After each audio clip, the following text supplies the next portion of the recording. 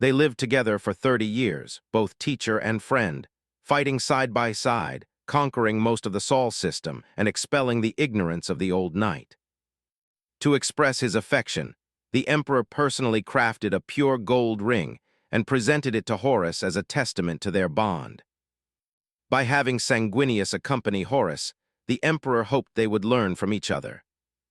Horus possessed both martial prowess and strategic wisdom, yet his disdain for mortals caused the emperor hidden concern. But no one is perfect.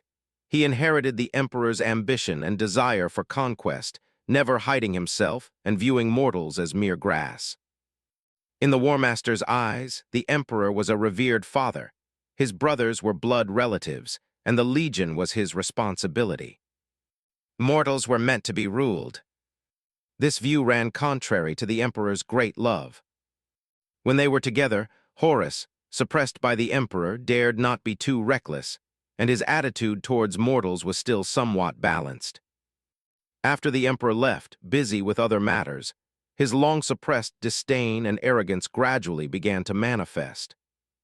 Numerous reports from the front lines indicated that Horus' attitude towards mortals was becoming increasingly extreme, reaching a point that could not be ignored. After comprehensive consideration, the emperor sent Sanguinius. He hoped the angel's inner fervor could infect Horus, making his most beloved son understand that mortals were the foundation of the Imperium. Under various factors, Sanguinius set off for the Ultima Orientis Segmentum with anticipation in his heart. His Gene sons, the ETched Legion, would withdraw from various fleets to reunite with their Gene father. The ETched Legion was not a consolidated legion. They were dispersed throughout the Imperium, assisting other legions or fighting alongside the auxiliary army. With the return of the legion's Primarch, the War Council immediately ordered the Ghoul Legion to abandon their missions and swiftly rendezvous with their Primarch. Sanguinius, wearing a white, diagonally collared robe that exposed his right chest and arm, sat at a desk. His wings were folded behind him, and he rapidly absorbed knowledge of the Imperium through holographic projections. Data streams reflected in his azure eyes. While learning, his thoughts drifted far, and he felt a slight unease. The ETched Legion will surprise you. Their souls are ravaged. During their parting embrace, his brother's warning still echoed in his ears, preventing the angel's heart from finding peace. Among the various armies of the Imperium, whether mortal or Astartes, the ETched Legion was referred to as the Ghoul Legion. This appellation carried malice. His own Gene sons were disliked by their brother legions and the Imperium's armies. On the armrest of the stone throne, Sanguinius, long fingers curled slightly, his broad chest rose and fell a little faster, and a wave of warm anger ignited within him. He had returned to the Imperium of Man, shouldering the responsibility of being a son of the Emperor. Within this heavy duty, a portion belonged exclusively to his Gene sons, non-negotiable and not to be defiled. How could he not be angry? Regardless of the reason, his Gene sons fought for the Imperium. Perhaps they had erred, but they should not be shamed in such a way. Taking several deep breaths, the unique oily scent from the battleship's filters passed over his tongue and filled his abdomen. Sanguinius dispelled the anger in his chest. As a transcendent being, he knew that wrath would cloud judgment. Before reuniting with his Gene sons and understanding them, the rights and wrongs were elusive. He could only temporarily set aside his anger and investigate thoroughly later. Exhaling a turbid breath, Sanguinius calmed his fluctuating emotions and closed the data related to the ETched Legion. He had studied the documents multiple times, but mere text could not fully reveal the complete picture. He casually swiped the data slate, beginning to check other public information, with the focus naturally on his destination for this journey, the Luna Wolves Legion. As the first brother to return, Horus Lupercal was deeply loved by his father and possessed many special honors. Sanguinius smiled gently. In the cold chamber, it was as if a warm sun had risen. He quickly flipped through the data, learning about his glorious brother during the tedious warp journey. When the battleship exited the warp, the proud form of the Glory Queen-class battleship returned to the real universe. This was a dim starfield, where small, low-mass stars emitted faint light, having exhausted all their energy, granting the planets within the system a meager glow. Due to the stars' weakness, the worlds orbiting them were covered in ice and snow. Hard ice and biting cold winds were the uniform scenery across the system's worlds. But at this moment, the starlight was somewhat overshadowed. The plasma glow emitted by the Imperium's warships made the system much brighter. Sanguinius sat on the bridge, his handsome, subtly glowing Primarch face radiating immense dignity, yet the smile in his eyes made one feel as if bathed in a spring breeze. "My lord, I convey the sincere greetings from the Gene Father to you." A holographic image lit up, showing two Astartes kneeling on one knee.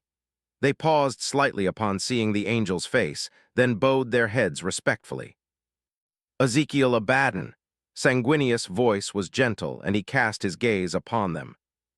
The Primarch's meticulous observational skills noted the helmet, with the full moon insignia, embedded under the armpit of the warrior with the topknot. He softly said, "I thought it would be Cerberus welcoming my arrival." Abaddon lowered his head and respectfully replied, "My glorious brother has gone to the surface with the Gene Father to negotiate with the lost humans. He is very skilled in political activities." "And who is this?" The Primarch's gaze shifted from Abaddon, falling downwards, noticing the other kneeling warrior.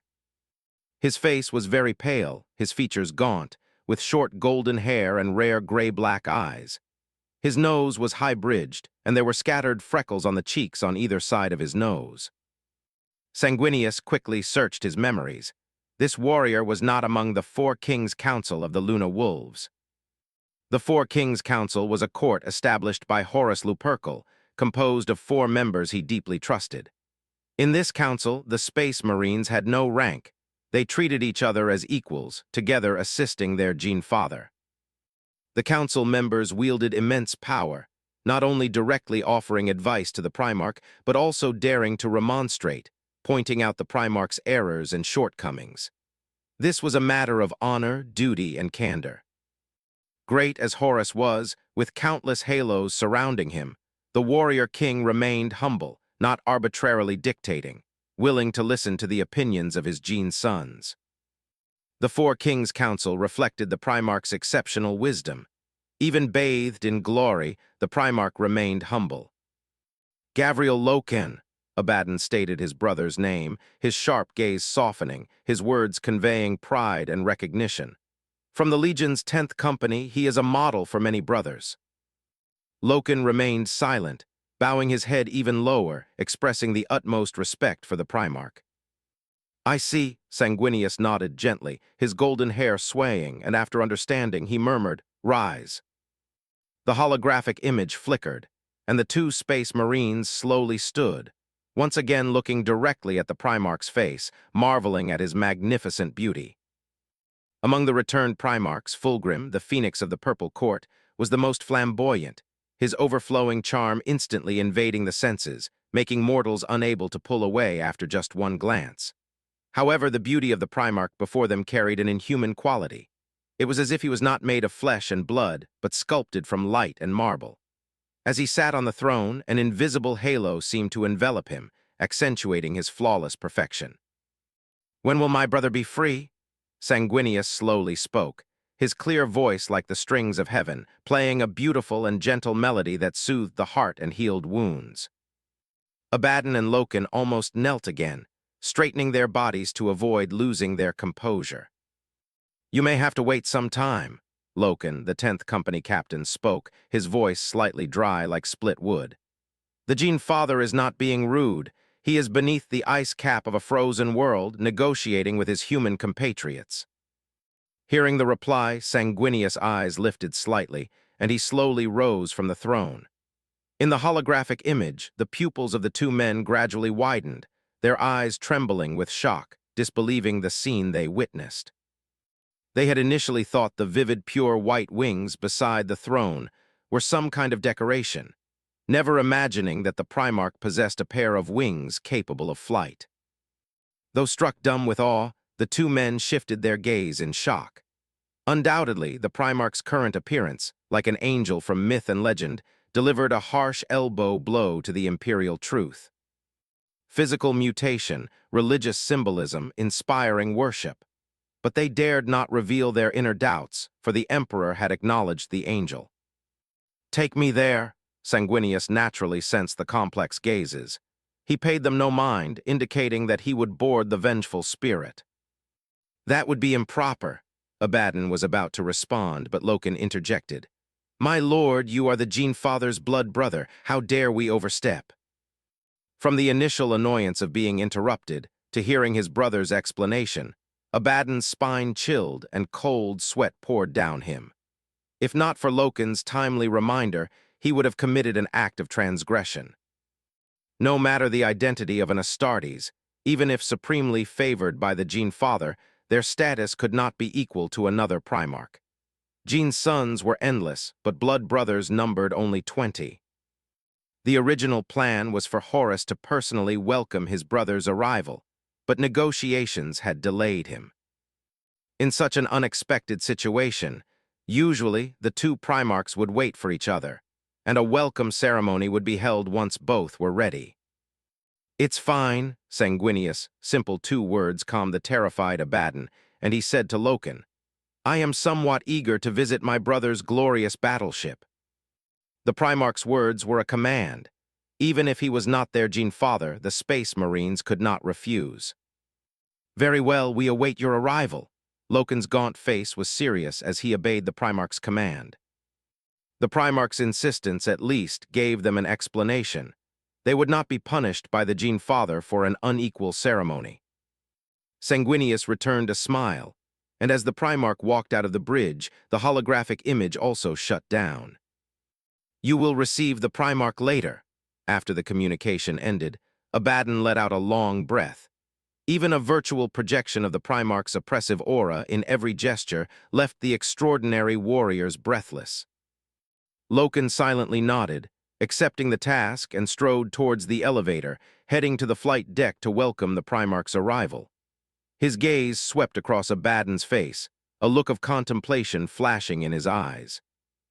In combat, the first company captain was exceptionally keen, with high strategic vision and wisdom, but somewhat slow in matters of human relations and politics. The most suitable person for this job should have been Sevator. That brother possessed considerable political talent and could cater to the Primarch from an appropriate angle. However, precisely because of this talent, he had followed the warrior king down to the surface, acting as the Legion's representative to negotiate the integration of the lost world. Perhaps it wasn't slowness, but a subconscious lack of reverence. In Abaddon's heart, his respect for his Gene Father Horus even surpassed that for the Emperor. Towards other Primarchs, he displayed outward reverence, but deep down he held no true respect. This distorted arrogance stemmed directly from Horus. Out of Abaddon's sight, Loken subtly shook his head, sighing inwardly, feeling somewhat at a loss. As the Great Crusade progressed, the Legion accumulated more and more honors, and under the Gene Father's influence, the brothers grew increasingly arrogant. The ambition inherited from the Gene seed was changing the Legion. Under the Warrior King's intervention, the Legion lost its 19th Legion as Grey Claws. What was thought to be the beginning of glory instead caused Loken to worry. The Legion found new Grey Claws, the mortal auxiliary army. Compared to the Legion's cousins, the new Grey Claws were cheaper, more obedient, and caused less guilt to use. Loken walked side by side with Abaddon, a complex bitterness welling up inside him. Why did the Gene Father use Grey Claws? The answer was obvious. He cherished his Gene sons, and to protect their lives, he unhesitatingly used the lives of others. What saddened Loken most was that the ultimate beneficiaries of the Grey Claws tactic were not just his Legion brothers, but also included himself. No matter what, this was an undeniable fact. He had long realized this problem, and he clearly knew that as someone in the 10th Company, his voice carried little weight. Therefore, he had to become a benchmark, a role model, to enter the Four Kings' Council and advise the Gene Father and his brothers, reminding them not to forget why they embarked on the Great Crusade. How spirited was the Legion when it stood proudly before the Emperor. They had sworn an oath to the Emperor to save humanity, embarking on the journey to banish the Old Knight, not to arbitrarily use the lives of others for the sake of sacrifice. "Brother, what's wrong?" Abaddon saw Loken lost in thought, even somewhat distracted, and quickly asked. The Primarch was about to arrive. At such a critical moment, nothing could go wrong. "Nothing," Loken snapped back to attention, quickly reorganizing his thoughts and focusing on the present. On the flight deck, the Cataphractii Terminator warriors stood solemnly, their armor reflecting a faint glow, holding high their banners, standing on either side of the red carpet to welcome the Primarch. Fortunately, the honor guard had been prepared before the Gene Father's departure, so there was no hasty loss of etiquette. Loken straightened up, stepping onto the carpet, redder than blood, and strode forward to greet the Primarch. Due to the inequality of their statuses, he dared not wait at the end of the red carpet. Seeing the shuttle arrive, he quickly went to meet it. As the engines slowly shut down, Loken and Abaddon knelt on one knee, respectfully welcoming the Primarch's descent upon the vengeful spirit. "Hiss, Tilda." The airtight door depressurized and opened, and a tall figure, clad in a robe, slowly walked out of the cabin. The light inside the cabin was behind him, casting a long, winged shadow. "Clatter, Tilda." The Cataphractii also knelt on one knee, their heavy knees thudding to the ground, heads bowed, as solemn as ancient knights. Loken's eyes narrowed slightly in the dazzling light, his gray pupils dilating.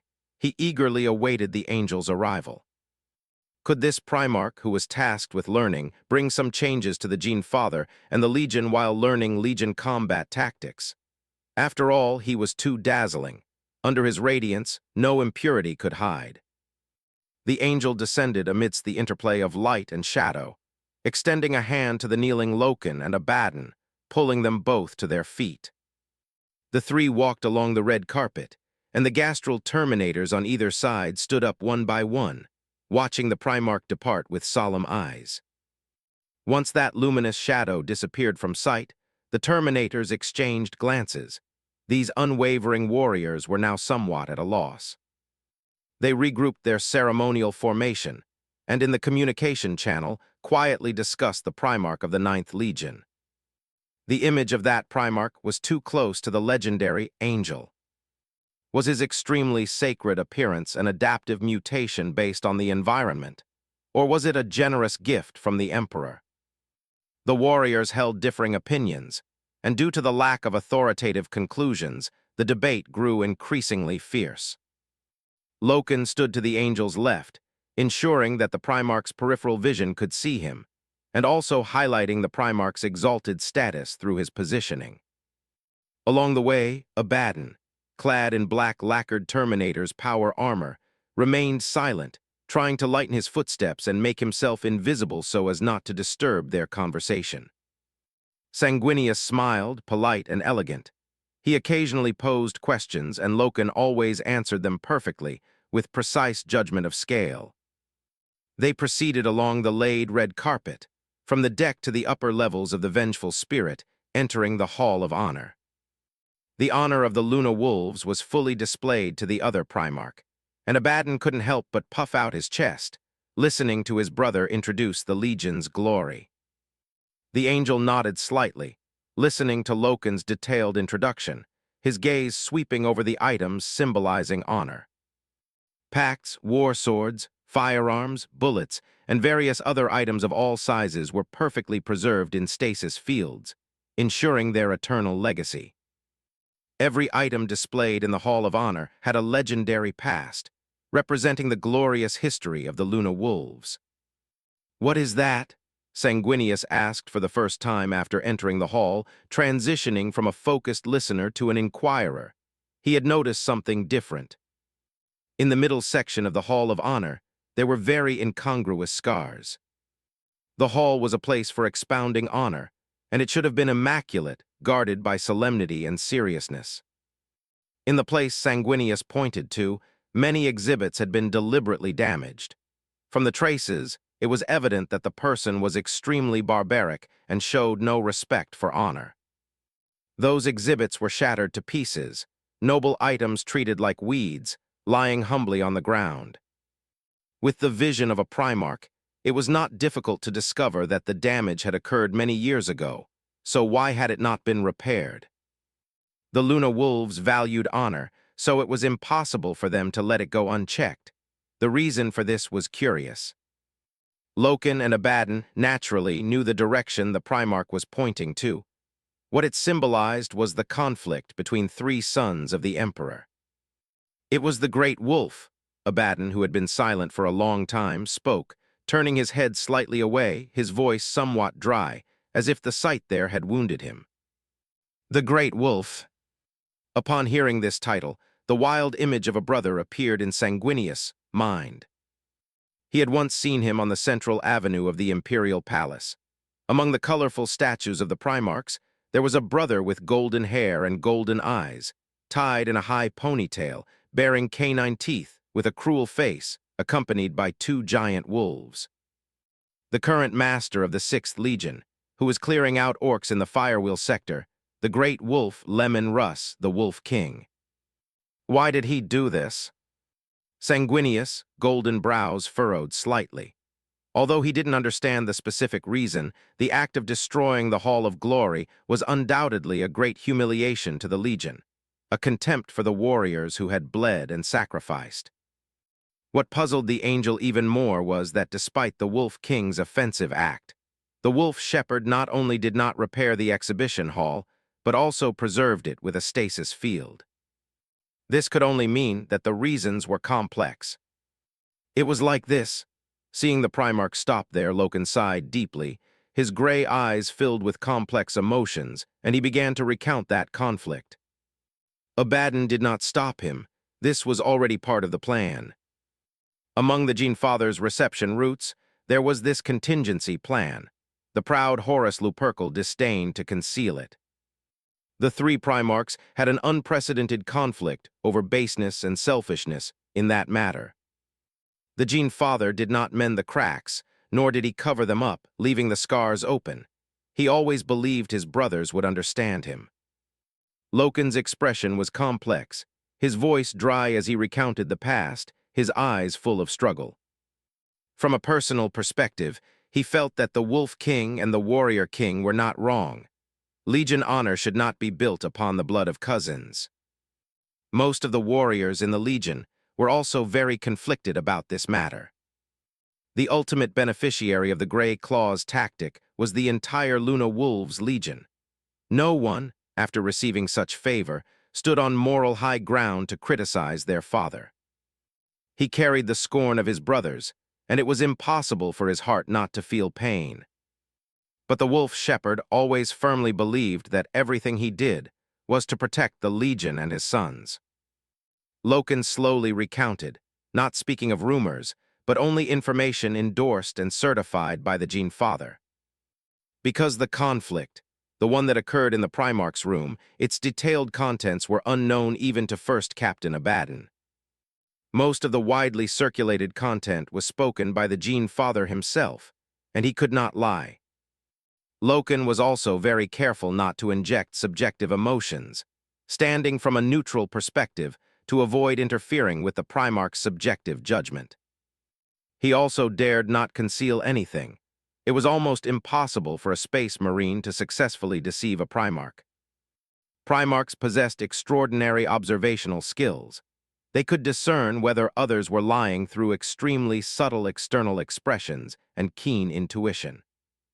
Sanguinius listened, nodding continuously, his face very calm, showing no emotion or inner change. Through Loken's narration, he finally understood the reasons, which also involved the Warrior King, Blazkovich Novik. The two brothers stood together, jointly accusing the Wolf Shepherd of injustice, not only slighting a cousin legion, but also bringing shame upon their own legion's honor. In this matter, the actions of the Wolf King and the Warrior King filled him with sincere admiration. The Luna Wolves had stepped on the blood of a brother legion, Their honor was no longer pure. They had stolen something that belonged to the 19th Legion. Outwardly unmoved, deep in his heart, Sanguinius agreed with Russ' actions. That's exactly what should be done. Smash those impurities to pieces. He looked at the calm obsidian floor of the hall. There was a scorched mark, clearly left by acidic saliva. The Wolf King had smashed the Hall of Honor and left a puddle of drool. Giving his brother a mental thumbs up, Sanguinius averted his gaze and continued walking forward, leaving the Hall of Honor. As he walked, his mind was also pondering. Judging solely by his actions, although Horus' way of handling things was controversial, he did not hide shameful past events, which could definitely be considered open and above board. Guided by the red carpet, the angel arrived at the core of the vengeful spirit, the wolf shepherd's palace.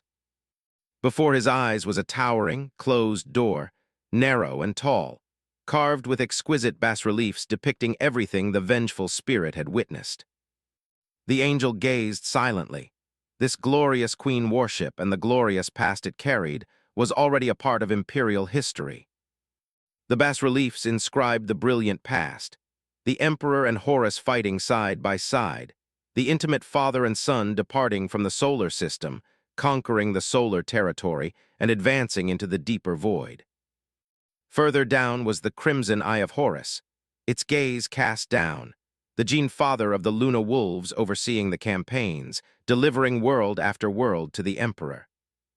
My brother, please forgive me for not personally coming to greet you. As Sanguinius admired the carvings, a deep voice filled with apology came from behind him. The angel turned to look in the direction of the voice. At the exit of the Hall of Honor, a tall figure, surrounded by space marines, walked towards him. He was tall and robust, dressed in traditional non-powered ceremonial armor, with a crimson cloak flowing behind him without wind, a white wolf pelt draped over his shoulder, and a ceremonial longsword in his right hand. His skin was bronze, symbolizing strength and resilience, his face wild and noble, yet possessing a unique charisma, and his piercing, dark golden eyes were gazing intently at him. How could I blame you for such a small matter? Sanguinius walked towards his brother, a joyful and friendly smile gracing his pure, jade-like face. Horus paused, stunned. He saw the beautiful angel, his brother's countenance so noble, perfectly otherworldly. He quickly walked forward, opening his wide arms, embracing his distant brother with the most fervent gesture. The two sons of the emperor embraced on the crimson carpet, feeling the kinship that stemmed from their bloodline. Sanguinius, Horus Lupercal. After a long embrace, the two brothers reluctantly parted, and Horus, looking at the pure white wings, exclaimed with heartfelt admiration, "What incredible beauty!"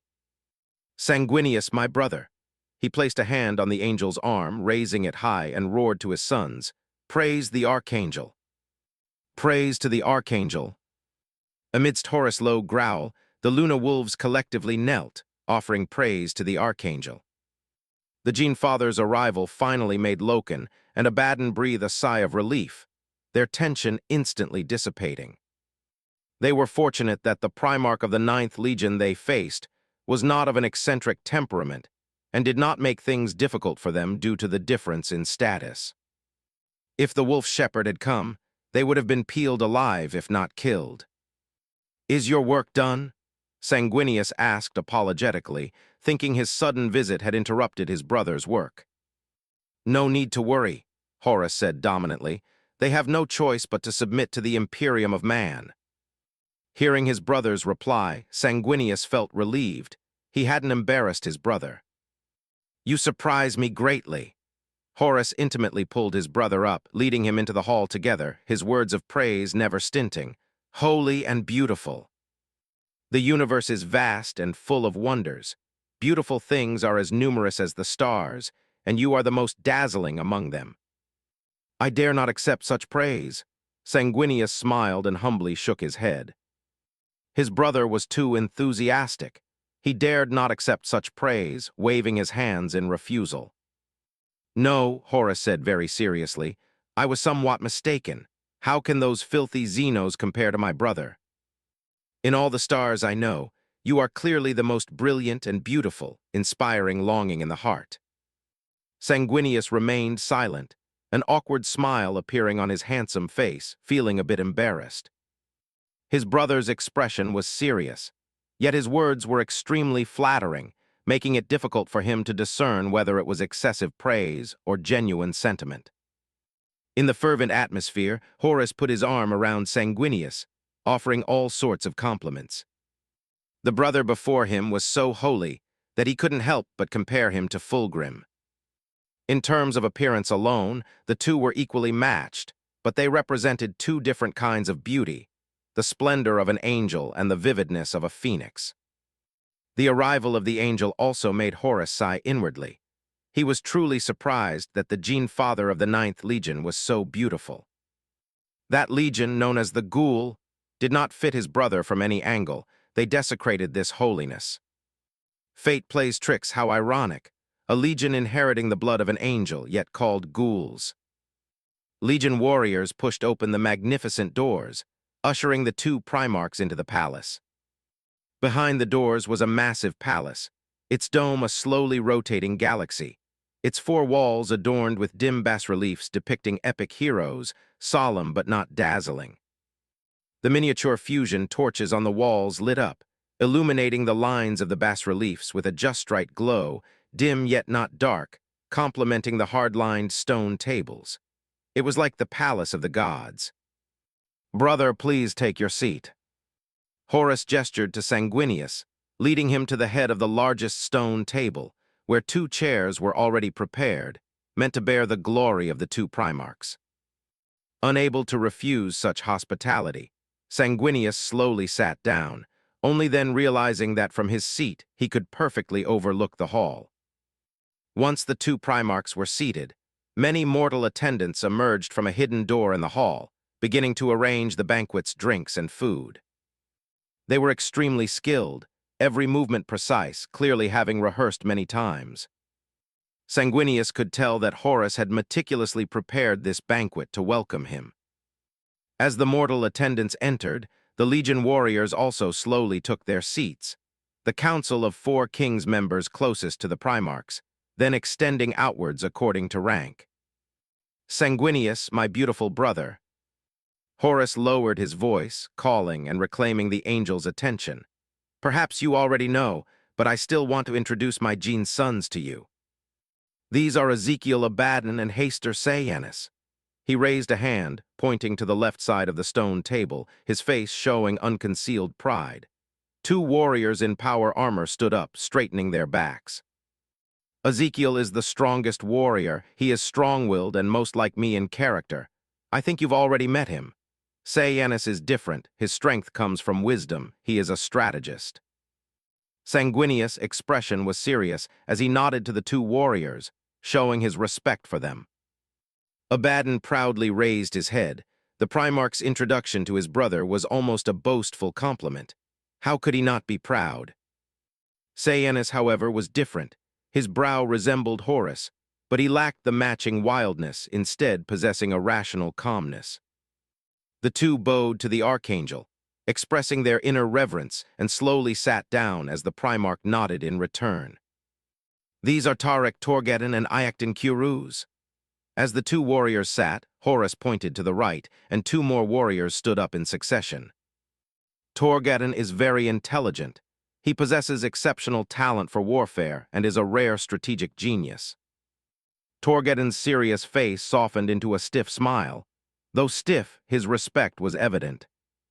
Sanguinius raised a hand, signaling him not to be nervous, and offered a reassuring smile of approval. "As for Iacton Kuruz," Horus pointed to the last person, seeing the face most like his own, his smile deepening. "The Legion calls him Little Horus because he is most like me, almost a miniature version of me." Little Horus, Sanguinius looked closely, comparing him to his brother. Their faces were 9/10 similar. He nodded in deep agreement. Indeed, very similar.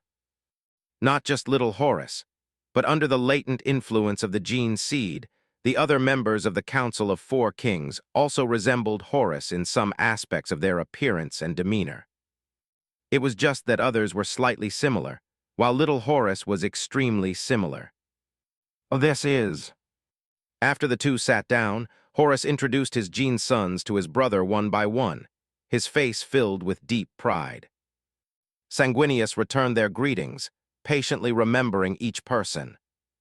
You've also met him. When it came to the last person, Horus' affection grew even stronger, Gavriel Lokin.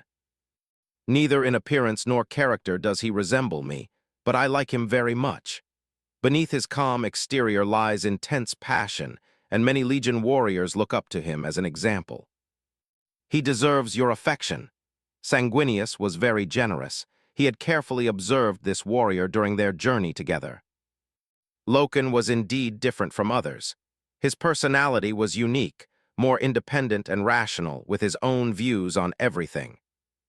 As the 10th captain slowly sat down, the mortal attendants had also finished arranging the meal, and the banquet could begin at any moment. "Brother, please stand." Horus pulled his brother up, his gaze sweeping the hall, and he shouted to his gene sons, "This is one of my great brothers, Sanguinius. In the days to come, he will fight alongside me until the day he departs. You must respect my brother, just as you respect me, and love and obey his commands. Hail the Archangel." The angel's arm was raised high, a trace of surprise flashing in his blue eyes. He had come at the Emperor's command to learn war strategy from Horus, never imagining he would receive a status equal to his brother's. Horus' decision, legally, granted him equal power, which was the greatest respect and trust he could receive. All Legion warriors stood up, their armor clanking, their gazes fixed on the two Primarchs. "Hail the Archangel," the warriors' shouts echoed through the hall. Sanguinius clasped Horus' forearm and loudly responded, "Hail the Wolf Shepherd." Unable to contain their adoration for their gene father and Primarch, the Luna Wolves shouted again, responding with intense emotion, "Hail the Wolf Shepherd, hail the Archangel." Horus smiled contentedly. He quickly gestured for his brother to sit down, signaling the official start of the banquet. "Try this." Horus personally poured wine for his brother, showing unusual enthusiasm. "A fine wine I acquired at great cost, which I usually can't bear to drink, but it's perfect for my most honored guest." Sanguinius held the wine glass in his hand, watching the crimson liquid slowly pour in, a refreshing aroma of wine wafting into his nostrils. He noticed that his brother's words were true. In the spacious palace, apart from the main table, this type of wine was not placed on any other tables. "What kind of wine is this?" The angel's fair fingers held the wine glass, gently swirling it to awaken its mellow fragrance, and he curiously inquired about the wine's origin.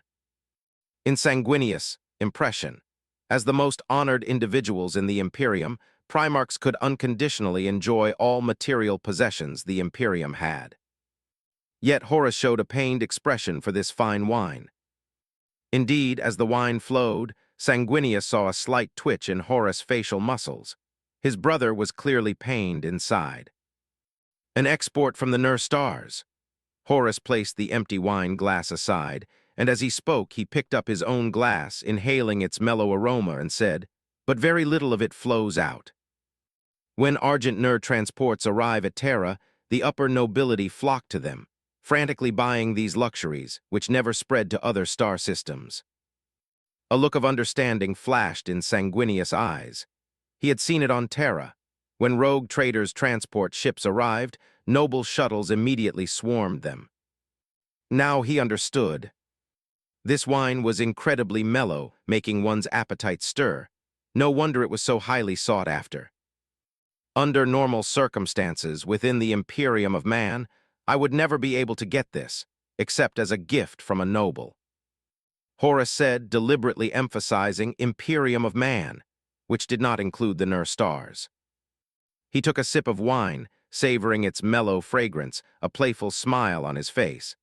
A noble was transporting goods home when his ship was waylaid by pirates.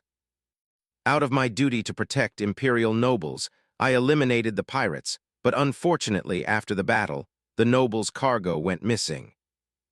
At this point, Sanguinius understood perfectly. Those goods had been secretly moved back to the vengeful spirit under Horus' instructions. The angel showed a bright smile. Undoubtedly, his brother's way of sharing this prank had brought them much closer. He just hadn't expected that his ambitious and resourceful brother would also do something so unexpected. "It's a good thing he ran into me." Horus curled the corner of his mouth, his smile holding a hint of strangeness. If he had run into Russ, the pirates, the noble, and the supplies, none of them would have escaped. Sanguinius didn't respond. He offered no comment on a brother he hadn't met. It wasn't hard to discern a slight derogatory tone in Horus' words. He seemed to harbor a strange dislike for Lemon Russ' existence.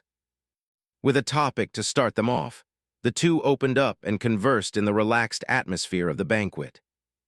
As the host, Horus was cheerful and enthusiastic, with seemingly endless topics of conversation. Sanguinius, as a guest, rarely took the initiative, but he engaged with his brother, offering his insights from time to time. He also noticed that many of the topics Horus brought up were questions about his own situation, his origins, and local customs. This was clearly a form of probing, an attempt to glean important information. After careful observation, Sanguinius quickly realized that his brother was not doing this intentionally. His probing was entirely subconscious. Perhaps in return, Horus also introduced every brother he had encountered: Lemon Russ, Blazkovich Novik, Moribus Solas, Ferris Manus, Fulgrim. He had his own opinions on his many brothers. He was never stingy with praise for his brother's areas of expertise, and the pride in his brows was never concealed. Sanguinius nodded inwardly. Though Horus had flaws, he also possessed a genuine nature, open and honorable. On certain issues, he was incredibly stubborn, allowing for no compromise or indulgence. The only thing that made Horus lose his composure was when he spoke of the Emperor, his eyes filled with wistful memories, even influencing his judgment. It was clear that he revered the Emperor more than anyone, his words entirely devoted to defending him. The Emperor, in Horus' words, was the Primarch's perfect father, humanity's greatest leader, wise and mighty, incomparably glorious. He seemed to have endless things to say about the Emperor. Sometimes he would carefully whisper in Sanguinius' ear, sharing some of his private moments with the Emperor. "What is your impression of Blazkovich Novik?" Sanguinius abruptly asked Horus, ending the conversation about the Emperor. His voice was clear, like bubbling spring water, instantly quieting the low murmurs of the superhuman warriors. The Legion warriors knew well. Their Gene Father rarely mentioned the warrior king in private. There were many reasons for this. They could see that the wolf shepherd held a very unique affection for the warrior king. The excited flush on Horus' face receded, his expression instantly stiffening, as if the eloquent speaker from moments ago hadn't been him. Seeing the change in the banquet and his brother's expression, Sanguinius quickly realized he might have said the wrong thing. The conflict between the two was much deeper than he had imagined. He quickly began to speak, ready to change the subject to avoid awkwardness, but Horus stopped him. "Don't worry about it." Horus waved his hand, his expression gradually relaxing, dispelling the gloom from the banquet. The Luna wolves in the banquet hall all perked up their ears. Their Gene Father was speaking of the warrior king in public for the first time. "HMPH," Horus chuckled, taking in his son's expressions, and smiled helplessly. "Actually, it's nothing." His expression gradually shifted, showing no anger or other emotions, but rather a hint of embarrassment. Sanguinius' eyes showed some surprise.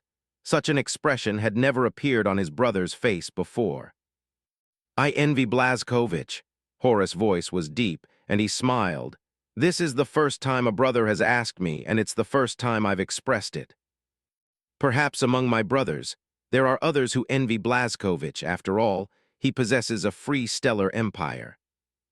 But my envy is not like others. It's never been about power or authority."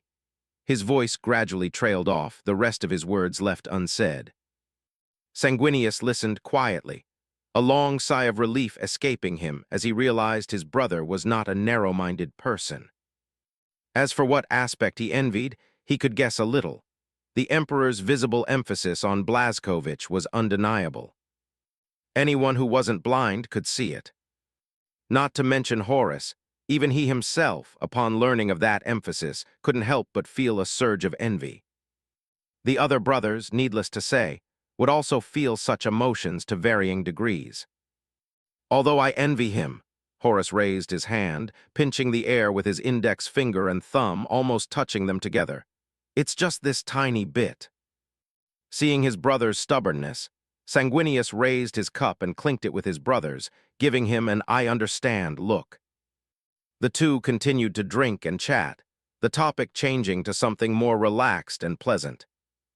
The Legion warriors also ceased their attention, recollecting themselves to focus on the feast. Their Gene father envied Blazkowicz. They too had once envied the Doomslayer. Their cousin was deeply favored by the Emperor, who personally designed their Legion armor, allowed them to use Oromite, and granted them extremely high status. The welcoming ceremony was lively, with Legion warriors conversing loudly and Primarchs exchanging sentiments. During the banquet, Sanguinius repeatedly wanted to inquire about the specific situation of the 9th Legion, but he ultimately suppressed the urge. Blazkowicz had hinted that the Legion was not doing well at all. In such a lively wine party, bringing up these matters might spoil the atmosphere, so he decided not to ask. He only needed to wait quietly for their arrival, and after personally meeting his Gene's sons, everything would be revealed. Horus also found it strange that Sanguinius had never mentioned the 9th Legion throughout, so he assumed his brother was already aware and simply didn't wish to bring it up. After all, the 9th Legion, the banquet soon ended, and Sanguinius bid farewell to Horus, returning to his warship amidst his brother's fond farewells. He had to make thorough preparations to welcome his Gene's son's Legion. The fleet would remain in the star system, awaiting the arrival of the Imperial Ministry of Internal Affairs to claim this planet for the Emperor. A small incident occurred during the wait. Before the Ministry of Internal Affairs officials arrived, the tithes collection ship surprisingly arrived first. Faced with exorbitant taxes, the newly surrendered world could not bear the heavy burden, and instantly rebellions erupted, resisting the tyranny brought by the Imperium. Horus was furious, feeling that the ice world had defied him. He rejected Sanguinius' good intentions and personally led a team to quell the rebellion. Time flew by, and a week later, the first fleet of the 9th Legion arrived in the rendezvous star system. The warships that emerged from the warp were a terrifying deathly gray, exuding an aura that warned the living to stay away. Sanguinius felt a tremor in his bloodline. Impatient, he came to the warship's deck early, lowering his status to await his Gene's son's arrival. When the transport ship docked and the hatch opened, before he even saw his Gene's sons, a strong stench of decay and blood rushed into the angel's nostrils. His expectant expression changed, his fingers twitching unconsciously a few times, and an ominous premonition surged into his heart. Through the difficult-to-disperse scent of blood, Space Marines emerged from the cabin, their blood-red power armor covered in battle scars, their expressions cold and lifeless, their eyes devoid of the light of life, filled only with indifference and numbness. The Space Marines saw the waiting figure. It was an incomparably holy angel, and the tremor in their bloodline would not lie.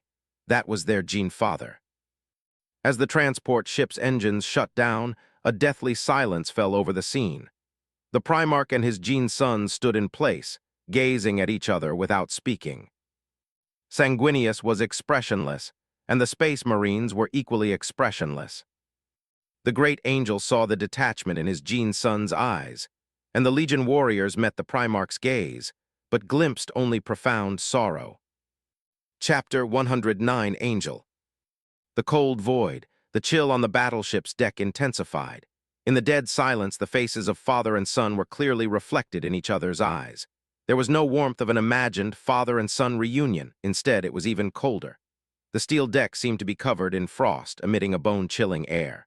The Ninth Legion showed no joy. They halted their steps, and before their neat ranks there seemed to be an unbridgeable chasm separating the two sides. Most of the Legion warriors were pale, their handsome faces gaunt. Sanguineous, scions exuded an aloofness that kept everyone at a distance. Even facing their Father, the battle-scarred warriors remained cold-eyed.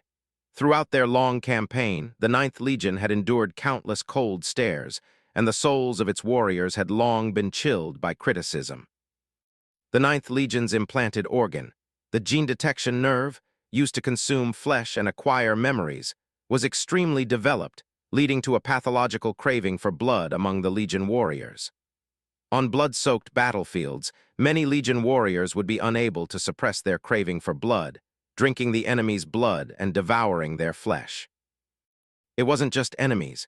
In severe cases, in the eyes of the Ninth Legion, there was no distinction between enemy or friendly forces. All were just refreshing blood beverages. As eyewitness reports increased, the Ninth Legion, with its corpse-eating and blood-drinking habits, gradually became an object of fear and disgust for Allied forces. Imperial armies were unwilling to fight alongside the Legion. They were ghouls who committed unforgivable desecrations upon the bodies of their allies. The mortal auxiliary army was in a constant state of fear, keeping their distance from the Ninth Legion, afraid of becoming the next victims. All these factors combined made it difficult for the son of the Emperor to advance in battle. The Ninth Legion itself excelled at assault, charging into enemy lines, disrupting their formations, and destroying command systems to help the main forces create breaches. However, due to the deliberate distancing of friendly forces, often after they had created a breach, the reinforcements would be late, or in extreme cases might not arrive at all. Amidst heavy encirclement, battle brothers fell continuously, and the combined effects of emotion and physiology ravaged the Ninth Legion's sanity. To alleviate their bloodlust, Legion warriors drank the blood of their fallen brothers, maintaining their sanity on the brink of collapse. Their blood-crazed appearance terrified witnesses and solidified their infamous reputation as ghouls. As the Great Crusade progressed, the Ninth Legion became notorious. The Legion's high command could not suppress the increasingly severe bloodlust, which even evolved into Legion culture. When a Legion brother died, they would forever remember their blood brother by draining his blood and consuming his flesh. And the Legion's situation became increasingly difficult. The Ninth Legion was sent to the most dangerous battlefields, serving as death's vanguard, struggling in a quagmire of blood and death, fighting one brutal campaign after another. They threw themselves into cruel battles, but their achievements were negated by their atrocities. In repeated instances of isolation, the Legion warriors despaired, unsure of the Legion's future fate. News of their cannibalism spread like wildfire, followed by the disgust of mortals who kept their distance, and the questioning gazes of their cousin legions. In their desolate hearts, the warriors refused to admit they were ghouls. They felt the Legion was more like a ghost, wandering the most intense battlefields, feared and loathed by everyone. However, the Ninth Legion persevered. The warriors knew that the only one who could save the Legion was their Father. The return of the Primarch brought visible changes to the Legion, perhaps enough to transform it. But then, the Ninth Legion suffered another heavy blow. Rogel Dorn, Lord of the 7th Legion, witnessed the Ninth Legion's atrocities during a joint operation. The Primarch scorned the Ninth Legion, believing the Legion had abandoned honor and humanity, denouncing it as having fallen into slavery to blood, unworthy of being his brother's scions. The Primarch's scorn and disdain were undoubtedly a crushing blow, shattering the faint hope the Legion had harbored into dust. The deepest despair was not notoriety or being in a meat grinder of a battlefield, but the annihilation of hope in one's heart. The contempt of the son of the Emperor pierced their hearts like a cruel blade. The Ninth Legion, like lost souls, plunged into intense battle, using a nearly self-destructive method of warfare to bring an end to their tragic fate. They could no longer bear it. Death was a release. Just as all hope was lost, a warp astropathic message arrived. The Primarch had been found by the Emperor. The Ninth Legion abandoned its combat mission and proceeded to rendezvous with the Primarch. The news of the Primarch's return did not send the Legion warriors into raptures. They calmly accepted the mission and advanced towards the rallying point. When the Ninth Legion warriors stepped out of the dropship, they saw their Gene Father clearly. He was so perfect, his face as beautiful as the bright moon, his wings pure and unstained, like an angelic sculpture from a mythical temple come to life, walking among mortals. Awestruck by the Gene Father's flawlessness, the Legion warriors' hearts were like stagnant water, their eyes interwoven with scrutiny, confusion, resistance, and aloofness, with fear and contempt hidden deeper within. The Legion warriors had never felt such complex emotions, even on the blood-soaked battlefield. They scrutinized their perfectly flawless Gene Father, unsure what his return would bring to the Legion, and felt confused about the future. And because of their own imperfections, they resisted the Primarch's perfection, a deep-seated inferiority emerging from their souls, wanting to distance themselves from the Primarch, not to let him be tainted by their bloody stench. But besides scrutiny and confusion, resistance and aloofness, the Legion warriors also feared and disdained the Primarch. The battle-hardened warriors feared that the Primarch would not accept them, and if so, they would have sufficient reason to disdain their Gene Father. Though they were controversial, feared by mortals, and alienated by their cousin legions, one undeniable fact remained. The Ninth Legion was second to none. Deep in their hearts, the Legion warriors held profound pride. In the same most dangerous battlefields, only the Ninth Legion persevered time and again, achieving victories unattainable by other legions. Bloodlust, cannibalism, madness, all the despicable factors were merely the path the Legion had stumbled along. It was the clash of war and humanity that shaped them into what they were now. If the Primarch scorned the Legion because of these things, then the Legion could likewise scorn the Primarch with its past. Inside the steel dropship, complex emotional shifts spread, silent pain and sorrow intertwined. Sanguinius keenly perceived this invisible change, glimpsing the turmoil within his scions from their deadened eyes. The Ninth Legion will surprise you, their souls are deeply scarred. The warning from his brother was no longer ethereal. It became a heavy hammer striking the great angel's sincere heart. Facing his Gene sons, Sanguinius felt profound sorrow. His eyes were filled with grief and self-reproach, his gaze sweeping over each of his scions' faces. He remembered the faces of his scions. Beneath those pale countenances were resilient, suffering souls, their inner wounds and fears more numerous than the scars on their power armor. Sanguinius understood. He had to take responsibility. Warp light flashed in the void as the Ninth Legion arrived in waves, coming to reunite with their Gene Father. A Luna Wolves shuttle appeared, entering the belly of a Gloriana-class battleship, docking in an out-of-the-way corner. Two familiar figures emerged, Sejanus and Gavriel Loken of the Council of Four Kings, leading a group of officers. As the two approached, they immediately sensed that the atmosphere was very wrong. There was no joy or excitement of reunion, only a deathly silence gripping everyone's throats. Sejanus felt his scalp tingle, but out of his duty and mission, he swallowed hard, his throat tight, and broke the heavy silence. By order of the Primarch, Haster Sejanus, accompanied by Garvil Loken and our brothers, has come to assist you in receiving the Legion.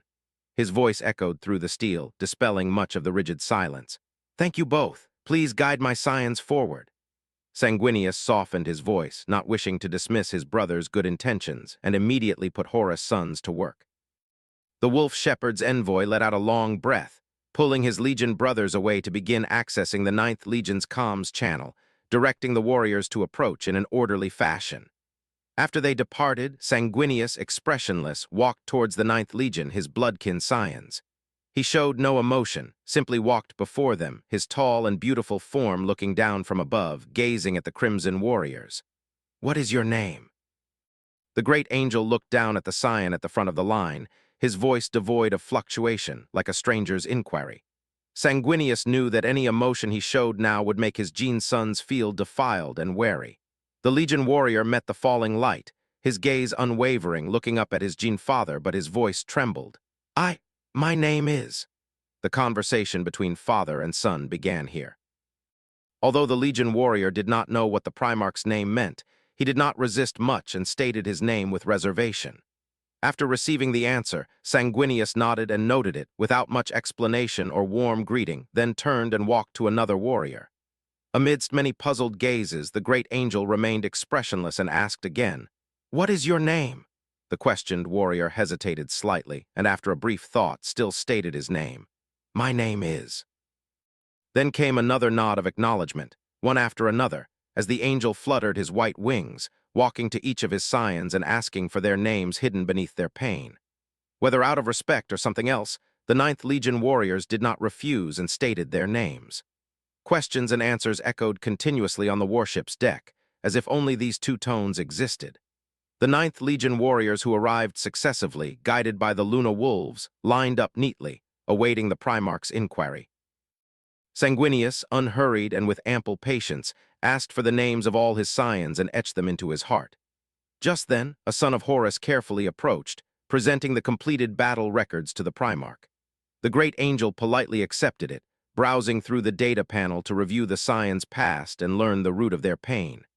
After a long while, Sanguinius closed his eyes, fighting back tears and suppressed the surging emotions within him. The Space Marine could easily see that the Primarch's wings trembled in pain, and sorrow churned beneath his tightly closed eyelids. The Ninth Legion stood ramrod straight, darkness shrouding the warriors' hearts. How would their Gene Father face them? The future remained full of uncertainty. The warriors still waited in trepidation, each second feeling like a year. They hoped for an answer, yet feared that the answer would be an even more cruel abyss. As if centuries had passed, when Sanguinius opened his eyes again, there was only unshakable resolve within them. "You have told me your names, and I have read your deeds," the great angel spoke, his eyes shining brilliantly, his words piercing to the heart. "I know you, and I know my father's Imperium."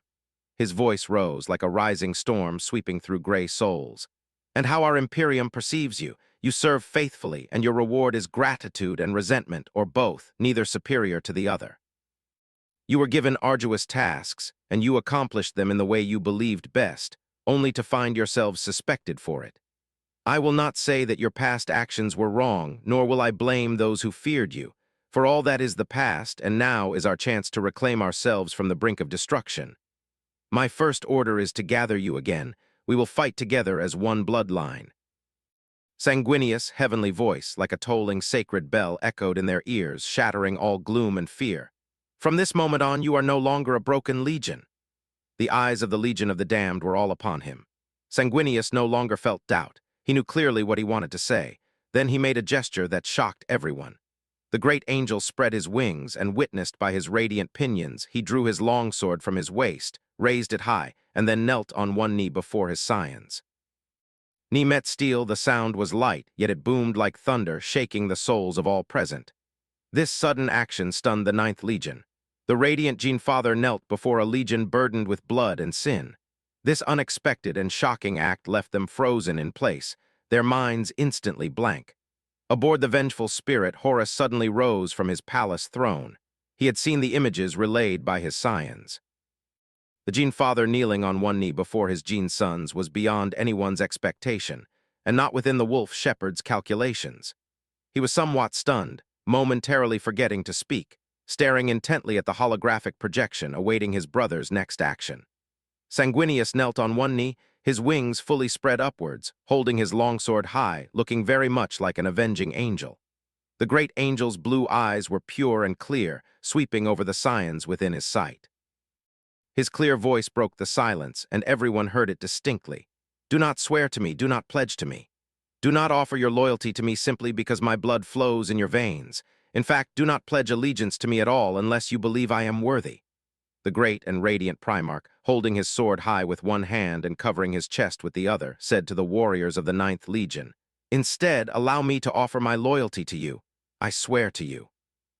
Here and now I am Sanguinius, son of the Emperor, Primarch of the Ninth Legion. I promise you, I will either share in your glory or die in shame by your side." Ah, what a moving scene this was. The radiant great angel knelt before his blood scions, swearing allegiance to them. The Primarch's words, heavy as 10,000 tons of stone, crashed into the still lake of the Ninth Legion's hearts, stirring up an uncontainable, surging tide. They were surprised, shocked, then at a loss, their bodies locked as if in chains, too stiff to make any movement.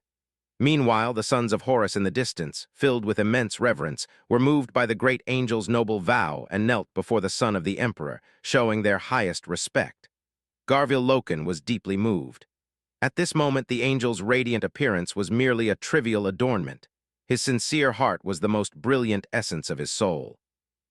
It was clear from the brief oath that the great angel had made up his mind to take on his unfulfilled responsibilities from the past. "Horus," in his flagship now had sparkling eyes. While shocked by the angel's vow, he was filled with regret. He regretted being tied up with trivial matters, unable to be present in person to hear his brother's sincere oath and witness that moment of supreme glory. But even though separated by thousands of miles, the images transmitted by the holographic projection seemed to be infused with the angel's light, emitting a dazzling radiance of humanity. Without grand eloquence or tearful pleas, the great angel's words were like a narrative, recounting the past pain the Legion had endured alone and the unknown future they would face together. The warriors of the Ninth Legion knelt before the Primarch. At this moment, their hearts could no longer be calm. The Gene Father's gentle yet fervent words, like a brand, were deeply impressed upon their souls. Sanguinius, the Emperor's ninth son, Gene Father of the Ninth Legion, he was so noble and radiant, yet willing to fall into the dust and walk alongside them. The warriors knelt with a rush, and in their lifeless, silent eyes, sparkling tears welled up, and with them flowed the past sorrow of the Ninth Legion. Now their Gene Father had returned, and he would reshape the Legion. We will not fail Sanguinius blood. It wasn't just that one warrior, sobbing and saying these words with a choked voice, but like a radiant light it spread, resonating with many more. We will not fail Sanguinius blood. We will not fail Sanguinius blood. Finally, all the warriors of the Ninth Legion, amidst mournful cries, transformed their painful memories into respect, and their choked voices converged into the Legion's battle cry. We will not fail Sanguinius blood.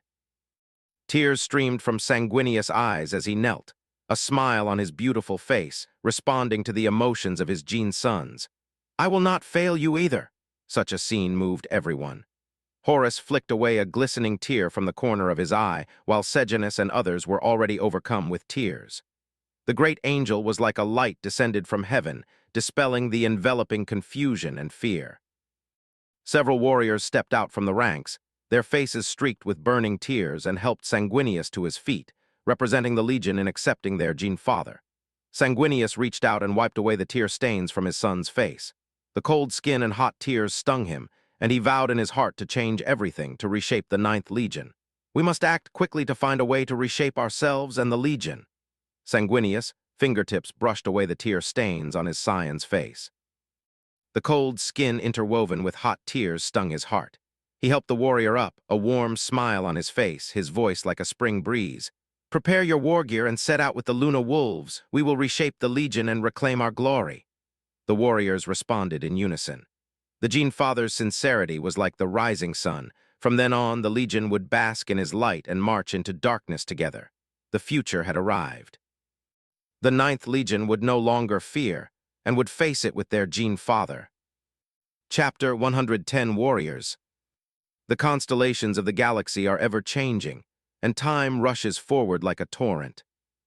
The Ninth Legion, under the guidance of Sanguinius, became the Blood Angels.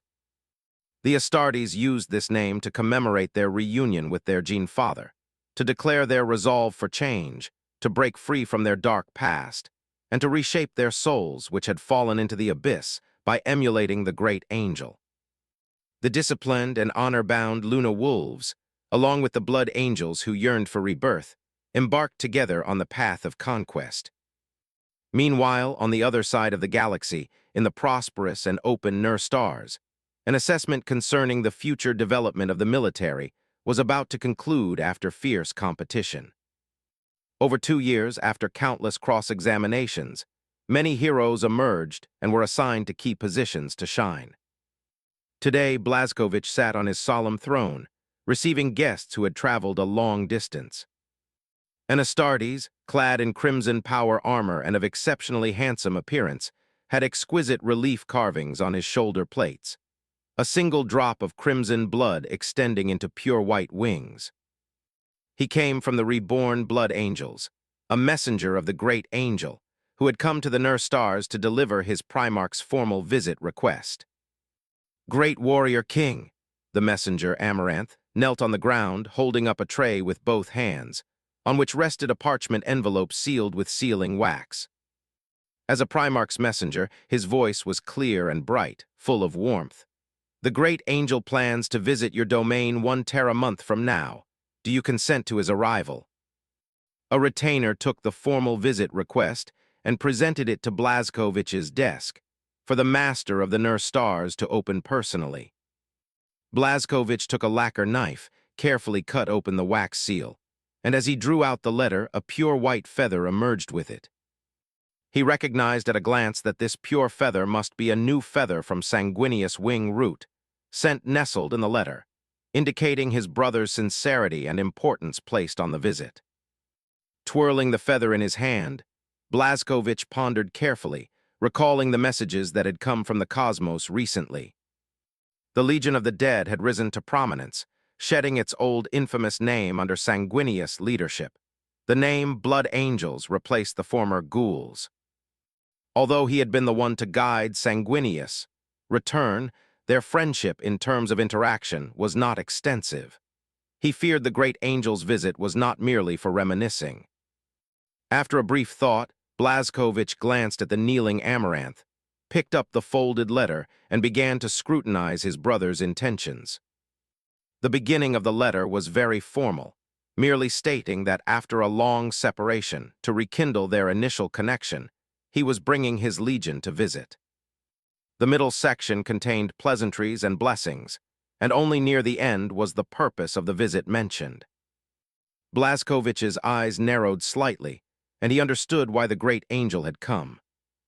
"Messenger from afar," he sat at the end of the throne room, his voice traversing the long distance, sounding even grander, and responded to the formal visit request. "Please return and tell my brother that the Nurse Stars welcome his arrival."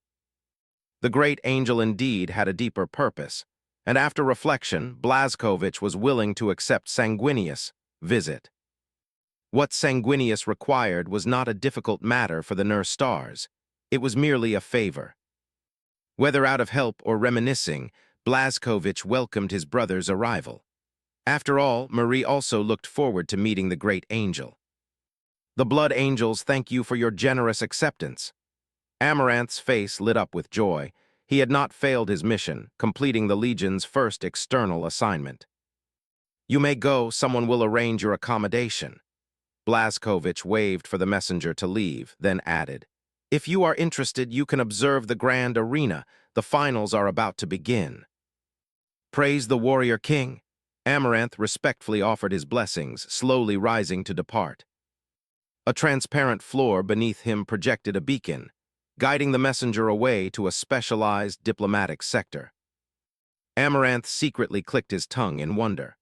Although he had long heard that Argent Nur's technology was advanced, it had always been hearsay. Only after experiencing it firsthand did he realize that external rumors were far from sufficient to describe its marvels. "Sir, where are you going?" As he walked out of the throne room, a beautiful attendant was already waiting. She was neither servile nor arrogant, and politely inquired of the distinguished guest who had come from afar. Amaranth immediately understood that this was the person specially assigned to guide him, and quickly put on a smile, saying, "First, to the diplomat's quarters to remove my armor, then to the arena to watch the competition." "Please follow me." The attendant returned a polite smile, exceedingly elegant, and extended her hand to guide the distinguished guest. Hurrying to catch up, Amaranth observed as he walked, a habit formed during his service in the Legion. He enjoyed it here. Mortals had no awe for the Astartes. They didn't find it strange to see them and would shift their gaze after a glance. Instead, it was the sentinels patrolling with their mechanical hounds who, upon seeing a space marine, would raise their arms to check relevant data, and after confirming, salute and move on. "What is your name?" Amaranth found the journey too boring and asked the slender, graceful attendant in front of him in an elegant whisper. The guiding attendant turned back, her beautiful profile showing surprise. Rarely did anyone ask attendants such questions. Despite being caught off guard, out of excellent professional conduct, she offered a smile. "I am Camilla from the warrior family." "Lady Camilla," Amaranth nodded and said humorously, "What an elegant name." "Thank you for your compliment." Camilla responded politely, and being praised by the handsome warrior, a smile beyond mere politeness appeared on her face. The two walked one after another, chatting intermittently, and boarded a hyperspeed train, heading towards their destination. On the hyperspeed train, Amaranth saw several tall figures. They were not wearing power armor, but were covered in fur, with reddish-brown hair and wild appearances, gathered at the end of the train car. They were untamed and lacked any manners, caring little for others' gazes. Their postures were unrestrained, sprawled out together, and they occasionally burst into boisterous laughter while conversing. Amaranth recognized them, barbarians from the 6th Legion, the Space Wolves. The Primarch's messenger frowned. He instinctively wanted to keep his distance. The Blood Angels were no longer what they once were, and they placed great importance on personal cultivation, not wanting to get mixed up with their cousins. "We'll go to another car." Camilla saw the displeasure on the distinguished guest's face, scanned the end of the car, and immediately made new arrangements. Amaranth nodded, following the attendant to the next car. "Yo tilde, yo tilde, yo tilde." However, as he turned, a frivolous greeting came from behind him, making him inwardly think, "This is not good. Isn't this our cousin, the Blood Angel?" The wolves keenly spotted the great angel, and intense interest erupted in their beast-like eyes. They surrounded him from the end of the car, their shifting forms blocking the exit. Camilla's expression hardened, and she stepped forward, shielding the distinguished guest behind her, stating sternly, "Gentlemen, please respect my work." The wolves immediately quieted down considerably, restraining their movements somewhat, and no longer made excessively boisterous gestures. Amaranth's eyes were wide with shock. He knew perfectly well how unruly his space wolves' cousins were. How could they be subdued by a mere lady? "Lady, please relax." One of the wolves stepped forward. He had brownish-yellow hair and an apologetic look on his young face. "I am little wolf Bjorn and my brothers, and I mean no harm." Bjorn extended both hands, his voice very low, trying his best to convey goodwill and prevent the lady from taking drastic action. As the Wolf King's beloved little wolf, he had been ordered to the Nurse Stars to place a new supply order, and he did not want to cause any unnecessary trouble. The seemingly delicate lady in front of him had already placed her hand on her family crest, preparing to call the Sentinels for support. Having a deep friendship with the Nurse Stars, Bjorn naturally understood what that gesture meant. The lady didn't want to involve official channels, which would affect her reputation. She wanted warriors from her family to come and handle the current predicament privately. Bjorn quickly lowered his stance, not wanting to be thrown out of the Nurse Stars by the Sentinels. Seeing that he was still polite, Camilla also breathed a sigh of relief. But just as she was about to leave with the distinguished guest she was responsible for, the expressions of the wolf pack in front of them suddenly changed. At the door of the high-speed train, a young man stumbled aboard in a panic. His gaunt face was pale as paper, and his crimson eyes were extremely flustered. The wolves' arm hairs stood on end.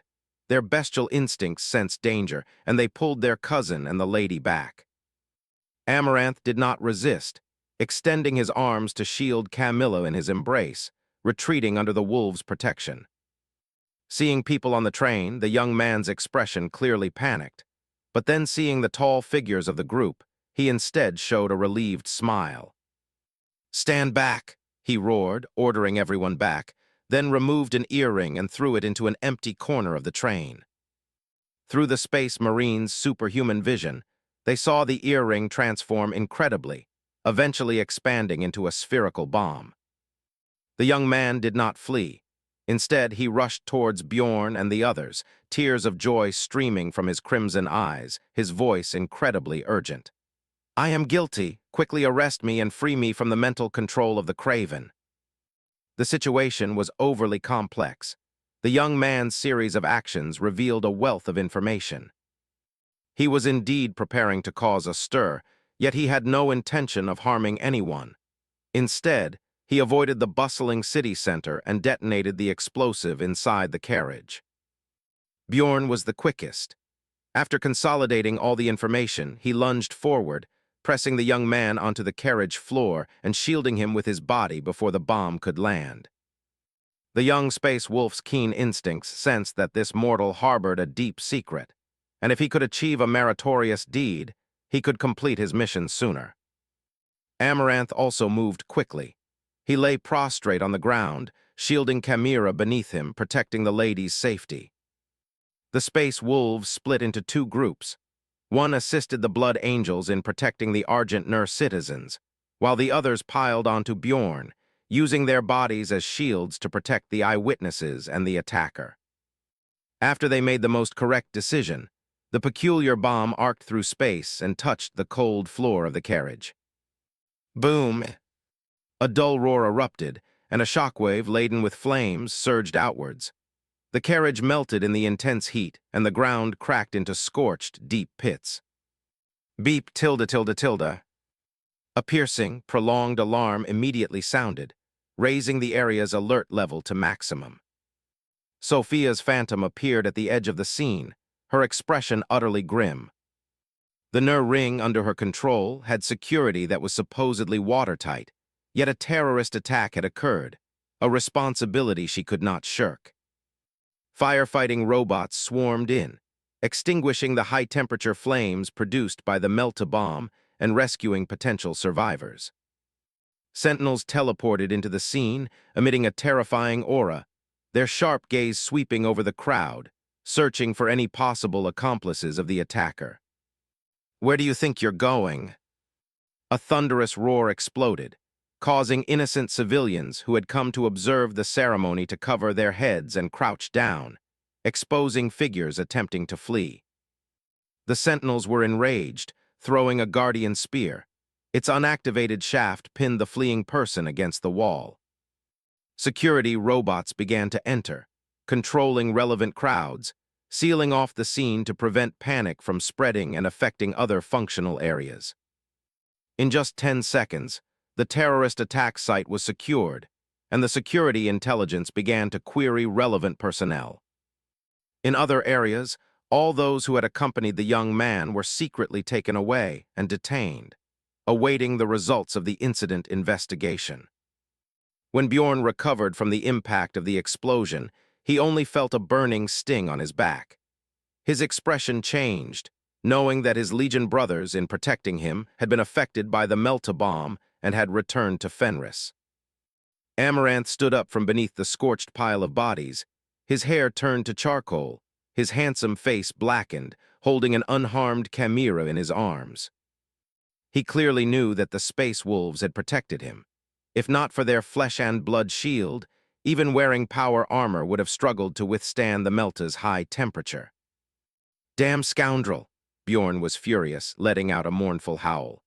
He clasped the young man's throat with one hand and said cruelly, "You'd better have a sufficient reason, or I'll flay you alive to avenge my blood brothers."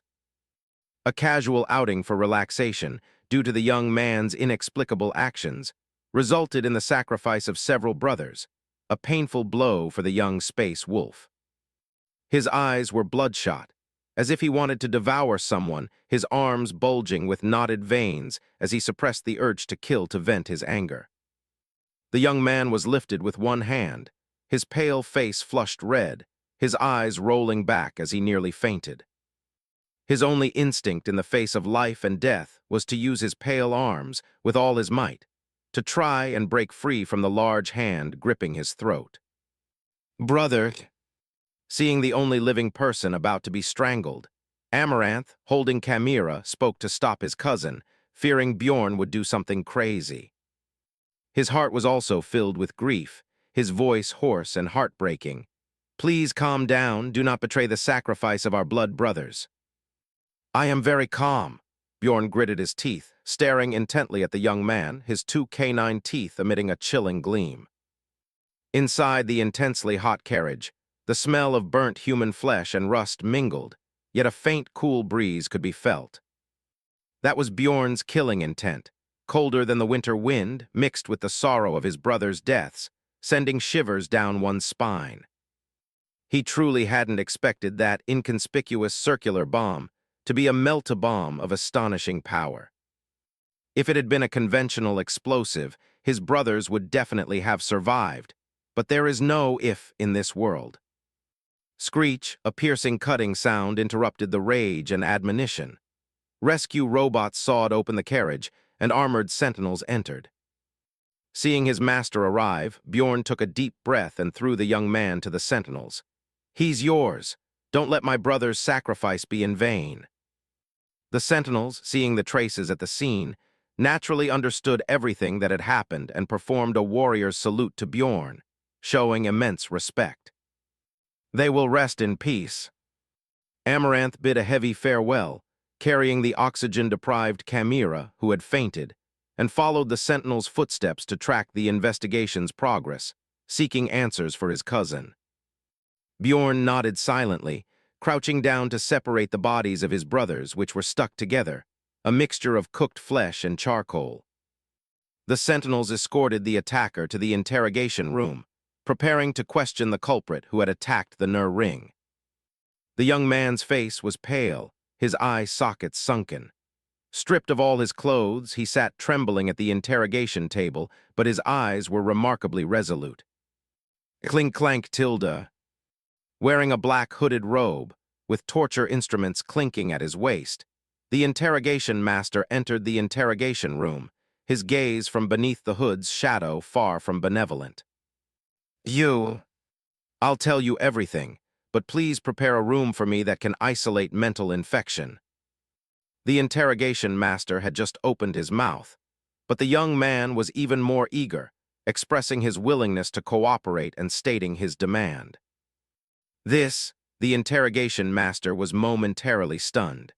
Everyone he had handled before was a stubborn one unwilling to cooperate.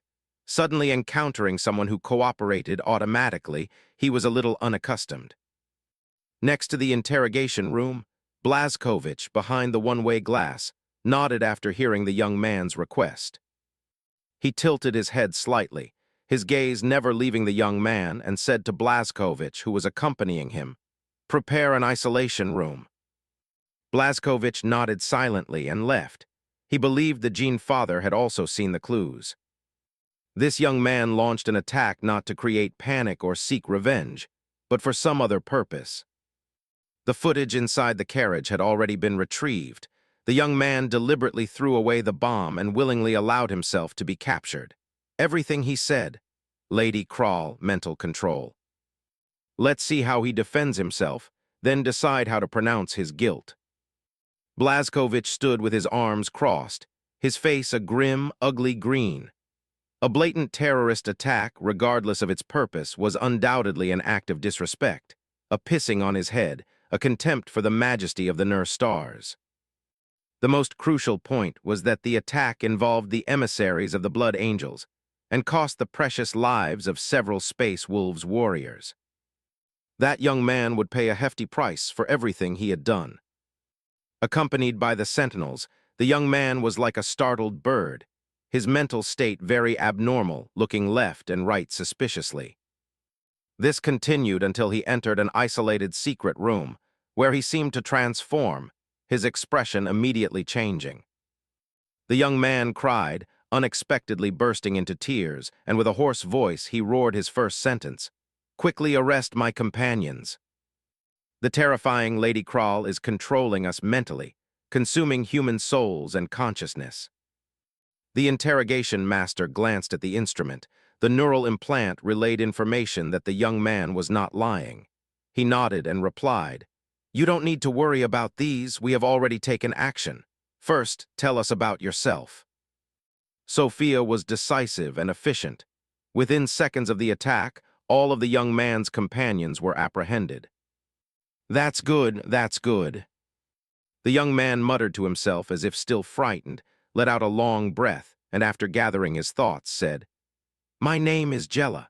I come from the edge of the Halo stars, the beta sector of the Nur star's sphere of influence, on the edge of the lower sector, a noble family that has continued since the Old Night era. Our family managed multiple worlds, which pledged allegiance to Argent Nur 10 years ago, accepting Argent Nur's supervision and rule." As he spoke, the holographic projection in Blazkovich's room rapidly changed, with various documents proving that Jella's statements were correct. It was this identity that allowed him to enter the Nur stars, and his purpose for this trip was to report for duty. But they Jella's expression changed, revealing terror on his face, his body trembling like a sieve, as if his memories were filled with fear. The interrogator quickly rushed forward, injecting a sedative to stabilize the prisoner's emotions, which were on the verge of collapse, to prevent major errors in his testimony. Jella panted violently, cold sweat streaming down him, drenching his clothes as if he had been pulled from water. "They are here."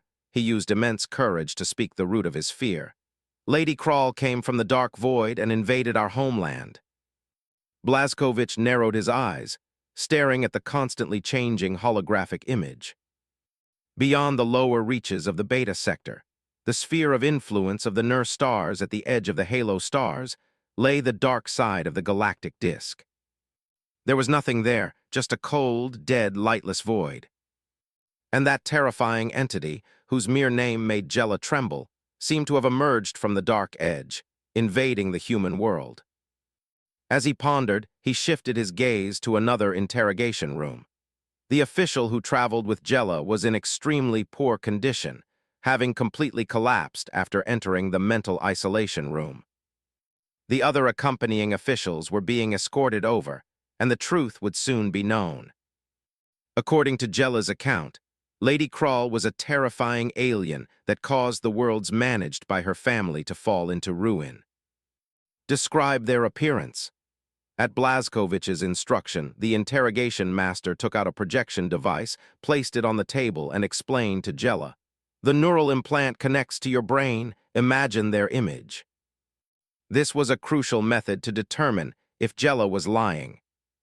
Unless one had seen them with their own eyes and spent a long time with them, it would be impossible for a human brain to instantly construct a complete conscious model. If his words were true, their complete image would appear in the projection the moment he recalled the alien. Conversely, if the image was pieced together bit by bit, it would indicate that the describer was lying. "Sir, I am very sorry." Jella clutched his head in pain, and the table projection flickered rapidly, showing many blurry images that quickly converged and then shattered, never quite forming a complete model. "I have never truly seen them. They reside in gloom, and we mortals find it difficult to concentrate and look at them directly, making it hard to form a definite image in our minds." It was clear that Jella was in great pain. Just the memories in his mind caused his brainwaves to fluctuate violently. "You can stop now." The interrogation master swung the barbed whip, tearing his skin and flesh, but also freeing him from the painful memories, his consciousness released from the recall. Behind the one-way glass, Blazkowicz's expression was extremely grave. He was almost certain that Jella's description of the alien was accurate. A terrifying alien with mimetic infection, capable of controlling minds, had indeed invaded Jella's homeland. "You said the alien could perform mental manipulation. How did you escape its control? Why did you carry out a terrorist attack?" The interrogation master's face was ferocious. The torture instruments at his waist clattered, and a terrifying aura pressed down on the prisoner, pointing to the holographic projection. "Also, what kind of weapon did you use?" The questions, combined with the intimidating presence, would instantly break down anyone with a weak psychological defense, making them reveal all relevant information. Jella was clearly terrified, his shoulders suddenly shaking, cold sweat pouring down his forehead, his pale face devoid of color as he shrieked, "I don't know how I escaped control." The interrogation master's expression changed. The interrogated subject wasn't lying, but he couldn't answer anything, providing no useful information. "Launching the terrorist attack was an emergency measure," Jella screamed and cried, embracing his naked body, tears and snot streaming down his face as he confessed. "I didn't mean to hurt anyone, but I had to do it. During the time I was free from control, I had to find a way to stay in Argent Nur. My home world is dying in silence. If I am controlled again, everything will be over.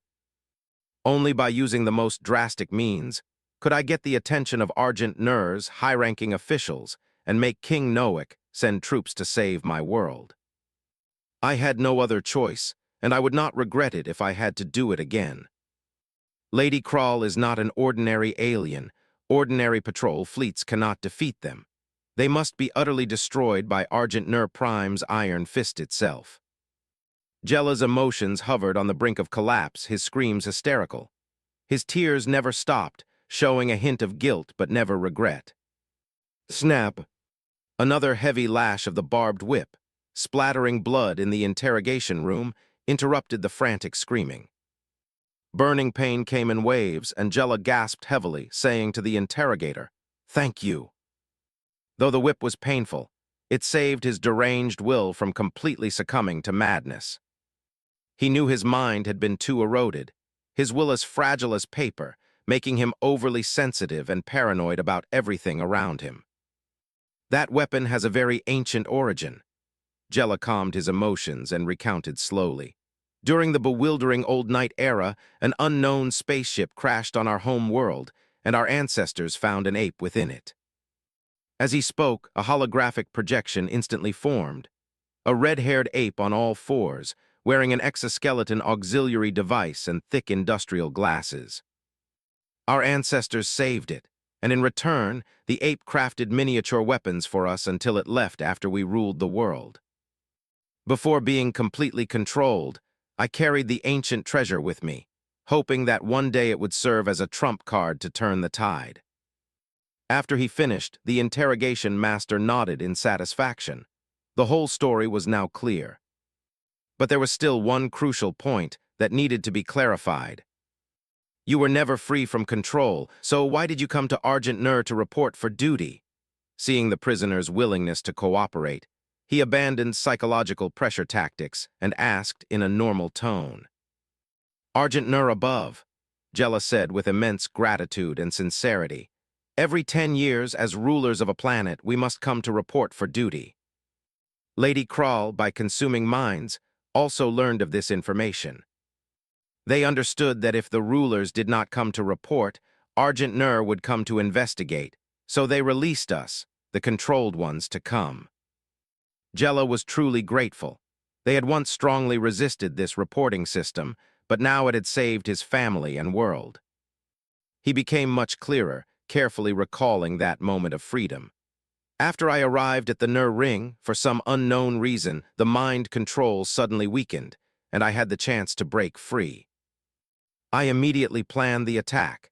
Even if I were controlled again, Argent Nur would send a fleet to investigate, and they would surely discover Lady Crawl's trick. With that, Jella let out a long breath, leaning back in the torturous interrogation chair, yet feeling incredibly relieved. He had revealed everything he knew. Then he just had to wait for Argent Nur to verify the information and send a punitive fleet to eliminate Lady Crawl. Jella had full confidence that Argent Nur, facing such a formidable enemy, would strike hard to eliminate the alien. Because the Nur stars were urgently seeking to exert influence within their sphere of influence. If they retreated from this alien threat, how could they win over the scattered humans in the future? The interrogation master turned and left the interrogation room. He had received a good deal of testimony, and it was time to corroborate it. He stood at the door of the interrogation room, turned back, and tossed a piece of clothing to the prisoner, saying, "Be ready. I may summon you for questioning at any time."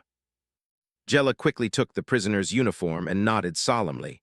"I will tell all I know and hold nothing back."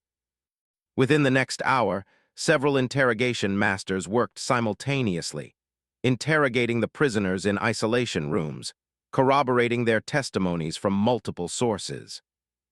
The only conclusion reached was that the aliens were running rampant in the lower beta sector. The interrogation master stood before Blazkowicz, respectfully presenting the testimonies with both hands. Blazkowicz stepped forward and took them. "You have worked hard." Blazkowicz's voice was calm, and he greatly appreciated the work of the interrogation personnel.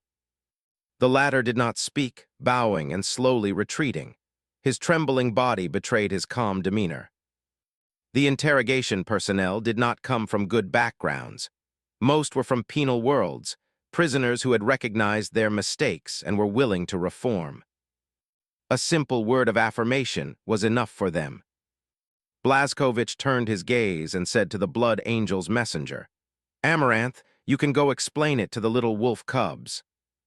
Respected Primarch, Amaranth, who had witnessed the entire process, naturally knew how to explain to his wild wolf brothers. "I will explain everything." After stating his attitude, the Blood Angel with the charred and cracked face turned and left, his heart heavy as lead, his steps unusually hurried. They had thought it was a premeditated terrorist attack, but it turned out to be an impromptu one, and even more surprisingly, a terrifying alien was behind the attack. "Lord Amaranth?" As he left the dungeon, Amaranth heard someone call out. Following the voice, he saw the attendant, Chimera. She stood beside a sentinel's, waving at him, "Please come over for a moment." Out of a sense of responsibility, Amaranth still walked over. Inside the underground prison, Blazkowicz was not in a hurry to leave. He sat in his chair, carefully reading the obtained confessions. From the intelligence retrieval, he had gathered a lot of information. First, it could be confirmed that Lady Kral was a psychic species, consuming human minds and souls through the warp, constantly increasing her psychic strength. They had mimetic infection, making it difficult for mortals or those with weak minds to perceive their existence. Facing such a terrifying and unknown alien, Blazkowicz looked up and asked his eldest son beside him, "How should we deal with them?" Blazkowicz did not hesitate, uttering 2 words in a clear voice: "Destroy them." Annihilation. Blazkowicz's thin lips were pursed, his dark eyes filled with cautious deliberation, and these 2 words set the tone for the war. He stayed by the Primarch's side the entire time, possessing all intelligence. Facing his Gene Father's inquiry, he uttered the 2 words in a calm yet firm tone. Blazkowicz did not react to his eldest scion's answer but continued, "How many troops do you think we need?" Blazkowicz's heart tightened. Rarely did he show emotional fluctuations, but hearing his Gene Father's question, he couldn't help but feel a little nervous. For him, the simple inquiry was not just about his attitude. It was highly likely to involve how the war would unfold and the lives of tens of thousands of people. He did not rush to answer, but lowered his gaze in silence, his long brows slightly furrowed, rapidly calculating in his extraordinary mind to provide a reliable answer.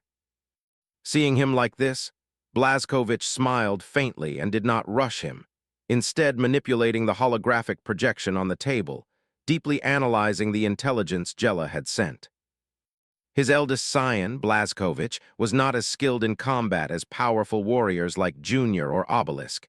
He was only in the upper tier of the Legion, still far from the peak. His battlefield acumen was among the top, but still slightly inferior to those at the very apex. However, he possessed certain qualities that other legions or brothers lacked: war resolve and a sense of responsibility. His eldest scion's war wisdom was the swiftness of deciding victory in a single battle, making the first engagement the decisive one, using the least sustained investment to determine the outcome through a decisive fight. As the eldest scion of the Legion, Blazkowicz bore an immensely noble responsibility, constantly pondering how to lead his Legion brothers on the right path. He was different from his Gene Father. Legion warriors obeyed the Gene Father, but the eldest scion did not possess the conditions to be obeyed. Blazkowicz had to be wise enough to earn the respect or obedience of his brothers. Therefore, every step he took required careful consideration, as thorough as possible. 10 quiet seconds passed in the observation room before Blazkowicz finally answered cautiously. The Xenos possess mental interference on a cognitive level, so mortal forces must be excluded. No matter how firm their will, fundamentally, they are still mortals. Certain strange existences cannot be resisted by firm will alone. Xenos exist in the real universe, shaking the warp with firm will, but cannot shake the existence in the real universe. Blazkowicz listened intently, nodding continuously. His scion's analysis was clear and logical, first eliminating unstable factors on the battlefield.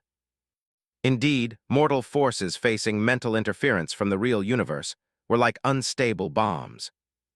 Rather than letting them suffer, it was better to exclude them beforehand. Seeing his gene father nod but remain silent, Blazkowicz secretly breathed a sigh of relief, knowing he could continue. He clearly articulated his war plan. We need a precision strike force, composed of Legion warriors, Emperor's Praetorians, and Iron Men, to directly attack the Xeno's lair, prioritizing the Xeno's command system. After destroying the command system, we will use enemy intelligence to divide our forces and eliminate the leaderless enemy troops, further expanding our gains and consolidating victory. Blazkowicz finished speaking and stood by his side. He knew his tactics were traditional, perhaps even a bit too conservative. Wielding the Legion and the Emperor's Praetorians, along with powerful Iron Men, he could employ countless powerful and sharp tactics to achieve glorious victory. He still chose a cautious strategy, unwilling to take risks at a cost. Blazkowicz leaned back in his chair, listening to his scion's strategic description, his eyes fixed on the constantly changing holographic projection, and finally rose slowly. He shook the cloak on his back, turned to Blazkowicz, and said, "It will be as you say. You will be in full charge of this war." Blazkowicz nodded in silence, accepting the task. Through countless wars, he had shed his former immaturity, daring to take responsibility and live up to the expectations of others.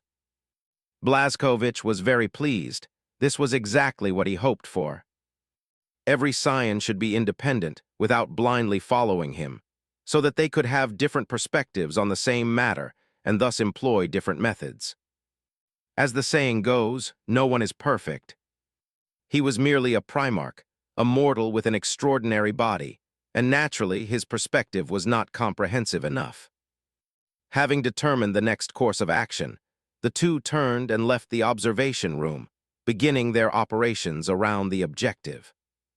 "Young man, I truly thank you for saving my daughter.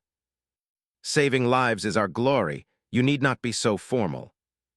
As soon as they exited the dungeon gate, Blazkowicz heard a profound voice of gratitude and quickly lightened his steps, raising a hand to signal Blazkowicz to remain silent. He pressed against the wall, making no sound, and peeked half his head around the corner to eavesdrop on the source of the conversation. Blazkowicz looked at his gene father, who was full of thievishness and bursting with curiosity, and shook his head helplessly, then also pressed against the wall to listen. Under the distant shade near the dungeon entrance, a sentinel stood beside Chimera, expressing gratitude to Amaranth. "Do not refuse my thanks," the sentinel said with a solemn expression and a tone full of gratitude. "If not for you and those warriors, how could my daughter be alive?" Amaranth did not take credit, standing ramrod straight and answering solemnly, "Protecting humanity is the glorious mission entrusted to me by the Emperor and the Primarch." This formulaic answer did not cause disgust. Instead, it earned more admiration. Those present were all more than mortals, and naturally, they could tell that what Amaranth said was what he truly believed in his heart. The Blood Angel's answer was greatly appreciated by the Sentinels. Placing mission above life was an extremely noble virtue, consistent with the warrior spirit. He stroked his daughter's soft silver hair, scrutinizing the red-armored warrior before him, his eyes filled with satisfaction, yet he shook his head and murmured, "What a pity." "Pity what?" Amaranth was a little puzzled. Blazkowicz, eavesdropping in the shadows, stifled a laugh. Clearly, the Sentinels had taken a liking to Amaranth and was considering him as a son-in-law. Unfortunately, Space Marines were altered at the genetic level. Their genetic makeup could not combine with mortals, and their gene seed became an alternative continuation of their genes. The scions of Argent Nur, however, could produce offspring through natural reproduction. Amaranth did not understand, but Chimera did. A blush spread across the girl's face, a little shy, and she reached out to pull at her father's power armor, wanting to leave this embarrassing place quickly. "Young man, please accept a father's gratitude." Before being pulled away by his daughter, the Sentinels performed a warrior's salute, exceptionally solemn. Amaranth was still a little puzzled, nodding innocently, accepting the warrior's gratitude. Not until the father and daughter's receding figures were out of sight did he scratch his scorched neck, still not understanding what that powerful warrior found regrettable. Unable to figure it out, Amaranth did not forget his mission. He summoned his beacon guide and headed to the diplomatic residence to inform his cousin of the full story of the incident. When the two parties left, Blazkowicz, who had been hiding in the shadows, slowly emerged, finding it funnier the more he thought about it, eventually bursting into laughter. Young people just don't understand. A girl's blush is better than all love words. Blazkowicz wore a knowing smile, uttering sighs of regret, hands on his hips, immensely pleased as if he had seen through everything. But a few seconds later, he shook his head and sighed again. Although fate was beautiful due to their respective identities, there was no possibility of them being together. The chasm between them was not just identity, it had already involved species. What a pity the perfect encounter of a hero saving a beauty, after all, is a dream bubble, shattered with a light touch. Blazkowicz shook his head helplessly. His Gene father was full of lewd remarks, sighing like a melancholic poet, making him wonder if he was gloating or lamenting fate. Teleport? He did not interrupt the Primarch's sighs, transforming into a ray of light and disappearing, going to prepare for the upcoming battle. Blazkowicz, with a smile on his face, casually slumped into a chair, taking a deep breath as if he smelled the irony of fate in the air. He comfortably spread his arms, resting them on the back of the long chair, his mood joyful and relaxed, a broad smile on his face. For a moment, Blazkowicz was genuinely gloating. HMPH. My Argent Nur homeworld has millions of heroes, and its flowers are incomparably beautiful, with countless suitable matches. There's no place for an outsider pretty boy to meddle. After a long while, Blazkowicz rose happily, humming a tune as he headed to the palace, thinking of sharing the interesting things he encountered today with his family during dinner. Sophia had taken full charge of the aftermath of the terrorist attack, and its impact was confined within a certain range, preventing further spread. Another peaceful day in the Nur Ring. And beneath the calm, the covert deployment of troops had already begun. Blazkowicz entered the command center, beginning to plan the operational details.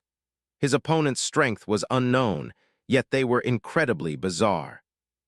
Through the operations panel, he allocated 10 companies, a full 1,000 Legion brothers, plus 1,000 Emperor's Praetorians and 1,000 Iron Men. The strike fleet configuration included 10 AI-controlled carriers, 10 super-heavy battleships, and a number of fast cruisers and destroyers. Since the mission objective was an influential territory, this strike not only had to be swift and decisive, but also had to showcase the power of the Nur stars.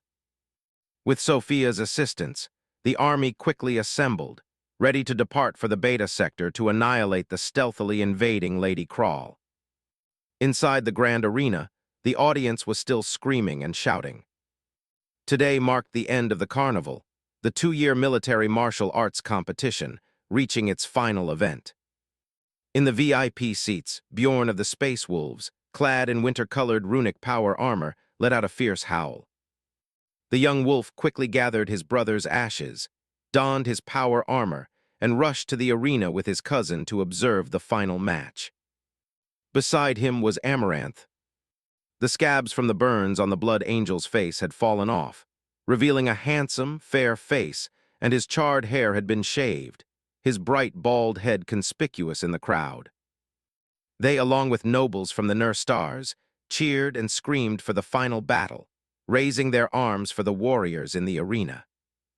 In the grand arena, 2 tall warriors stood facing each other, bare-chested, clad only in loincloths and holding swords.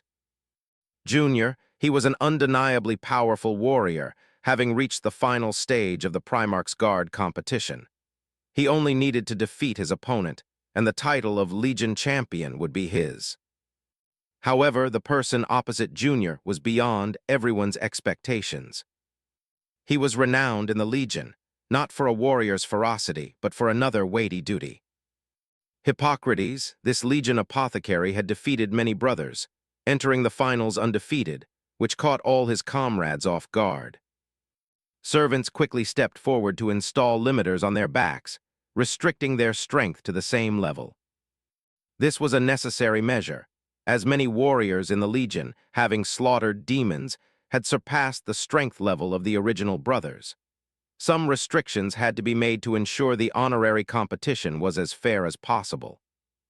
On the high platform, Blazkowicz sat on his throne, with Harlan and others standing beside him, all watching the final match. "Who do you think will win?" Harlan turned his head and whispered during the limiter setup, an odd urgency in his brows. He had watched the entire competition and knew that this evenly matched contest, even for an experienced person like him, could not be judged by experience alone to determine who had the upper hand. Blazkowicz glanced at the eagerness in Harlan's brows, and knowing his old friend's temperament, he instantly understood the anxiety. "Did you bet?" Since the selection for the honor guard began, a casino had appeared on the periphery, and nobles attending the ceremony eagerly placed bets, deepening their sense of participation. Everyone knew that to enter the Primarch's honor guard, warriors would undoubtedly give their all, and there was no possibility of a fixed match. In a perfectly fair gamble, some made a fortune, while others lost everything. Blazkowicz just hadn't expected that the seemingly honest Harlan Ogilvy had also placed a bet. That explained it. Over the past year, the Ogilvy family's mansion had acquired many valuable collectibles. It turned out they had made a fortune at the casino. Blazkowicz did not name him directly, instead asking Harlan, "Who do you favor?" "Junior," Harlan replied without hesitation. "He is very similar to me, practically another me." "Don't talk about that yet, tell me who will win." The champion swordsman was anxious.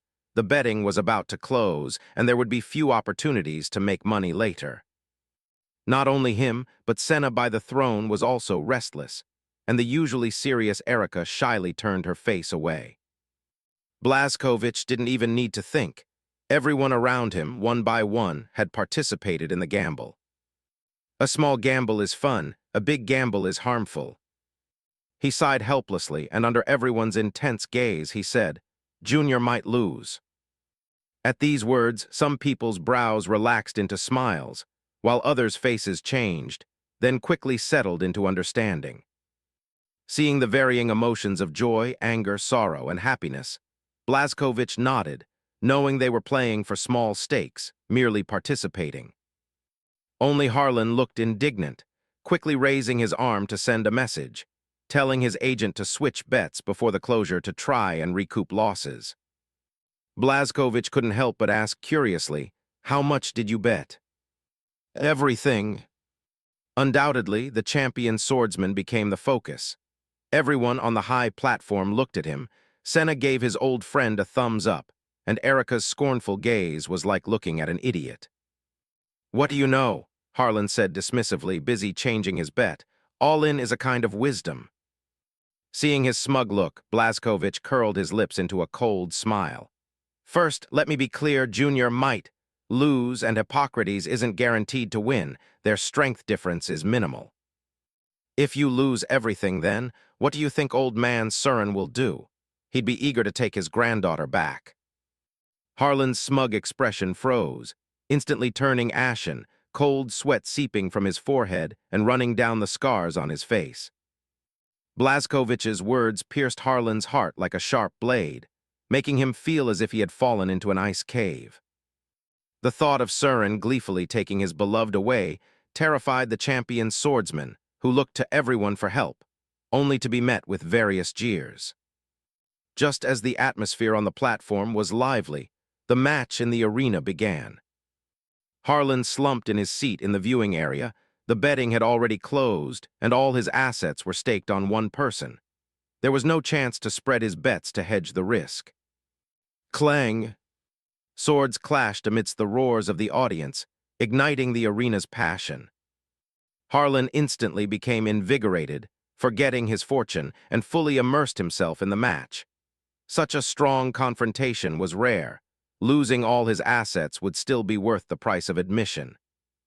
Junior struck first, his expression cold, his blade slicing through the air, chilling like the winter wind of the 12th lunar month, sweeping in with fierce frost. In an instant, instinct and skill merged perfectly, his twin swords striking hundreds of times, transforming into cold stars in the wind, glittering and exhaling the most dangerous cold light. Clink, clink, clink, clink. The ice shards carried by this biting gale were like hitting a steel wall. Though their might was astonishing, they made no progress. Hippocrates' face remained gentle, his expression calm, showing no hint of a desire to contend. Yet the greatsword in his hand was strangely agile, precisely striking Junior's sword storm, neutralizing the surging onslaught. Their clash was so intense that the wind stirred by their blades formed tiny tornadoes, twisting in all directions. Good. The audience cheered for them. Though they couldn't clearly see the specific sword moves, the dense, locust-like sword light was clearly visible, allowing a glimpse into the ferocity of their confrontation. Most of those present couldn't clearly see the actual clash. They were simply too fast. Even the Sentinel's eyesight couldn't keep up. Only the Custodes and Doom Slayer could discern the moves, yet they were still astonished by the intensity of their battle. On the high platform apart from Blazkowicz, only Harlan watched with keen interest. Others couldn't see the full picture. Blazkowicz, needless to say, was one of the pinnacles of the physical universe. Discerning their sword moves was effortless for him, and he even saw their flaws. As for Harlan Ogilvy, he had drunk the primordial essence brewed by the Old Ones, his life level long since different from ordinary people, coupled with many blessings bestowed by Khorne. His powerful combat strength exceeded imagination. Amidst the waves of audience shouts, the two in the arena exchanged thousands of blows, sword clashing against sword, the explosive sound waves surging like a tide. Why, amidst the fierce clash, a longsword thrust from the side of his face, and a bewildered question came through their mental link. Why did you choose to become an apothecary? Junior didn't understand why such a powerful swordsman had never shown his prowess in the Legion, instead voluntarily serving as a Legion apothecary. Dodging the incoming sword, Hippocrates flicked his longsword. Its cunning tip aimed directly at his brother's armpit, breaking the continuous onslaught. Swordsmanship is my hobby, apothecary is my duty. Hippocrates turned slightly, dodging another incoming rapier, and responded to his brother's mental inquiry. I just want to prove to the Primarch that I have sufficient ability to serve as an apothecary.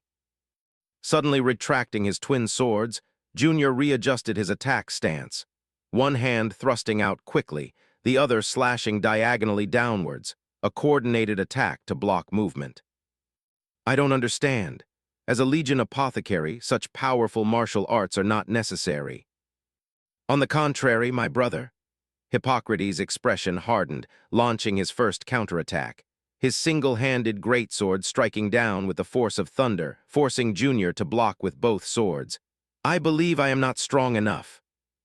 The battlefield harbors dangers, and sacrifices can happen at any time. I must have sufficient ability to snatch back Jean's seed from the clutches of danger. His offensive then changed, the greatsword pressing down on the twin swords with a sizzling sound, the immense power causing the limiter to alarm. I must ensure the legacy left by my brothers. Junior said nothing more, the rapier in his hand trembling slightly, unable to block the powerful and heavy two-handed greatsword. To achieve victory, he had to take a risk. With an extremely swift motion, he drew one rapier from his blocking stance and thrust it towards Hippocrates' neck, hoping to secure victory through a vital point strike. Junior's movement was fast, but Hippocrates was faster. His right hand continued to press down the heavy sword, while his left hand formed a claw and hooked back, and amidst the audience's exhausted screams, the victor was decided. Hippocrates' greatsword pressed against Junior's neck, its edge seeping bright blood. With just a little more force, the blade would have severed his head. His left hand was pierced by a rapier, yet in the critical moment, he clamped down on the blade with his metacarpals, forcing the attack trajectory to deviate. You win, Junior said, pulling back his rapier, his tone a mix of relief and admiration. The Legion brothers had always believed he was the most skilled warrior, and today that was finally settled. Though not the expected outcome, he felt a sense of relief. We merely have different duties, Hippocrates said, retracting his greatsword and shaking off his brother's blood that stained it. Strength or weakness proves nothing. Don't quite get it, Junior said, wiping the blood from his sword and shrugging indifferently. He was quite open-minded about winning and losing. Hippocrates. Thunderous cheers echoed through the sky, celebrating the victor and offering blessings to the winner. It took the mortals a long time, watching the slow-motion holographic replay, to understand what had happened between the two in the decisive moment. Harlan laughed aloud. He had gone all in with his assets and finally received his deserved return. The thrill of such highs and lows flushed his face. Blazkowicz rose from his throne, and the platform immediately detached, carrying him down on an anti-gravity platform to bestow due glory upon the victor. Hippocrates. Hippocrates. The thunderous sound waves converged, bringing the arena's atmosphere to a climax. Countless people craned their necks, eager to record this glorious moment with their eyes. Hippocrates and Junior knelt on one knee. A servant opened a sandalwood casket and presented it to King Noak. Blazkowicz took the champion's laurel from the casket, crimson and dazzling, with the Legion's runic emblem engraved on each leaf, uniquely characteristic of the Legion. I bestow this supreme glory upon you. Holding the laurel with both hands, Blazkowicz raised it above his head, turning to display to the audience this blood-red laurel, once the Legion's greatest glory. The audience was going wild. Their voices were hoarse from excessive screaming. Some even fainted on the spot and were carried away by medical robots for emergency treatment.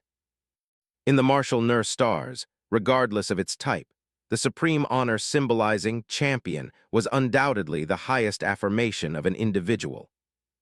Hippocrates slowly rose, his head bowed, feeling the warmth of his Gene-Father's hand and the coolness of the champion's laurel.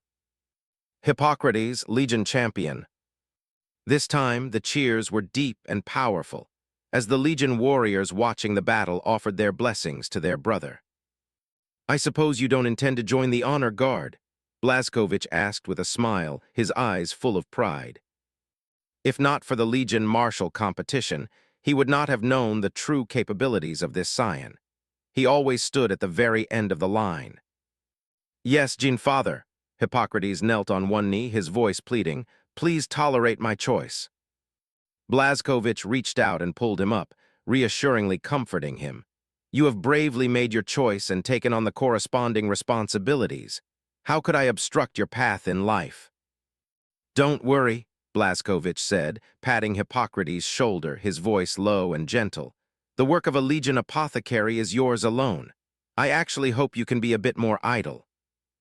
Hoping the apothecary would be more idle implied a wish for fewer sacrifices, a form of anticipation and blessing. The light-hearted, half-joking remark made Hippocrates chuckle. I also wish to be idle. Blazkowicz then turned his gaze to Junior. You have also proven your strength. Although you lost by half a move, you are still a powerful warrior above millions. Do not dwell on personal failure. You still have duties to fulfill. Hearing the words of comfort, Junior nodded in silence.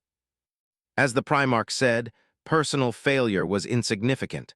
What a warrior should strive for was the great duty bestowed upon him. Hippocrates. Junior.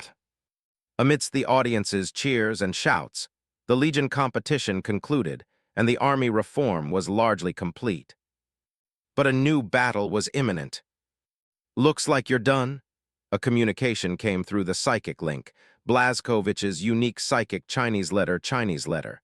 Depart in 1 hour to eliminate Lady Crawl.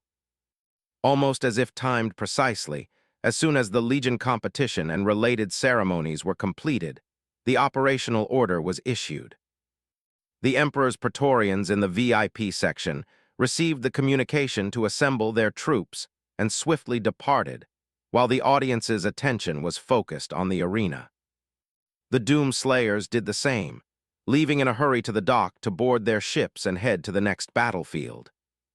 The silent departure of the tall warriors was masked by the noisy crowd, yet it did not escape the notice of those with keen eyes. Little Wolf Bjorn elbowed the Blood Angel beside him, tilting his chin to indicate the latter should look over. The Praetorians had already left, and the Sentinels had replaced the Doom Slayers on guard duty. Amaranth had already noticed, raising his hand to point to space, gesturing for his cousin to look at the other end of the ring. A medium-sized fleet was assembling at the orbital dock. Bjorn's expression froze. Anxious urgency appeared on his bristly face, and he rose to leave. "Brother, I know you crave revenge," Amaranth said, quick to grab Bjorn, who was about to leave, his handsome face wavering. "But this battle does not belong to you or me. We are guests. We must not overstep this identity, lest we incur the displeasure of the Nurse Stars." Hearing the sincere counsel, Bjorn hesitated for a long time, eventually slowly sitting down, watching the warrior king depart, choosing to watch the upcoming song and dance performance. As his cousin said, this battle no longer belonged to him. He must not overstep his bounds and invite unnecessary displeasure. Although the Wolf King and the Warrior King had a close relationship, for minor matters between legions, one should not, out of a momentary impulse, cause embarrassment for the two Primarchs. Blazkowicz left the viewing platform and seized Harlan, who was grinning from ear to ear, having made a fortune. "Come with me to battle." Held by an inescapable immense force, Harlan's money-blinded alertness returned. He recalled many times, confirming that no combat order had been issued. What combat mission? He was somewhat puzzled, unsure of any combat mission, and a look of evasion appeared on his face. "I don't want to go with you." Hearing the champion swordsman's evasion, Blazkowicz raised an eyebrow, sizing him up, wondering if this person had been corrupted by money. Harlan, who was keen on fighting, refusing to fight, was truly like the stars reversing and the sun and moon turning upside down. "It's boring to go with you," Harlan quickly explained, seeing his master's displeased expression. "You're the commander. You'll be in the command center with no chance to go down and kill. I just stand there like a log, which is really boring and a waste of time. I'd rather teach martial arts to the younger generation at home." Blazkowicz then realized, so he was afraid of being sidelined. "Don't worry," he explained as he continued to hold Harlan and walk forward. "This time I'm not in command. I found a commander so you can act freely with confidence." Harlan's eyes lit up, and he immediately changed his demeanor, eagerly rubbing his hands as he leaned in. "Really?" He was asking, but his hands were busy, opening his communication panel to send instructions for his weapon crates to be prepared. "Of course," Blazkowicz replied affirmatively. "You know I never liked commanding." "All right," receiving an affirmative answer, Harlan exclaimed excitedly, hitting the loading command to have robots deliver his weapons. Blazkowicz also released his grip on him, and the two walked side by side towards the strike fleet, whose plasma engines were already lit. After being assigned to the expeditionary force, a holographic projection immediately lit up on Harlan's armed guard's information terminal, displaying the mission objective and enemy intelligence. The more he read, the deeper his frown became. Lady Krawl's strangeness had exceeded the scope of normal biology. Another warp psychic abomination. His tone was full of contempt and disgust. In Harlan's impression, anything related to psychic powers was attributed to the warp. Seeing his simple and crude understanding, Blazkowicz didn't bother to explain. After all, from a broad perspective, the source of psychic power was the warp, and the birth of psychic races was naturally related to the warp. The two complemented each other. Although the specific description was complex, they were indeed inseparable. In an open area, Harlan picked up a dark light from a robotic cargo hold, and his entire demeanor instantly changed. After picking up his weapon, his roguishness completely disappeared, and he reverted to the Sentinel's champion who struck fear into his enemies. Teleportation light shimmered from beneath their feet, and the two vanished from the Nur Ring, boarding the core of the strike fleet, Blazkovich's flagship, the Old Glory. "All combat personnel present," the Iron Men captain's mechanical voice resounded. Blazkovich sat on the command throne, his clear voice echoing through the bridge. "Begin warp travel." Whether it was the ancient human sages of the past or the imperial scholars of today. When the lights of the sages and newcomers overlapped, casting their gaze towards the edge of the galaxy, there was only eternal, silent darkness, as if the galaxy was a lonely light in the universe. The halo stars are located in the northern sector of the galaxy, bordering the Ultima Orientis segmentum to the northeast and the solar territory to the northwest, while facing the solar territory on the inner side of its direct southern sector. The beta sector on the outer edge of the halo stars is the boundary of the stars. Inwards lies the dense, star-filled galaxy, and outwards is the boundless, deep extragalactic abyss. Even in the Golden Age, a time symbolizing progress, humanity halted here, as if an unspeakable entity in the profound darkness had choked off the tendrils of exploration.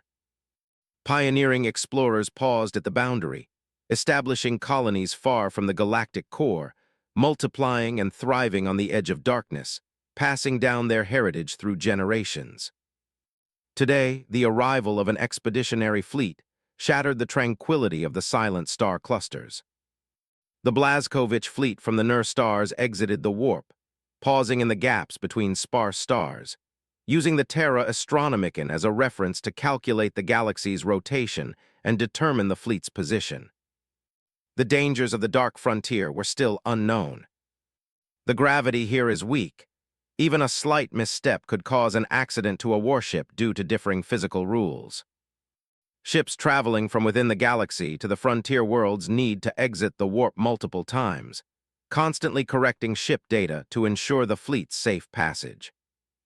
After multiple warp jumps, the fleet finally arrived at the outer perimeter of the target star system, lurking in the darkness to avoid alerting anyone. On the bridge of the Old Glory asterisk, Blazkovich stood with his arms crossed, alongside Harlan, who leaned on his spear, both admiring the vast scenery from the viewport. This was the intersection of two worlds, where light and darkness coexisted, creating a unique kind of beauty.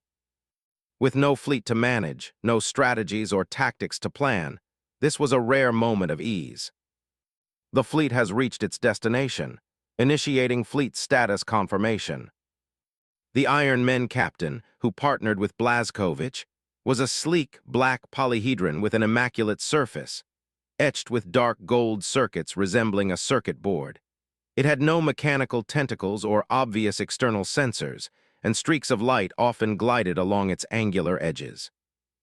In the Golden Age, it served as the captain of a self-aware warship, and after awakening from its slumber, it chose to return to its post, continuing its designed duties. The mechanical prompt from the Iron Men roused the man deep in thought on the command throne.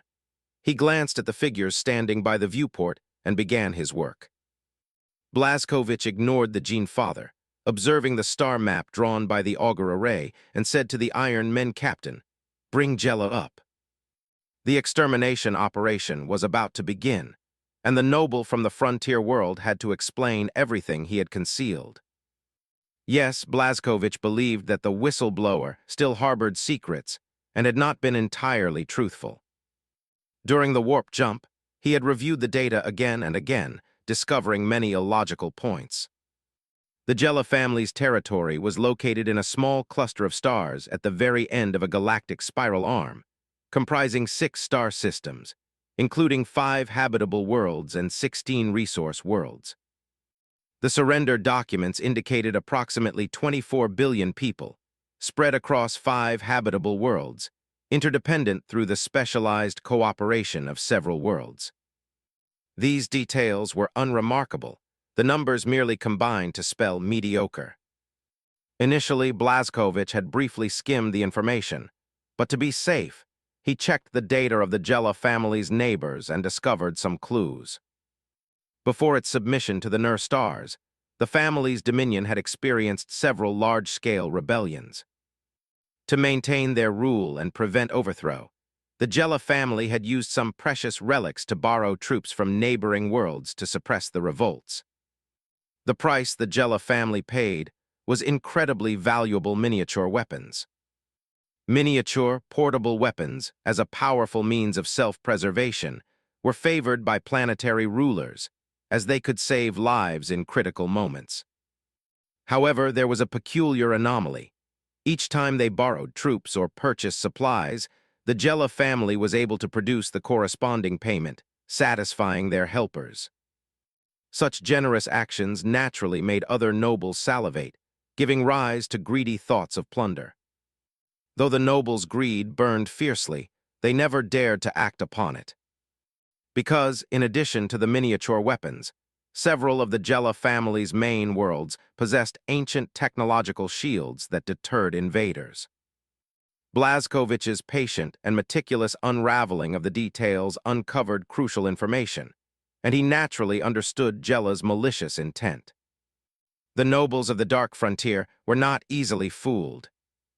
If things weren't made perfectly clear, the Blazkovich fleet dispatched by the Nur stars would merely become a part of Jella's personal scheme. Less than 2 minutes later, Jella, in shackles, arrived on the bridge escorted by a machine sentinel. After a period of recuperation, his body had largely recovered. His complexion was rosy, and his mental state was much more stable. "My lord, did you summon me for something?" Jella cautiously bowed, his obsequious posture displaying utmost respect and humility.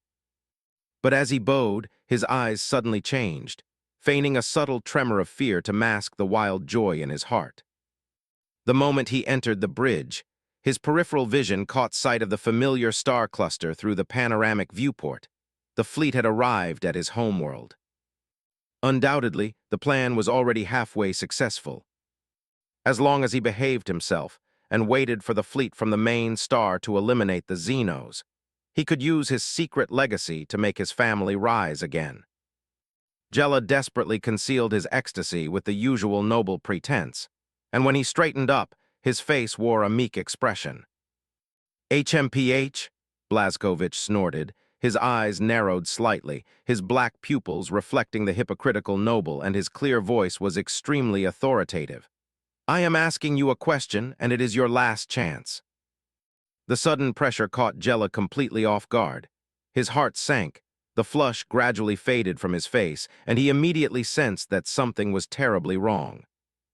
The tall giant on the throne exuded a terrifying aura that crashed down like a tsunami, instantly making it difficult for him to breathe. Jella, of course, recognized Blazkovich. The Blazkovich, who led the fleet to conquer the stars. His renown was sung across the void. Merely uttering his name would cause worlds resisting the Nur stars to surrender immediately. The Blazkovich's fearsomeness made rulers within the null-controlled territories tremble. He was adept at the laws of war, thoroughly eliminating old rulers, then swiftly cleansing the old class with thunderous methods to rapidly change the existing political system. This type of warfare undoubtedly terrified the old rulers.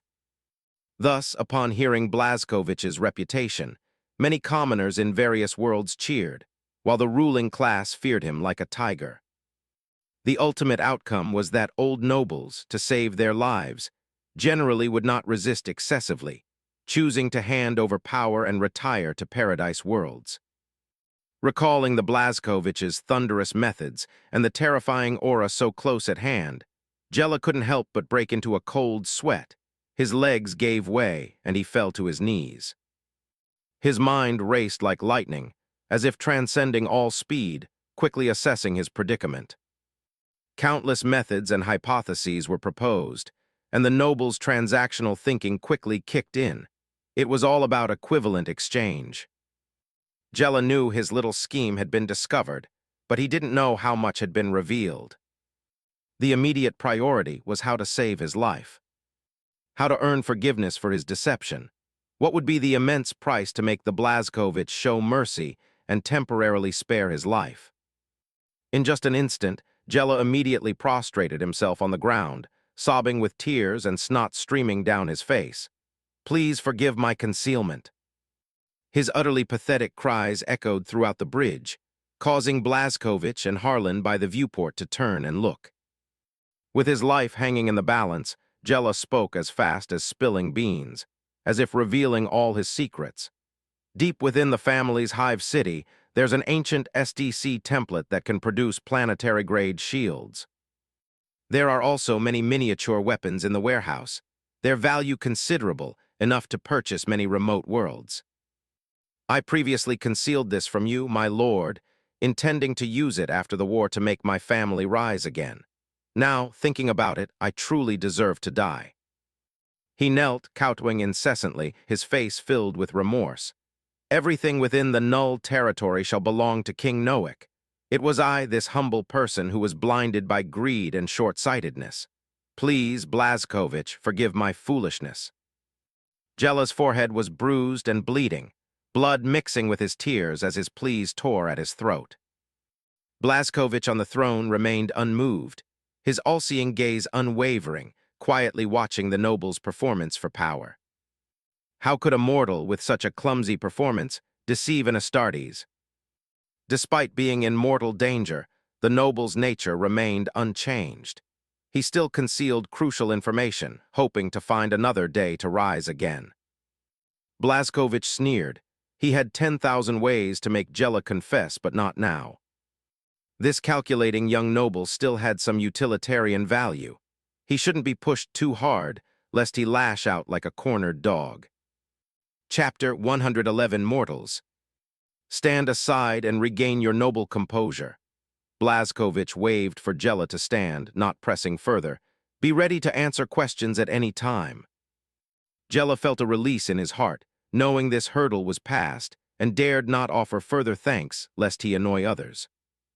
He quietly shuffled on his knees to the side of the command console, kneeling there with dignity, awaiting orders and inquiries at any moment. His behavior was noted by Blazkowicz, who nodded inwardly.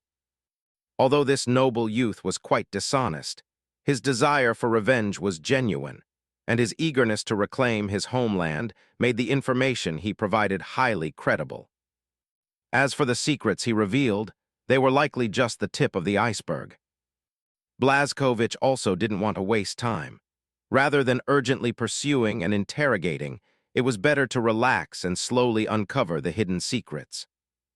He rose from the high throne, and this black-armored giant walked to the command console, beginning to plan how to launch the attack. This was a transparent, yet dangerous battle. The transparency referred to Jella having confessed everything he knew, including the shield frequency of his homeworld, the land-based anti-ship fire identification key, and many critical fortresses and nodes. It could be said that the Jella family's territory held no secrets for the Stars. The hidden danger lay in Krafen herself, who remained unknown. Based on the limited information provided by Jella, Blazkowicz knew that Krafen was a psychic species. Their void fleet was not strong. In some respects, it was even somewhat weak, but their bizarre abilities made them impossible to guard against. Krafen seemed like a phantom, disregarding distance limitations, appearing from within human bodies to attack the interior of warships. When the aliens appeared, everyone would fall into deep fear, let alone resist. Mortals, under the interference of fear, found it difficult to concentrate. Blazkowicz, of course, knew why. Krafen utilized her racial talent to invade human souls in the warp, using humans as flesh portals to achieve physical distance jumps. Therefore, he had not brought any mortal troops, nor even the Sentinels, precisely to prevent mental collapse and becoming a springboard for alien invasion. Without the presence of fragile minds, it undoubtedly crippled the aliens. With the existence of super-heavy battleships, fleet combat posed no danger. The only point of concern was the unknown ground combat. Captain Ong, Blazkowicz tapped the holographic interface, confirming the short-range jump destination. Initiate short-range in-system jump. Understood. The Iron Men captain, named after a star, responded, controlling the battleship to lower its viewports and decks, and began executing the jump procedure. The commander's series of actions signaled that war was about to begin. Blazkowicz stood by the viewport, having listened to the entire process, and knew the specific deployment Blazkowicz had made. Silence and prosperity reflected in his eyes. His eldest son's steady and sure tactics, though not stunning or surprising, revealed the highest philosophy of war: steadfastness. The ultimate goal of war is to achieve victory. There are myriad ways to victory. Some are swift as wind, some fierce as fire, but steadfastness is the ultimate form of war. Tapping his left arm armor, he called up the Sophia terminal, and Blazkowicz and Harlan vanished in a shimmering light curtain. He made no statements or inquiries, leaving the battleship bridge. After all, he would not participate in commanding this battle, nor would he offer any opinions, leaving it entirely to his scions to perform freely. Seeing the father of Jeans depart, Blazkowicz secretly breathed a sigh of relief. The presence of that esteemed individual, though he had not spoken a word throughout, still exerted an invisible pressure, pressing on everyone's nerves. Jella subtly withdrew his gaze, his expression still deferential, but a flicker of thought brightened his eyes. Although he didn't know who that extremely imposing person was, he vaguely sensed that his identity and status must be quite high. After a 12-hour jump, the fleet finally arrived in the domain named after the Jella family, the Jella star system. Against the backdrop of a dark star system, a massive star in its prime radiated dazzling light, making the entire star system exceptionally bright. Within the system were 9 planets and 1 gas giant, and the Jella family's main planet was a moon orbiting the gas giant in the 6th orbit. Lost warship detected, no life signs, no threat. Ong's sensing speed was extremely fast, reporting the auger's discovery. An image popped up on the command console, showing a silent warship floating in the void, powerless and without energy supply, drifting helplessly. The warship's exterior showed no damage, yet it exuded a bizarre, chilling aura like a legendary haunted castle, silently awaiting victims. They did it. Jella's teeth chattered, unable to form complete sentences, his pupils constricted with fear, his body trembling like a sieve. He pointed at the lost fleet adrift in the void, unable to suppress the terror in his heart. Drip, drip. Blazkowicz had just lifted his foot, preparing to physically correct the fear, when the superchip in his armor gave an urgent response. Psychic fluctuations detected. As the announcement sounded, psychic reactions began to appear. The bridge temperature began to drop, water molecules in the air froze, visible frost crept onto Jella's cheeks, and spread from his kneeling knees outwards. It was obvious. Crafen's attack had already begun. It's watching me. Jella's throat gurgled with terror, his eyes flickering with purple light as he fell to the ground, rolling and muttering incessantly. It's here, it's here. His expression became inhumanly contorted and twisted, entering an unconscious delirium, his hands stiffly clenching in spasms, his legs scraping against the floor, wanting to escape quickly but unable to. My lord, save me. Jella exhaled his last breath, white foam spilling from the corners of his mouth. His eyeballs rolled back, and purple psychic patterns began to seep through his skin. A nearby Doomslayer moved to intervene, but was stopped by Blazkowicz. He had never expected that merely approaching the inner ring of the star system, Crafen would so keenly sense the presence of humans, and even begin to inversely invade the battleship due to Jella's fragile mind. Such long-range psychic sensing demonstrated Crafen's power. These terrifying psychic aliens could invade the fragile minds of mortals from several astronomical units away. The frost continued to spread, and tiny, visible purple lightning seeped from Jella's body, licking the battleship floor like snakes. It wouldn't be long before he became a new psychic beacon. Danger, danger! Ong was sounding the alarm, his cold, mechanical voice urgent, his body's angles opening, extending black muzzles aimed at Jella, preparing to eliminate the unstable factor. HMPH!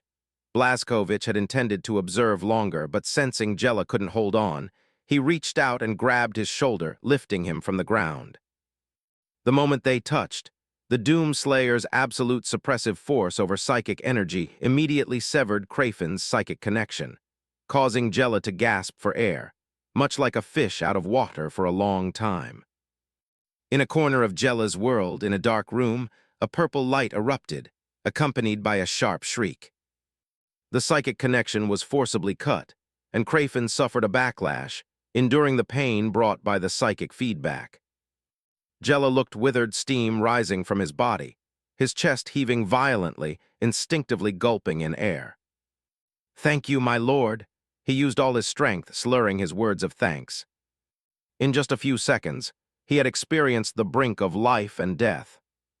That dark, greedy, terrifying will had extended a cold, long tongue, licking his soul bit by bit, savoring the fear of its struggling prey. Blazkowicz placed him on the ground, and the latter immediately collapsed like mud, even lying on the floor gasping for breath, fearfully stroking his chest with his hand. "Watch him carefully," Blazkowicz instructed his brother, raising his guard against Krafin's strangeness by several notches again. Not bringing mortal troops was the correct decision. If a large number of mortals had arrived, they would not only be of no help but would become a burden to the Legion. Before the battle even began, the fleet would have disintegrated due to internal strife, and large numbers of souls would become Krafin's sustenance, constantly strengthening the aliens' power. Only the will of the Doom Slayers and Custodes, and the cold logic of the Iron Men could resist Krafin. Order the fleet to advance at full speed, target directly at Jella main planet. The ship's tail flames erupted fiercely, like accumulated wrath. The fleet set off towards the moon of the gas giant, eager for the absolute judgment against the aliens. On the lower deck of the Old Glory, the Doom Legion was fully assembled, and the Iron Men combat bodies were self-checking, ready to engage in battle at any moment. Blazkowicz and Harlan, meanwhile, waited in the landing craft, preparing to descend to the surface. Jella main planet, a vibrant jungle world with a low, thin mist ethereal over its undulating mountain jungles. In the towering forests where sunlight could not penetrate, the human hive city was not tall, stretching out in a continuous expanse, nestled beneath the gloomy mist. At this moment, the hive city was eerily silent, with terrifying, spiky spires towering above. The presence of Krafin had imbued the forest mist with a terrifying aura, spreading throughout the entire world, enveloping all humans. While Blazkowicz observed the world below his feet, in the Ultima Orientis segmentum at the other end of the Imperium, the Ultramarines Legion similarly encountered Krafin. Ever since Robot Guilliman took over the Legion, most Ultramarines remained in Great Ultramar, integrating the Legion's culture with that of the Primarch's homeworld. However, the Legion had to embark on a great crusade, so the former Legion commander, now First Company captain, led 4,000 Legion warriors to continue the mission of the Great Crusade. The First Company, on the outskirts of Great Ultramar, encountered an alien fleet attacking a human colony and immediately launched an assault. Then, something terrifying happened. Among the Ultramarines' expeditionary fleet, the mortal auxiliary army and fleet thralls collectively went mad. Alien specters roamed within the ships, wantonly slaughtering space marines. The Astartes, who had swept across the galaxy, were slaughtered like lambs. The Legion warriors found it impossible to concentrate their will, struggling to aim at the alien entities, which seemed like phantoms, constantly shifting. Facing the weapons wielded by the aliens, the warriors could not discern the trajectory of attacks, and in an instant, flesh and blood flew, torn to shreds in their shock. Even more horrifying, the Legion's instruments and visual systems were unable to capture the alien forms, leaving them completely ignorant of their physiological structure. The deranged mortals, in terror and madness, became mental slaves of the aliens, turning against the Space Marines and initiating destruction from within. Ultimately, besieged by both aliens and mortals, The Ultramarines were caught between a rock and a hard place. Before reinforcements could arrive, 4,000 glorious warriors perished among the stars. News reached Ultramar, and upon learning of the annihilation of the expeditionary force, Guilliman was horrified and immediately led the Legion to the scene. When he arrived, the void was utterly silent. No living thing had survived. The expeditionary fleet drifted in the void, all mortals dead, their bodies a grayish blue without any external wounds. Through examination by the Legion's librarian, it was determined that all crew members of the expeditionary fleet had their souls cruelly taken by the aliens, resulting in true death. Guilliman boarded the expeditionary flagship and found the cold corpse of the first company captain, with a nearby servoskull repeating a terrifying name, Crafin. The warrior king of the Ultramarines was enraged, vowing to scour the galaxy and avenge his tragically deceased sons. At the same time, as a rational commander, Guilliman sent an astropathic choir message across the entire galaxy, warning other expeditionary fleets to be wary of Crafin in the darkness. In low orbit around the planet, the fleet dispersed key codes, successfully bypassing the ground-based defense system and fully deployed its attack formation. Blazkowicz was about to order an aerial assault, but an astropath urgently requested an audience, interrupting the issuance of the drop command. The astropath hastily summarized the astropathic choir message warning. The tragedy that occurred in the Ultima Orientis segmentum made Blazkowicz place even greater emphasis on the aerial assault. The Blazkowicz lowered his gaze, staring at the holographic star map. The gloomy planet displayed there now resembled a man-eating beast. The fate of the cousin Legion was heartbreaking. They had paid a heavy price for intelligence. He pondered for a long time, finally consulting his father of genes, whose only reply was, "It is all for you to decide." Blazkowicz felt a weight on his shoulders. The fate of the fleet rested on his single thought. This was undoubtedly immense trust, and also a grave test. Readjust the troop composition. He took a deep breath, deciding to proceed with the aerial strike, but with changes to the troop arrangements. Different branches of service would no longer operate in separate squads, but would be forcibly combined into mixed composition teams.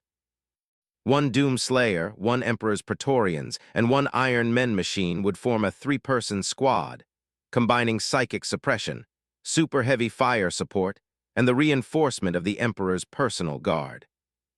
Inside the landing craft on the ready deck, Blazkowicz said nothing, looking out through the stern hatch as the landing troops rapidly changed, forming new attack groups. He thought for a moment and understood Blazkowicz's intention. The mixed composition was extremely rational, combining different advantages. Iron Men and Legion warriors plus the Emperor's Praetorians. Blazkowicz couldn't imagine any entity that could withstand them. Our enemy is unprecedented. Blazkowicz's clear voice came through the communication channel. Such a severe warning made many transcendent warriors look on intently. Currently, due to his transcendent status, Blazkowicz had been promoted by the Primarch to Governor of the Legion, his authority second only to the Primarch. His solemn warning naturally deserved the warriors' attention. It wasn't just a verbal warning. New data arrived on the data network, and after careful reading, the warriors learned of the tragedy in the Ultima Orientis segmentum. "A worthy death," the Doom Slayer roared, his battle cry echoing through the deck. The father of Jean's philosophy of sacrifice became the Legion's battle cry. Warriors roared the cry, striding into the drop pods. "Glory to the Emperor forever!" The custodian guard, not to be outdone, praised the glory of the Emperor, following the Doom Slayer's footsteps into the drop pod to await orders. "For Argent Nur," the Iron Men's sound array system rumbled coldly, yet it was filled with a fierce determination to destroy everything, its passion and resolve no less than a human's. The truly fully equipped combat Iron Men extended its 6 mechanical legs, its tall body entering its dedicated drop pod, ready to strike the enemies of humanity with mechanical fury. Blazkowicz ordered the hatch closed. He would descend to the surface with the troops to slay the enemy alongside Harlan. In the command center, Blazkowicz nodded slightly. In the void beyond the viewport, the 30-kilometer-long super-heavy battleship was already in attack posture, awaiting only the commander's order. Attack begins. A dull, low roar initiated the assault on Crayfin. As a pure bombardment battleship, its gun ports opened simultaneously. The lance array accumulated blue light, the azure glow of plasma lances, transcending the age of strife, once again displayed the might of humanity with scorching light. Screech, tilde, tilde, tilde. The azure plasma lances descended, their power several times that of laser lances, illuminating the universe with extreme heat, distorting space wherever they passed. Jella main planet glowed with an eerie light. Ancient multi-composite shields lit up, resisting the terrifying orbital bombardment. Even creatures as vile as the aliens knew that human orbital bombardment could never be withstood by posturing or powerful physiques. That was the wrath of a civilization. Unless it was an immortal cosmic deity, any other creature could only bow its head before such divine might, cowering and trembling under the protection of the shields. Plasma beams came in wave after wave, their powerful output causing the shields to fluctuate violently, even making the planet itself tremble. Under the lance bombardment, the shield's light surged, like a supernova exploding in the lonely star sea, its bright light illuminating the extragalactic abyss. Blazkowicz raised an eyebrow, involuntarily shifting his gaze to Jella, a hint of surprise on his face. The shield's strength far exceeded conventional defense systems. Unimaginable energy rained down, resisting the shields, the generated force pushing the entire world, causing the planet's orbit to shift several times, yet the shields showed no signs of weakening. Multi-composite shield system, Jella quickly replied. Ancient relic technology, void shield and energy shield interlocked, dispersing concentrated energy from points to surfaces. Under the same energy demand, shield efficiency increases by 50%. His brow furrowed with obsequiousness, and like presenting a treasure, he pointed to the world below. The SDC template for producing these shields is precisely the gift presented to King Noak. Blazkowicz ignored Jella's offering, his gaze sweeping over it before returning his attention to the command console. Shield frequency locked, orbital drop can commence. Ong reported promptly, projecting images from its angled crevices, its precise timing calculations extending to picoseconds. The intense orbital bombardment continued, forcing the planetary shields to struggle with fixed frequencies. Orbital drop conditions were met, allowing low-speed drops to pass through. Blazkowicz decisively swung his arm down, confirming the attack operation had begun. At the commander's order, the fleet's landing operation immediately began, proceeding according to the Blazkowicz's war philosophy for the assault on Jella main planet. Fleet data exchange instantly peaked. 10 AI-controlled supercarriers under the control of their intelligent cores were the first to display their mechanical prowess. Below the carriers' bellies, pyramid-shaped terminals detached from the motherships, their speed and angle precisely controlled, evading the shield interception frequency, streaking through the atmosphere with high-temperature exhaust trails. Hundreds of pyramids successfully passed the defense key identification, descending in a distributed formation, activating their anti-gravity systems to hover above the jungle. Crayfin had no interest in machinery, as there was no soul present, but due to security needs, she still launched a counterattack. The tips of the twisted, grotesque spires flashed with purple light. Psychic lightning was about to strike, to bring down humanity's soulless machines. Begin releasing the swarm. The supercarrier's AI control core responded coldly, initiating the mechanical attack. The 100 pyramids surrounding the vast hive city all opened their stepped hatches. Red halos glowed within, and a dense buzzing sound continuously emanated. Crayfin immediately felt a premonition of ill fortune. Lightning erupted from the spires, streaking through the dark mist, and warp energy slammed into the pyramids, splashing off azure dimensional shields. And in the next second, from all directions of each pyramid, millions of black metallic spheres, the size of human heads, flew out, floating like an ominous black cloud. "Sir, there's a communication request incoming." Before Ong finished speaking, the option to accept or decline the communication appeared before Blazkowicz. With almost no hesitation, Blazkowicz tapped "Agree" on the virtual button. He wanted to hear the powerless words of those on the verge of death. The holographic projection lit up, and unexpectedly, Crafin did not appear. The screen showed a dazed human noble, whose appearance bore a 3/10 resemblance to Jella, but he was older.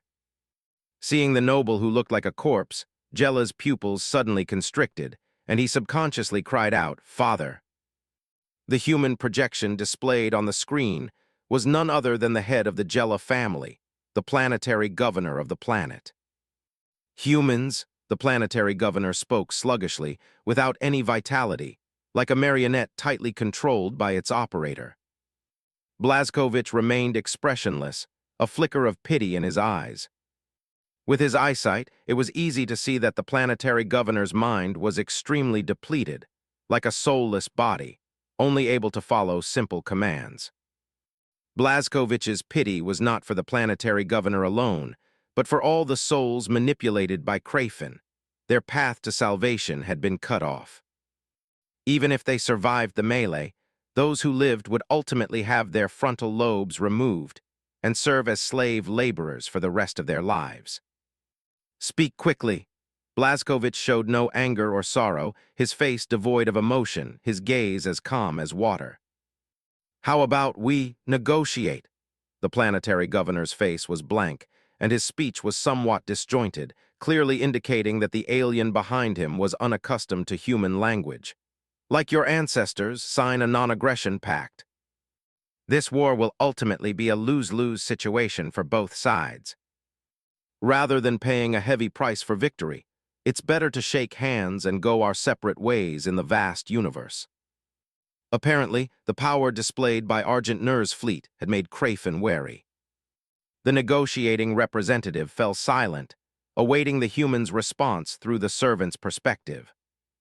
For its race, this impending battle was too hasty and disadvantageous. Soulless intelligent machines were inherently a counter to their race.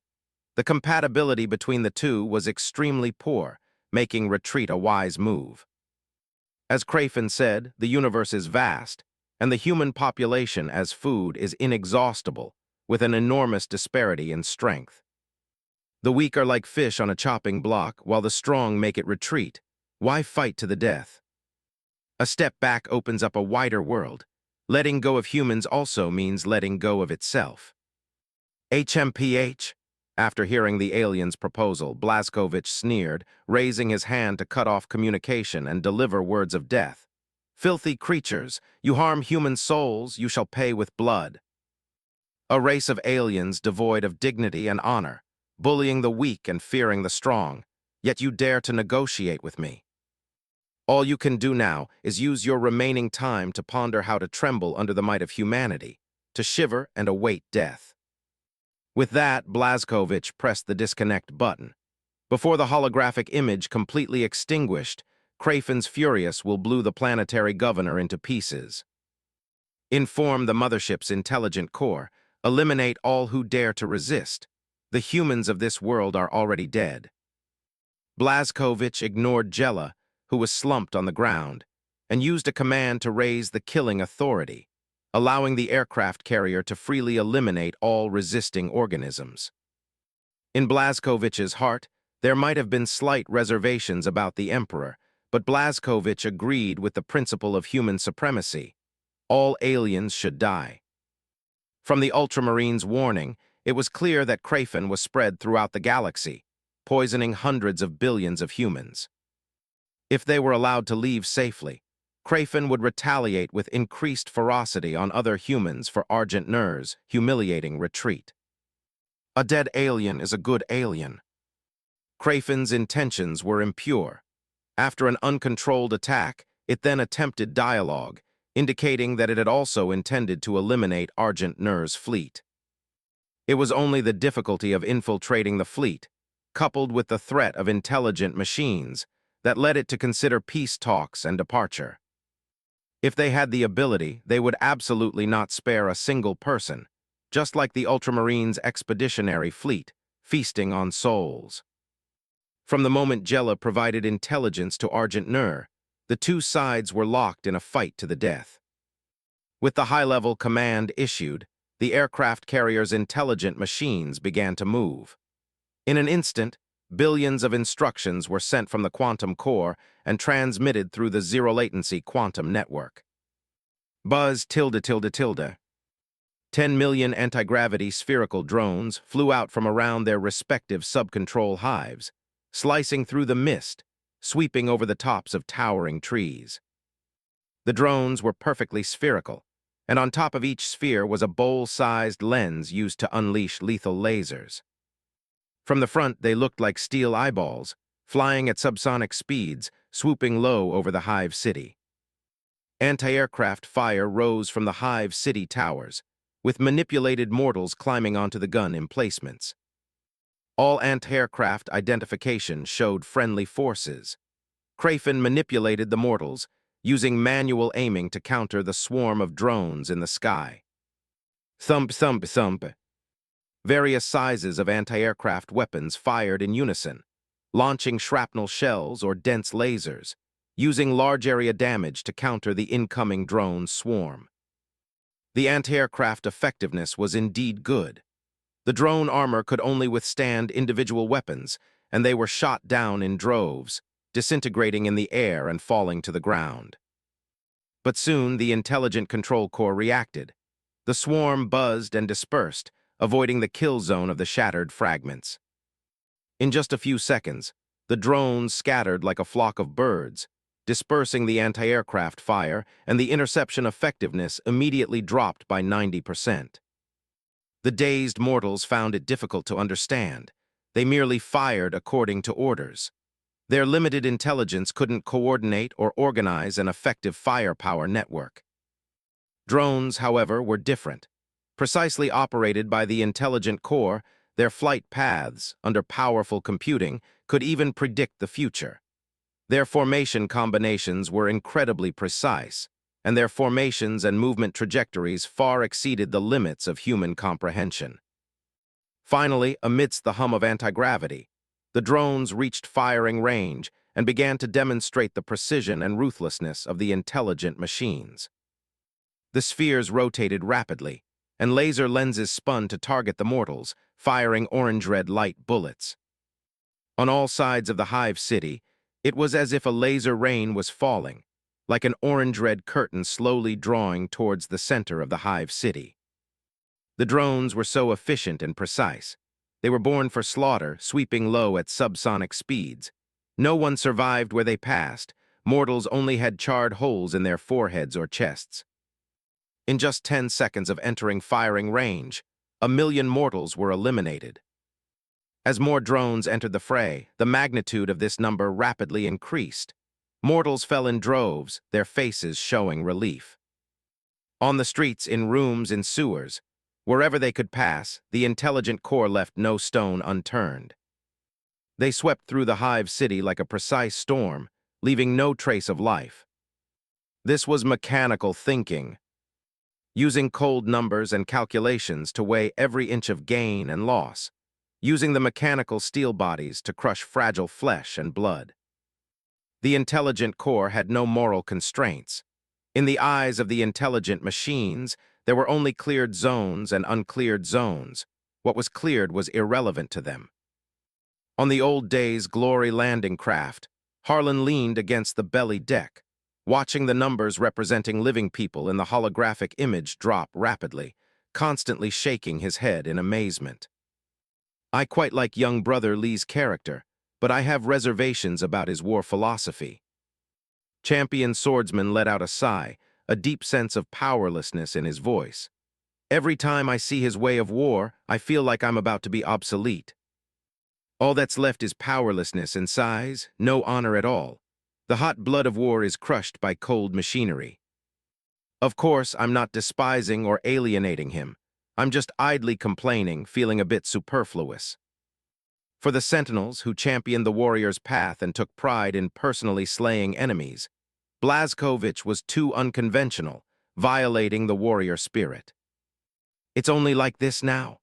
Blazkowicz, however, had a different view. From the slight curve of his lips, it was clear he was satisfied with this form of warfare. In the Golden Age, our ancestors were also like this. With just a command or a button, enemies would be defeated by Iron Men troops. Blazkowicz's eyes flickered, revealing a relieved smile, and he said with emotion, "Blazkowicz doesn't value honor because he sees through the essence of war. Exchanging lives is a last resort, a desperate measure. He cherishes everyone's life, so he developed a suitable war style. In the vast galaxy, there are countless resources. Replacing the precious lives of warriors with war machines produced on an assembly line is an incredibly cost-effective transaction." Harlan didn't respond, because he also knew that Blazkowicz's war philosophy was more advanced, seeing further than many others. "That's why I have reservations." He shrugged, resting on the dark light, continuing to stare at the holographic projection. While the two were talking, over 100 million people were eliminated. Any creature that picked up a weapon was eradicated by the swarm of machines. The intelligent core adhered to the principle of efficiency, completing the predetermined mission objectives with absolute precise calculations, establishing a safe zone for subsequent forces. The unobservable Krafen finally couldn't sit still. The eerie spires towering in the hive city began to shimmer with psychic light. Seeing the main character appear, Harlan excitedly said, "It's almost our turn to enter the stage." Inside the hive city, human servants erected ceremonial spires. Krafen was entrenched within the towers, extracting human essence to amplify her own psychic power. The black stone spires were twisted and hideous, standing tall in the gloomy mist, obscuring light and shadow, appearing terrifyingly sinister. The first impression was one of pure evil. Facing the sudden attack of the soulless machines, the tips of the spires glowed with a faint purple light, and a hideous, distorted silhouette was projected onto the tower's porthole. If a mortal had glimpsed it, they would surely have been terrified, losing their minds and descending into madness amid screams.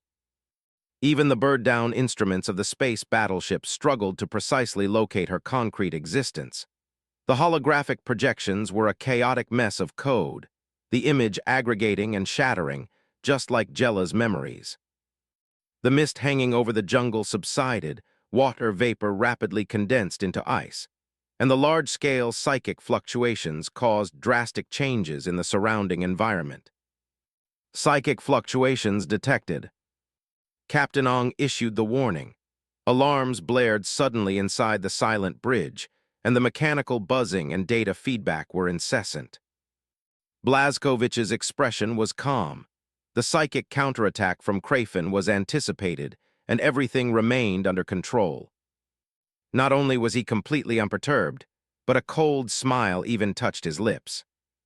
The battle between the two sides had only just begun, and deploying only a few unmanned machines had already forced Krafen to act personally, proving the Xeno's insufficient capability.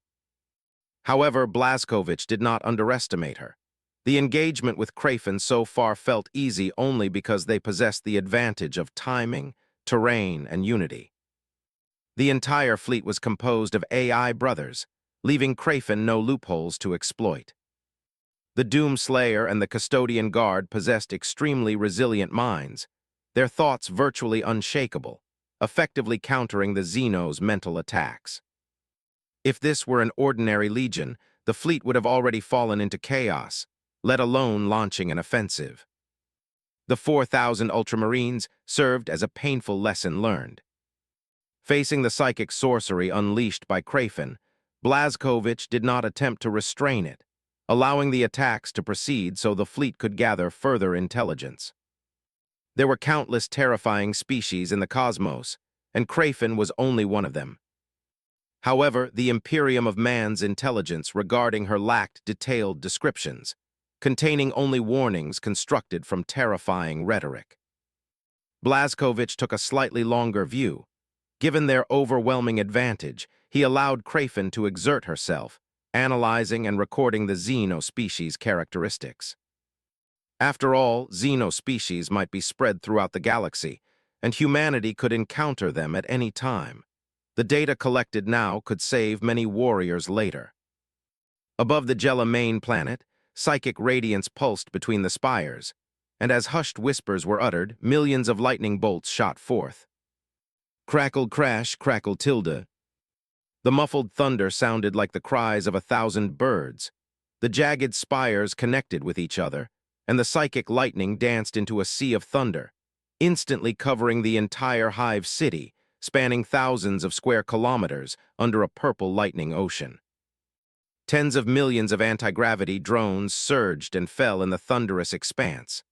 Lightning bolts pierced their weak armor, overloaded internal components, and detonated them into balls of fire. With just one attack, the sky-covering swarm dispatched by Argent Nur was effortlessly destroyed by Crafin. The sea of thunder slowly subsided, and the skies above the hive city returned to calm, the drone swarm falling from the air as fireballs. Within the silent hive city, the mortals with their hollow expressions wore eerie smiles. They looked up at the sky, seemingly mocking humanity's powerlessness. On the bridge of the glory of bygone days, the Iron Men Captain Ong faithfully recorded, Crafin, a psychic species, whose psychic characteristics are mutually compatible, allowing for the joint execution of large-scale psychic spells. Blazkowicz was expressionless, issuing no instructions. He was waiting for the aircraft carrier's command corps to counterattack. The power of the ancient AI surpassed modern humanity's imagination. If they only won by sheer numbers, how did the rebellious AI end the golden age of humanity? It was a question that still haunted modern humans. Just as Crafin was feeling smug, the pyramid hovering outside the hive city projected blue light from its apex, scattering onto the ground and scanning toward the depths of the hive city. The beam caused no immediate damage. It swept over the destroyed and burning drone wreckage, leaving Crafin bewildered and unable to understand what trick humanity was playing. Having lost the drones, the pyramid hive, which carried no weapons, was no longer a threat extemdash, it was merely a defenseless target. Immediately afterward, a bizarre scene unfolded. Wherever the beam swept, the crashed drones on the ground subtly trembled. Their spherical remnants began to roll, reversing along the trajectory they had taken before stopping. This sight was extremely alarming. The machines that had lost power had strangely come back to life. Mortals under instruction launched attacks, attempting to stop this process, but it was ultimately futile. Reconstruction beam.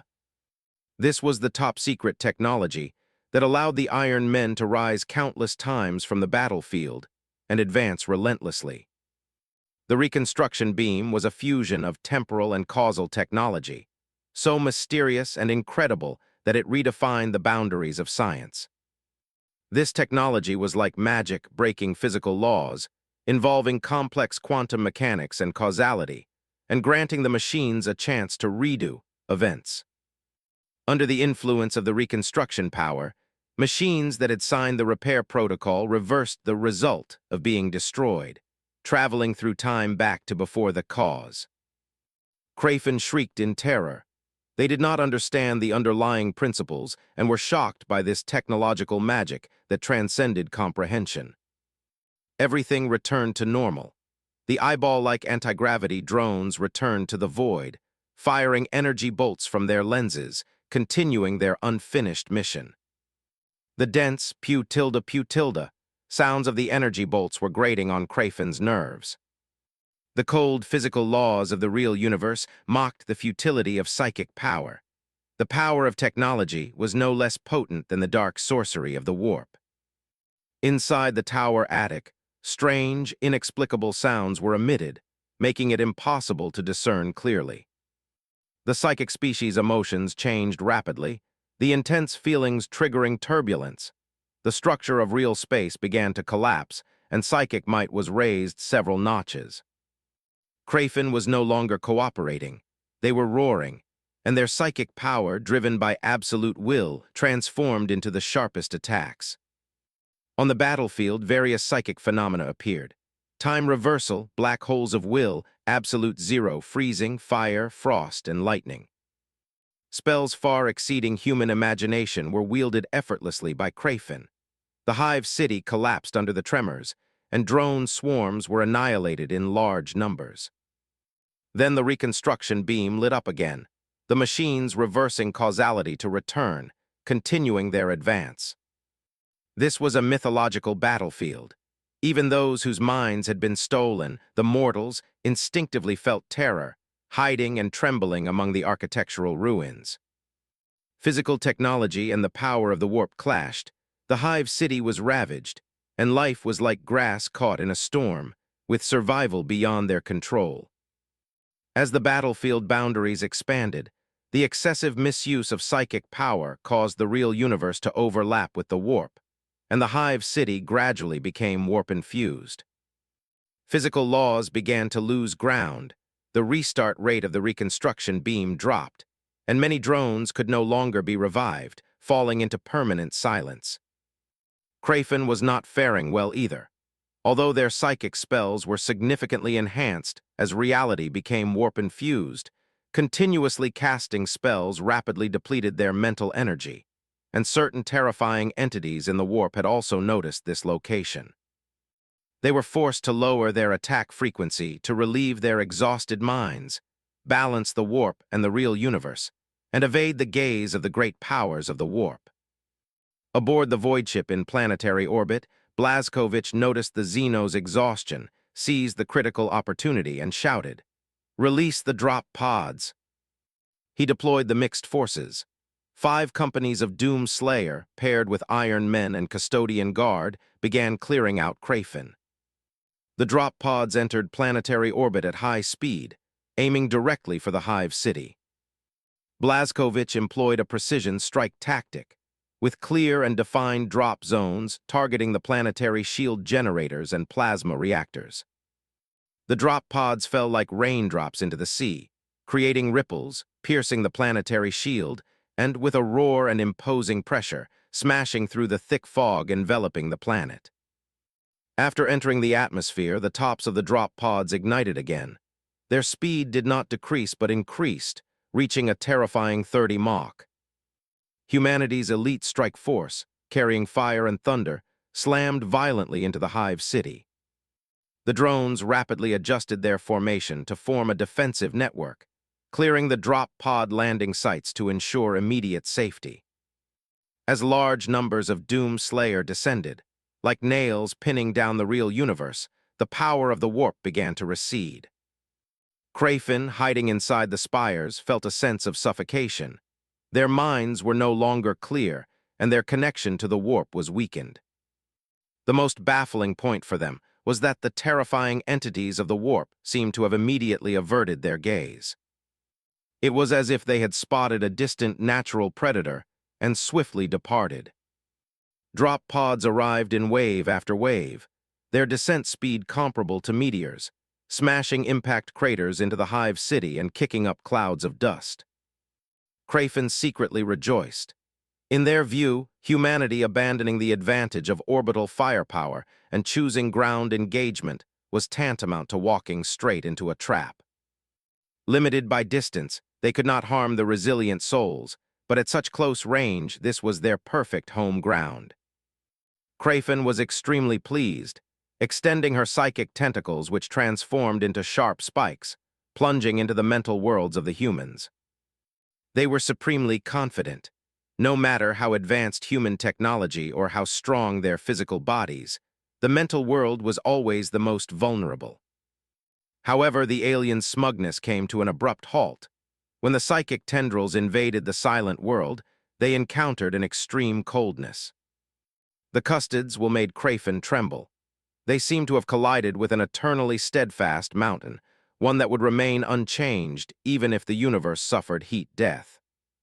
"Filthy alien," scorn echoed in her consciousness, shocking Crayfin greatly. You shall not shake the servants of the Emperor. Those cold wills transformed into a massive hand that turned back, launching a counterattack in the psychic realm, catching the alien completely off guard. Crayfin, accustomed to invading other races, had never expected to be put on the defensive in a contest of will, suffering reverse psychic corrosion from the humans. Certain entities within the spire let out a muffled groan, taking a hidden loss. Another group of Crayfin found their psychic spikes obstructed, unable even to pierce the instinctive defenses before being detected by the human warriors and cast out of the mental realm. "Get lost!" Following a deafening roar, the drop pod opened. A black-armored warrior burst out, raised his hand to point furiously at the spire, and issued the attack command. The tail section of the drop pod immediately sprang open, and the top armor plates retracted. A weapon platform extended from within, launching a full salvo of missiles aimed directly at the spire. Boom, boom, boom. Fierce explosions erupted, the shockwaves visibly blasting outwards. The scorching heat evaporated the ice crystals on the ground as the missiles destroyed the spire's foundation, toppling the tower. The entire Hive City shook violently. As the drop pod continuously poured heavy firepower onto the target, Crayfin, who once looked down upon all beings, fell into the dust. A six-legged combat Iron Men emerged from the crater, deploying its full array of weapons, and stood alongside the Custodes and the Doom Slayer. The combat Iron Men stood about 5 meters tall. Its 6 powerful mechanical legs had embedded treads on the inner side, allowing it to adapt to complex terrain and move quickly. Above the base was a set of adamantium-covered humanoid upper limbs, equipped with multiple mechanical arms carrying phosphorescent bomb launchers, combat claws, neural disruptors, atomic pulse cannons, gravity generators, vortex cannons, and high-power shields. The 5-meter-tall Iron Men immediately moved next to its squad mates, forming a 3-person team. They provided mutual support with 2 other 3-person teams, establishing a 3x3 formation. Quantum communication established. Data flashed across the multiple parallel monitors on the Iron Men's body, its mechanical voice deep and heavy. "All Iron Men units are sharing information. I will transmit key data, ensure nothing is missed." The Custodes said nothing, nodding silently. The Guardian's spear in his hand emanated a cold light, and his gaze, directed toward the collapsed buildings, was full of vigilance and defense. The squad was designated 1. The captain was Autumn, the first company captain of the Legion, partnered with the female Custodes Dora and the Iron Men HM 6657. "Find the alien," Autumn ordered. Several mechanical hounds rushed out of the drop pod, plunged into the darkness, and sped toward the collapsed spire. "Drone access acquired," HM said as the drones surrounding it flew forward.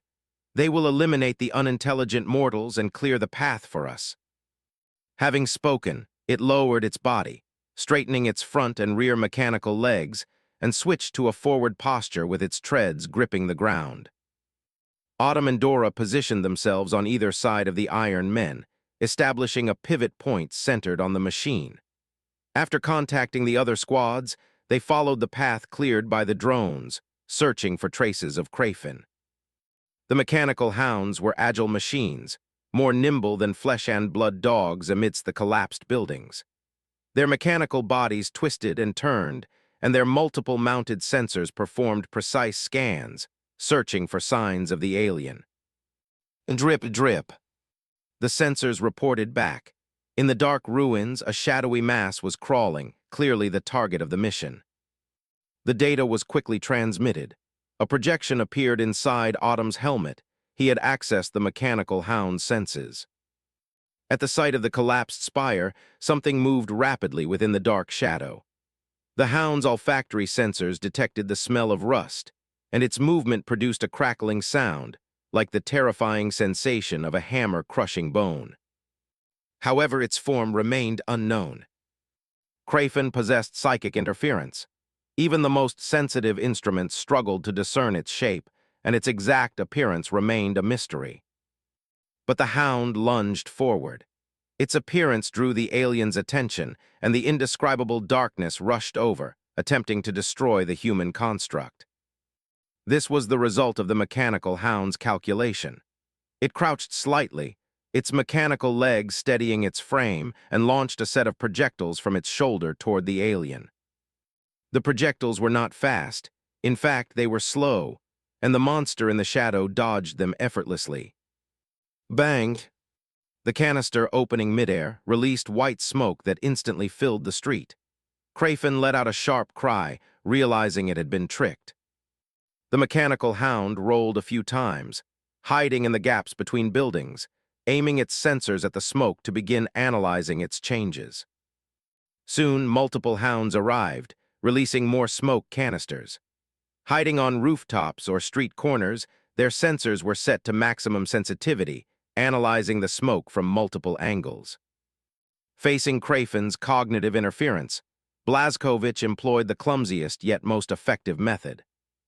By using the disturbance caused by the physical entity on the smoke, they established a data model. Through multiple splicing processes, they reconstructed the form of Krafen. The battlefield advanced quickly.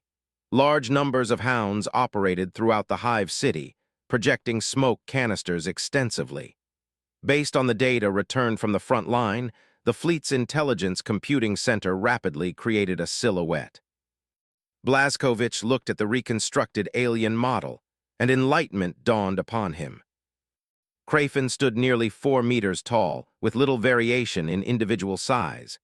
It possessed brutal joints, was covered in sharp exoskeleton structures, had slender limbs on its torso, and carried a type of firearm. Its upper limbs had flexible fingers, useful for casting psychic spells, while its lower limbs were curved, sharp claws, much like an ancient kangaroo, capable of easily disemboweling a person. The most striking feature was its head, which flopped backward like an octopus and bore a soft proboscis, strongly resembling the mythical mind flayer. The data was quickly distributed to the strike teams. On the helmet projections, Krafen was no longer a mosaic composed of shadows. The model overlaid and corrected the interference zone. Autumn Squad was the first to encounter Krafen. The alien did not flee. Instead, it launched an attack against them. "Watch out!" The data was faster than any shouted warning. The instant the Iron Men issued its alert, a streak of purple spectral light sliced through the air and struck its body, resulting in a fierce explosion. The purple energy mist exploded.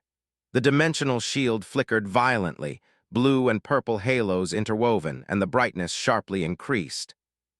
"Warning! Warning!" HM 6657 activated a full-spectrum alert. That single shot had drained 1/3 of the shield energy. Cold sparks flashed in the Iron Men's thought circuits. The power of the alien weapon exceeded pre-battle expectations. It must be known that the principle behind Argent Nur's dimensional shield was not simple negation, but a more advanced form of banishment, similar to a void shield. The alien is using a psychic weapon. There is a strong warp fluctuation. The power is immense. HM ripped a wall section from a building and held it in front of itself and its allies. Phosphorescent bombs were launched in a parabola, thrown toward the alien's hiding spot. Alerting, defending, covering, and attacking, all were executed seamlessly. Boom! Chemical flames instantly burst forth, the unique yellow-green of the phosphorescent fire erupting from the room. Krafen, enveloped in a psychic shield, rushed out of the firestorm that was hot enough to melt adamantium. The helmet projection simulated the action based on the alert. Its proboscis inserted itself into the gun in its hand, re-energizing the psychic firearm. "It's fast," the Custod's Dora pulled the trigger beside the cover. The bolt rounds from her guardian's spear fired, suppressing the alien's attempt to reload. She realized that Krafen's movements were extremely fast, even faster than her own. It was consciously dodging the bullets. Autumn leaped out, abandoning the cover.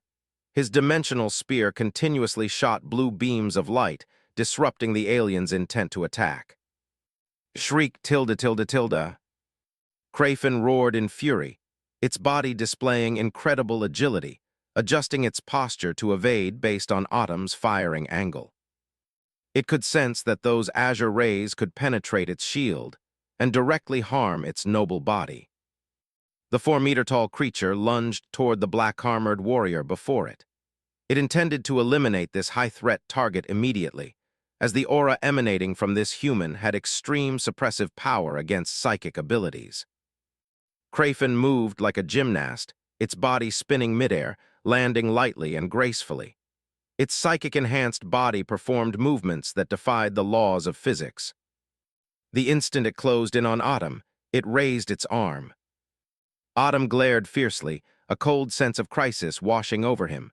The source was the alien's raised arm. But there was nothing there.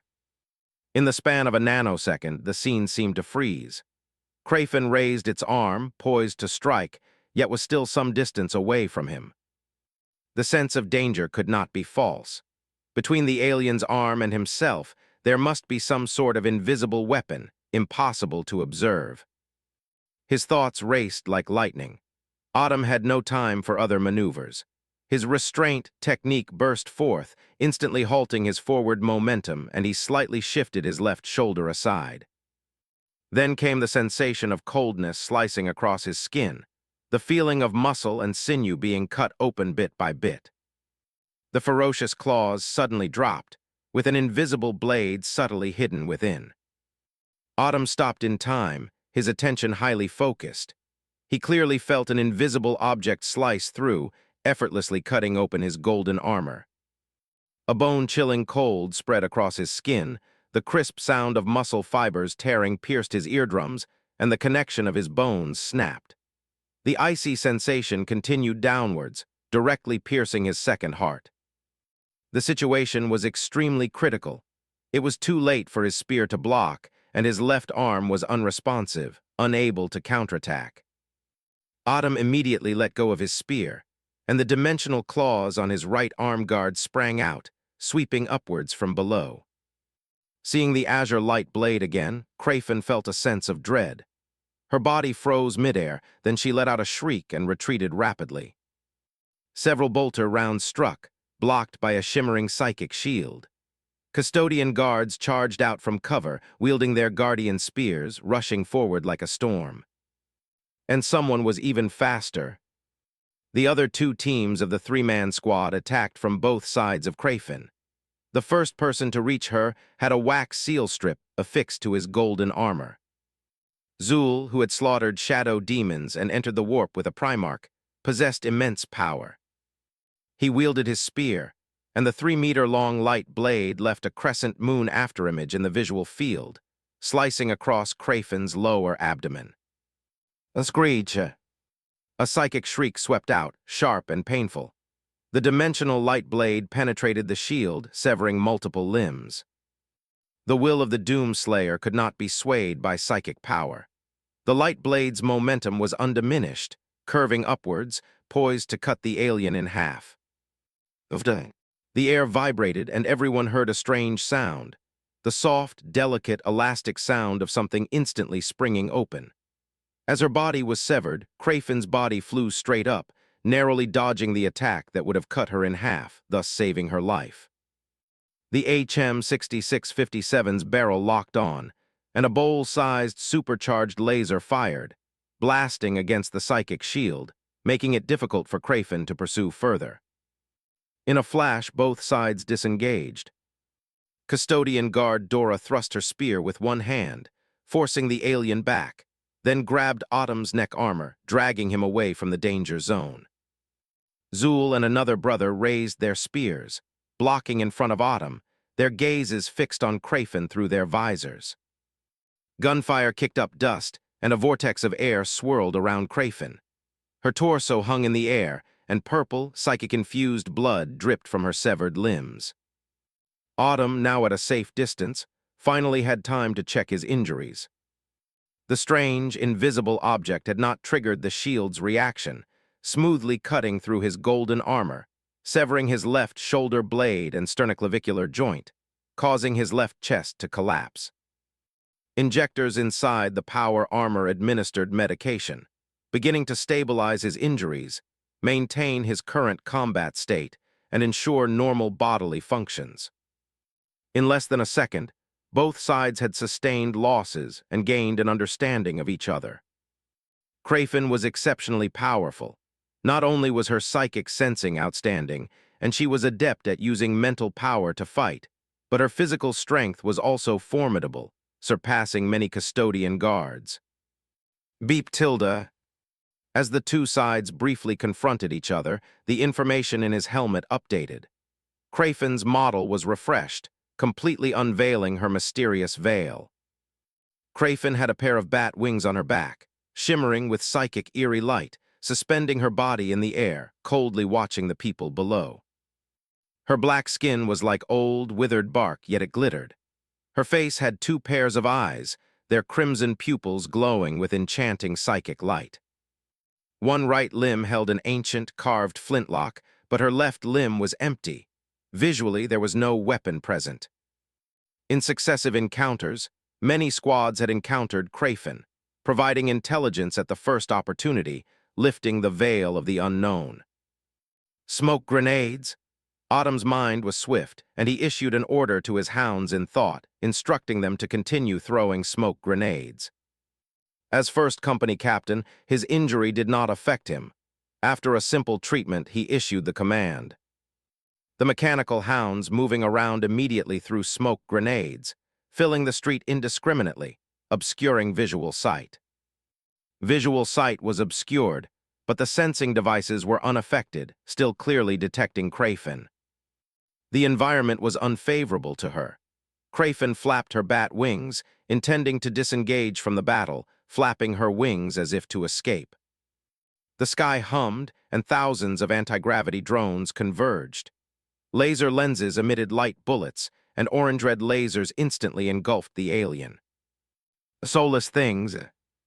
Crayfin's neck slid, rumbling with a roar, her rhomboid vertical mouth spewing saliva as she irritably cursed the machines. Yet she was not flustered in the slightest. Psychic light shimmered around her body. She raised her hand towards the drone swarm, spread her sharp fingers, and then abruptly clenched them. The drone swarm immediately became chaotic, as if gripped by an invisible hand, tightening from outside in, colliding with each other. Amidst the squeezing and collisions, the drone armor creaked, emitting painful wails, and electrical sparks seeped from the gaps like blood. Crayfin's destructive urge erupted, her desire to crush more satisfied than ever, letting out a terrifying laugh, as if she had crushed hateful humans. Just as she was triumphant, her owl-like terrifying laughter abruptly ceased. Her body, flying in the air, rapidly plummeted downwards, emitting a series of sonic booms, falling uncontrollably into the smoke. Boom! Slabs shattered and steel twisted. A large crater was smashed into the street, the violent impact sound more intense than the surrounding gunfire. Taking advantage of Crayfin's distraction, an iron men pulled her down with a gravity lasso. Crayfin fell like lead, crashing into the deep pit with a roar. Crayfin lay on the ground, her psychic shield flickering precariously. She sensed a cold, killing intent approaching from within the smoke. She had no time to fly again. Her raised arm remained up, controlling the drone iron balls to smash towards the hateful humans in the smoke. Cold sparks exploded in the smoke, and Crayfin suddenly felt her hand lighten. The iron balls in the air had lost their mass. Only the decomposition weapons equipped on human machines could achieve this, completely eliminating the material mass and neutralizing her own means of attack. Damn soulless machines! Knowing she was in a dangerous situation, she cursed again, once more invigorating her psychic power with hatred. A race adept at targeting souls hated soulless beings, which had no emotions in their logical thinking and were naturally immune to soul attacks. Before she could finish preparing, a dark shadow with swift steps charged out of the smoke, a spear wreathed in a decomposition field, thrusting directly at her face to take her life. Crayfin's spirit concentrated, her 4 blood-red eyes' pupils rapidly dilated, and an invisible psychic force exploded, forcing back the golden-armored human warrior. Sweat Pearl appeared on her black skin. Facing the human's attack, her heart pounded, and he had almost succeeded. Crayfin felt constrained everywhere. The black-armored humans made her feel disgusted, making it difficult to concentrate and greatly reducing her psychic power. The armor they wore further weakened psychic power, reducing her magical strength to less than 1/10. Before she could catch her breath, the humans in the smoke charged again. That terrifying, eerie light blade could easily penetrate psychic shields, directly threatening her physical form. The dimensional light blade cut through the smoke, and Zul's attack followed closely after the custodian guard. This was a strategy. Use the custodian guard to draw a counterattack, then let the Doom Slayer deliver a killing blow. The light blade descended with an unstoppable force. Crayfin hastily blocked, crossing her two arms to parry Zul's powerful blow. The moment she raised her arms, the smoke was disturbed by an invisible blade, revealing its length, width, and breadth, allowing Zul to see clearly. When Crayfin's 4 fingers were joined, a light shimmered at her fingertips, and a high-frequency resonance field extended, forming an invisible blade. Screech Tilda. The dimensional light blade effortlessly cut through the psychic shield, colliding with the high-frequency vibration, emitting a sound that set teeth on edge. Zul remained silent, pressing down his dimensional spear with both arms, pushing Crayfin backward. She couldn't resist with all her might. Even more terrifying, the high-frequency vibration disrupted the field's constraint, and the dimensional light blade overflowed along the breach. The situation was now critical. Crayfin resisted the slash, her body being cut by the scattered light, her mind and body taking a beating, and her psychic shield completely shattered. As the shield shattered, Crayfin's black skin suddenly tightened, and she let out a terrified shriek. Another custodian guard, hidden in Zul's blind spot, extended his guardian spear from the Doom Slayer's waist, its dark muzzle aimed at the alien's lower abdomen. The sound of a bolter rang out. Crayfin had not yet fallen, but one arm propped up a small shield, blocking the bolter rounds. Then Crayfin's body shuddered, losing its support, and slowly fell in the large pit. Hateful soulless machines, despicable human race. Her 4 blood-red eyes surged with hatred, cursing everything, but her aura grew weaker and weaker until she lay helplessly groaning on the ground. The Iron Men's nerve pulverizer had completely shattered the alien's nerves, rendering Crayfin completely paralyzed and unable to rise again. Squad 33, confirming the death of Crayfin, withdrew from the smoke-filled streets for a brief rest. In the middle of the protective cordon, a Legion apothecary arrived promptly to provide battlefield treatment for Autumn. Several mechanical arms extended from his backpack, operating on the first company captain's left shoulder, stitching fascia and muscle, resetting the dislocated bone, and pinning it together. The alien's high-frequency blade is very sharp, resulting in a clean wound, which is suitable for stitching and splicing. The apothecary stitched the skin, his tone full of satisfaction. After spraying the self-healing agent, the wound instantly looked as good as new. The external injury is healed. With internal self-healing, you will be fine in a few minutes. You're the best, Autumn nodded, moving his injured shoulder. Aside from some stinging, it would not affect his combat ability. Crayfin is very strong. Don't let your guard down, the apothecary instructed, then began packing his tools, preparing to move to the next injured brother. Be careful, Autumn cautioned, watching the apothecary leave. On the chaotic battlefield, the apothecary brothers were lone travelers, moving through the chaos to save lives and treat injuries, a highly dangerous task. Crayfin was exceptionally powerful. The governor sent a message warning all squads to be cautious. According to his estimation, if not for the psychic and mental suppression, 3 to 5 Crayfin could suppress Robot Gilliman. The Doom Legion had encountered a truly tough opponent.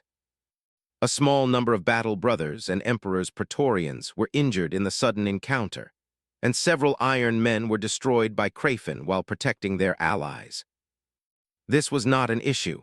The consciousness of the Iron Men brothers was not on the battlefield, and only their bodies, not their intelligent cores, were destroyed. They only needed to switch to a new combat body to quickly return to the battlefield. "Don't you know us?" The apothecary waved his hand, his figure turning into a black lightning bolt and disappearing from sight. Respect surged in Autumn's heart. Answering the call of Hippocrates, many top-ranking warriors gave up the honor of joining the Primarch's guard, choosing instead to become apothecaries to save lives and heal injuries. Because the brothers felt that the job of protecting the Primarch was somewhat vague and unnecessary. The father of genes did not need protection. The Primarch's guard was a ceremonial symbol with little practical use. Rather than wasting high-level talent, it was better to help their brothers. "We should move on." Zul brought over the armor, helped his brother put it on, and motioned for him to look toward the sky. Autumn looked up. In the dusky yellow sky, just before nightfall, a landing craft descended, signifying that the father of genes had arrived at the battlefield. Confirm status. The arrival of the father of genes meant that the battle was pushing into deeper phases. They would encounter more enemies, and the fighting would become increasingly fierce. After confirming their status was correct, Autumn reconfirmed their objective and began advancing toward a power plant to destroy one link in the shield function system. After Crayfin genome was uploaded, the fleet confirmed via gene scan that the number of Crayfin was 12,000. This might not sound like many, but Crayfin were extraordinarily powerful, with individual combat strength far exceeding that of the Praetorians and most warriors of the Legion. Without psychic-level suppression, encountering over 10,000 Crayfin rashly could result in them eliminating or severely crippling a space Marine Legion. The ferocious Crayfin must not be allowed to draw them into a stalemate. A war of attrition was highly disadvantageous to the Legion. Only by destroying the power nodes and lowering the planetary defense shield could they leverage the fleet's advantage and balance the battlefield through orbital bombardment. Status confirmed. Receiving the squad's reply, Autumn stood up, donned his helmet and picked up his spear, connecting it to the combat system. "First company captain back online. Begin allocating attack targets." The combat formation began to move, clustering closer than before.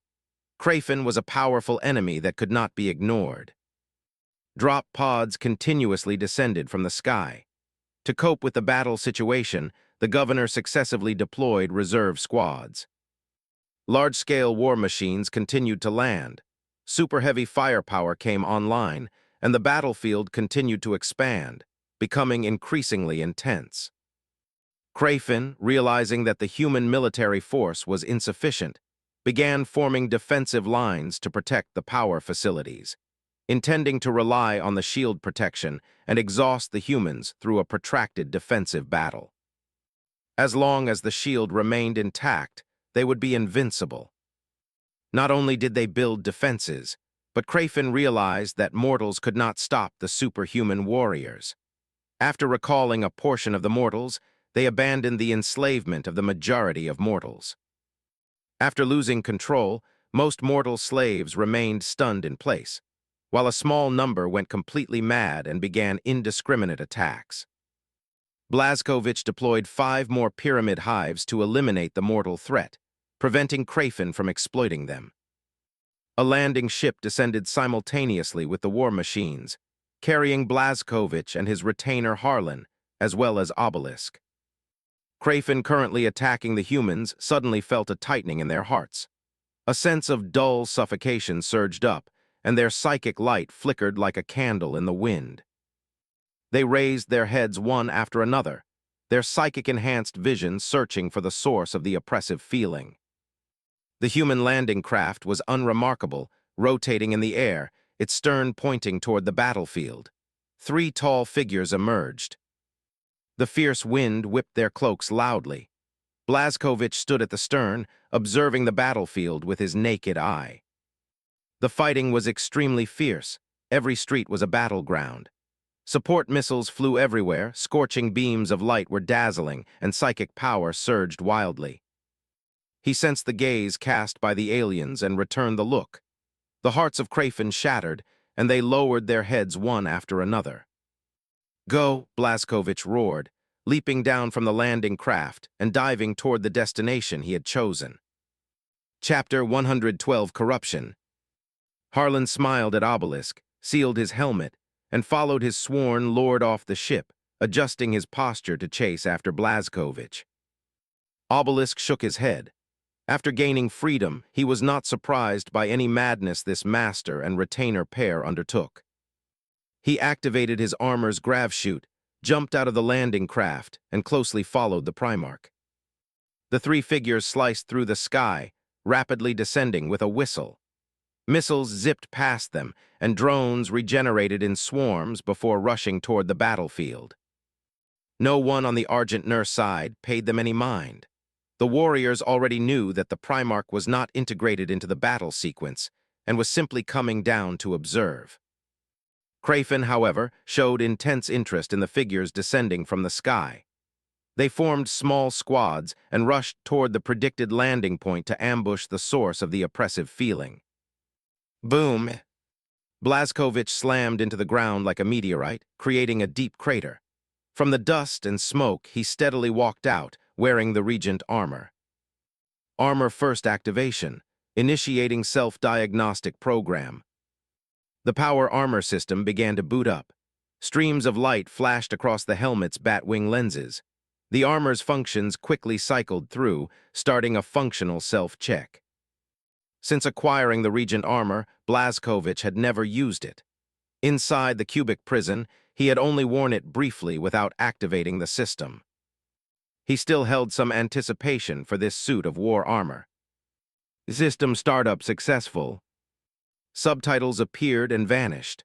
All functions of the power armor came online. Everything captured by the sensors was displayed on the helmet's projection.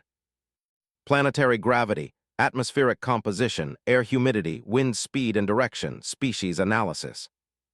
The insight, authority bestowed by the Void Dragon allowed him to see through the material essence of the physical universe, analyze deep matter, and assess various macroscopic and microscopic dangers. Since the insight function alone was so powerful, Blazkowicz naturally grew fond of it. However, the next moment his expression changed as he heard the wild and unrestrained voice of a certain deity. Heh, heh, heh, I have finally returned to the real universe. A phantom image popped up on the helmet's projection. It was the Lord of the material universe, the Void Dragon, Malgoroth. Blazkowicz's expression changed drastically. His right hand moved with extreme speed, attempting to activate the dimensional lasso to remove the Regent armor and throw it into dimensional space. The Lord of the material domain, whose consciousness had merged into the Regent armor and smuggled itself into the material domain, would surely cause a massive upheaval. How did it manage this? Did it evade the eyes of the Emperor and the Old Ones? Wait, wait, wait! The Phantom of the Void Dragon saw through his actions and quickly raised its hand to explain. My will is integrated into the war armor, and St. George and the Old Ones both know about it. Blazkowicz temporarily halted his movement, though he did not fully relax, and asked with a threatening low growl, how did they know? A secret transaction, the Void Dragon said smugly, sitting suspended in the void with its arms crossed. He gained some scientific technology in exchange for letting a portion of my will be free. It was definitely a good deal for him, Tilda. Hearing the Void Dragon say this, Blazkowicz was somewhat inclined to believe it. The Emperor was definitely capable of such self-serving actions. For him, facing a transaction where the benefits outweighed the risks meant absolute decisiveness. I think you are very dangerous. Blazkowicz kept moving, still insisting on removing the war armor, unwilling to trust the Void Dragon in his heart. Deities were cunning and despicable. If it escaped, it would absolutely take massive revenge against humanity and the Imperium. The Void Dragon could not harm him, so it would surely extend its target of revenge to the Nurse stars, wantonly ravaging the citizens of Argent Nur. "Don't," the Void Dragon cried out in alarm, clearly agitated. "I am constrained by the Regent armor. I can only exist as an intelligence and cannot escape this confinement. This was my transaction with Saint, the Emperor. This part of my will serves the armor and incidentally gets to see the scenery outside the cage.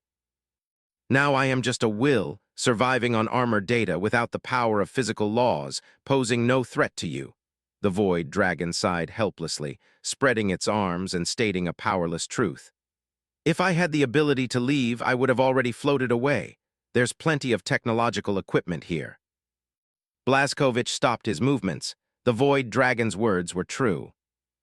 As the overlord of the material realm, if he still possessed authority, he could leave through technology and matter in just a thought. He slowly lowered his raised arm and asked with slight confusion, "You once said that you would watch the universe die without perishing, so why come to the outside world?" The Void Dragon did not answer, its projection disappearing inside the helmet, leaving behind a sneer. "Witness your path of God-slaying, witness the demise of the human race. Your enemies have arrived." Blazkowicz looked up at the edge of the city, where a squad of Krafen, after confirming their direction, charged out, heading straight for him. The alien individuals were extraordinary. Their clumsy formation revealed that they relied more on psychic solo combat than teamwork. The governor detected the enemies and began analyzing their specific form, racial ecology, formation flaws, charge speed, hostility perception, and distance scaling. Krafen's data analysis was displayed on the lens via Star God data. The insight authority of the governor armor penetrated all physical universes, digitizing everything within sight and presenting the important data. Krafen's blood-red eyes narrowed, revealing astonishment and horror at the life form before them. This human, life form, far taller than ordinary humans, radiated a strong psychic suppressive force from its center. He merely stood there, emitting waves of heart-pounding aura. Psychic light weakened as they approached, and their minds lost connection with the warp. At long range, Krafen inserted their muzzle into their flintlock, and dark saliva condensed into warp fragments, which were loaded into the gun barrel. The alien flintlock fired. There was no spark from the muzzle, but a purple circular array pattern erupted and warp energy spewed forth. The purple light, carrying dim dark light, tore through the void, heading towards the tall human at 6 times the speed of sound. Blazkowicz stood still. The warp fragments tore through the void and arrived, yet he had no intention of dodging, wanting to test the power of the governor armor. The destructive psychic energy was terrifyingly ferocious. Forests warped in its path, weeds on the track twisted and danced wildly, plowing a warp rift. This terrifying, unclean power polluted real space, arriving with a desperate killing intent. But a surprising reality occurred. The initial ferocity from the muzzle grew calmer the closer it got to Blazkowicz, gradually turning into a glow and dissipating, vanishing in a powerless struggle. Krafen were very shocked. Their instincts screamed how absurd the scene before them was. The warp power on which they relied for survival shattered like an invisible bubble simply by approaching the mysterious human. How powerless and ironic. He seemed to be the natural enemy of psychic energy. All illusory and supernatural powers were suppressed. Blazkowicz stood still, equally surprised internally. The warp flintlock was incredibly powerful, yet the projectiles it fired dissipated before him. Although he knew he had an effect on psychic energy, he didn't think it was strong enough to directly dispel warp crystals. The armor forged from star god fragments can itself anchor reality, coupled with your characteristics. It can naturally negate illusory psychic energy. A low, magnetic male voice said. The Void Dragon did not appear, but provided the answer in the data stream. "So that's how it is." Blazkowicz stretched his body. The Regent armor felt as light as nothing, his movements unhindered, as he watched the psychic energy before him turn to dust. He retrieved a Janblue light sword from a dimensional rift, aimed it at the surrounding Krafen, and prepared to fire a dimensional beam to kill the enemies in his way. "Wait!" A roar accompanied a whistling sound. Harlan Ogilvy closed his grav chute and landed in a crouch, holding the dark light. The champion swordsman rolled, lowering the impact of his landing, and rolled in front of Blazkovich. The white-armored warrior stood before his master, his long spear horizontally across his chest, his eyes beneath the helmet incredibly resolute. "I am Harlan Ogilvy, champion swordsman, Oath Guard." Harlan stood with his spear, like the white wall guarding the Argentum, standing before King Noack, protecting the Oath King.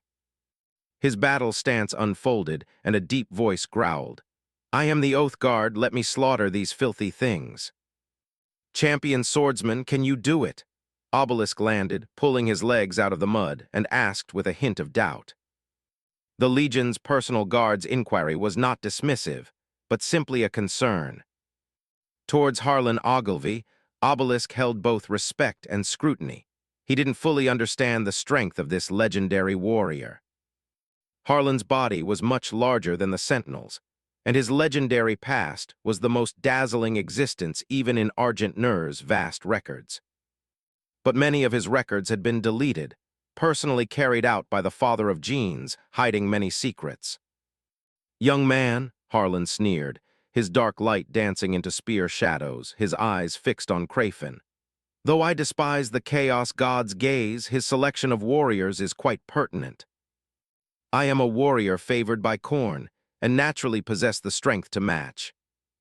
"Scions of Blazkovich," he glanced back at Obelisk, gripping the dark light, and charged towards Crafin, the warrior's wild words carried on the whistling wind. "Watch me sever the heads of the enemy." With arrogant confidence, the champion swordsman charged towards Crafin. Obelisk stood beside the father of genes, intently watching Harlan's every move, scrutinizing his actions, getting to know this legendary figure he had little contact with. The father of genes did not stop him, indicating his full confidence in the champion swordsman's power. Though confident internally, Obelisk gripped his weapon. He was cautious by nature, always ready to support the champion swordsman. Crafin were exceptionally powerful, beyond human limits, requiring several brothers and the Praetorian Guard to cooperate, along with Iron Men heavy firepower, to surround and kill them. Moreover, the Legion brothers had the advantage of psychic immunity compared to the Sentinels. Harlan's arrogant countercharge made the serious warriors look on, filled with both anticipation and worry. "Relax," Blazkovich whispered, telling his scions to ease their tense posture. "He is a true warrior, an existence that made Khorne take notice." He looked up at the sky, watching the battle-lit heavens. The gaze of the deity had descended. The Chaos God's gaze pierced the veil, cast from the warp into real universe, watching his favored warrior, enjoying the blood-boiling battle. Crafin manipulated psychic energy. The barrier between reality and illusion was very thin, and blood flowed on the battlefield. Khorne cast his gaze from his throne. He sat up from his throne, his blood-red gaze sweeping over Blazkovich and settling on Harlan. "Filthy aliens." The white figure sprinting away, his boots splashing mud, his long spear drawing dark light, let out a battle cry that disdained all. "Yield your head to me." His furious roar drew attention, echoing through the sky. Crimson lightning fell from the void, and the Chaos God beat the war drum for his favored champion. Blood-colored mist enveloped Harlan, turning him into a blood-red meteor. Every footprint oozed blood, accompanied by Khorne's unrestrained laughter. The blood god's aura permeated. The psychically sensitive Crafin could not resist the killing intent. Their 4 red eyes grew even redder, and their palms joined as high-frequency vibrating blades sprang out. They didn't know why, only that their desire for slaughter surged, and they unconsciously put down their ranged weapons, engaging in honorable close-quarters combat. Crafin charged from 3 directions, their weapons twisting the void, attacking the wild man who was roaring passionately. "Come on!" Harlan's expression was ferocious, his teeth grinding, using wildness to vent his killing intent and resist the bloodlust surging within him. He watched the enemies in front of him. Cognitive shielding couldn't block his sight. Every movement of the aliens was clear to him. I have in countless dreams. His eyes were bloodshot, flames erupting from them, clashed with the chaos god countless times. The dark light parted the night, piercing the throat of the alien directly in front of him from an incredible angle. The opponent died with an expression of disbelief. In the instant they passed each other, Krafin's body fell limply, rolling powerlessly, collapsing at Blazkovich's feet. Obelisk suppressed his astonishment, dragging the filthy alien away, so it wouldn't defile the father of Jean's eyes. Blazkovich observed intently, his eyebrows slightly raised, his expression a complex mix of appreciation. In terms of martial arts alone, his old friend had surpassed the mortal realm, reaching an inconceivable state. Harlan Ogilvy, watched by the Chaos God, had sparred with Khorne in his dreams. Decades of clashing with a god meant his martial arts could be called the first in the galaxy. Though without victory, Ogilvy in front, the dark light of his long spear retracted inwards, absorbing the vitality of the dead, his state showing no fatigue. Though I never want. Harlan's roar shook the soul, blood-colored sound waves visible to the naked eye, making Krafin's spirit waver. A martial art that plays chess with gods, transcending mere moves to reach a concept of victory. Who could stand against it? From his roar, it was clear that he had never won in his long years of battling the chaos gods. Khorne is not only the god of war, but also the god representing the ultimate in individual martial prowess, encompassing all unknown and known martial arts from the past, present, and future. A descendant of the Golden Men fighting a god, naturally, could not win. How could a mere 200-year-old body contend with an eternal god?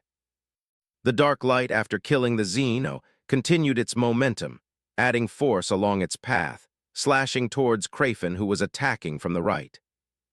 The enraged Xeno swung its multiple limbs, bringing down high-frequency vibrating blades, stabbing at Harlan's many vital points. The champion swordsman remained completely unfazed. The Xeno's clumsy attacks were inferior to those of a Sentinel's trainee and posed no threat to a seasoned warrior. In a millionth of a second, Harlan's eyes blazed, his perception meticulously observing, seeing a barely perceptible discord in the tip of the high-frequency vibrating blade. His control over himself was exquisite. With a twitch of his muscles, the dark light's impossibly thin blade slashed out, hitting the tip of the high-frequency vibrating blade at a molecular gap. Buzz tilde tilde tilde. The high-frequency vibrating blade collapsed from its weak point, unable to withstand the dark light's sharpness, and was cleaved in two, the blade continuing its unstoppable trajectory. Krafin was terrified. The collapsing high-frequency vibration heralded death, and the human blade cut through her fingers, palm, and arm, tearing apart her upper body along the bones. Nor was I defeated. Harlan flung aside the Xeno's head, roaring his battle record. In the struggles within the Chaos God's dream, though he had never won, he had also never been defeated by the god, always waking from the dream before his energy was depleted. The long spear hooked back, his legs coiled, and Harlan spun for a return strike, the dark light piercing Krafin's chest. A screech, a shrill shriek, and the long spear flicked upwards, tearing open the Xeno's head, foul blood gushing out and flowing down the spear shaft. In a brief 2 seconds, 3 Krafin were slain by the human champion, their bodies falling lifelessly to the side. As the blood hit the ground, arrogant laughter echoed from the void. The blood god pounded the armrest of his skull throne, cheering for his chosen champion. The blood god's unrestrained laughter whipped up a blood-colored storm, and as a reward for the magnificent battle, he once again bestowed a blessing upon the warrior, injecting it into the white-armored warrior's body, his gaze then leaving the real universe. Harlan, bathed in blood, stood up, took off his helmet, spat out a thick glob of phlegm, wiped the blood from his long spear, and slung it over his shoulder, disdainfully saying, "What is this garbage?" His contemptuous words had a double meaning, disdain for the Xeno's cowardice, and scorn for the Chaos God's blessing. It's hard to concentrate during my battles. The champion swordsman shook his helmet, dislodging Xeno blood, and kicked aside Crafen's corpse. That old bastard Khorne keeps spouting nonsense in my ear. His patience for whispering for so many years is quite impressive, though. Khorne pays too much attention to you. Blazkowicz strode over, carefully examining Harlan. Next time, come with me to Terra, and we'll find the Emperor to expel the Chaos God's blessing from you. Useless. Harlan shrugged, putting on his helmet and walking alongside Blazkowicz, speaking casually. I once asked the Old Ones to dispel it, but it always returned later. It's a temporary solution, not a cure. After trying a few times, I didn't care any more and gave up on dispelling the blessing. He grumbled with interest. I'm just wondering, if one day I face the blood god and raise my weapon against him, would the god withdraw his blessing because of our differing stances? No. Blazkowicz didn't speak, but he already had the answer in his heart. If someone could face the blood god, maintain their composure and ability to think, and raise a weapon to challenge the deity, he would never withdraw the blessing. Instead, he would be ecstatic, stand up, personally welcome the challenger, and bestow even more blessings. Khorne symbolizes conflict, regardless of its causality, but when a fist is thrown or a sword is drawn, regardless of good or bad intentions, courage is the primal driving force behind everything. Among the Chaos Gods, in terms of straightforwardness, the Blood God ranks highly. At least he wouldn't toy with his worshippers like Tzeentch. Excellent martial skill. Obelisk stepped forward, his booming voice not stinting on praise. Killing 3 Crafen in 2 seconds was a powerful feat worthy of commendation. The champion swordsman's martial arts were superb, his moves flowing like water, his attacks striking directly at vital points. According to the sayings of old Terra, he had reached a state of perfection, his martial arts having returned to their purest form, transcending primal instinct. Harlan waved his hand without saying more, his gaze sweeping the battlefield left and right, and he asked Blazkowicz as they walked, "Don't we need to help them?" Clearly, having truly felt Crafen's combat power, the champion swordsman felt a premonition of danger and was concerned for the safety of the warriors. Among the myriad races in the vast universe, Crafen was undoubtedly one of the strongest. No, Blazkowicz hesitated slightly, but ultimately decided not to help the front line. The overall commander of this battle was Blazkowicz, and everything was to proceed according to his orders. Blazkowicz would not participate in the fighting. The battle situation was still stable. The Doom Slayer and the Iron Men Custodian Guard were steadily advancing towards victory, and it would be unwise to intervene. Since the governor of the Legion had accepted his responsibility, he naturally had to be trusted, so as not to undermine Blazkowicz's confidence. Interfering would not only not help, but would also make him tremble with fear. Since he chose to let go, he would let the governor act boldly. Until Blazkowicz issued a request for help, he would absolutely not actively participate in the battle, but rather execute his own plan. Then point me to a destination. Harlan merely asked a simple question, and upon receiving an answer did not delve deeper, allowing Blazkowicz to lead the way forward. Just head towards... Boom! A violent explosion interrupted Blazkowicz, the ground shaking violently, and a visible shockwave erupted from the center of the Hive City, spreading at dozens of times the speed of sound. The 3 immediately ducked down to avoid being blown away by the shockwave. Good news came from battlefield communications. Junior, leading a team with the legendary warrior Astalon, had successfully raided the Hive City's main tower basement and overloaded the plasma reactor. With the main functional reactor damaged, the chimeric shield visibly dimmed, the light barrier even appearing to totter, hovering at the edge of overload. Shield severely damaged, allowing large units to pass through. Blazkowicz keenly seized the opportunity. The aircraft carrier in orbit opened its belly, releasing more atmospheric vehicles to help the ground forces advance.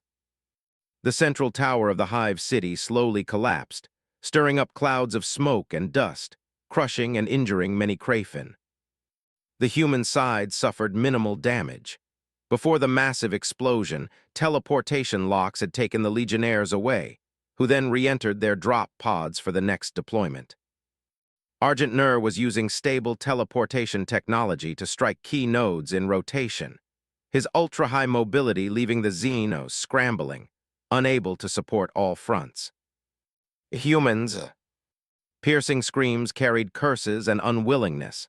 The shield function area was destroyed, and the human fleet continuously dispatched ground forces, their firepower becoming increasingly fierce. In the fierce engagement, Crayfen lost patience. The intermittent roars and shrieks suddenly ceased, and above the collapsed ruins in the center of the hive city, before the dust had settled, an unusual sparkle flickered. "Follow me." Blazkowicz selected a target and led Harlan and Obelisk into the city. Harlan quickly followed. Obelisk looked at the marked unknown, and a cautious vigilance arose within him. The father of Jean's choice, seemingly careless, was actually too close to the hive city's center, allowing for immediate support at any turn. He immediately realized the Primarch sensed danger.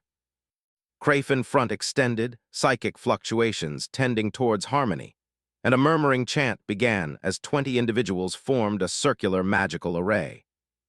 A terrifying aura permeated the air, purple psychic energy connecting, like giant Ferris wheels slowly rising, resembling portals. The anomaly drew attention. Blazkowicz gestured on the holographic sandbox, and the Old Glory launched drop pods, preparing for another pinnacle assault.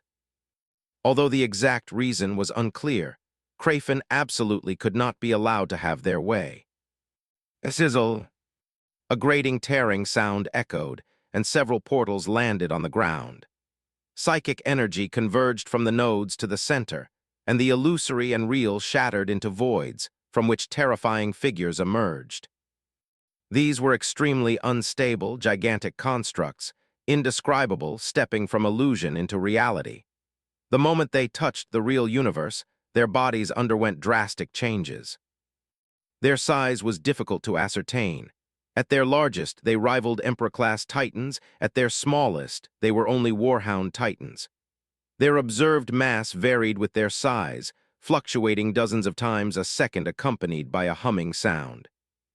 Observers could only confirm one thing. They were Crayfen-summoned Titans, using psychic energy as weapons.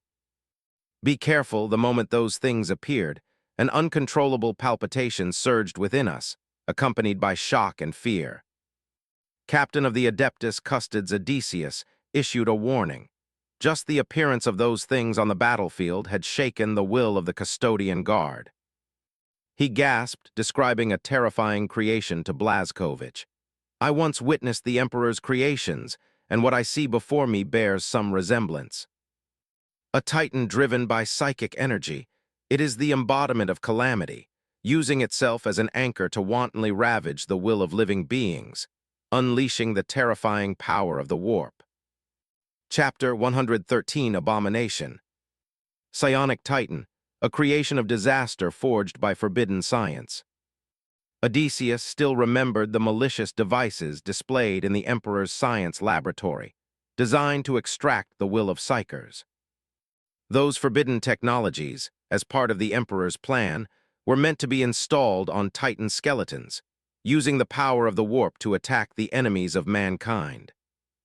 When the psionic Titan driven by Crayfen appeared, the captain of the Adeptus Custodes recognized instantly that while the technology differed, their function was the same.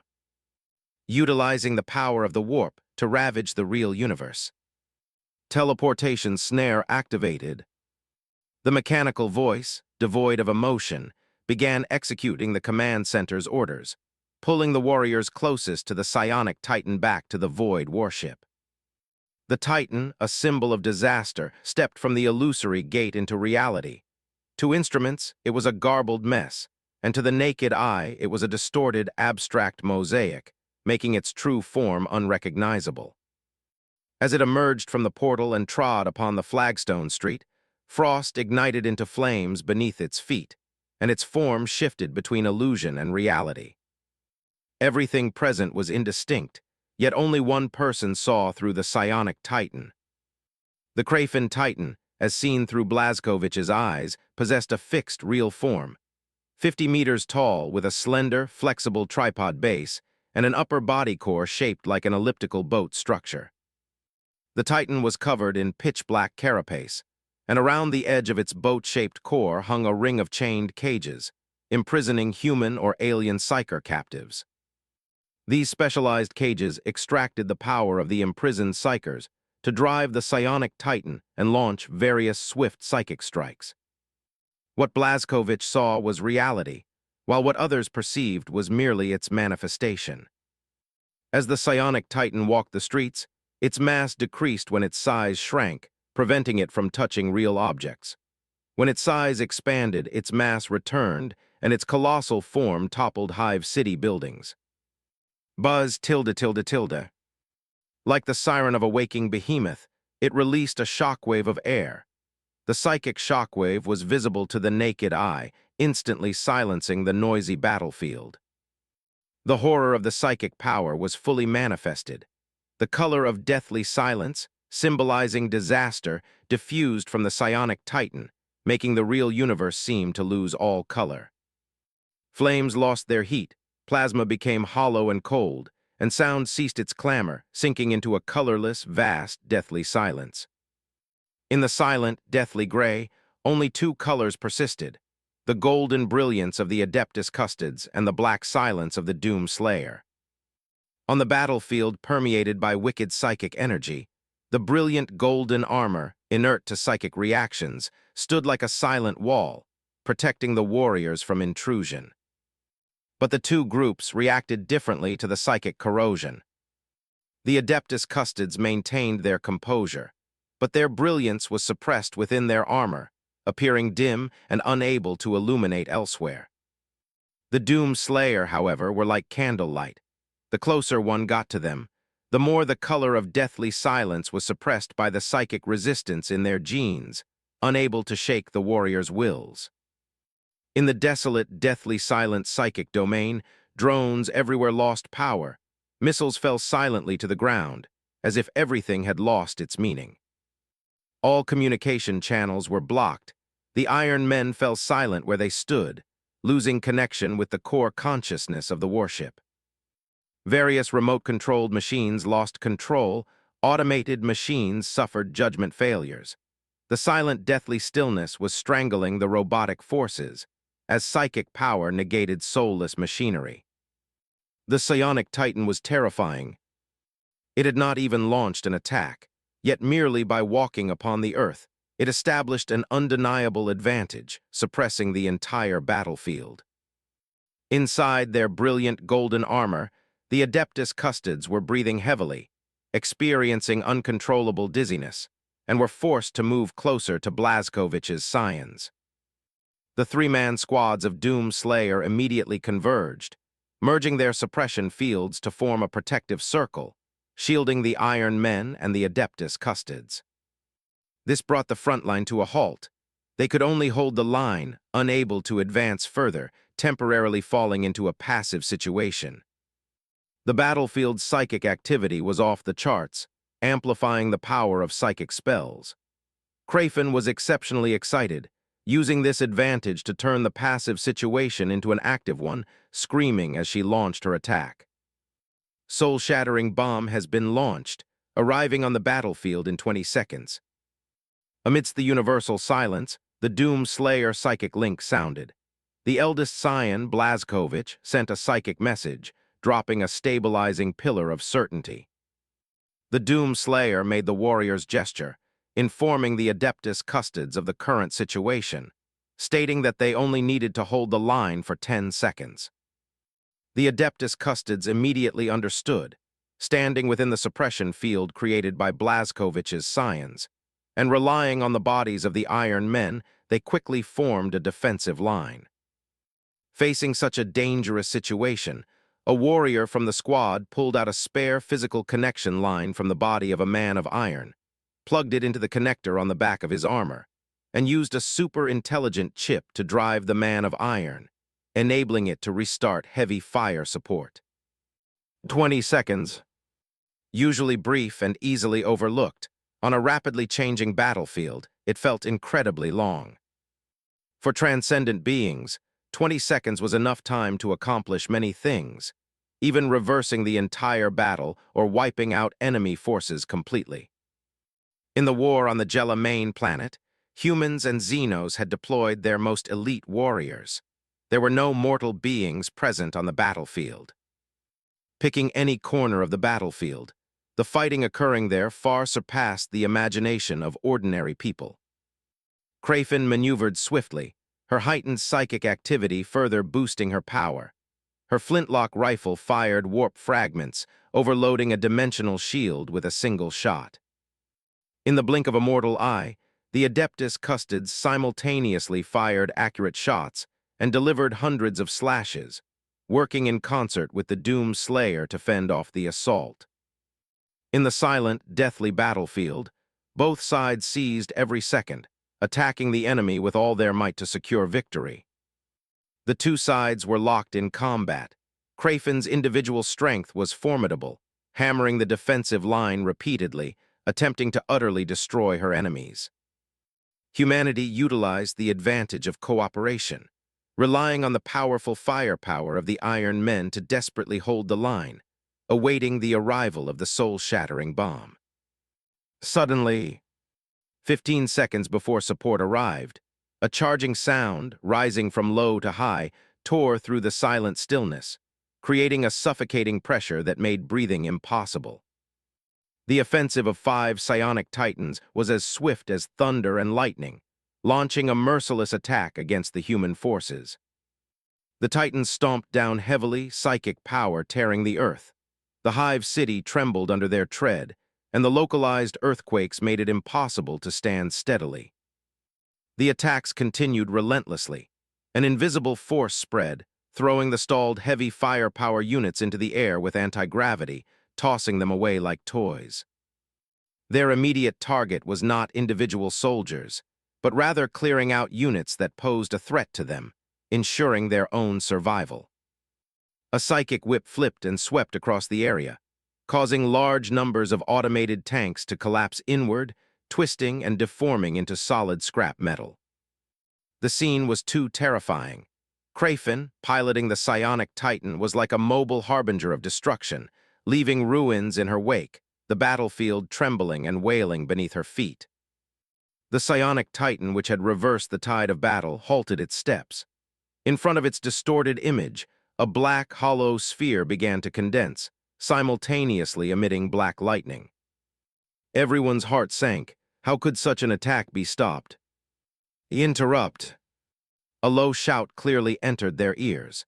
In a corner of the battlefield, Tal Rasha seized the opportunity and recited the words of creation. The psychic black hole, which was accumulating power, shook unstably. The Titan stumbled back 2 steps. The black hole lost cohesion and subsequently collapsed and vanished. Before the 3-man squad could cheer, Tal Rasha groaned, blood spilling from his lips, and he also stumbled backward and fell. He gasped violently, his chest heaving sharply, then burst open with a bang. The brilliant golden armor exploded from the inside out, flesh and blood splattering. Tal Rasha was mangled from his throat to his lungs, and his chest was shattered into pulp due to the price of the explosive backlash. The teleportation snare instantly activated. He had halted the psychic attack at immense cost, and was thus severely wounded and removed from the battle. Buzz tilde buzz tilde buzz. The charging sound resumed. The slightly eased situation plunged back into crisis, as the momentary respite bought by Tal Rasha was mercilessly crushed by the psionic titan. And this time, to prevent another interruption, all psionic titans charged their power simultaneously. Prepare the words of creation. Within the psychic link, the Doom Legion coordinated, prepared to sacrifice themselves to buy time and ensure victory in the war. The brothers of the Legion held a resolution to die. Tal Rasha, who was the most gifted with the words of creation, was severely injured. Others might perish trying, but death would not stop them. With the battle at this stage, the Legion could no longer retreat. One step backward meant all previous efforts would be wasted. A worthy death! A fierce war cry was transmitted through the psychic link. The warriors prepared for sacrifice, bidding farewell to their battle brothers. Swoosh! A bolt of red lightning streaked across the void, shattering the deathly silence. Everywhere it passed, the gray color receded, and all evil forces were dispelled. Crack, the red lightning struck the central psionic titan in the formation. The machine, which symbolized disaster, revealed its true appearance and stumbled to its knees. Lodged in a lens on the front of the titan's boat-shaped structure was a crimson longsword, its blade deeply embedded in the glass. Just as confusion set in, the next sight terrified Crayfin out of her wits. The black carapace of the titan faded in color. The machine, where death spread from the longsword, gradually petrified as if it were a living thing. In the final moment before stepping underground, Blazkowicz turned and glimpsed the arrival of a psionic titan. He unhesitatingly threw the crucible sword, destroying it in a single strike. In everyone's memory, the psionic titan became transparent and was then forgotten. Impressions of it dissipated, written records vanished, and it ultimately became a lingering doubt in their minds. The psionic titan turned to ash, erased from the concept of reality. Both the Imperial Guards and Crayfin felt something was wrong. Why was the Titan attack formation left wide open in the center, exposing such an obvious weakness? A crimson light sword fell from the ashes, its blade piercing the bluestone and embedding itself in the surface of the Gelamain planet. When it touched the ground, the domain of disaster was repelled, and physical laws returned to the battlefield. Attack the enemy Titan units! A roar came, the low shout awakening the battlefield as the intelligent mechanical units came back online. Crayfin was completely bewildered, not understanding what exactly had happened. She could not understand why her side's Titan's psionic domain had suddenly shattered. Why was the Titan formation wide open in the center? Something seemed to have existed there, but now there was only a longsword used by humans. Doubt truly existed, but action did not stop for a moment. The Titans drew power from the psionic batteries within their bodies, aiming at densely populated human areas. What if the psionic domain dissipated? That was merely a side effect brought by the Titans, suppressing the mind and interfering with reality, making it difficult for enemies to muster the courage to resist. The true weapons had not yet fired. With just one volley, warp energy would tear reality apart, and the annihilation black spheres would destroy mind and soul. It would turn the tide of battle and destroy all enemies in the way. All heavy firepower attacked the enemy Titans. Blazkowicz leaned on the command console, his hands crushing the steel edge, and bloodshot appeared in his eyes. Blazkowicz had always been steady and calm in war command, but at this moment, his heart was filled with extreme tension. If the enemy psionic Titans were allowed to continue their rampage, the cost required for this war would far exceed his internal expectations. The holographic projection showed that Crayfin's Titans were hit by various attacks, yet they still stood firm on the battlefield, accumulating annihilation-grade psionic energy. Excess psionic energy condensed into shields, resembling a dark singularity that devoured everything. Missiles were consumed by it, and energy beams were deflected and twisted, unable to cause the slightest damage. They were an unsolvable presence, pressing forward step by step against the human line, like a tightening rope choking off the victory belonging to Argent Nur. 10 seconds. Blazkowicz's two hearts pounded violently. The Soul Destroyer missile still needed 10 seconds to arrive. It had already penetrated the shield and entered the atmosphere, even completing its target lock and attack posture adjustment. But the ground forces could not wait another second. The psionic reaction was about to peak. The Imperial Guard's body monitoring systems showed that the heart rates of humanity's most elite warriors were continuously accelerating, and physiological reactions such as dizziness and vomiting were occurring. "Retreat," Blazkowicz prepared to give the order, allowing the teleportation lassos to bring back the Legion brothers and the Imperial guards, temporarily withdrawing to prepare for the next attack. "Launch the Atlantis Titan, prepare for lance strike." The communication came via psychic link, interrupting the Archon's command. The request from First Company Captain Autumn was quick and urgent. "Did you succeed?" Blazkowicz's expression changed, and he quickly responded mentally, confirming this request for aid. The shield had not completely shut down yet, making it difficult for heavy units to penetrate. If an accident occurred and the Atlantis Titan crashed into the shield, it would result in the destruction of the machine and the death of the pilot. "Confirming order," Autumn stated decisively, confirming the instruction without hesitation. In the plasma reactor beneath the Hive City, the First Company Captain's shoulder cannon fired continuously. Teammates beside him vanished into light, and he himself was about to teleport away. The Iron Men, led by HM 6657, blocked the front. Their steel bodies were battered and broken, jamming the pipes to resist Kraven's brutal counterattack. They had breached the underground area, broken through the alien defense line, planted bombs in the plasma reactor, and detonated the shield's power engine. "Launch the Atlantis Titan, lance targeting the ground." Blazkowicz's fingers moved like lightning, confirming the instruction on the command console. From the belly of the Titan transport ship, the prepared Titan thrones were launched, dropping toward the battlefield, ready to engage the enemy Titans. Boom! The earth rumbled and trembled. The plasma engine exploded, the confined energy rapidly expanding, and the high-temperature plasma created a violent explosion. The center of the battlefield collapsed into a void, at the heart of which was an extremely bright plasma fireball releasing destructive energy. One psionic titan was unfortunate enough to fall into the deep pit, buried by continuously falling rubble, making it difficult to escape immediately. The night sky of the Jella main planet suddenly brightened.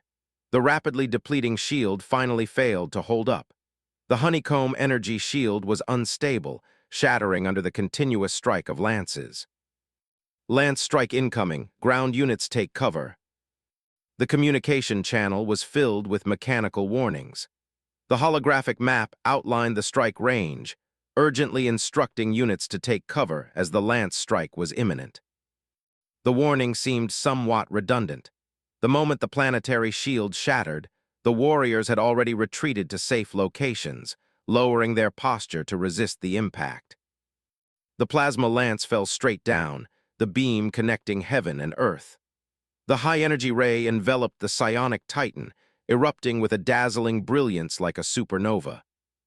The psionic titan was incredibly resilient. Its shield constantly shifted and flowed, yet it stubbornly refused to break, enduring the bombardment of the anti-ship plasma lances. In the areas surrounding the Titan, the ground began to crystallize and annihilate. The high temperature of the plasma swept across the battlefield, yet it still stood firm. Joints groaned, the frame structure trembled, and the shield flickered between bright and dim. The psionic Titan, like a towering giant, bore the absolute condemnation descending from the heavens. The psionic vortex cannon dimmed, as all psionic supply was diverted to the shield to resist the lance bombardment. The Titans were firmly suppressed by the ship cannons, and the situation instantly reversed. Kraven was forced to abandon the surface, retreating entirely into the underground fortifications. Without shield protection, the surface was no longer safe. Although the Titans seemed indestructible, without the planetary shield offering protection, they were nothing more than sitting targets for the fleet's artillery. Taking advantage of the fleet's strike interval against the Titans, they entered the underground space to take cover, preserve their fighting strength, and continue the war of attrition with humanity. Lance strikes came one after another. The sensors of the Iron Men and the power armor continuously issued warnings. The battlefield temperature kept rising, and the slightly cool air gradually became scorching hot. The attack had not stopped, indicating that the psionic titan had not yet fallen and was desperately holding on under the lance strikes. The knowledgeable Imperial guards shook their heads repeatedly. The aliens were disgusting, but the psionic titans they piloted were far more advanced than human titans. If a human titan were directly hit by a lance from high orbit, even the most powerful Emperor class could not withstand it. The shield would overload after a few seconds, and the titan would be collectively dissolved by the high temperature. The alien titan had endured at least 4 lance strikes, yet it still refused to fall, maintaining its psionic shield while its chassis emitted a groan of defiance. Soul Destroyer missile incoming. A few seconds later, the announcement rang out. The missile, launched at the earliest moment, had finally arrived.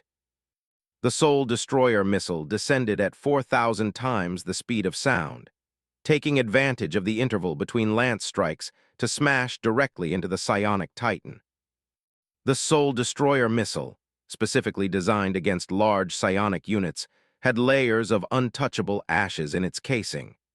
The warhead passed through the psionic shield without resistance, aiming directly at the target. The missile disintegrated inside the shield, and the ashes carried by the warhead burst out, spreading around the target and forming a psionic nullification zone. The psionic titan met its natural enemy. Its unstable mass and body disintegrated, and its chassis' psionic energy retracted, revealing its true form. A whistling sound carrying heavenly might descended. The Atlantis Titan throne opened from the air, the machine adjusted its posture, and a heavy flying kick descended from the sky. Banged! Steel collided with steel. The 100-meter-tall humanoid mecha kicked the head of the psionic titan, the sonic boom shattering the ground. The Atlantis Titan, boosted by 10 times the speed of sound and mass acceleration, unleashed power beyond imagination. The psionic titan was slammed underground, struggling in the pit. Its chassis whined, still attempting to rise and fight again. The 4 Atlantis pilots would not give it a chance. Their humanoid iron feet stomped on the psionic titan's chest, illuminating gigantic dimensional weapons and striking at the enemy's vital points. The sharpness of the dimensional weapons was beyond question. The light blades swept through, cutting the titan in 2. Fluorescent machine oil sprayed from the cuts like blood. The psionic titan struggled continuously. As the ash dust was shaken off, its body once again flickered with psionic light. Seeing that it was still stubbornly resisting, the Atlantis Titan's weapons chopped down again, splitting open the Titan's cockpit, and a giant shoulder cannon fired directly at Crayfin inside. Other pilots pulled out Crayfin and crushed her to death in their hands, showing no mercy for the alien. Having successfully eliminated the enemy Titans, the Legion warriors were greatly encouraged. As the intelligent Legion units continued to descend, they pressed on with the cleanup of Crayfin. With fleet fire support, Argent Nur's army held an absolute advantage. They only needed to root out the aliens, and there were countless ways to eliminate them. The surface was now extending the conflict, and the underground of the Hive City was also bustling. Crayfin poured into it, their roars rising and falling. Blazkovich and his 2 companions descended deeper down the stairs. The residual effects of the plasma reactor explosion had not dissipated. Smoke and dust billowed, rendering the path ahead murky. Without power, the Hive City underground was plunged into a deathly silence, broken only by the rustling sounds of crawling creatures echoing in the darkness. As the 3 were not mortals, their vision was unaffected by the dark environment, and they strode quickly down the steps. Harlan's gaze swept over Blazkovich's armor, and he couldn't help but ask, "Where did you get this armor?" He noticed that the style of the armor worn by Blazkovich was unique and different from Argent Nur's craftsmanship. Both the material and forging technique were unknown, prompting his curious inquiry. It was forged jointly by the Old Ones and the Emperor, incorporating shards of the Citan, Blazkovich replied. He raised his arm, and the retractable blade, ZZZT, popped out, its cold light slicing through the darkness. "A fine piece of equipment," Harlan said, a flash of envy in his eyes. Unfortunately, it is something you can only dream of obtaining. An excellent suit of power armor is a warrior's second life, especially when it is sufficiently powerful. I also contributed to its creation. A string of text appeared on the helmet visor. The void dragon did not speak, but the words conveyed a hint of indignation. Blazkowicz ignored it, continuing his conversation with Harlan as they walked toward the depths of the Hive City, searching for their objective. The Hive City underground consisted mostly of pipes and industrial zones. The air was thick with the smell of rust and decay, and the continuous heat dissipation from various power engines made the climate hot and humid. Typically, the height and depth of a hive city are roughly equal, its cross-section forming a diamond shape divided into two triangles by the ground level. The upper hive housed nobles and the ruling class, where they enjoyed sunlight and fresh air, while the underhive never saw the light of day, its residents mainly commoners and gang members. Krafin's invasion transformed the hive city residents into soulless ones. When they received no instructions, they could only wander aimlessly throughout the hive city. Following the collapse of the surface, Krafin entered the underhive, and the residents, whose behavior had been zombie-like, suddenly became active. They emerged from dark corners, their expressions sluggish and hollow, following Krafin's orders to provide support and use their lives to block the human army. These humans are beyond saving, the void dragon suddenly spoke. Their souls are about to be extinguished, leaving behind hollow bodies. That's not bad either, its tone dripping with sarcasm. The scene it described appeared synchronously on the visor. If you cut out their prefrontal lobes, you will get a large supply of obedient ants.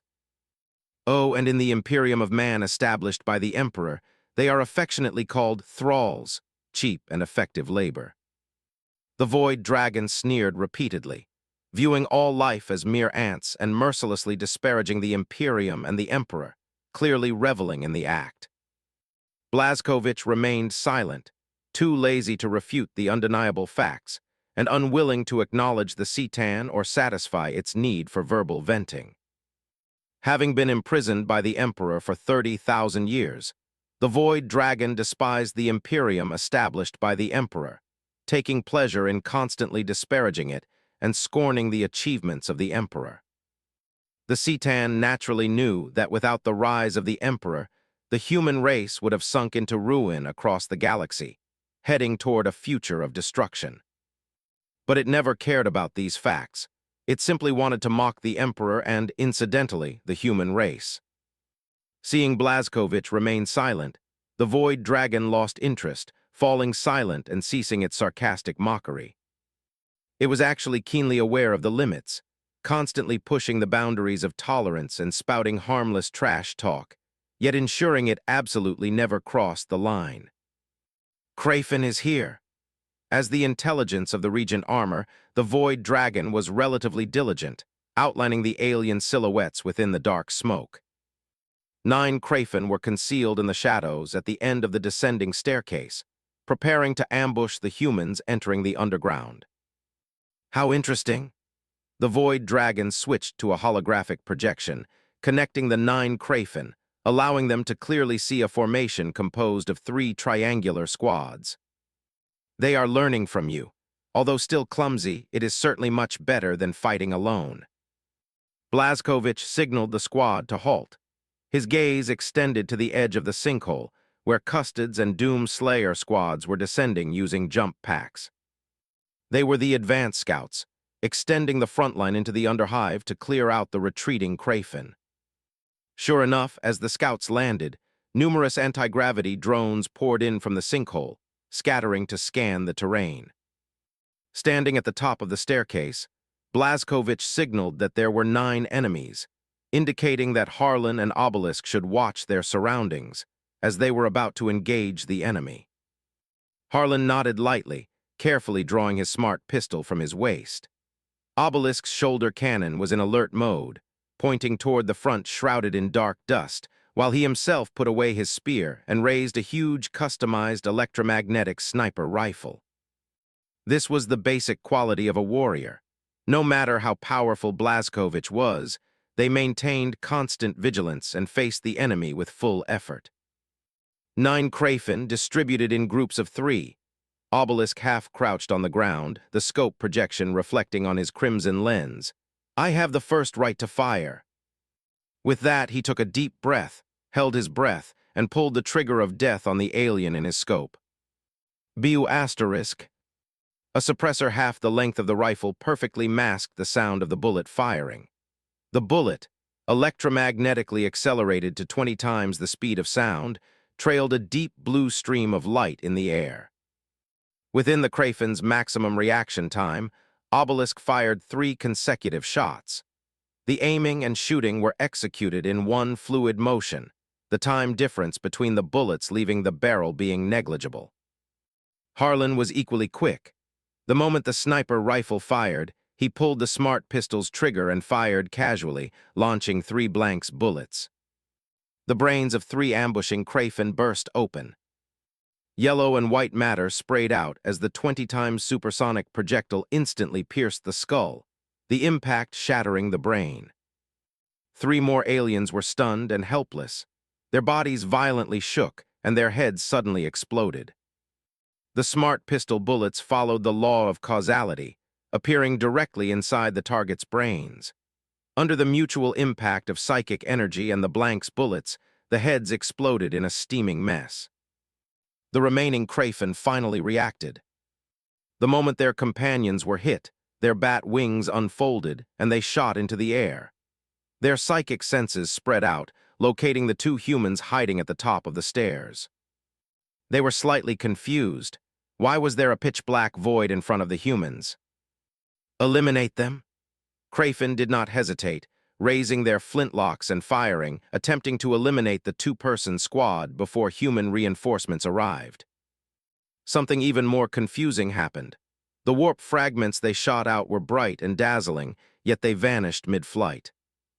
Krafen did not dwell on it, closing their fingers to deploy high-frequency vibrating blades, and rushed forward with a roar. 2 humans without heavy firepower or soulless machines nearby. Once the ambush was exposed, they were lambs waiting to be slaughtered. Krafen couldn't wait. They wanted to chew on the psychic energy of the human warriors, tearing it apart bit by bit, savoring it slowly, mouthful by mouthful. Their bat wings sliced through the air, their powerful bodies breaking the sound barrier, reaching the humans almost instantly. Only then did they realize there were 3 humans in front of them. One figure, unnaturally large, wore dark green power armor, standing there like a statue, his gaze utterly unwavering. The high-frequency vibrating blade distorted space. The downward chop was astonishingly fast. Krafen believed she had delivered a perfect strike combining skill and power, a strike the human could not possibly dodge. The target indeed did not dodge. To her horrified gaze, the human raised his right arm, gently rested it on her arm, and then gently and irresistibly broke her arm. Krafen could sense what was happening, but could not react or move.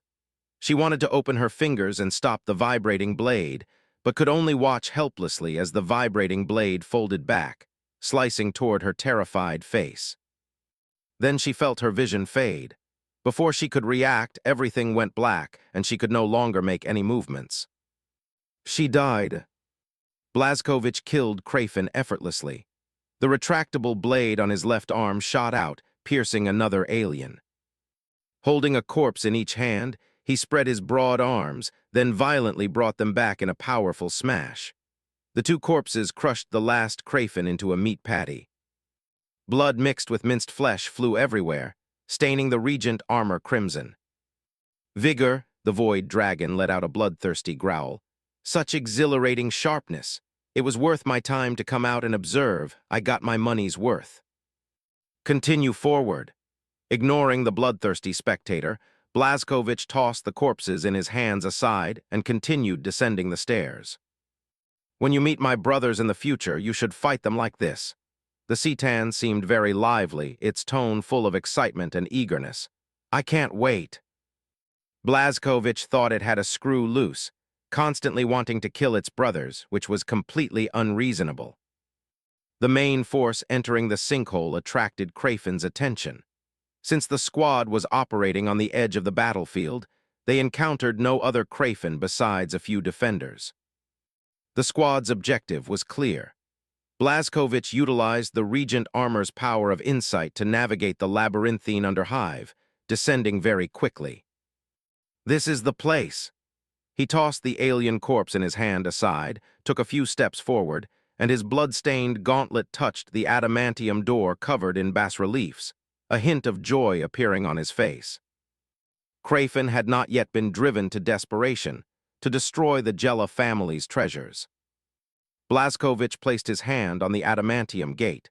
The Jella family's century-old treasures lay within.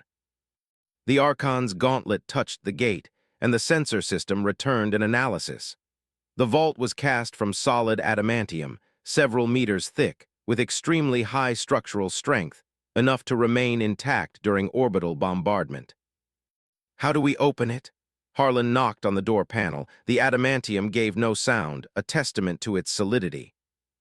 "It requires the Jella family's genes."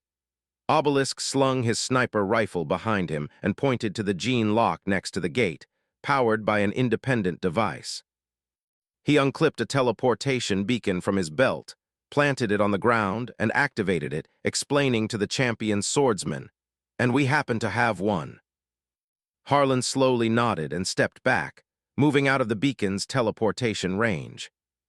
The psychic beacon activated, emitting a unique psychic fluctuation. On the asterisk glory of old asterisk, a warrior pushed the teleportation target into the teleportation chamber. Jella, clad in a prisoner's uniform, shivered uncontrollably, hugging his arms against the biting cold of the psychic chill. Then, with a flash of white light, he felt the world spin. The environment abruptly changed. The familiar air, tinged with gunpowder, entered his nostrils. He sniffed sharply, knowing he had arrived home. The surroundings were incredibly familiar. Alien corpses lay before the family vault, and 3 tall warriors stood before the adamantium gate. "I prostrate myself before you, sirs." His mind was quick. He immediately knelt and kowtowed, knowing why the warriors before him had summoned him. Jella had witnessed the entire battle, and the terror of the aliens left him with lingering fear. He also understood the Argent Nur Star's war capabilities. In his heart, the Argent Nur Stars had already become an unchallengeable ruler. In the segmentum obscurus sector of the galaxy, for the next 1,000 or even 10,000 years, Argent Nur's authority could not be shaken. Its immense power could make everything submit. Knowing this, Jella's attitude became even more deferential. He instinctively hunched his back, daring not to make any presumptuous moves. "Don't beat around the bush." Harlan, unable to contain his impatience and eager to know the vault's contents, pointed at the gene lock and urged, "Open the door quickly. I need to choose my spoils." Even in the Star era, the Sentinels still maintained tradition. Whatever a warrior touched on the battlefield was his unique spoil.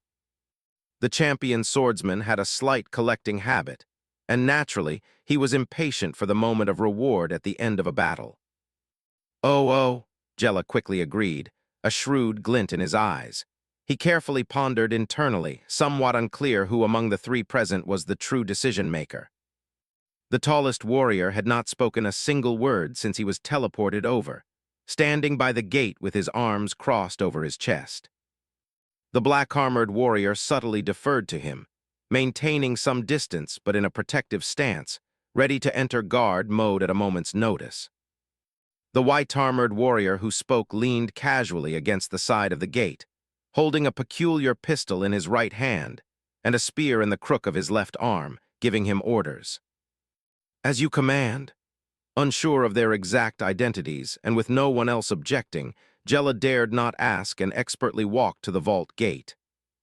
As he put his hand into the gene scanner, a wave of bitterness welled up inside him. The accumulation of 100 generations of his family was first opened unwillingly by Crayfin's manipulation. And now, under the pressure of authority, it was again not by his own will. Alas, circumstances were in the end stronger than personal will. "Boy," Harlan growled, walking beside Jella. His tall figure was extremely imposing, and the dim yellow light from the vault door cast a shadow over Jella. "Are you very unwilling?" The champion swordsman, seemingly relaxed and casual, was in fact extremely perceptive, noticing the look of regret on Jella's face. "No, it's not that, sir." Jella's Adam's apple bobbed, and he swallowed with difficulty, a fawning smile appearing on his face. "The family accepts the rule of the Argent Nur stars. Everything belongs to King Noak. I'm just very regretful." He suppressed his inner fear, shaking his head with feigned regret. "Regretful about what?" Harlan looked down at the man before him, who was both extremely dishonest and constantly making small gestures, his mind clearly calculating. "Regretful that the treasures in the vault are not complete."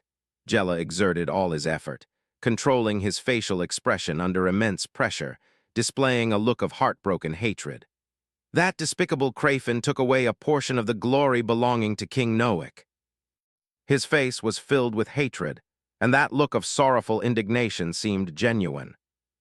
Harlan remained noncommittal, silently looking down at Jella, whose expression gradually stiffened, fine beads of sweat seeping onto his forehead. Jella no longer dared to speak and focused on unlocking the vault door. The noble vault was designed with great complexity, various steps interlocking with no grand purpose, simply to delay time. Because delaying time was the greatest insurance. The vault's opening procedure was extremely lengthy. Even with correct steps, it required a very long time, thus delaying plunderers and awaiting the arrival of reinforcements. Time passed minute by minute. The door-opening procedure was extremely complex, making Harlan pace anxiously. Finally, he could only sit cross-legged on the ground, closing his eyes to rest, waiting for the vault to finally open.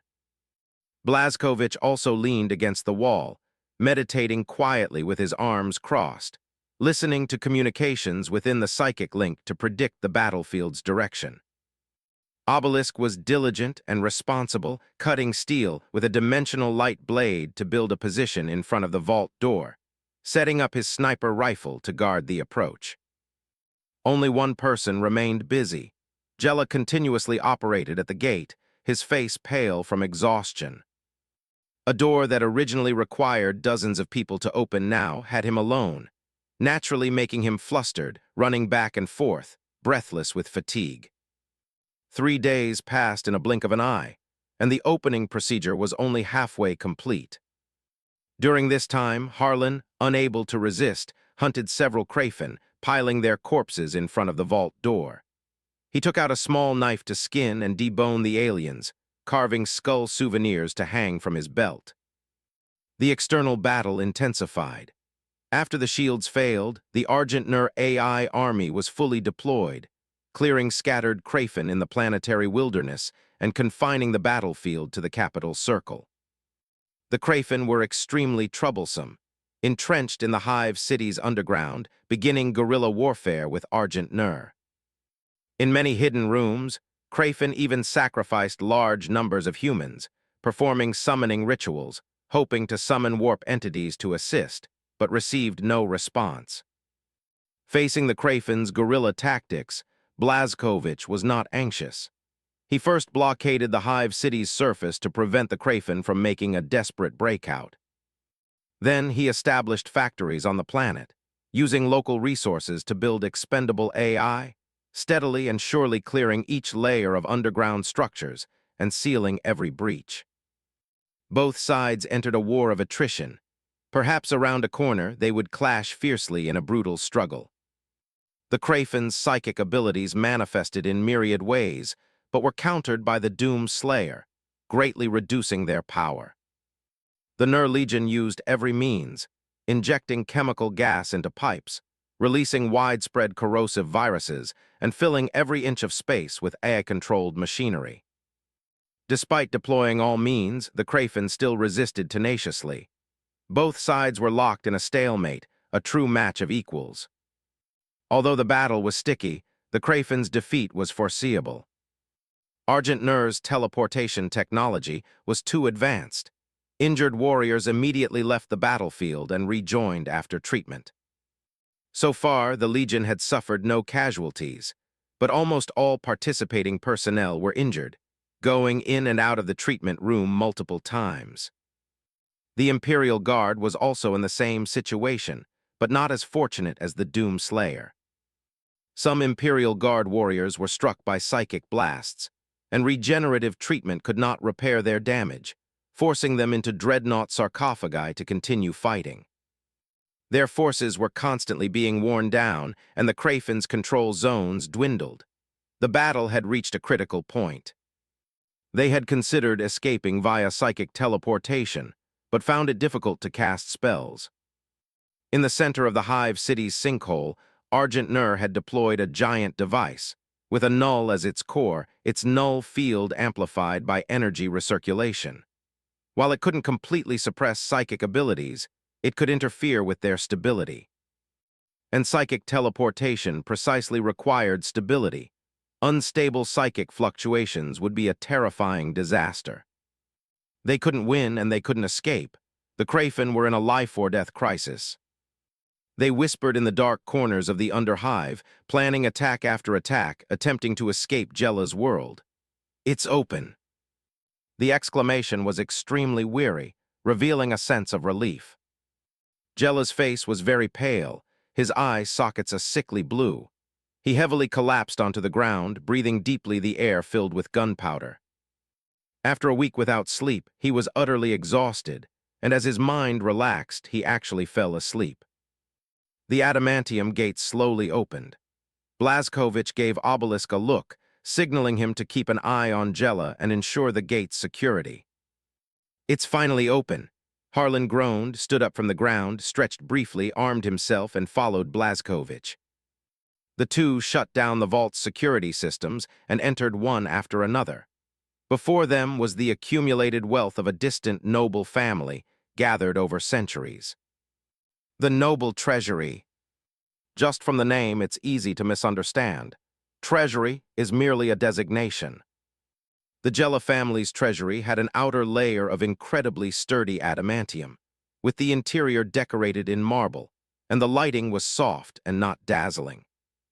This was a colossal palace built from collections, with crystal chandeliers hanging from the dome, and epic paintings slowly unfolding, showcasing the Jella family's history.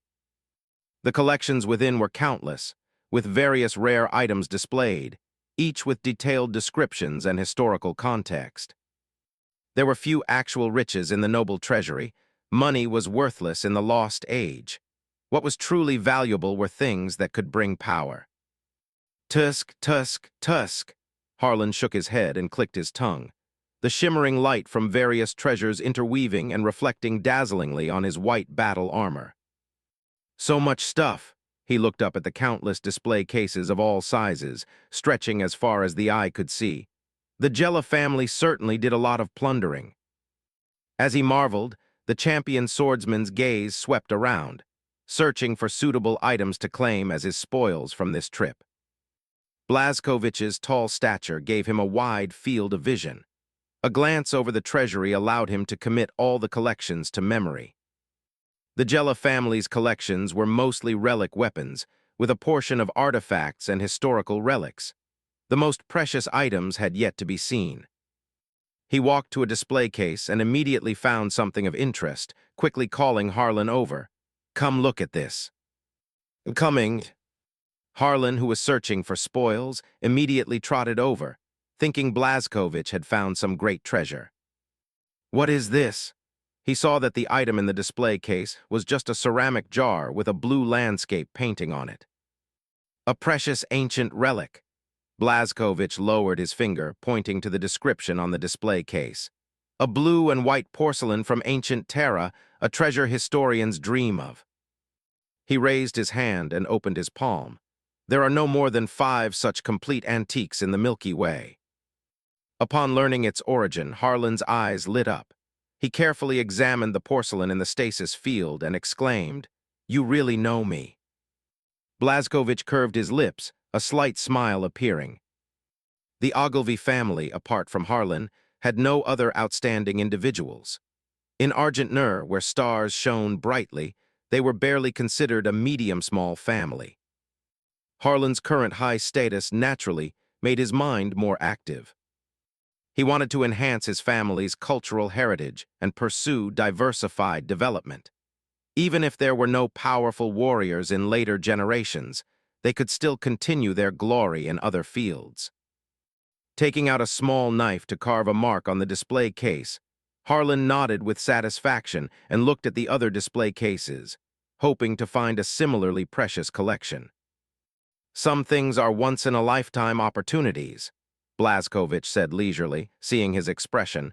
Don't be too greedy lest you lose sight of the bigger picture. With that, he strode forward, heading deeper into the treasury to find the true treasures. Harlan gave up his search and quickly followed. His martial prowess was exceptional, but his cultural knowledge was quite ordinary. He didn't recognize many things. Rather than searching aimlessly, it was better to follow the knowledgeable Blazkowicz. He was sure to gain a lot.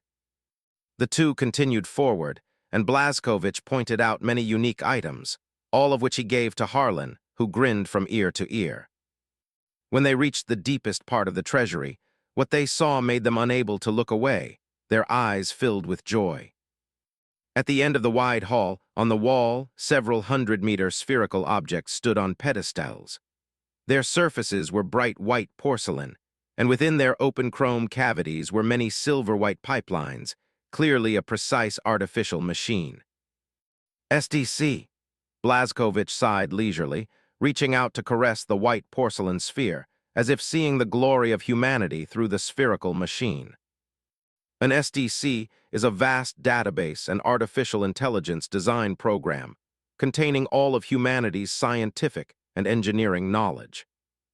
Its original intention was very noble, to allow any human colony, even without professional engineers and scientists, to survive and thrive on an unfamiliar planet. Users only needed to input local available resources, environmental conditions, and requirements, and the SDC would automatically generate the most optimized, suitable design plans, construction processes, and complete user manuals. This incredible technology laid the foundation for humanity's glory and propelled humanity's footsteps across the Milky Way. It constantly reminded people how great humanity once was and how fallen it is now. What is now considered high technology was once commonplace basic colonial tools. What a pity, Harlan inspected it, his low voice carrying a rare, seldom-seen hint of regret. It's not a complete SDC system, just some kind of individual template. Blazkowicz glanced at him, snorted, and said, "A complete SDC system, that's an unattainable legend. If it still existed in the Milky Way, it would drive anyone mad, sparking a war that would shatter the Milky Way. A complete SDC system contains all human knowledge and can even replicate itself, allowing its user to recreate the Golden Age. Perhaps it still exists in the world, but it won't let itself be found. Most SDCs in the Milky Way now are templates, a construction template for a single item, or SDC fragments, blueprints containing scientific knowledge. The gains here far exceed my expectations." Blazkowicz's words barely concealed his joy as he pointed to 4 SDC templates. 4 relatively complete SDC templates. One is a shield template, and whatever the rest are, they are unimaginable treasures. And those, Harlan raised his hand, pointing to a corner of the treasury where small display cases held rings, earrings, brooches, and other ornaments, miniature weapons crafted by the space monkeys. Blazkowicz counted carefully. After these miniature weapons supported the Jella family's glory for 100 generations, over 1,000 still remained. He was secretly astonished. The space monkeys who crashed back then were indeed grateful for the Jella ancestors' life-saving kindness, crafting many miniature weapons. Next to the miniature weapons lay a capsule-shaped single-person escape pod, a testament to that time. "What a pity," Blazkowicz muttered softly. "It was a pity the space monkeys' whereabouts were unknown. They were the true treasure." The space monkeys were created by the old ones and endowed with inspiration. They could analyze scientific tools and craft miraculous creations with rudimentary technology. Miniature weapons were just one of them. "My lord, have you found what you needed?" A humble greeting came as Jella trotted up, his face flushed with weakness. "We will take these SDCs," Harlan said bluntly, pointing at the ceramic spheres, then randomly pointed at a few other things in the treasury. "And some collectibles." "As it should be." Jella forced a smile, his eyes slightly red, enduring the heartache as he nodded and spoke humbly. "Everything is yours to choose." Even though he was mentally prepared, when truly facing the plunder, Jella's heart ached as if bleeding. He felt like he was drowning in sorrow. The family's accumulated wealth was gone in an instant. Jella almost fainted. Harlan saw his face full of grief and despair and uncharacteristically offered comfort. "After all, we are not pirates or bandits. We left you most of your things. You can certainly rely on those to rise again." "Thank you for your generosity, my lord." Jella's expression was stiff. He tried his best to maintain his composure. Not cursing at them was a testament to his excellent self-control. The most valuable things in the treasury had been swept away, and they still claimed not to be bandits. That generous tone was truly infuriating. However, Jella secretly breathed a sigh of relief. The family could indeed rise again. He had no doubt about that because that one thing hadn't been discovered. "Boy," the Void Dragon suddenly spoke from within the Regent armor, and Jella's body immediately projected a pop-up. "This boy is very dishonest." When he came before you, his gaze shifted slightly to the left. His pupils dilated by 0.2 millimeters due to relaxation, and blood flowed from his core muscle groups to his skin and internal organs. "It's obvious he's hiding something from you, and he's relieved he got away with it." As the Void Dragon spoke, it displayed various data about Jella's body and conveniently highlighted the direction of his gaze. "I know," Blazkovich's voice was confined within the armor. Although he lacked the detailed data, he clearly sensed Jella's relief. "But I don't understand," he asked the Void Dragon. "Exposing him brings you no benefit. Why warn me?" Blazkovich wasn't too concerned about the hidden matter, but the Void Dragon's behavior raised many questions for him. For a Citan, this Regent armor was a prison for its free will. It had not committed evil, deterred by Blazkovich's authority. Active assistance, however, was absolutely impossible. The Void Dragon fell silent, then let out a sinister laugh. "I have no other meaning. I simply want to see how frustrated this mortal will be after being exposed." The Citan's voice was full of malicious amusement, anticipating the suffering of others, as if licking its lips in the shadows of the data stream. The Void Dragon viewed all life as playthings, was extremely treacherous, and enjoyed watching the suffering of others. Blazkovich believed this explanation. When it came to good deeds, the Citan might have been lacking, but when it came to toying with sentient life, they were quite experienced and even enjoyed it tirelessly. "Descendant of the Jella family," Blazkovich called out in a deep voice, his authoritative tone exploding like thunder next to Jella's ear. The giant who had never spoken had opened his mouth. Jella felt his spirit waver, his knees buckled, and he collapsed onto the ground, his legs trembling, instinctively prostrating himself on the marble floor.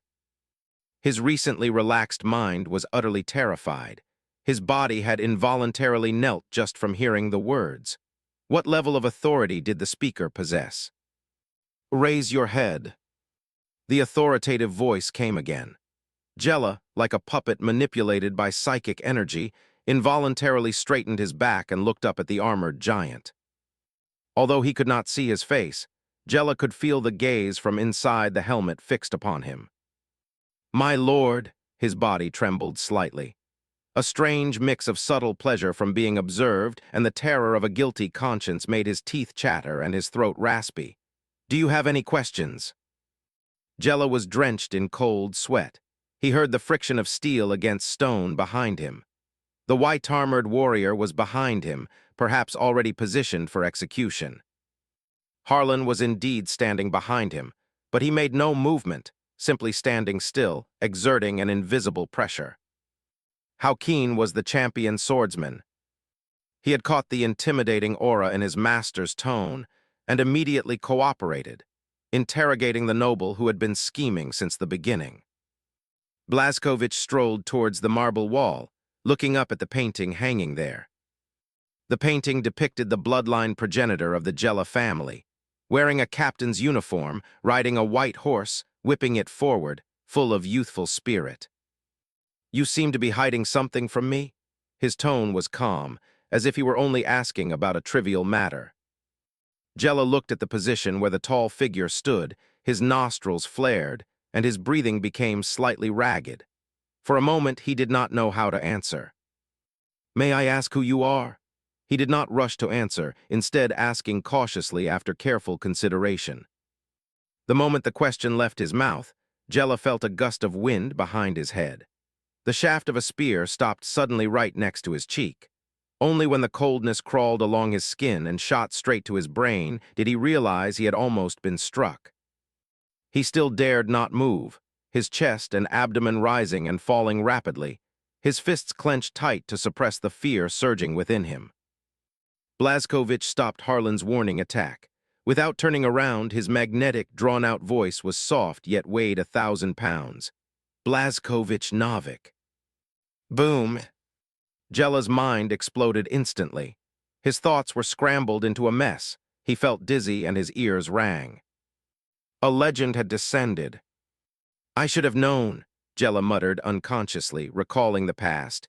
The imposing figure on the bridge, the casual demeanor on the battlefield, all flashing before his eyes. "I should have known. I bow before the Lord of the Stars." He prostrated himself completely, offering a humble salute to that figure with the elegant cadence of a noble. "The null subjects send their blessings to you." At this moment, sweat poured out as if he were dehydrated, soaking his mottled prison uniform. It felt as though his bones were trembling and groaning. "Null subjects?" The authoritative voice sounded slightly confused, utterly devoid of fluctuation. "Are you a null subject?" Lying motionless on the ground, Gela dared not answer, breathing heavily, unsure how to respond. Any statement now would be evidence presented in court. Whether his life continued depended entirely on a single word from the king before him. No, it wasn't that complicated. Gela felt that the Lord of the Stars didn't even need to speak. Just a careless glance would be enough for him to be separated from his head. Because the blade of the spear held by the person behind him was already resting on his neck, tendrils of coldness licked his skin, raising goosebumps. Hearing that Gela had no intention of responding and not wanting to waste time persuading him, Blazkowicz spoke directly.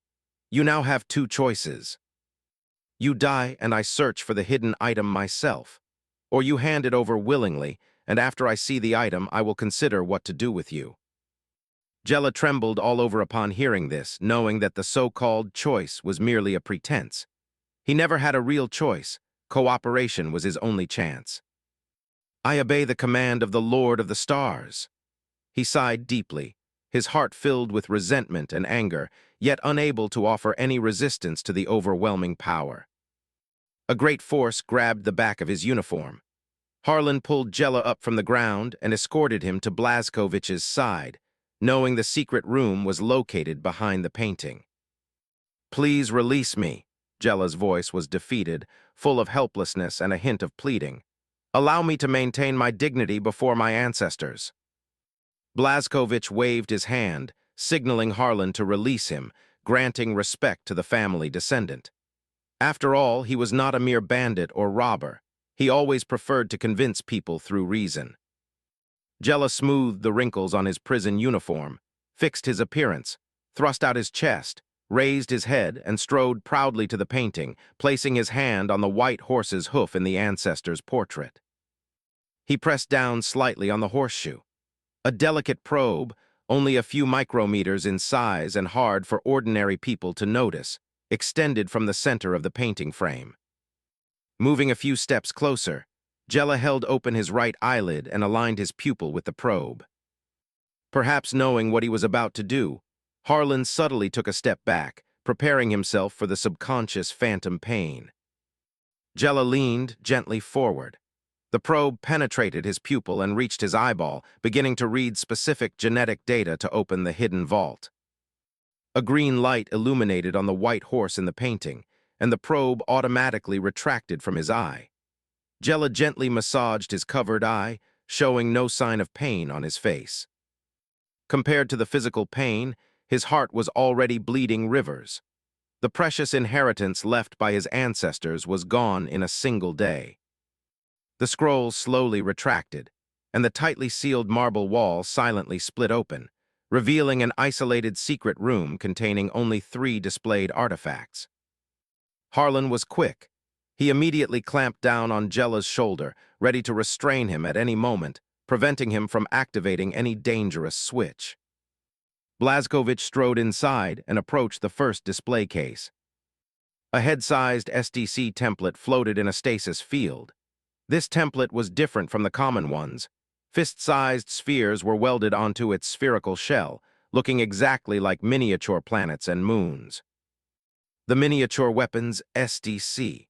Before the ape left Jella, he ensured the family had a continuous supply of miniature weapons by modifying the production line for miniaturized items. Hearing this explanation, Blazkovich understood why the Jella family could always produce miniature weapons whenever they borrowed troops or supplies. They possessed a production line.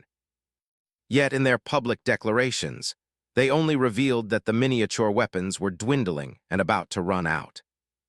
That made sense. Revealing possession of a miniature weapons SDC template would be akin to a 3-year-old carrying a gold brick through a busy market. The world was full of devils. Blazkovich merely nodded. Although miniature weapons were precious, their value was slightly lower for him. Legion warfare relied on hard power. While they had clever uses, they could not shoulder the burden alone. Seeing that King Noak was uninterested in the miniature weapons, a sharp glint flashed in Jella's eyes.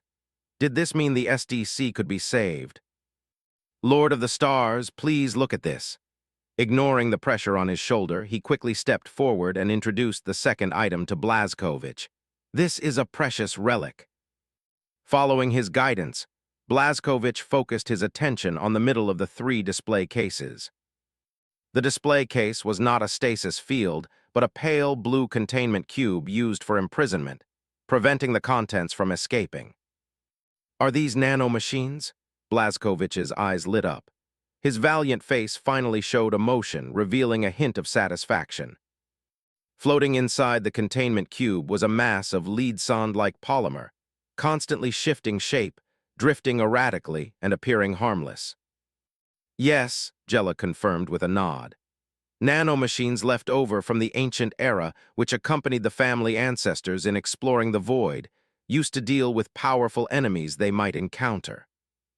The nanoplague. Once an attack target is confirmed, it is released. It can self-replicate, growing exponentially in number, capable of consuming a world in just a few days or wiping out native species to clear the world for human colonization. As long as the controller exists, it can be freely recalled or released. However, the family has never released it. The lessons of the machine rebellion are vivid, and the consequences of even a single nanomachine losing control would be catastrophic.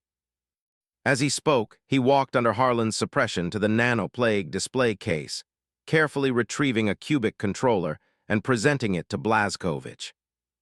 Jella knelt down, saying humbly and elegantly, "This strange and unfathomable extinction weapon is worthy of your great wisdom."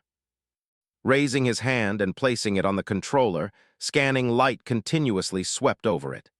After confirming there was no danger, Blazkovich took it into his hand. Only now did he feel that the reward was commensurate with this battle. Although war could not be measured by value, there needed to be a balance between gain and expenditure. The appearance of the nanoplague was unexpected. A tool used during the Golden Age to cleanse xenospecies was undoubtedly a great weapon in this current lost era. It was perfect for dealing with xenos like Rangdon or Crayfin. The 2 creations each had their merits, enough to support the rise and fall of a world. Why didn't you use the nano-weapon to resist Crayfin? Harlan pressed down on Jella's shoulder, voicing his doubt. This extremely lethal old knight weapon, if used against the alien invasion, could surely purify the contamination entirely, and even if defeated, it would be enough to destroy the enemies along with you. Because of this, Jella walked to the third item. Confusion crept onto his face and his brows furrowed. He seemed puzzled by the current situation. Before entering here, I didn't even know this thing existed. Inside the display case, a miraculous object floated in the air, slowly rotating. 8 three-dimensional triangles were constrained into a ring by a mysterious force. Each face of the triangles was inscribed with an unknown language, and the center was hollow. The triangular bodies rotated inward, and the whole structure tumbled, resembling a boundless Möbius strip. After Father realized Crayfin had invaded, he gathered all the family members and suddenly killed everyone who had ever entered this place. Jella stared at the ring, trying hard to recall the situation at the time. I didn't know the secret room existed then, and I fortunately escaped death. I thought Father had gone mad, he said, still showing lingering fear. The blood of his kin had dyed the carpet red, and no one was spared. It wasn't until he injected himself with the serum, turning himself into an imbecile, that I realized he was protecting a secret. Subsequently, Crayfin's psychic presence descended, controlling me and reading my mind for information. Knowing she couldn't alarm Argent Nur, she reluctantly left me alive as a puppet. During moments of occasional clarity, I used various hints and clues to learn about the family's secret treasures, and I began to harbor thoughts of escaping her control. Are you saying? Blazkowicz observed Jella carefully, knowing he wasn't lying, yet analyzing crucial information from his description. That your father, the previous head of the Jella family, intended to conceal the existence of this object through death. Jella nodded silently, scrutinizing the item in the display case. I don't understand why Father had to use his life to hide it. Blazkowicz circled the display case a few times, examining it from multiple angles, but found nothing unusual. The octagonal ring floated in the air, with no visible anomalies. Is there a possibility? Harlan whispered softly, boldly proposing a hypothesis. Did Crayfin come here because she was looking for it? It's not impossible. Blazkowicz's eyes flickered, his gaze sweeping over Harlan. The warrior's intuition was exceptionally sharp. The 8 three-dimensional triangles occupied 8 directions. No matter how the ring rotated, they always flipped within their fixed orientations. East, west, south, north, northeast, northwest, southeast, southwest. The triangles always pointed toward these 8 directions, and with every rotation, the runes of the unknown language flashed once. Undoubtedly, although there were no warp power fluctuations, the ring was definitely related to chaos, and perhaps Crayfin's objective was precisely this item. How long has your family possessed it? Blazkowicz asked Jella, but as soon as the words left his mouth, he felt the question was redundant. Before entering the secret room, Jella had no knowledge of this object's existence, let alone the years it had been present. My lord, Jella cautiously responded to the inquiry, pointing to the bottom of the display case. Could you please examine the display case? I believe that the reason Father resolutely chose death was certainly because he knew the secrets behind this object and left clues for his descendants to trace. Blazkowicz found this reasonable. He squatted down and placed his hand on the base of the display case, using his armor's authority to scan the internal structure. Suddenly, surprise flashed in his eyes. The base of the cabinet truly contained hidden depths, concealing another object. He took the dimensional lightsaber from his waist and activated it, gently cutting the outer shell of the display case under the bewildered gaze of the 2 men. When they saw the contents inside clearly, both men were equally astonished, momentarily feeling lost and helpless. This. Jella was too shocked to speak. He looked back at Harlan, then fixed his gaze on Blazkowicz, hoping the wisdom of King Noak could tell him why. Inside the base of the display case was a shielding field, suspending an object identical to the ring above it. Both are real. Blazkowicz projected scanning beams from his palm, sweeping over the two rings. Their atomic arrangement and atomic count are exactly the same. There is absolutely no difference. In the physical realm, such a thing virtually cannot exist. He glanced at Harlan, who immediately understood what it meant, and his grip tightened slightly. Does not exist in the physical universe. Looking again at its 8 symbols, Harlan could only arrive at one conclusion: a chaos artifact. The champion swordsman was ready. If the man under his control made the slightest movement, he would snap his neck to prevent the chaos bloodline from causing disaster. Jella also sensed the change in atmosphere. King Noak and his warrior had clearly realized something and knew the origin of his ancestral artifact. He straightened his back, not daring to make any movement, lest he invite deadly retribution.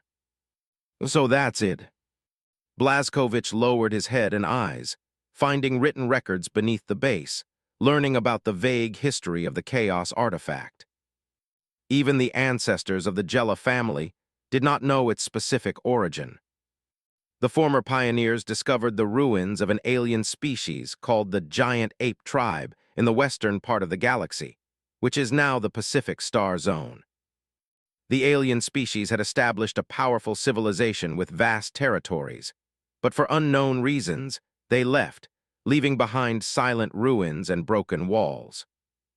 The pioneer fleet descended to the planetary surface and discovered 2 leftover alien artifacts in the palace, where the alien species offered worship. Both alien artifacts had names. The ring was called the Ring of Chaos, and the other dagger was called the Nemesis Blade. The bloodline ancestors of the Jella family chose the Ring of Chaos, while another group chose the Nemesis Blade. The true practical use of the Ring of Chaos was unknown. Its known use was that the user only needed to grip it and visualize the destination in their mind, and it could point the way through the warp. As for the Nemesis Blade, if the holder spoke the name of the assassination target to it, establishing a causal link, the weapon would use the target's genes to create an absolutely lethal virus.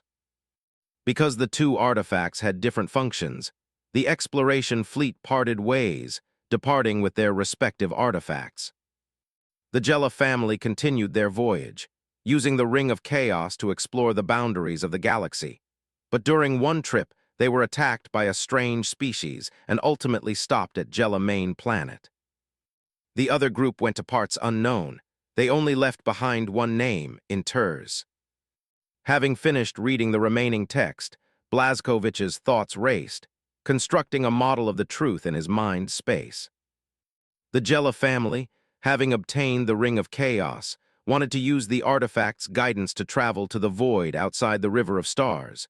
But their excessive use of its power attracted the attention of a chaos great power, which materialized from the void and attacked the fleet. Knowing the attack was caused by the alien artifact, the Jella family dared not use it again.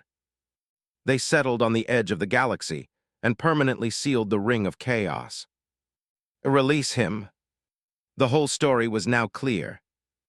Blazkowicz told Harlan to let go of Jella, stating that he should be respected. Your father was a good man. He said to Jella, he was a great man, wise and brave, who saw through Kraven's malicious plan and chose to seal the secret with his life. I have confirmed that Kraven came here for this. If the artifact were to fall into the hands of the aliens, it would lead to extremely terrifying consequences. Kraven is naturally proficient in psychic abilities. Combined with an artifact that points direction, the universe would henceforth be her playground, allowing her to rampage through the dining hall known as the Galaxy. Feeling the large hand leave his shoulder, Jella's eyes were bloodshot, and tears welled up in the corners of his eyes as he nodded heavily. With his inner confusion dispelled, he finally understood his father's greatness. I beg the great king to avenge my family. He wailed and knelt, his voice sounding like weeping blood, the hatred in his heart impossible to quell. Harlan grabbed the back of his neck, preventing Jella from kneeling, thereby giving the descendant of a meritorious subject the respect he deserved. "Rest assured, Krafin will pay the price." Blazkovich nodded to him, his majestic voice profoundly solemn, making a king's promise. "I will deal with this first." He turned his attention to the Chaos artifact, contemplating how to handle it. Having received the promise, Jella said nothing more and was led by Harlan to the secret room entrance to prevent contamination from the Chaos artifact. Seeing them move away, Blazkovich pierced the restraining force field with his hands and reached for the 2 rings of chaos. The written records explicitly stated that the ring was originally one piece, radiating a powerful force. After the attack, Jella's ancestor decided to destroy it, but instead accidentally split it apart, after which it fell silent. Taking the rings out of the display case and letting them hover over his palms, Blazkovich speculated that they weren't silent, but had merely stalled, lacking the next command. His eyes narrowed. He raised the rings opposite each other in his hands, slowly pressing them inward to restore the artifact to its original appearance. As they drew closer, a repulsive force emanated from his palms. Blazkovich clearly saw purple lightning sparking from the surface of the rings. The rings attracted each other, and the triangles aligned and flipped, yet they consistently resisted merging, and the repulsive force grew stronger. He exerted force with both arms, pressing the rings toward the center. In that instant, purple lightning burst forth, the repulsive force surged, and the triangles flipped violently as they aligned, yet they continuously resisted the final fusion. Chapter 114 Mercy. Buzz, buzz, buzz. The energy shock was like the snoring of a sleeping giant beast, and warp energy erupted with a roar. Between Blazkovich's hands, it was as if he was squeezing a purple supernova. Power trembled in the confrontation, and brilliant light surged from the secret room, illuminating the entire noble treasury. Harlan made a decisive move, knocking out Jella with a chop to the neck, then hoisted him onto his shoulder and ran out of the treasury, keeping the mortal away from warp contamination. As he ran, the entire treasury began to shake. Many collections swayed and fell, and a large number of precious relics shattered into pieces. Seeing the marked porcelain about to topple, Harlan's heart tightened. He abruptly shrugged his shoulder, pushing Jella upwards, then grabbed his ankle and flung him outwards. His control over his strength was excellent. He steadily caught the porcelain the moment it fell, then powerfully propelled his legs to catch up with Jella and grab him. Bottle in his left hand, man on his right shoulder, and the dark light on his back, the champion swordsman's figure streaked like the wind through the shaking exhibition hall. His speed reached its limit. Within a few breaths, he ran thousands of meters through the shaking exhibition hall, rushing out of the treasury accompanied by the increasingly dense warp energy. Strong warp fluctuations detected. At the High Orbit Operations Center, Captain Ong reported the auger data, and the holographic image marked the location of the anomaly. Ignore it for now. Blazkovich felt relieved after seeing the location and continued to focus his attention on the main battlefield, commanding the troops to continue their assault. Meanwhile, somewhere underground in the Hive City, a gigantic entity hanging upside down from the dome of a grand hall, its entire body enveloped by bat-like wings, suddenly opened its 4 blood-red eyes, which flashed with a human-like expression of ecstatic joy. A screech. Its bat wings spread like night-falling, psionic light flowed around its body, and its rhomboid mouth roared, emitting visible sound wave vibrations. Krafin, who was fighting the Nur Legion, seemed to receive some command. She abandoned non-critical front lines and began to contract her defenses. Bite down on the retreating demon. The Archon's command came through the comms. The troops immediately launched an attack, clinging to the retreating aliens' heels and pursuing them relentlessly. The entire battlefield subtly shifted. With the noble treasury as the explosion point, both warring parties began to move, and the human war of annihilation against the aliens changed. The battlefield changes did not escape Blazkowicz. He keenly perceived the situation and immediately made a judgment. Deploy spirit-extinguishing bullets. The Primarch's Guard is ready to teleport at any moment. The Archon issued operational deployments, and each node responded immediately, initiating actions based on the command. Supply machines descended from the sky, delivering precious spirit-extinguishing explosive bolts to the Custodes. Reserve personnel teleported back to the warship, ready to intervene at critical points on the battlefield at any time. Humans and Krafen deployed around the noble treasury, and the decisive battle quietly approached. The noble treasury shook violently, affecting the entire Gelamain planet. Gunshots outside the treasury were rapid. Harlan continuously pulled the trigger, his smart gun spitting fire and firing spirit-extinguishing bullets. "I hit the jackpot," he sneered, firing a ray from his dimensional sword hilt, using both attacks simultaneously to kill Krafen. Krafen's invasion of the Gelamain planet was aimed at seizing the Chaos artifact, but unexpectedly, after all the twists and turns, Argent Nur had intercepted it. Warp fragments exploded before his eyes, but Obelisk remained unperturbed. He set up his electromagnetic sniper rifle behind a steel plate cover, firing in conjunction with his shoulder cannon to intercept the surging Krafen. The interference device established in the sinkhole disrupted psionic fluctuations, effectively weakening Krafen's psionic shields. Blue electromagnetic projectiles streaked through the darkness, their specialized warheads piercing psionic shields and shattering alien heads, suppressing the aliens' tentative charges. "Request Primarch's Guard support." The voice was extremely steady. Enemy signals were increasing, and Obelisk, assessing the battlefield situation, decisively chose to call for aid. He did not consider himself the father of genes, and found it difficult to withstand Krafen's wave attacks. The aliens came in wave after wave, one after another, fixated on their attack target. Guard Terminators initiating teleportation. A steady, deep, and ancient response came through the comms channel. The beacon that had brought Jella earlier lit up again, erupting in a pale, psionic flash. The surrounding temperature plummeted, and the unconscious Jella on the ground shivered instinctively. Thud! The sound of a heavy object landing echoed, as if the entire ground trembled. 30 Terminators of the Primarch's Guard, carrying supreme celestial might, descended from the teleportation light. Their presence was felt before they were seen. Missiles streaked over Obelisk's head, breaking through Krafen's psionic barrier and exploding in batches in the air. Crystalline dust erupted in the enemy ranks. The psionic light dimmed considerably, and Krafen let out a tragic wail. "Clear the firing lane." The words, emanating from the breathing grills, made the Terminator Guard's speech exceptionally heavy. Harlan and Obelisk immediately ceased fire, rolling away from their firing positions without a moment's hesitation. The fire team advanced with heavy steps, moving into the firing position.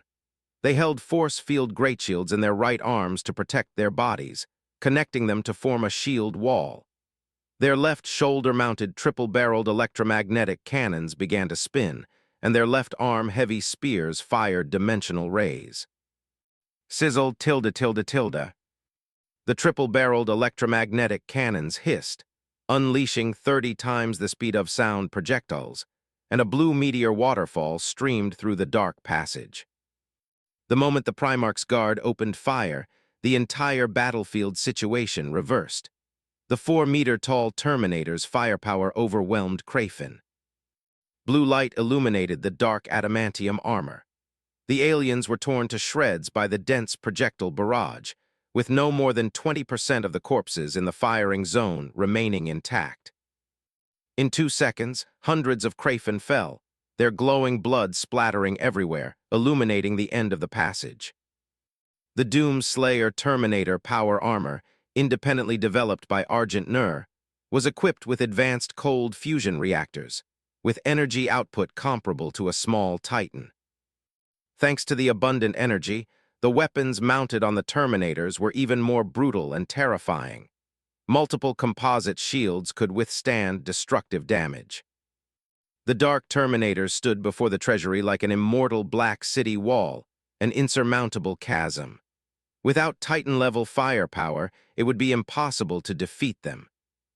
"Magnificent!" Harlan exclaimed, marveling at the Terminator power armor's firepower, his eyes flashing with anticipation. He knew these powerful warsuits were still prototypes, with the first batch of trial models allocated to the Primarch's Guard for battlefield validation. If they passed the applicability verification and some design flaws were corrected, they could be mass-produced. At that time, the Doom Slayer would be equipped, and the Sentinels would also be widely distributed. Once the equipment entered the mass production stage, with the productivity of the Nurse Stars, it was highly likely that, like power armor, everyone would be issued a set, with equipment selected based on different missions. A burning light flashed in Harlan's eyes, and he couldn't help but fantasize about himself in Terminator armor, invincible on the battlefield. His mind was filled with fantasies, but his movements didn't slow down. He carried the porcelain vase and dragged Jella into the treasury, lest his precious items be shattered. The offensive and defensive battle at the treasury gate was fierce, but inside the secret room, it was a different world entirely. Between Blazkovich's hands, warp power was concentrated to its extreme. The walls of the secret room swayed like lake water, and physical laws ebbed and flowed with it. Reality and illusion, their boundaries began to blur. Established facts collided and intertwined with imagination. At this moment, if not for Blazkovich and the Regent Armor's suppression, the treasury would have long since become animated, transforming into a treasury of flesh and blood. And between his hands, two rings merged, interrupting their long separation, becoming one again. The warp power intensified, and the severe distortion of the real universe attracted many warp-mighty beings to probe, then quickly shift their gaze. A chaos artifact was good, but using it at the cost of one's life was not worth it.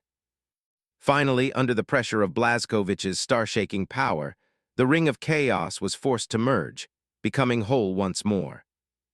The moment they merged, the unleashed warp power shot up into the sky, breaking through layers of obstacles and gushing into the planetary atmosphere. The purple light pillar was clearly visible even from high orbit. When the light dissipated, the chaos artifact in Blazkovich's hand had changed its appearance.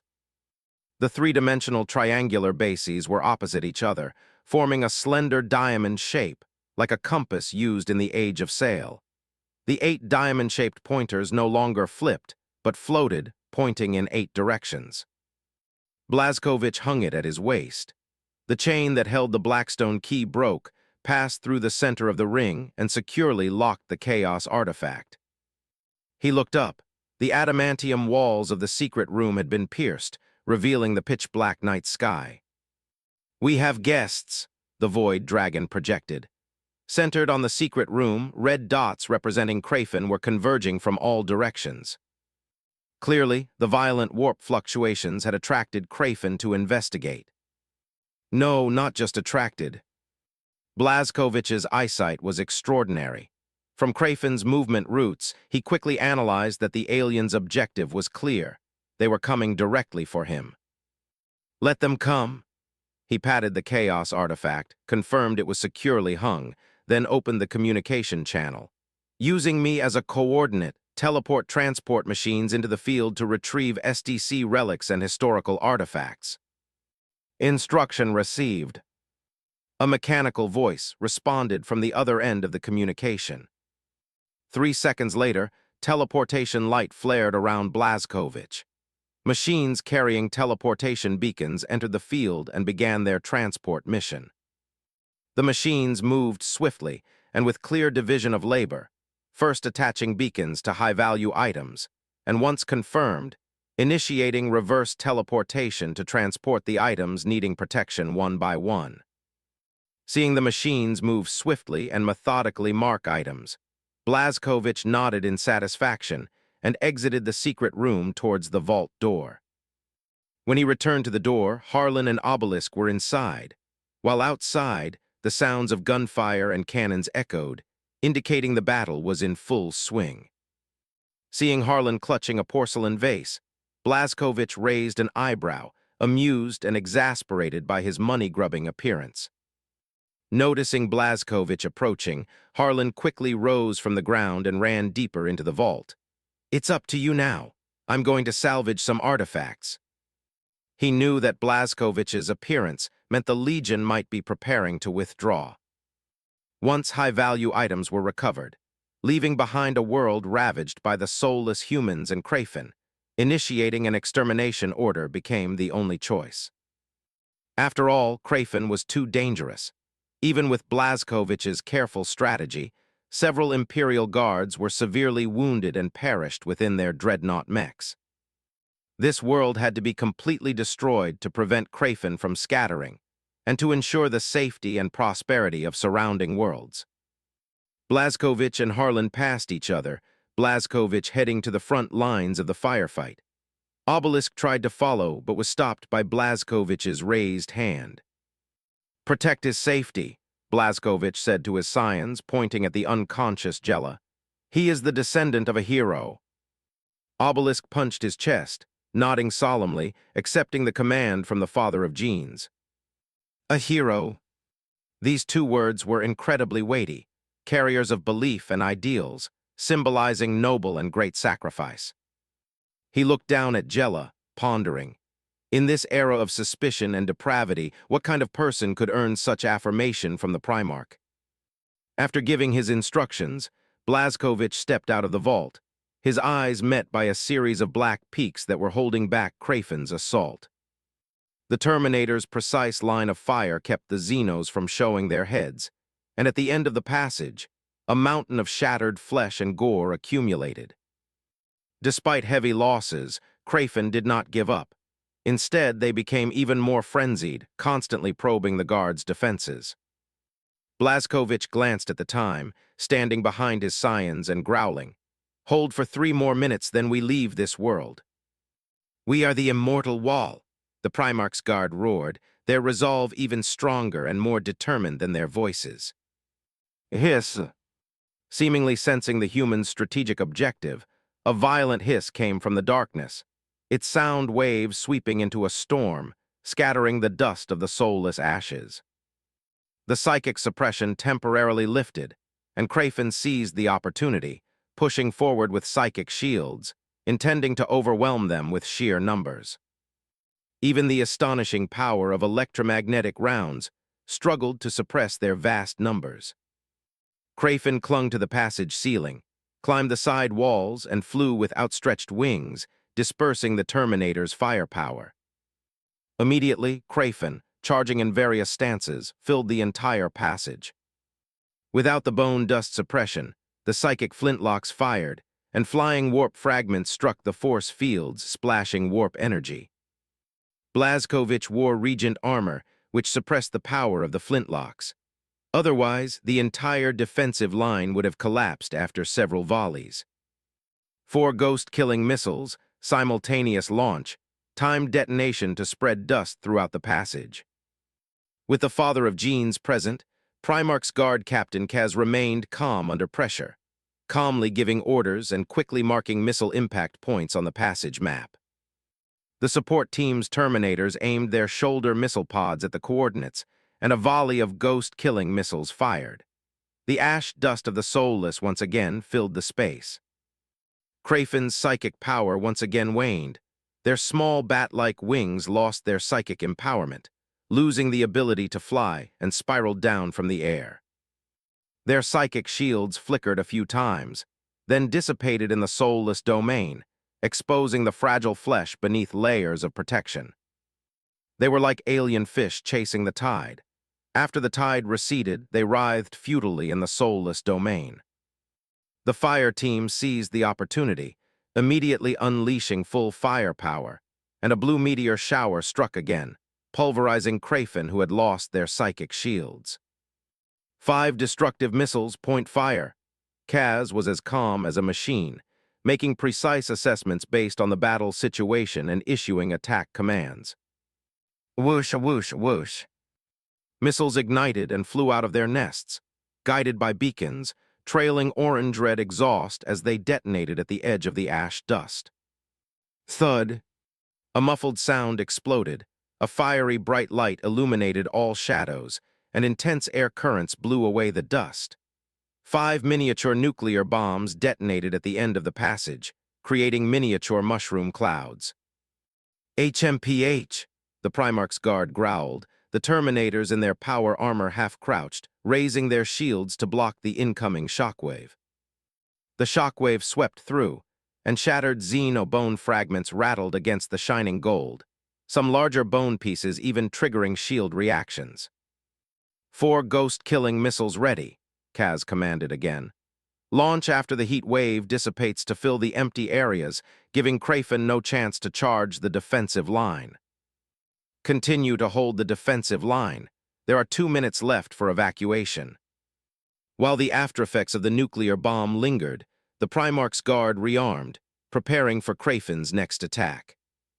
Blazkowicz looked at the armor's projection. Most of Krafen's signals in the front area had disappeared, leaving several signal void zones. A little further away, shimmering with purple light, Xenos unaffected by the bone ash survived under shield protection. Human. As the guard prepared, a heavy, sharp call came, with a staccato feel like clashing swords. With the call, a massive Krafen head appeared out of thin air, a psychic projection right before them, its ugly tentacled maw vividly rendered. Kaz ordered heightened alert, to resist the soulless bone dust and the Legion's bloodline suppression, and send a projection to the front lines. The opponent's psychic power was incredibly formidable. Seeing the true mastermind appear, Blazkowicz stepped out of his Scion's protective circle, came to the front of the line, and stared across the void at the Xeno leader. The illusory head of Krafen's leader saw someone step out, paused for a moment, then its eyes erupted with light. "Do you want it?" Blazkowicz patted the ring of chaos at his waist. He had noticed the change in the Xeno's gaze, that undisguised, greedy look, allowing for no other color. The illusory head tilted slightly, a sharp, hoarse, and extremely unpleasant voice spoke with only arrogance. "I am the progenitor," a high-ranking ascendant of Krafen. "Stop, stop!" Blazkowicz raised his hand, rudely interrupting the progenitor. "I'm not interested in who you are, just answer my question." He clasped the ring of chaos, raised it, and asked again, "Do you want it?" These 2 simple sentences were filled with arrogance and disdain, devoid of any respect, their attitude more arrogant than Krafen's. "Since you have obtained this artifact," the progenitor's gaze never left the ring, its eyes filled with a dazed light. The chaotic artifact deeply attracted it. "You naturally know that I crossed the Starsea specifically to find it." Human, the progenitor scrutinized the person before it, then looked at the object it had yearned for, and thinking of the arduous battle, it said helplessly, "I had intended to leave this world, but you brought it before me. Now I have a reason for a fight to the death. The item is in your hands. You must also be aware of its purpose. My race is determined to have it." "Leave," Blazkowicz said mockingly. "You certainly make light of it." He stared intently at the illusory projection, as if trying to see the progenitor's true form through it. "Poisoning several worlds and with a casual leave. Is that supposed to be a gift to us? Even now, with humanity driving you underground, do you still believe you hold the advantage? The crimes you have committed must be repaid with your blood. The fight to the death you speak of, is that Krafen's determination to resist humanity's cleansing of you?" Blazkowicz's voice was low, his words like bullets from his mouth, attacking the progenitor and Krafen without restraint. But the progenitor did not retort. It silently watched Blazkowicz for a few seconds, then asked in confusion, "Are you angry for those who died?" "I cannot perceive your emotions." It raised its illusory projection, its gaze extending to the Doom Legion. "Nor can I perceive theirs. But I can sense that you are seething with rage. wanting to raise your blade against me for those humans, to vent your anger with my life. Actually, I don't understand. The progenitor's gaze returned to Blazkovich. Our lives have long since transcended the mundane. Why should we pity lower life forms? They are as different from us as clouds from mud. If you harbor anger, you can slaughter the lower-tier Krafen. Just give the order, and they will offer their necks to be slain, allowing you to vent. If you crave victory, I will grant you victory, and can even form an alliance with you as equals. I have only one request. Hand over the artifact in your possession. I can see that it serves no purpose in your hands. It would be better to exchange it for a friendship with me. Krafen throughout the entire galaxy will remember your domain and will never offend it again. The progenitor's demonic voice was fearful and frantic, its psychic power amplifying the seductive words, causing any mortal who heard it to immediately submit, kneeling and offering their loyalty. Ridiculous! The deep echo was not loud, but it struck like a thunderclap, shattering the ghostly sound. Truly, utterly ridiculous. Blazkovich responded to the progenitor's contempt for humanity with human contempt. What you call nobility is, in my eyes, nothing but cowardice. All this talk of superiority and inferiority is merely a display of your fear. You cannot be certain you can defeat me, yet you spread monstrous lies here, attempting to use a supposed difference in essence to limit us to the same level, then make some compromises in exchange for what you seek. But you forgot one thing. Blazkovich suddenly roared, and an invisible pressure swept out, shaking the progenitor's projection until it nearly shattered. You and I are never equals. Humanity is supreme. Humanity is supreme. The Primarch's guard stepped forward, the heavy footsteps of the Terminators crushing the ground, their weapons pointed directly at the progenitor. The sound bolstered the military might.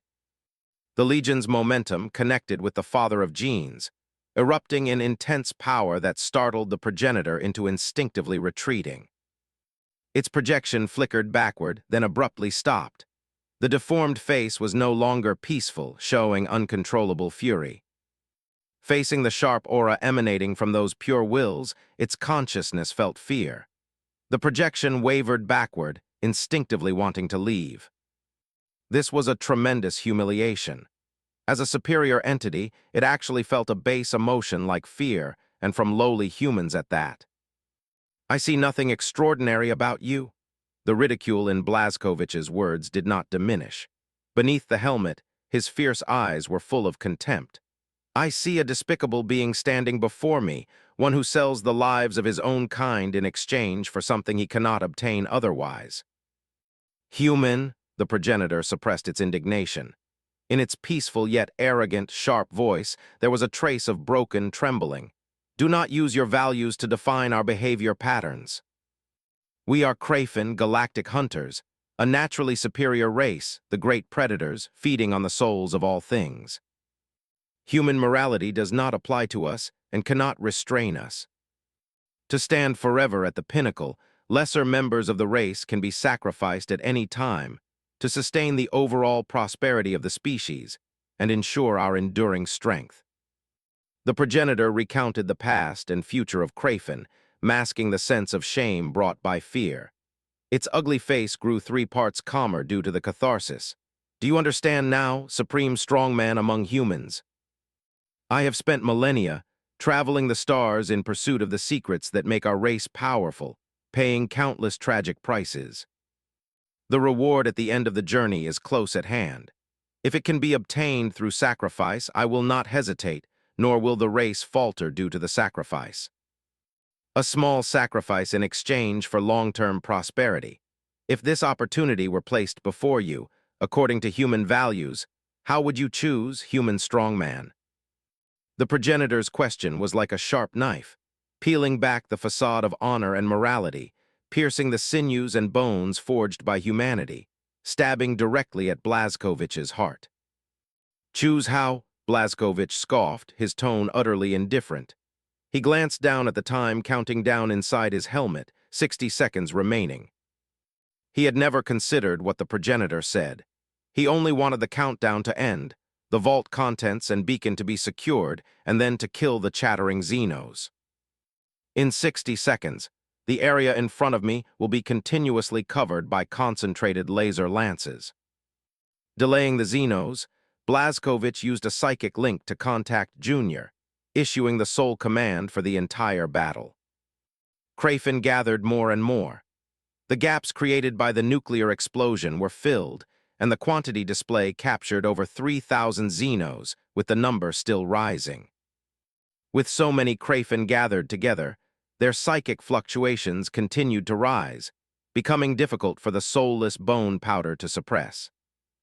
Blazkowicz dared not act rashly for the moment. He could guarantee that he would break through the enemy lines, but before that, the Terminator's guard would be in danger. I never make choices.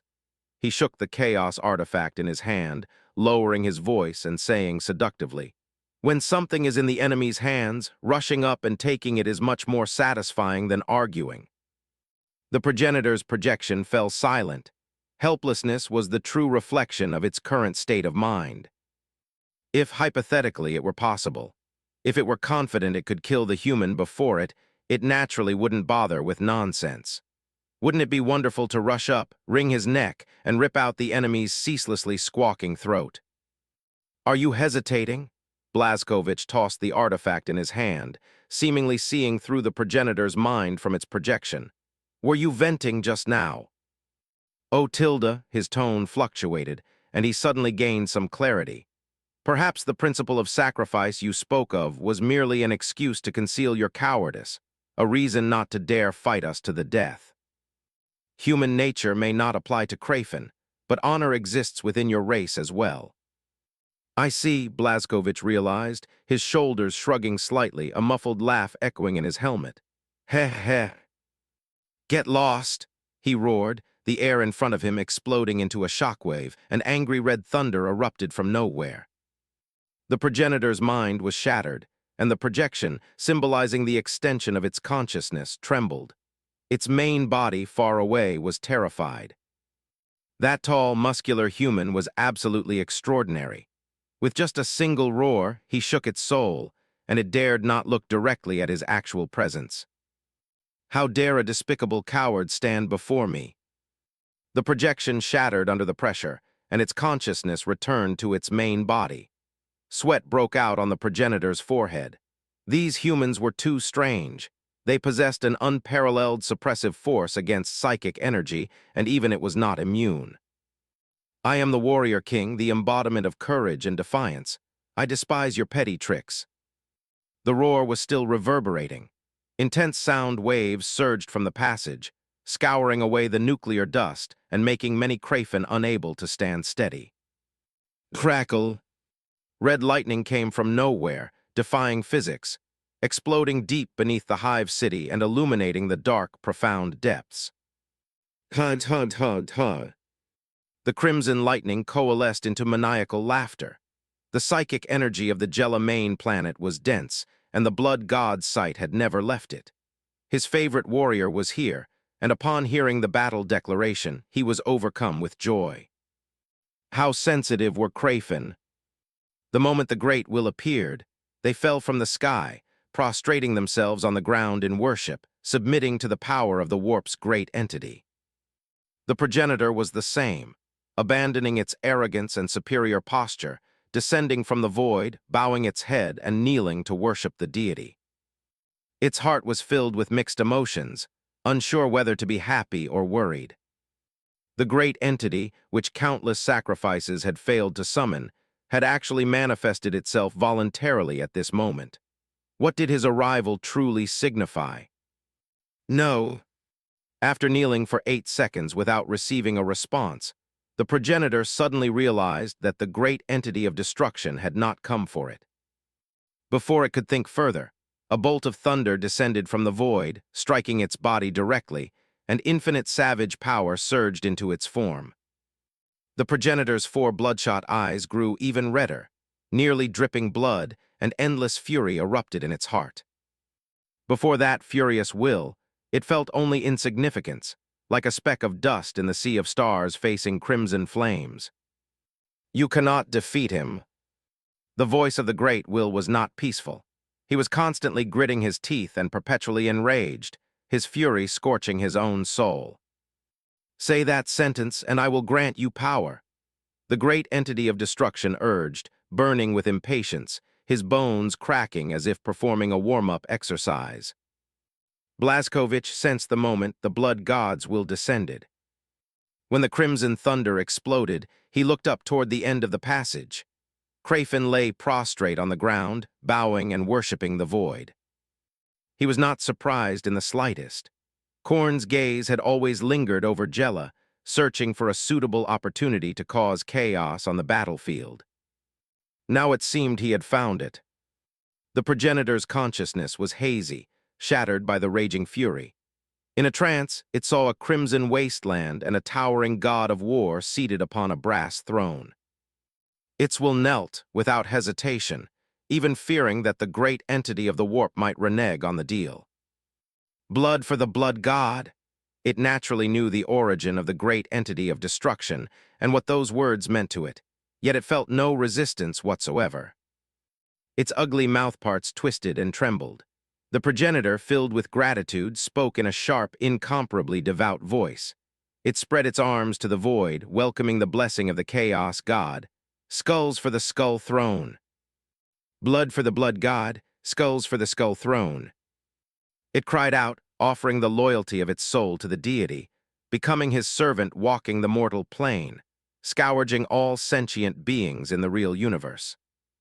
Boom! Thunder roared as it descended, striking the progenitor. The blood god's power integrated into its flesh, enhancing its body at the atomic level. Its body trembled in pain, yet the progenitor smiled, feeling the transformation coming from its cells and bones, power surging continuously. The black carapace covering its body cracked open, its muscles grew wildly, its bones audibly clicked, and its body swelled rapidly under the deity's blessing. The lesser Crafin stretched their necks to peer. They were mesmerized, witnessing the great power reshaping the body and breaking the shackles of life. Not enough. The progenitor, intoxicated by power, heard the blood god sigh, and a trace of confusion flashed through its mind. Its body constantly strengthened, power surging endlessly. It felt capable of shattering a star with a single punch, or ripping apart a continent with a casual thought. What wasn't enough? Was it not strong enough? Was the human unbeatable? Soon, the blood god answered its confusion with action. He struck decisively, his transforming body releasing a bloody mist that turned into plasma and enveloped Crafin. The stench of blood spread with the mist, accompanied by chilling sounds. Flesh and blood were crushed by immense force, bones cracked, and plasma splattered, leaving no time even for a scream. Deep within the progenitor's senses, 888 of its lesser kin lost their lives within the bloody mist. Its heart remained unmoved, allowing the god to take what he wished, letting the flesh and blood of its kin lay the foundation for its own power. The blood mist collected the 888 souls, gathered them back, and encircled the progenitor, forming a blood cocoon around it where a drastic transformation took place.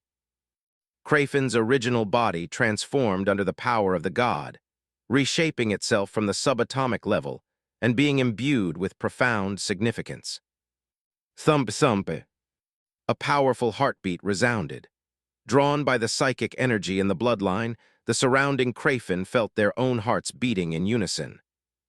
Blazkowicz heard the heartbeat, knowing the blood god's apostle was about to emerge. His face was calm, and he quietly awaited the countdown. As he waited, the psychic beacon behind him suddenly lit up. Amidst flashing psychic sparks, an unexpected person teleported in. The captain of the Adeptus Custodes, Odysseus, arrived, leading a squad of Emperor's Praetorians, Aquila Terminators, and 2 Contemptor dreadnoughts. He leaned on his guardian spear, guarding the teleportation point. A muffled, hoarse voice came from beneath his helmet. "Primarch, what is happening here?" Odysseus did not leave the teleportation point, standing far off, his eyes fixed on the warrior king's back, occasionally glancing toward the anomaly in the distance. Sensing the scrutinizing gaze, Blazkowicz did not turn around, explaining calmly to the captain of the Adeptus Custodes. The will of the blood god has descended, creating a little toy for his amusement. The captain of the Adeptus Custodes breathed a slight sigh of relief. The Primarch turning his back was a sign of trust, and his words were frank, without deliberate concealment. He followed the Primarch not only to provide military assistance, but also to act as the eyes of the Emperor, scrutinizing the Primarch's loyalty to humanity. The warp fluctuations here were intense, and although a large number of Krafen had gathered, no fighting had begun. The Archon had even ordered the ground forces to retreat.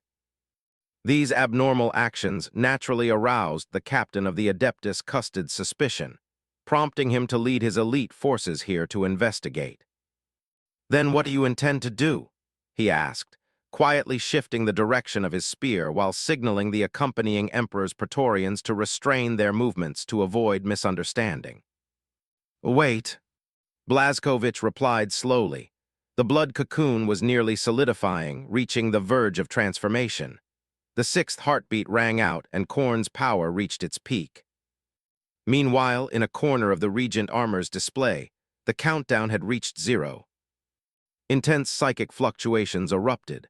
Captain Odysseus turned back warily, seeing vast swathes of teleportation light ignite and numerous precious artifacts vanish. Turning back toward the front, the Doom Slayers began shifting formation, arranging themselves in an anti-impact formation led by the Primarch. Remaining ground forces seek cover. An urgent warning followed immediately. Odysseus' pupils contracted sharply. The holographic map inside his helmet clearly marked a red strike zone. Right in front of the Primarch, less than 500 meters away. "Brace for impact!" His shout was hoarse and desperate. He retreated swiftly, taking cover behind the Contemptor dreadnoughts to avoid the imminent violent shockwave. The Aquila Terminators immediately formed an anti-impact squad, lowering their posture, activating their deflection shields, and locking their leg joints. In low orbit above the Gela main planet, confirming all warriors had left the strike zone, Blazkowicz narrowed his eyes and commanded, "Fire the focused plasma lances." Archon command received. The super-heavy battleship AI was merciless, its cold voice brutal. The data core instruction went directly to the ship's belly, and the long-charged, focused plasma lances fired. 6 Azure light lances descended at light speed, much thinner than standard lance beams, with an energy dispersion radius of only 50 meters. The slender lances were intensely bright, their energy extremely concentrated, granting them immense penetration power. In extreme cases, they could blast through a planetary core. The lances pierced the surface, penetrating layers of subterranean structures, descending with a roar-like divine punishment, directly striking the Krafen gathering site. Before the vault gate, the particle storm grew increasingly fierce. The plasma rays caused the temperature to skyrocket, drowning the high-temperature alarms in the storm. Blazkowicz leaned forward, holding his shield up with his left hand. The cleats on his boots punched through the floor to anchor his body. The Terminator guard squad behind him leaned on each other, preventing themselves from being swept away by the high-temperature storm and into the plasma lances. "This is insane." Captain Odysseus cursed internally. This maniacal action went beyond common courtesy and exceeded the expectations of the Emperor's Praetorians. What normal person would dare to do this? Launching lance strikes just 100 meters in front of friendly ground troops, and plasma lances at that, whose power was several times that of standard lances. A slight deviation in the barrel angle, a miscalculation, or any minor external factor, and the lances would strike their own forces. He continuously swore under his breath, adjusting his armor's internal systems to maximize cooling capacity against the soaring temperature. 100 meters from the plasma lances, the ambient temperature reached 1,000 degrees Celsius and was still climbing. Non-heat-resistant materials nearby had already softened and melted. The raised edges of the auric armor began to glow reddish-orange under the assault of the high-speed, high-temperature storm. Although far from the melting point, the sustained high heat caused rapid localized temperature increases in the power armor. Inside the adamantium vault door, Obelisk shielded Jella beneath him, using his body to fend off the thermal shock.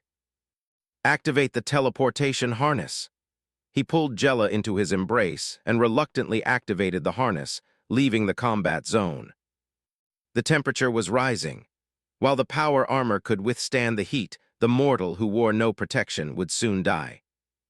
As the teleportation light flashed, Obelisk, holding Jella, was forced to leave the battlefield, abandoning the Primarch. Deep inside the vault, there was still one person. Harlan knelt on one knee, his dark light plunged into the adamantium floor, anchoring his body against the storm. He looked up. Outside the door, plasma torrents rained down, and Crayfin life signs vanished in droves. Begin sweeping fire.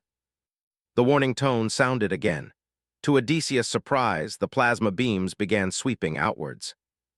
Layers of the hive city collapsed. Buildings were melted by the plasma beams, cascading down to form lava waterfalls. The captain of the Adeptus Custodes secretly clicked his tongue. The continuous cutting of the lances provided many tactical ideas for the battlefield, serving as a means of precise strike. Thump thump. The plasma light swept the ground, turning the Crayfin in its path to ash, yet from within the destruction came two steady heartbeats. Odysseus felt his own heart, which had maintained a steady rhythm for centuries, being pulled by those heartbeats, causing an unstable tremor. He turned to look around. His colleagues responded to his gaze with subtle gestures. They had all sensed the influence. Arrogant and unrestrained laughter echoed through heaven and earth, shattering the sky and splitting the divine might.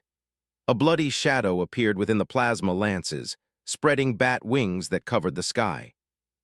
It held its right hand with fingers pressed together like a sword, blocking the lance beam in defiance of physical laws. With a flick of its finger, it deployed a shield covering several kilometers. The battleship immediately ceased bombardment. The psychic reaction was extremely violent, capable of threatening the high-orbit fleet. I lack nothing now. The progenitor's appearance had drastically changed. Its dark carapace was now dark red, and its blood-colored bat wings stretched out, strongly resembling a bloodthirster. The number 8 was branded on its chest, symbolizing the blessing of corn. It clenched its claws, the joints cracking, feeling the infinite power. Its massive, tooth-filled maw roared. I can use psychic power without restraint, possessing a powerful physique blessed by a god. The real universe is so lowly, tremble before my will. The progenitor landed with a flap of its wings. Where its demonic hooves touched, war erupted. As its gaze swept past, material structures warped and disintegrated. The power of the warp is illusory. Just as it was gloating, a voice of defiance pierced the heat wave, daring to openly question its divine might. The power of the real universe is the truth. Its eyes penetrated the thermal storm, seeing the human powerhouse step out of cover and walk toward it, step by step. Oh, it uttered a soft query, flames dancing in its eyes. After witnessing divine might, you dare to approach me instead of fleeing with your tail between your legs. I have witnessed more divine might than you can imagine. Blazkovich placed his shield on his back and raised a hand to halt the legion and the Emperor's Praetorians who were preparing to advance. His eyes were devoid of emotion, his dead gaze fixed on the creature as if looking at a corpse. A doll of corn, a miserable existence that has been toyed with. Blazkovich's gaze passed over the progenitor who was walking toward him and fixed on the dark shadow reflected by the flickering firelight behind it. He whispered, "Why have you descended?" The progenitor tilted its head slightly, a hint of confusion surfacing on its hideous face. I already told you I came for the divine artifact. It answered the question, but received not a word in return. The fury of being ignored immediately surged into its heart, and it was about to fight the man before it to the death. However, just before lashing out, it suddenly realized, When had it become so easily provoked? It had lost its former rationality. Even when faced with the object it had sought for 1,000 years, it could maintain its composure, negotiate with humans, and use schemes to achieve its goals. Why were its emotions slowly spiraling out of control? It shook its head violently, attempting to dispel the surging bloodlust in its mind. Yet that desire was like a maggot in the bone, rooting and spreading deep within its consciousness. Only after getting closer did the progenitor realize that the human was not looking at it, but at what was behind it. As if possessed, it lowered its guard and followed the human's gaze behind itself, instantly freezing in place. Flames flickered everywhere, which should have cast multiple shadows, but behind it, there was only one shadow, incredibly solid and substantial. Darkness resided within it, and the enthroned chaos god stretched its neck outward, extending its tongue to lick the edge of reality, as if savoring the sweetness of fresh blood and satisfying its endless thirst for slaughter. The ultimate outcome of worshipping the gods is losing everything and being ruthlessly toyed with by them. While the progenitor stood stunned, Blazkovich's voice sounded again, heavy with weight. Krafin's psyker abilities are powerful, but her body is too small to warrant the attention of the chaos gods, and her understanding of the gods is still rudimentary. You simply believe that the gods are generous, that blessings can be obtained merely through worship, yet you have never truly understood them. In the real universe, humans possess the greatest psyker talent, even surpassing the Eldari, who are renowned for their psychic abilities. The chaos god's gaze is fixed on us, constantly plotting to place humanity on their dining table, then feast heartily until nothing remains. Threats breed resistance, and the human race's understanding and knowledge of the chaos gods is far deeper than yours. Blazkovich spoke as he walked, pulling out his super shotgun, breaking it open with one hand, and loading it with golden shells blessed by the Emperor. The facts he stated were undeniable. The chaos gods treated humanity as the main course, constantly wanting to devour the human race to enhance their wicked power. The super shotgun reminded him of the Emperor. Although that man was autocratic, violent, stubborn, and viewed all things as tools, engaging in transactions and calculations without hesitation. His love for the human race, however, remained steadfast and unwavering. He was the first to perceive the threat of chaos. He established the non-material defense line, and he was the one who directly faced the threat of the gods. The Emperor always stood at the forefront, shielding humanity from the storm, carrying the ideal of saving the people he deeply loved. The most direct evidence was that the Great Crusade was launched from Terra. The Astartes Legion eliminated mutants and restrained psykers. The 17th Legion overthrew churches and destroyed religions, cutting off potential chaos contamination. The imperial truth promoted by the Imperium of Man greatly weakened the erosion of chaos, preventing the gods from being as rampant as they once were. In this era, the fact that humanity has not been served up on the chaos god's dinner table is entirely due to the Emperor alone.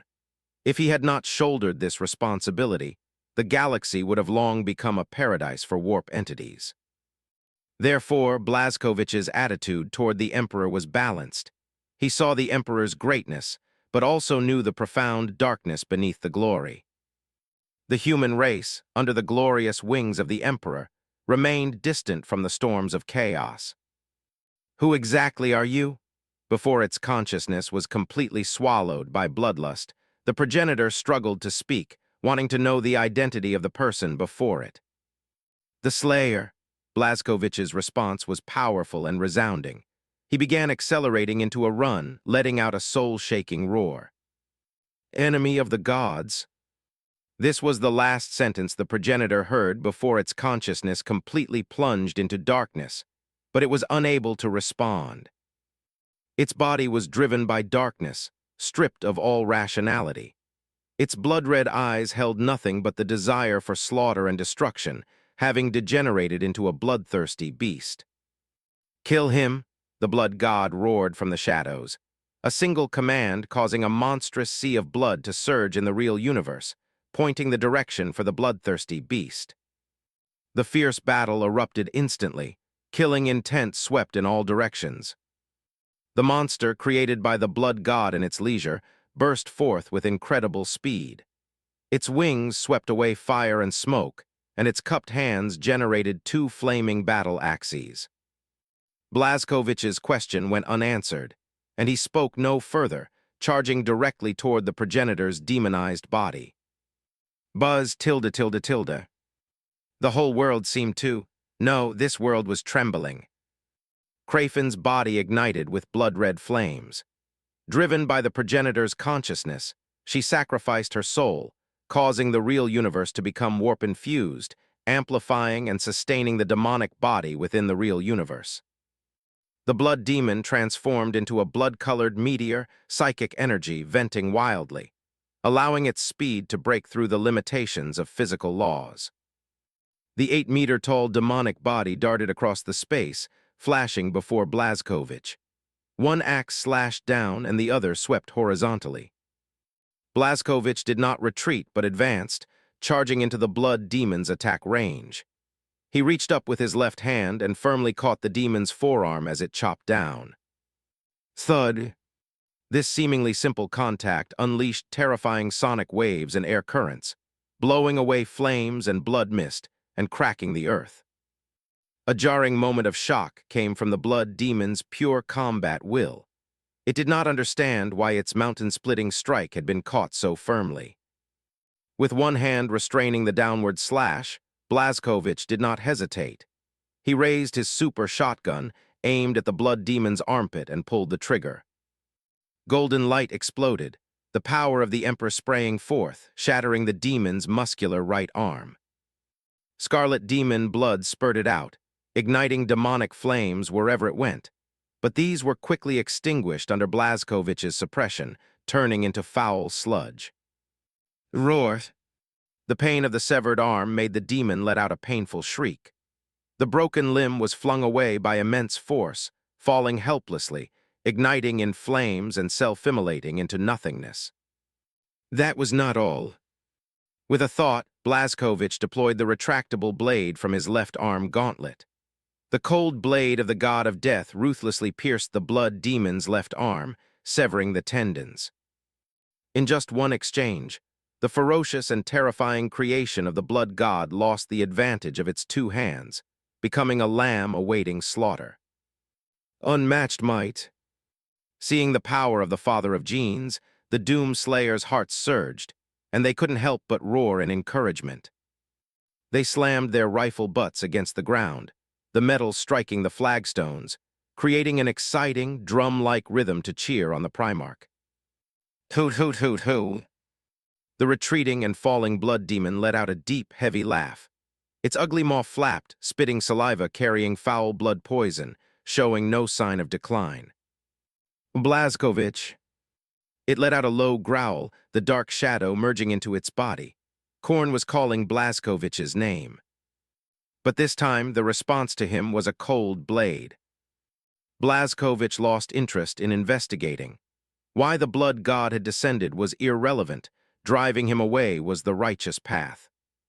His movements were fluid and swift, leaving afterimages in the air. With a flick of his right hand, he broke open the breach, ejected the spent shell, and reloaded in an instant. Golden light shone again, severing the blood demon's left leg at the root. Wicked marrow flowed from the thighbone, and the massive body tumbled to the left. Give the ring of chaos to me. The blood gods will briefly possess the body, revealing his true purpose for this trip. It is a great trouble. Absolutely not. The refusal was resolute, leaving no room for negotiation. Blazkovich's actions did not stop. He spun around and arrived behind the blood demon. He tossed the super shotgun into the air, extended the retractable blade to show its sharp edge, and his arms moved so fast they blurred into afterimages. The blood demon felt the blade pierce its body, the cold extinguishing its fury. The blade stabbed through its heart and severed its spine, causing its upper body to completely lose support. I don't know what it is. Blazkowicz gripped the blood demon's wing roots with both arms, his combat boots crushing its spine. His eyes narrowed, and he lowered his voice, roaring, "But I will never give it to you." He exerted force, tearing the demon out from its back and flinging it away like trash. By the time the observing Primarch's guard reacted, the father of Genes had already knocked the demon to the ground, his foot on the demon's back, and caught the super shotgun in his hand. Mighty. No other words could describe it.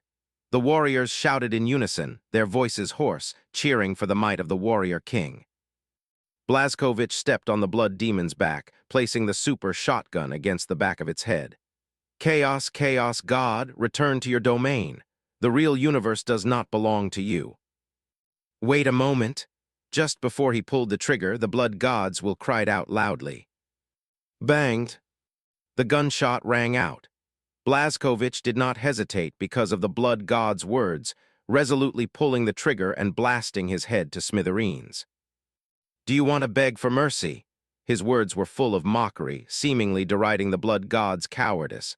I do not accept your surrender. Blazkowicz knew the blood god would not beg for mercy. He simply had something to say. He didn't want to hear any explanation from the blood god, interrupting his words with an ending, and then offering cowardly parting remarks, forcing the god to return to his domain, seething with frustration. The blood demon's corpse slowly fell, dissipating into flying ash and sparks, its foul body completely vanishing. With the disappearance of the physical vessel, a furious blood-red light shot up into the sky, tearing through the veil of space with rage and returning to the warp. Chapter 115 where? I do not accept your surrender. The blood god, perched on his brass throne, roared in fury at the last taunt, his brass gauntlet screeching as he angrily smashed the skull of his throne. Khorne embodied courage and glory. He would rather die than ever admit weakness, much less surrender to anyone. Blazkowicz's mockery before his banishment turned the blood god's pent-up rage into an overwhelming fury, and disaster instantly enveloped the bloody plains. Well fought. Inside the regent armor, the void dragon howled in excitement. When warp gods come to the material realm, they should be thoroughly humiliated and mercilessly banished. Those vile beings should just stay in the immaterial realm. By what right do they contaminate our domain? The void dragon's consciousness surged, never having felt such exhilaration. Shortly after its consciousness left its prison, it witnessed the humiliation of the chaos god it most hated, and a tide of elation washed over it, almost making it lose control. Retreat! Blazkowicz ignored its delight, activated the teleportation lasso, and issued a retreat order to the Legion. Most of the Jella main planet's value had been recovered. The Legion should leave and cease its meaningless attacks. After the power supply equipment was destroyed and the planetary shields failed, the strategic objective was achieved, and the outcome of the war was decided. Orbital bombardment would cleanse Jella main planet, completely eradicating Krafin. The various subsequent deployments were actions taken by Blazkowicz in cooperation with Junior, outside the attack plan, representing flexible control over the battlefield. With the retreat order issued, Blazkowicz and the Primarch's guard vanished in a flash of white light, and the Emperor's custodians also departed simultaneously. Conversely, the cleanup forces scattered across the battlefield did not immediately withdraw, continuing their tasks. Because a Primarch is not a battlefield commander, he can command his direct guard, but other units are different and require the Archon's orders. After the military reforms, many previously minor issues were concretized.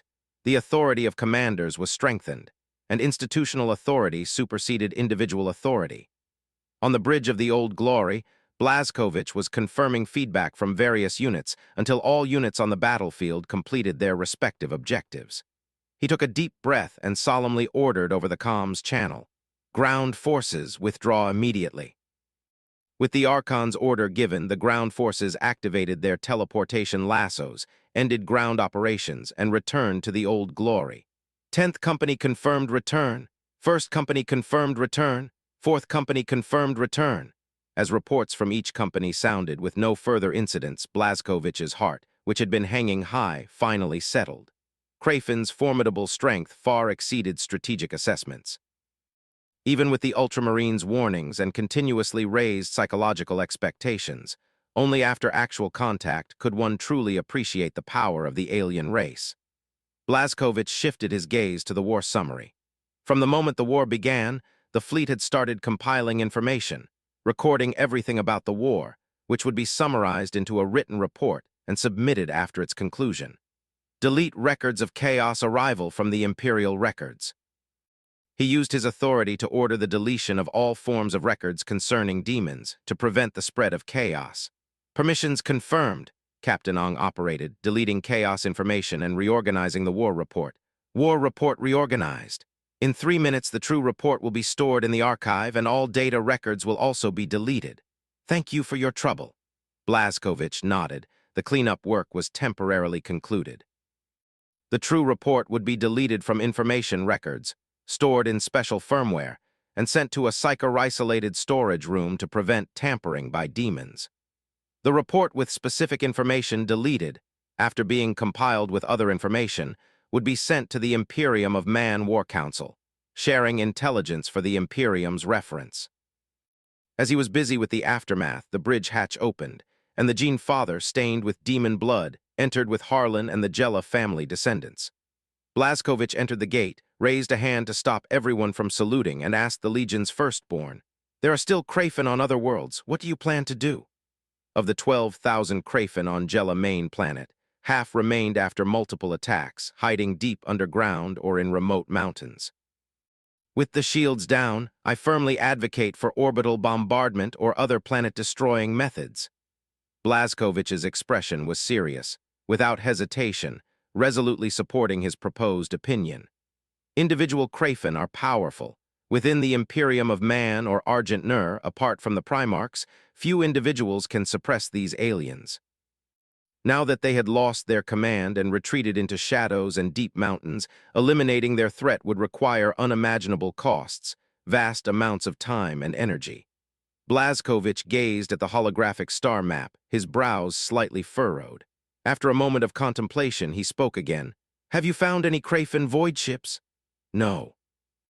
Blazkowicz stepped forward and opened the holographic projection, displaying a real-time image of a captive Krafen lying weakly on the floor in a cell.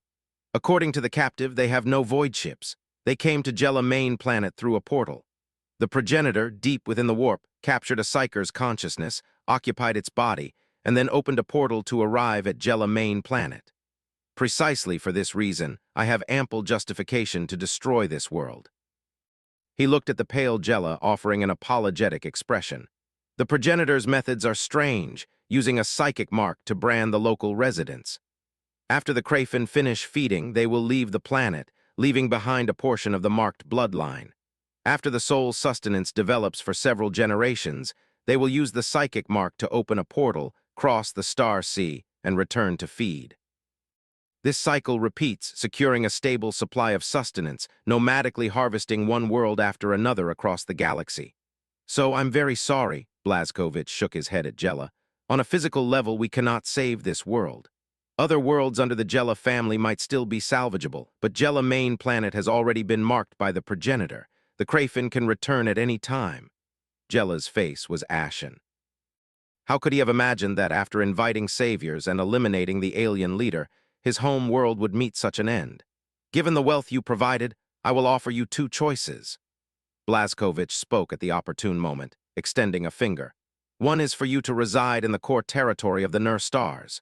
Your family's SDC template will be put into production, and a portion of the acquired wealth will be given to you, ensuring the continuation of your prosperity. The second choice," he extended a second finger, "is to serve as governor of a world within the Nur Stars' controlled territory, continuing your rule under Argent Nur's protection. If you abide by laws and ensure the development of the managed world, your dominion will endure eternally." "I choose 2. After hearing the Lord of the Stars' conditions, Jella did not hesitate, decisively choosing the second option. "But Lord of the Stars," his complexion improved slightly, his eyes revealing a cold ruthlessness. "My only request, let me personally destroy the defiled bloodline on Jella main planet and introduce an outside population to rule Jella." "Are you sure you want to do this?" Surprise flashed in Blazkowicz's eyes. Jella's choice was unexpected, a blend of ruthlessness, persistence, and stubbornness. "This place is adjacent to the Trans-River Abyss." He turned and pointed to the dark void, then lightly tapped the ground. Below the holographic bridge was the verdant Jella main planet. "It is more barren than other worlds." "Great King," Jella knelt before the tall figure, his voice trembling as he uttered 4 words with conviction. "It's hard to leave one's homeland. It's hard to leave one's homeland." Jella did not speak of rebuilding the world or restoring family glory. All his emotions converged into those 4 simple words. "All right." Blazkovich was moved by this sentiment and granted his request. Having lost its SDC template, Jella main planet no longer had hidden value, becoming an ordinary jungle world with a difficult path to reconstruction.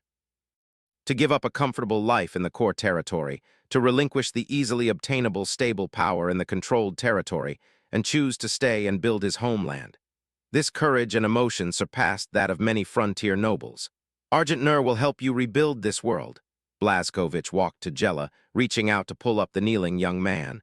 "I hope you inherit this courage and emotion and never forget it. Never to be forgotten."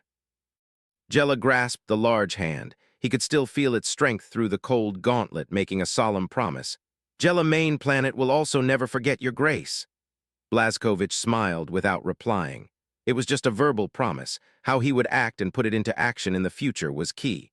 He helped Jella up, led him to the holographic command console, and took out a rhomboid controller from his dimensional pocket. Under Harlan's regretful gaze, Blazkovich handed the controller to Jella. "Your family's treasure is perfectly suited for cleansing this world." Jella received the controller, holding the power to destroy a world in his hands, cold and heavy, making him tremble uncontrollably. "Release the nano-plague," Blazkovich ordered Captain Ong. "Let the nanomachines cleanse this world." Instruction received, nano-containers released. From the Old Glory's belly, a force field container was ejected, carrying the nano-plague recovered from the Jella family. Losing the planetary shield, a fist-sized force field container slowly fell, entering the unprotected planet. Its outer shell cracked 300 meters above the surface, releasing its internal carrier. It was a mass of gray-black lead sand, like a ribbon falling into water, constantly changing shape with the ocean currents, never the same for a moment. From a macroscopic view, its surface was as fine as silk, its texture as dense as mercury, suspended weightlessly in the atmosphere. From a microscopic perspective, within the floating lead sand were countless tiny machines. These nanomachines were only 100 nanometers in size, appearing light gray, similar to spiders in the macroscopic world. "Release them quickly." On the Old Glory, as the nanomachines descended to the surface, Harlan Ogilvy impatiently urged Jella, "If you can't bear to, then step aside and let me do it." Harlan had always been keen on unleashing destructive weapons. Seeing Jella's hesitation, he couldn't hold back and repeatedly pressed him, disregarding the other's heavy heart. Jella subconsciously took a step back. Seeing the white-armored warrior eager to act, he no longer hesitated and activated the nano-plague controller.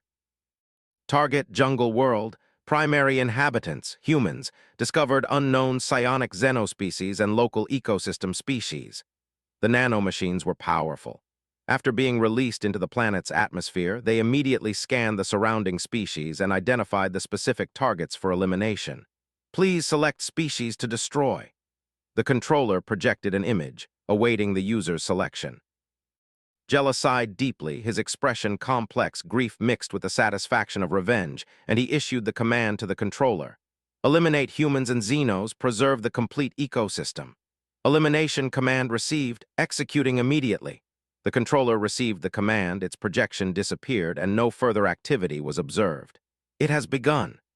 Just as Jella was at a loss, Blazkovich's voice drew his gaze to the command tower. On the holographic projection of the Jella main planet, the red markers representing the nanomachines began to move. Everyone stared at the holographic projection, observing how this creation of the Golden Age operated until it achieved its goal of eliminating the entire world. The nano-plague, having received the extinction order, rapidly diffused into the air, disappearing from macroscopic observation, as if it had never existed. However, from a microscopic perspective, the nanomachines, like an invisible tide, began a secret invasion from an imperceptible microscopic level. The spider-type nanomachines sought out steel and usable resources, disassembling them with their mechanical legs, and in 3 minutes replicated themselves into another. This process repeated. 1 became 2, 2 became 4, 4 became 8. Humans who had become lost souls didn't even know of the nanomachine's arrival, wandering through the ruined hive city. The nanomachines spared no resources. They silently and effortlessly penetrated human skin, entering the microscopic realm and capturing iron elements within the human body. As iron was drawn from the blood could no longer carry oxygen. The lost souls felt suffocated and began to gasp for air. However, the cold air rushing into their lungs could not alleviate the fatal pain of oxygen deprivation. As the nanomachines proliferated, the situation worsened. Oxygen deprivation in the brain caused blackouts and tinnitus, and dizziness became more severe. The heart, lacking oxygen, twitched unstably, and multiple organs in the body ceased function. The lost souls collapsed powerlessly to the ground, quietly closing their eyes as systemic organ failure ensued, irreversibly taking their lives. 10 minutes after the nanomachines entered the body, all vital signs ceased. 30 minutes later, the human body began to shrivel, and lead-colored fluid flowed through the blue veins. After 60 minutes, the human shell ruptured from the inside out. Billions of tiny machines devoured the remains, completely eliminating the life form, leaving no residue. 3 hours after the invasion began, the planet remained as calm as ever, but a gray mist rose from the nanoplague deployment zone, constantly spreading outwards.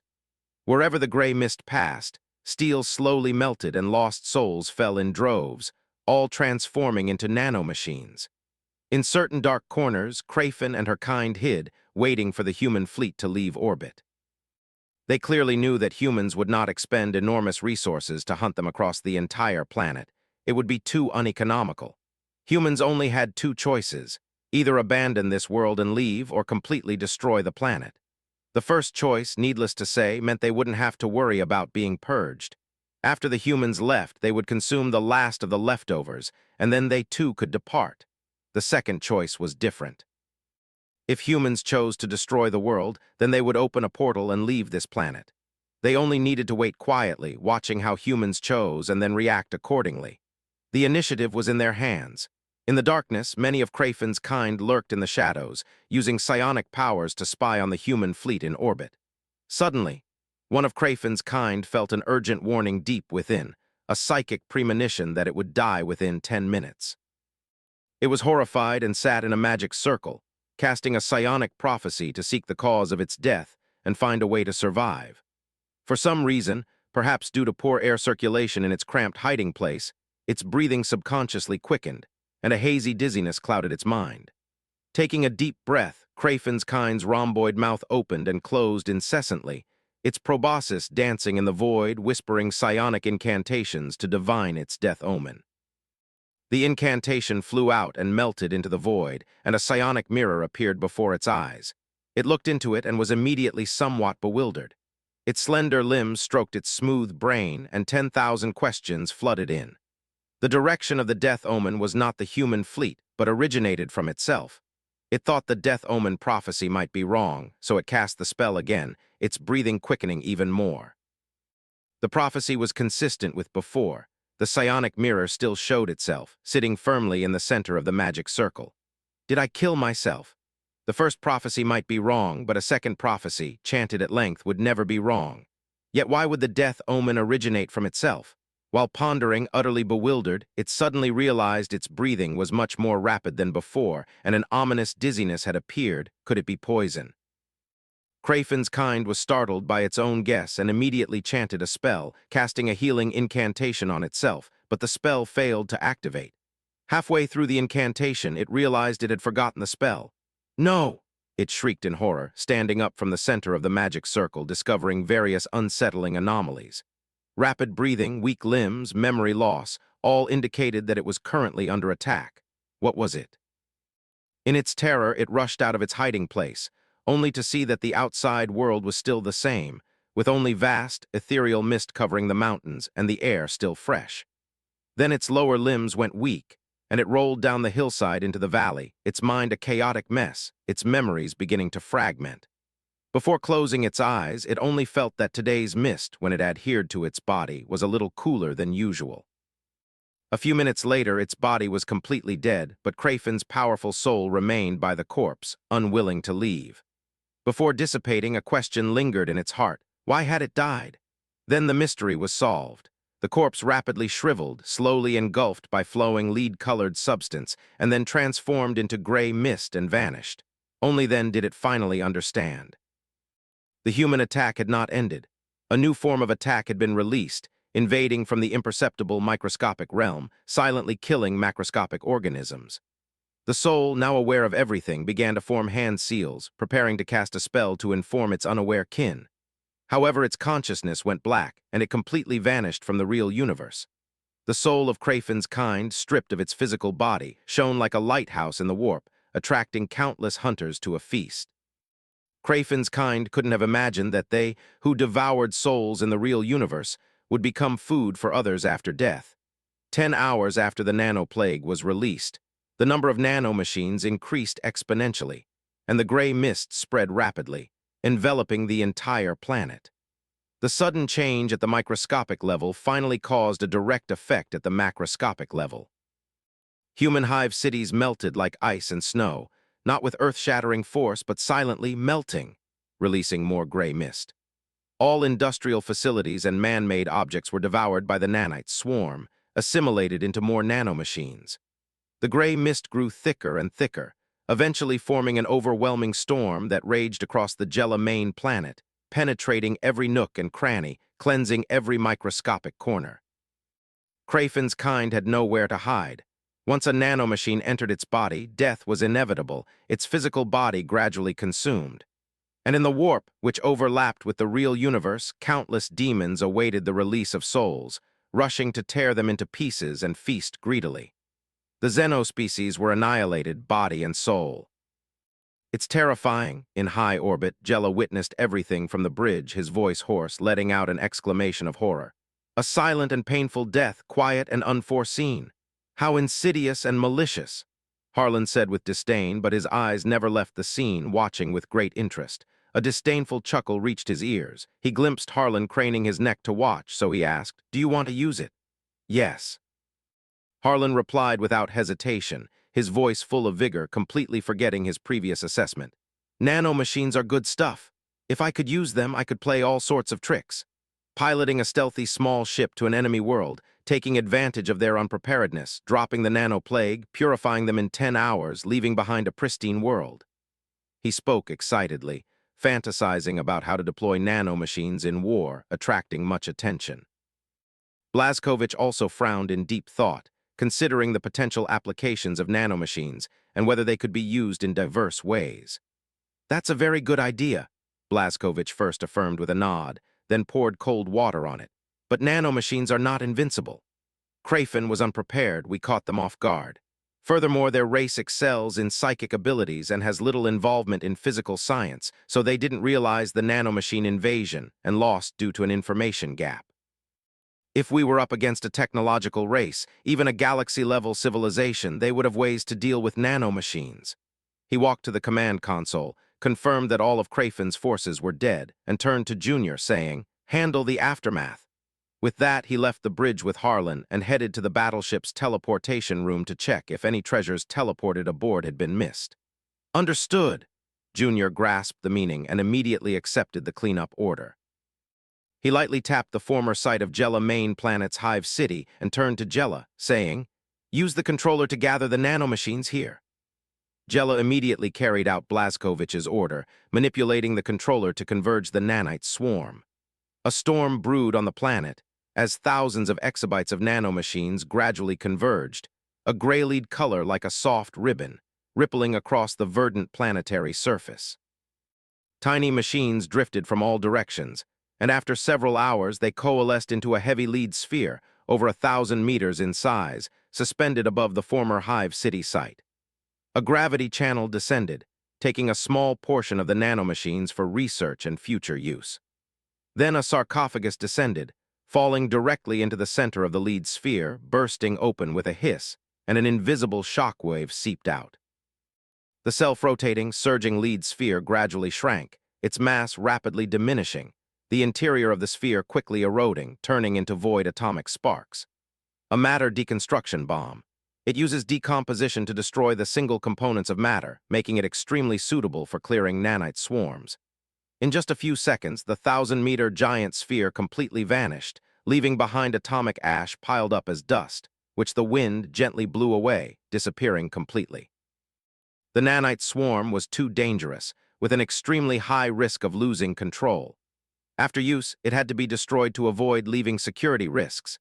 Even a single out-of-control nanite, if not handled carefully, could form a world-engulfing gray storm, devouring everything.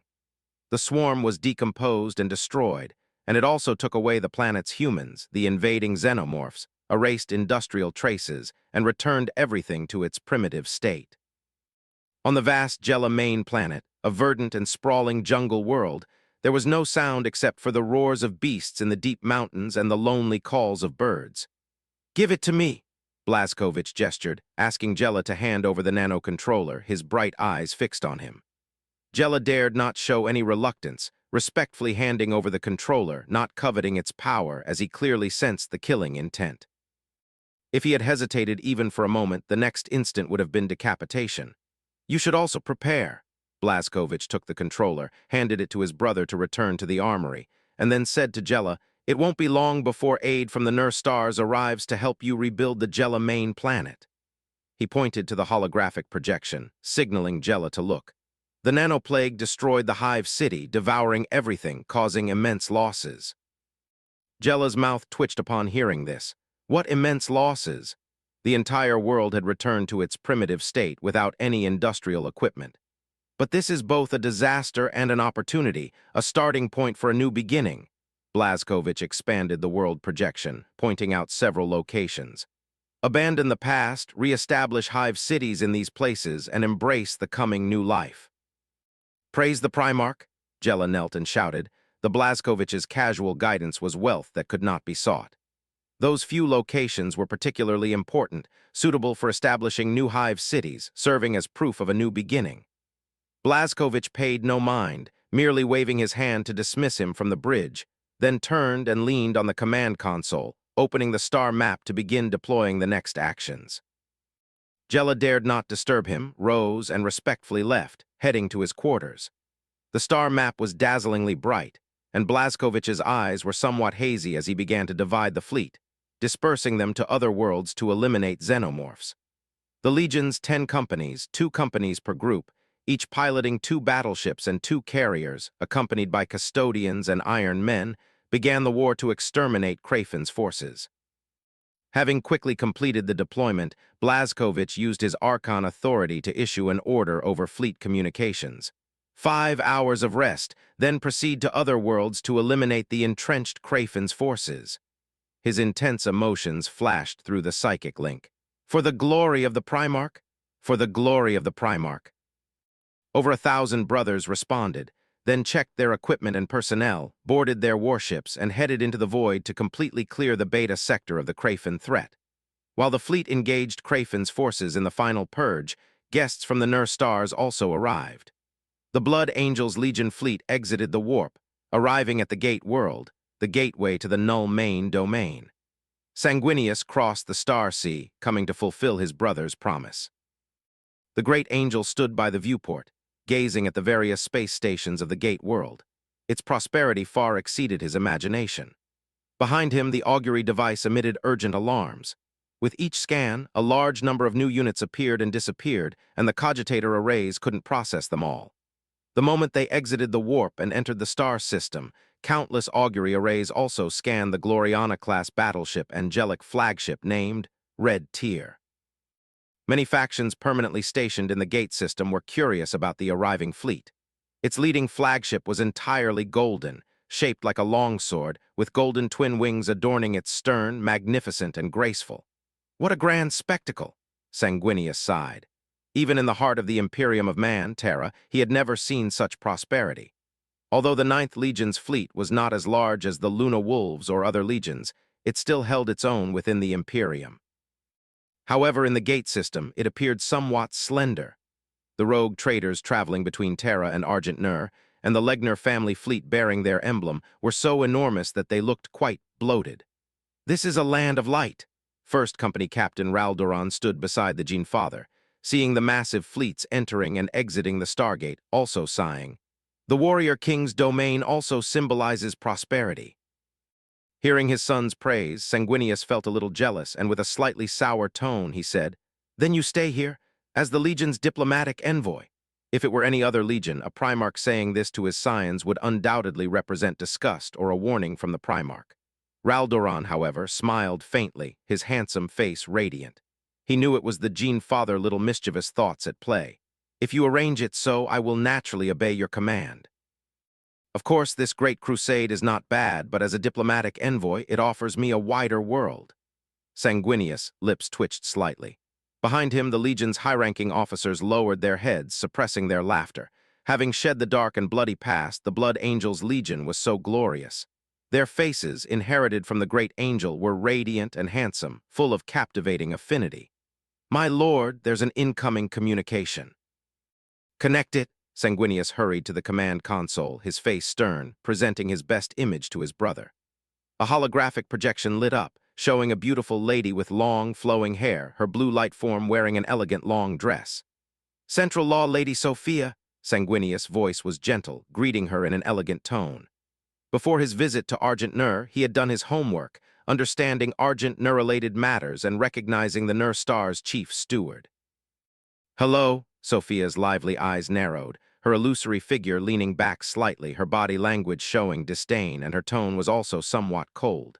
Not to mention Sanguinius, even the Legion warriors could see that Sophia's attitude towards the Primarch was very cold, even somewhat disgusted.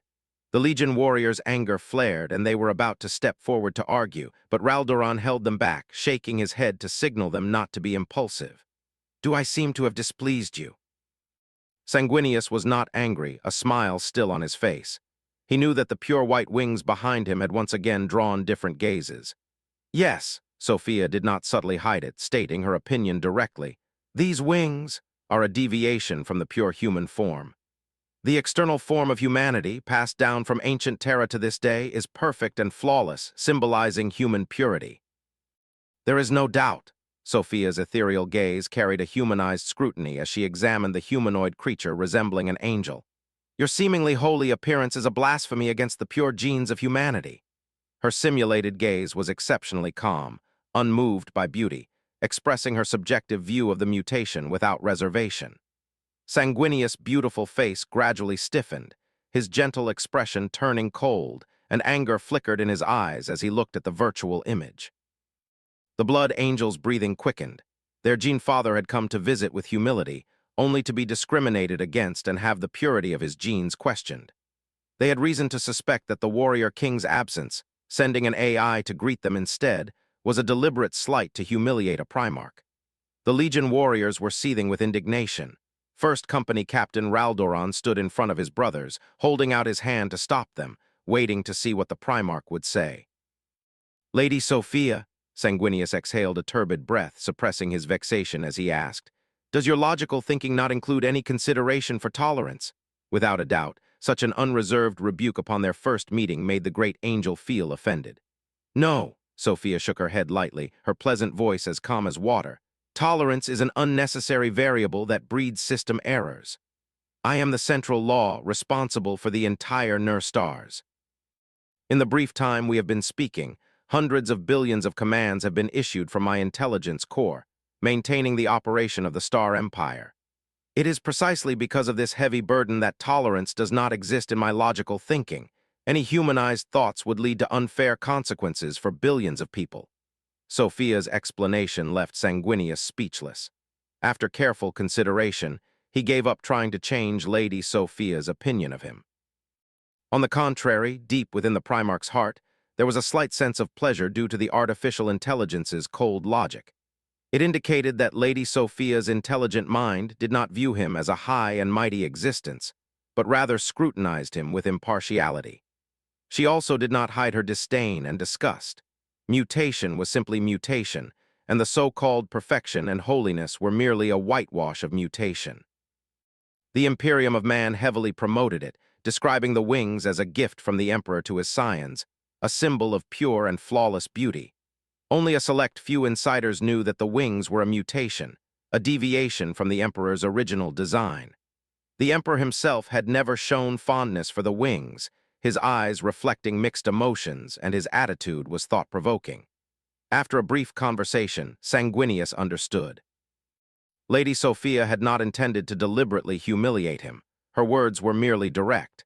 He regained his gentle demeanor and politely said, "Lady Sophia, I have specifically come to visit, and I hope our subsequent interactions will change your perception of me." Sanguinius suppressed the surging anger deep within his genes, feeling there was no need to be angry at someone who spoke directly. "I will not change my view," Sophia remained steadfast, calmly stating the facts. "I am a pure consciousness created by humanity. I do not tolerate mutation. But you need not worry. My views do not affect my duties, and I will not do anything that deviates from principles. The spaceport tugboats have already departed to guide the fleet into port." The holographic projection changed, and as Sophia explained, the guidance procedure was visualized. "The vessels will remain at the spaceport for fuel and supplies, and you will transfer to a shuttle to proceed to the core region of the Nur stars." Sanguinius listened quietly. As a guest, he should naturally follow the host's arrangements. "Please make the arrangements quickly." He naturally had no objection to such reasonable arrangements, and with a bright smile he asked, "I am eager to meet my brother." "King Noik is not in the Nur stars." Sophia did not conceal the fact that Blazkovich was not in the warrior sphere. Boom! The blood angels erupted in an uproar, instantly boiling over, no longer able to suppress their anger. This was an intolerable slight. More than a month ago, the Gene Father had sent an invitation, expressing his intention to visit the Nur stars with the highest etiquette. The warrior king had also agreed to the visit, gladly welcoming the arrival of the Blood Angels Legion, yet now that his brother Legion had arrived, he was nowhere to be found. This was undoubtedly an extreme display of contempt and arrogance. "My lord!" A rough roar sounded. Raldoron failed to restrain his brother and cast a guilty look at the Primarch. Fifth Company Captain Nasir Amit stepped forward, pointing directly at Sophia's hologram, unable to contain his rage. "How dare they treat you with such disrespect?" Sanguinius' gaze fell on Amit. This savage scion had a brutal face, a grotesque scar running from his forehead through his left eye extending to his cheek. He was gnashing his teeth, accusing Argent Nur of disrespect. The great angel did not respond to Amit, his gaze sweeping past him to the faces of more scions, who were equally enraged. His slender golden eyebrows furrowed as he pondered whether this journey to Argent Nur had indeed been ill-considered. He still remembered the kind warning from their parting at Bal II, and it was precisely this impression that led him to seek some answers in Argent Nur. But this meeting across the stars was beginning to deviate from his beautiful imagination. The eye's disdain and his brother's broken promise seemed to cast a shadow over this journey, gradually dispelling his hopeful expectations. "Watch your words!" Raldoron stepped forward, grabbing his brother's shoulder, trying to pull him back into formation. As the first company captain of the Legion, Raldoron also felt anger in his heart. How could he, as a member of the Legion, remain calm when the Primarch and the Legion were being disrespected? However, he was more rational and composed, suppressing his emotions and continuing to understand the situation to avoid unnecessary conflict. "This is the warrior sphere." Raldoron's soft words quelled Amit's struggles, bringing his brother back into formation. "This is the warrior sphere." This was a warning to Amit, and also a reminder to the Legion brothers that Argent Nur was different from the chaotic Star Sea, being orderly and powerful. The warrior sphere was the domain of Primarch Blazkovich Novik, where the military and civilians were warlike, and their dictionary held no room for retreat. Moreover, the Nur stars and the Imperium of Man were not a single polity. They had only reached a strategic consensus for deep cooperation. The Blood Angels could not represent the Imperium, but the central law represented Argent Nur. When the warrior king returned to the Imperium, the AI stood alongside him, and the Emperor's attitude had already explained everything. "Lady Sophia," Raldoron pulled Amit back, glared at him fiercely, ignoring the latter's indignant grumbling, then turned and bowed, sincerely apologizing to Sophia. "My brother is impulsive by nature and did not intend to offend you." Sophia's expression remained normal, always betraying no emotion, and she waved her hand to indicate that she had never cared. Seeing Raldoron's handling, Sanguinius was very satisfied that his scions were willing to sacrifice some minor emotions for the greater good. He turned his gaze back to Sophia's hologram, his expression sharpening, his voice as cold as a winter wind. "Lady Sophia, where has my brother gone? Does your authority allow you to answer? If you cannot answer, I will lead my fleet away from Argent Nur and never visit the warrior sphere again." Even a mud doll has a temper, let alone a Primarch, a war machine. As a polite visitor to be snubbed by the host, where would the Legion's face be? If he did not receive a satisfactory answer, Sanguinius would lead his Legion away, forever remembering his brother's rude humiliation. "I can answer," Sophia remained calm. With a wave of her hand, the holographic image changed, displaying the sequence of events. Your envoy, Amaranth, submitted an invitation, and King Noak agreed to the visit. Sanguinius nodded to himself. So far, there had been no unexpected events. His brother was still in the Nur stars a month ago. His eyes narrowed slightly, keenly sensing an anomaly. Why would Blazkowicz leave in such a hurry, even at the cost of breaking a promise? While thinking, he cast his gaze at Amit. The impulsive scion's anger had interrupted Lady Sophia's speech and diverted his own attention, preventing him from immediately considering the underlying reasons. Sophia continued, "Half an hour after accepting your visit, news of Crayfin's invasion arrived." Crayfin. Sanguinius shot up from his throne, transforming into a phantom and rushing to the command console, looking down at the information displayed on the holographic projection. The Legion warriors had captured important information. Their anger turned to astonishment, and their furious expressions melted into relief. A terrifying Xeno race had committed atrocities in the Ultima Orientis segmentum, killing 4,000 Ultramarines and destroying an expeditionary fleet. "Lady Sophia, please provide the coordinates of the Xeno invasion." Sanguinius' face was solemn, his words resolute.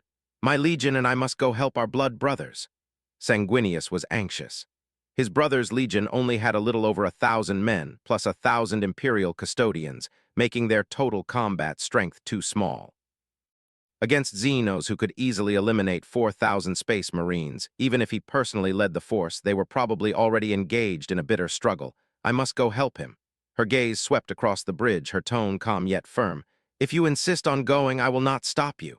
King Noak specifically instructed before he left, "You don't need to be constrained when you arrive. You can move freely outside the core area. But I have a duty to remind you." She displayed Crayfin's intelligence and the Archon's troop deployment. "Mortals are not only unhelpful in the fight against Crayfin, but will become a burden. Moreover, the regular astropathic choir message reports state that the expeditionary force is not in danger, and the war plan is proceeding smoothly." The cool reminder made Sanguinius calm down, realizing that Argent Nur had a mature war system, regularly transmitting astropathic choir message reports and maintaining contact with the main base. If the front encountered a threat, Argent Nur stars would have already mobilized troops and dispatched a large army to support them.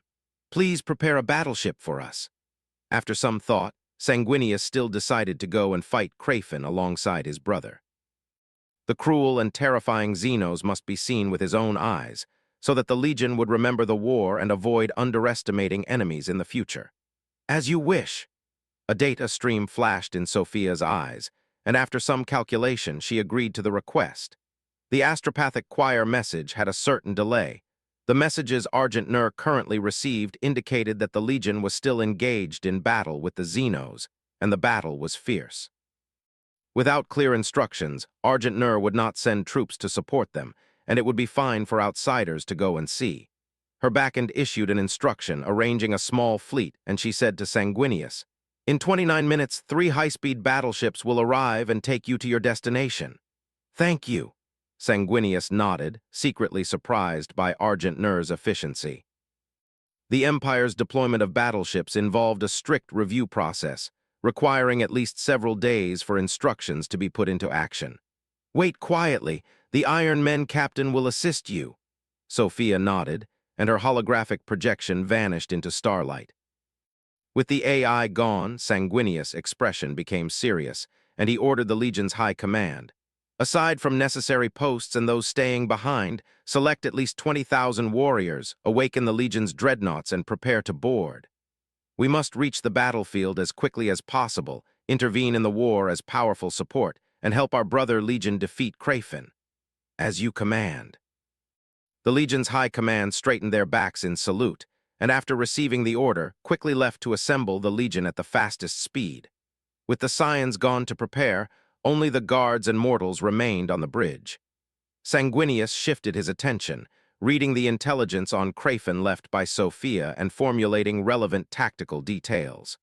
The more he read, the more alarmed he became. The intelligence on Crayfin he had previously obtained from the Ultramarines now became even clearer and more concrete in his mind. This was no ordinary Xenos. They had to strike with full force. "The battleship has arrived. Please board." A mechanical synthetic voice transmitted, prompting the troops to board. The Angel Scions immediately acted, demonstrating extremely high organization, completing boarding in a very short time. The battleships did not stop for a moment, entering the warp through the Stargate. The Blood Angels were eager to rush to the aid of their brother Legion. 6 Tera-hours after they left, an astropathic choir message communication returned, reporting that the front forces had achieved a great victory, annihilating the Crayfin that invaded Main planet. Sophia's thoughts paused for a blank time, the fastest moment in the physical universe. She made a series of calculations and ultimately chose not to notify the Blood Angels to return. According to calculations, they would meet in the Star Sea, and going back and forth would be too troublesome. At the edge of the Milky Way, in high orbit around Main planet, only one battleship remained, the Old Glory. Other ships had gone into the void to clear out remaining Crayfin and thoroughly eliminate Xeno's infection in the area. He remained alone on the bridge, dismissing everyone and closing the bridge doors, deducing and calculating on the command console. Holographic projections displayed Astartes Legion data, the combat styles of various legions, and how to annihilate them. Judging by the completeness of the data model, it was clearly not a whim. He had been plotting for many years, carrying out some unknown plan. "Every time I see this, I always feel your thinking is too complex." Ong floated in the air, helping Junior build the data model. His cold voice was very low, with a mechanical sense of guilt. "This act of treason, if discovered by the Primarch, you and I will be held accountable." Junior's fingers trembled slightly, but his eyes were more resolute than ever. "Let's talk about it when he finds out." His hands worked non-stop, constantly deducing and perfecting the data model. "You and I are accomplices. You also have these concerns, otherwise would you help me?" The Iron Men stopped speaking, quietly floating in the air, using its own computing power to process data and fill it into the data model. Suddenly, its floating body trembled, and its mechanical voice was somewhat flustered. "The augury device has a reaction. A fleet is leaving the warp." Junior's expression tightened, but he wasn't flustered. He skillfully pulled out the data module from the command console, carefully placed it inside his armor, and said to Ong, "Quickly delete your own data memory." "I'm already doing it." Ong's polygonal body glowed with data, beginning to delete related memories, fearing that his little secret would be discovered by others. The command console returned to normal, displaying images of the surrounding star sector, zooming in on the warp fluctuation area. "Argent Nur's battleships." Junior saw the battleship identification signal, his brow furrowed, and a hint of unease flashed in his eyes. The spacecraft leaving the warp were Argent Nur's battleships, not civilian spacecraft carrying engineers and colonists, which was unusually thought-provoking. Could it be that some emergency had occurred in Argent Nur? An obligation flashed in his mind. Junior didn't speculate too much. He glanced at Ong, who was deleting data, then turned to look at the edge of the star system, waiting for the battleships to completely leave the warp. 3 battleships burst out of the strange light, 1 battleship, 1 aircraft carrier, and 1 cruiser, forming a miniature attack fleet. Connecting communication.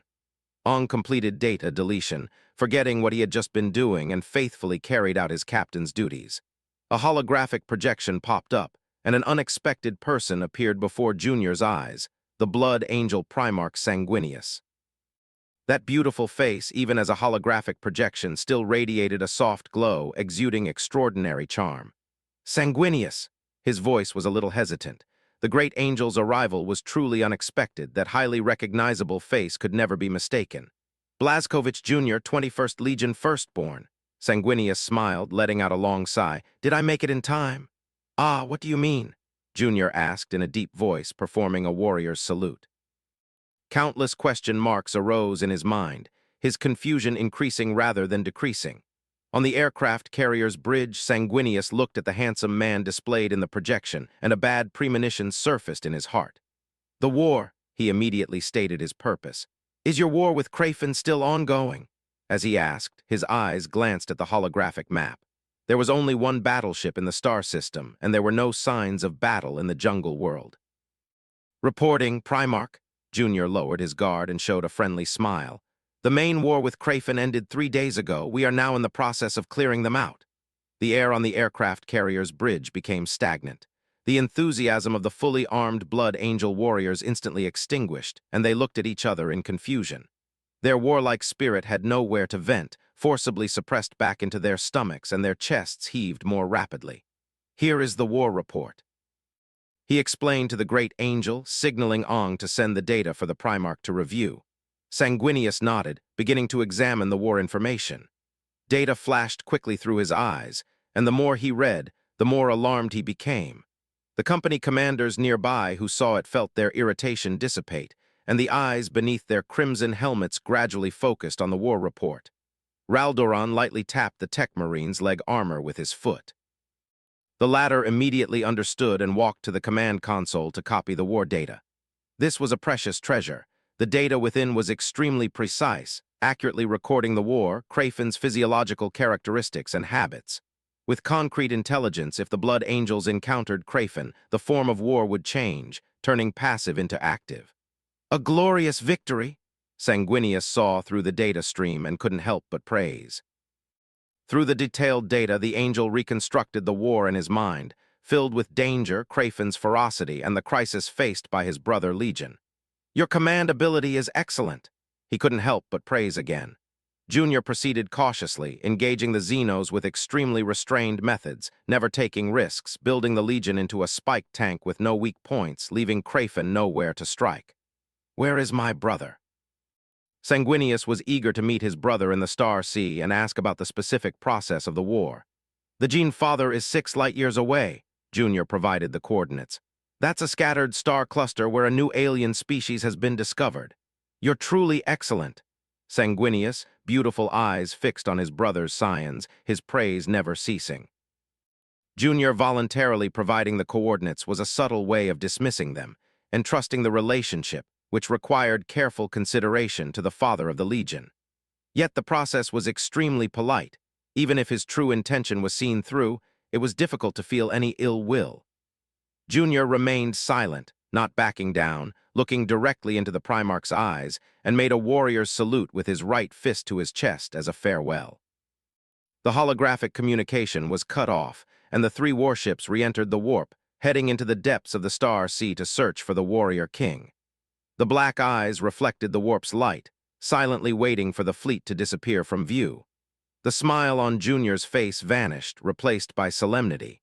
He stood by the viewport, whispering, "Can the Emperor tolerate his mutation?"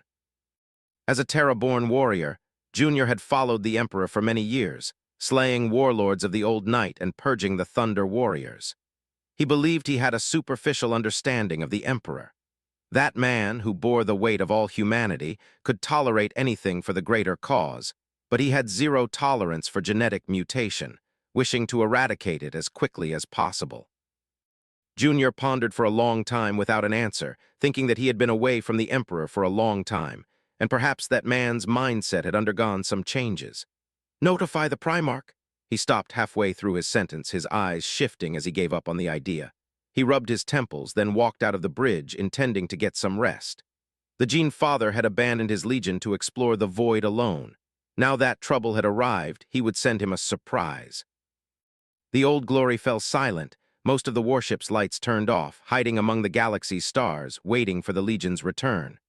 6 light-years from Jella's world, multiple star systems existed, drifting on the dim edge.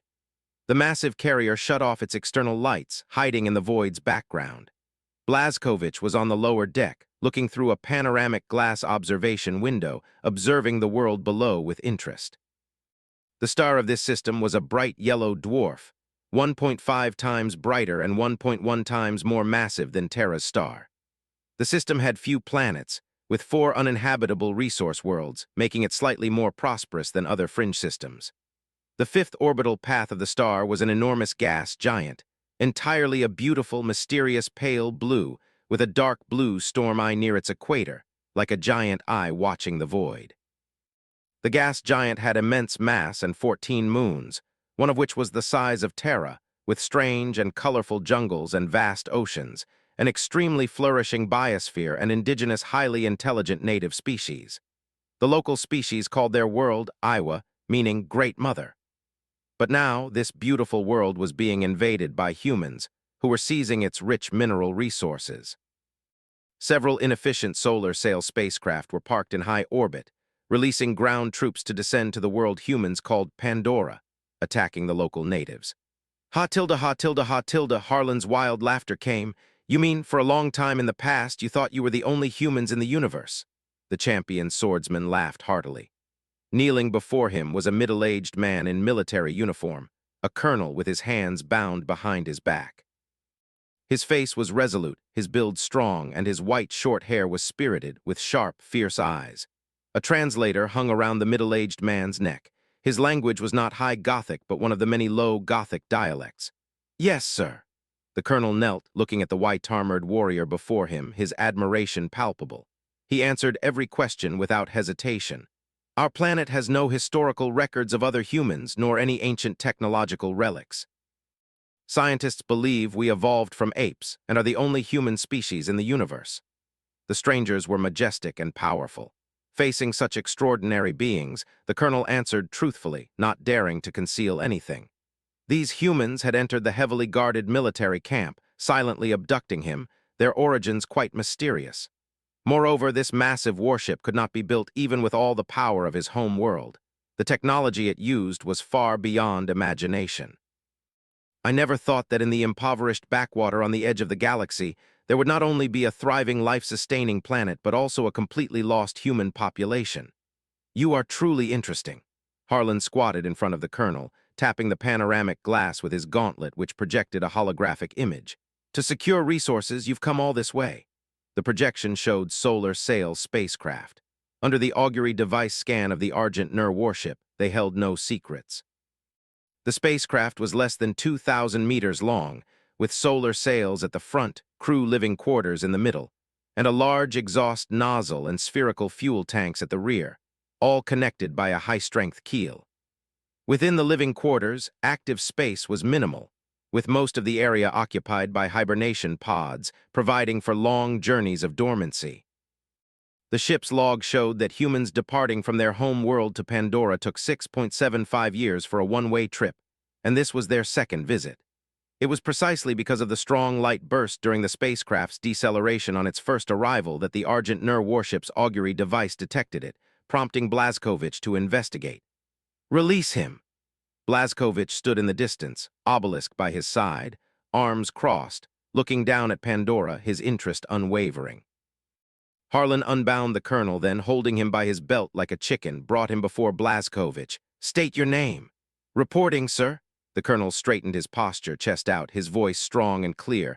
My name is Miles Quaritch, and in our legion I hold the rank of colonel. He's a good soldier. Blazkowicz nodded slightly to the colonel. He could tell the colonel was very proud of his military identity. The simple, ordinary praise made Miles feel his knees weaken, and he instinctively wanted to kneel. The person before him had a heroic and awe-inspiring face, deep and rational eyes, and a body full of strength and reason, possessing exceptional leadership qualities and exuding extraordinary charisma. With just a word or a glance, he could make even the most resolute warriors submit and follow him without hesitation. What do you think of the local natives? The great man's tone was calm, yet it revealed a different kind of majesty, like a clap of thunder in the ear. It's here. The colonel's heart tightened, knowing that his test had arrived. His upcoming answer would determine the attitude of these lords before him. The natives are called Navi. Some people believe we should coexist peacefully with them. Stop! Harlan interrupted him roughly, stating in a flat tone. Don't talk about others, just tell me your own opinion. Miles' face darkened. Since joining the military, he had never been so nervous, as if the fate of his entire nation rested on his shoulders. Facing the mysterious Lord's inquiry, his gaze sharpened, disregarding everything else, and a ruthless glint flashed in his eyes. Those blue-skinned aliens should be conquered by humans to make way for living space, and all of them sent to the mining areas to dig. After he finished speaking, he felt extremely unrestrained, and the accumulated frustration was swept away. Recently, those scientists who didn't understand the harshness of survival had been clamoring, advocating for harmonious coexistence with aliens. This dangerous ideology was beginning to influence some wavering soldiers. Regardless of the outcome today, he had committed himself. He had to speak his mind before the important figures and let chaos reign after his death. Blazkowicz remained silent, his face calm and noncommittal. Not bad, young man has awareness. Harlan stepped forward and patted the colonel's shoulder, his long tone filled with relief and a hint of disappointed regret. He has awareness, but he's too merciful. Aliens must be utterly exterminated. His words carried a reprimand. And those coexistence factions and surrender factions all have their frontal lobes cut out and sent to mining and endless labor to repay the sin of ignorance with their lives. Miles Quaritch's pupils dilated. After listening to the reprimand, his eyes felt sore and a clear path unfolded before him. "Please teach me, sir." Miles willingly knelt, his forehead bleeding from hitting the ground. He had understood that the lords who had invited him deeply detested aliens, xenos, and acted with swift decisiveness. "Get up." The exceptionally magnificent man spoke again, his tone understated, yet still incomparably majestic. Miles didn't want to stand, but his body wouldn't obey. The instinctive reverence materialized, surpassing his own thoughts. "Show your methods and determination." The holographic glass beneath Blazkowicz's feet magnified, giving a clear view of the human base on the planet. "As the highest security officer of the base, if you can't control it, your capabilities are deeply doubted." Miles understood. He was too weak now to catch the attention of the lords. "I understand what you mean." He smeared the blood on his face, revealing a cruel smile, his eyes growing brighter and brighter and his fists cracking. "The base needs a voice that is absolute." Chapter 116 Command. Miles secretly returned to the surface base under the cover of night, without disturbing anyone, and slept soundly until the next morning. After getting the basic required amount of sleep, he walked out of his personal barracks. The base was sparsely populated. Sentry towers and automated machines were responsible for security, guarding against raids by the Navy.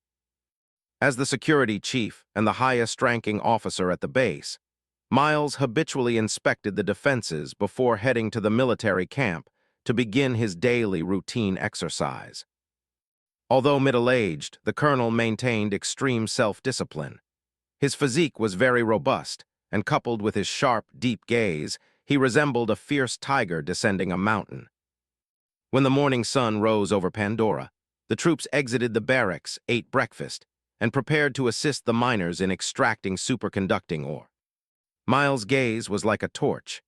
As usual, he stood atop the base's lookout tower, overlooking the entire base, watching the steel behemoths awaken from their slumber. But today was different from before. In the eyes of this iron-blooded soldier, who held the belief of human supremacy, there was only fanaticism and ruthlessness. He swept his binoculars across the base and saw several tall, blue figures walking in the plaza, his eyes filled with undisguised revulsion. Those were Navi replicas, cultivated by human scientists using biological genetic engineering after collecting Navi genetic data. They lacked self-awareness. Humans connected to them via a neural link device, using consciousness to achieve remote control, facilitating human exploration of Pandora. Beneath the beautiful surface of this planet lurked danger.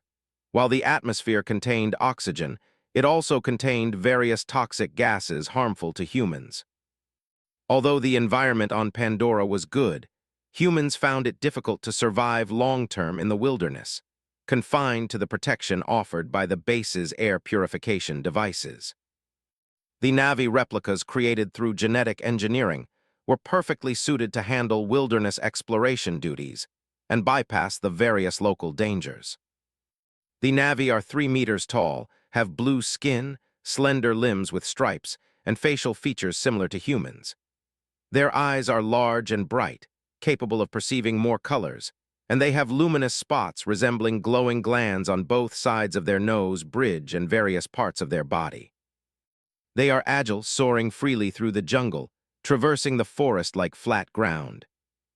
Although they lack advanced technology, their individual strength is immense, and their primitive bows and arrows possess astonishing power, easily penetrating the high-strength glass of human aircraft and killing the internal operators. What most astonished the human scientists was not the Navi's strength or intelligence, but their integrated evolution with the planet. All creatures on Pandora, including the Navi, have neural bundles growing from their heads, resembling hair, which allow for physical connection and the mutual exchange of thoughts. This unique, primitive, and mysterious bioorgan caused great suffering for the humans who came to colonize. The Navi established connections with the local jungle behemoths, driving the jungle beasts and sky predators to attack human technological creations and resist the advance of human invasion. The colonel put down his binoculars, a look of disdain flashing in his eyes, and a cruel smile appearing on his lips as he waited for the Navi replicas to leave. He was waiting for an opportunity to completely eliminate the weak-minded thinking in the base, seize control of the Pandora base, and prove himself. Abandon harmony and coexistence, embrace human supremacy. Base guard, assemble. After watching the alien replicas and scientists leave, Miles growled into the communication channel and launched the purging operation. At the security chief's command, the base guard dared not delay, assembling fully armed in the base plaza. At this time, most personnel had already left the base to perform various tasks in the field. The base was filled with soldiers ready for deployment, prepared to respond quickly to alien incursions. Looking at the young men standing beneath the scorching sun, thousands of soldiers formed neat squares, their formation impeccable. The colonel revealed a look of satisfaction. This was the direct line of troops he had brought from the mother planet. Their combat effectiveness was considerable, and their loyalty was deeply ingrained. "Soldiers," he shouted, causing the troops to puff out their chests and raise their heads, offering their supreme respect to their superior officer.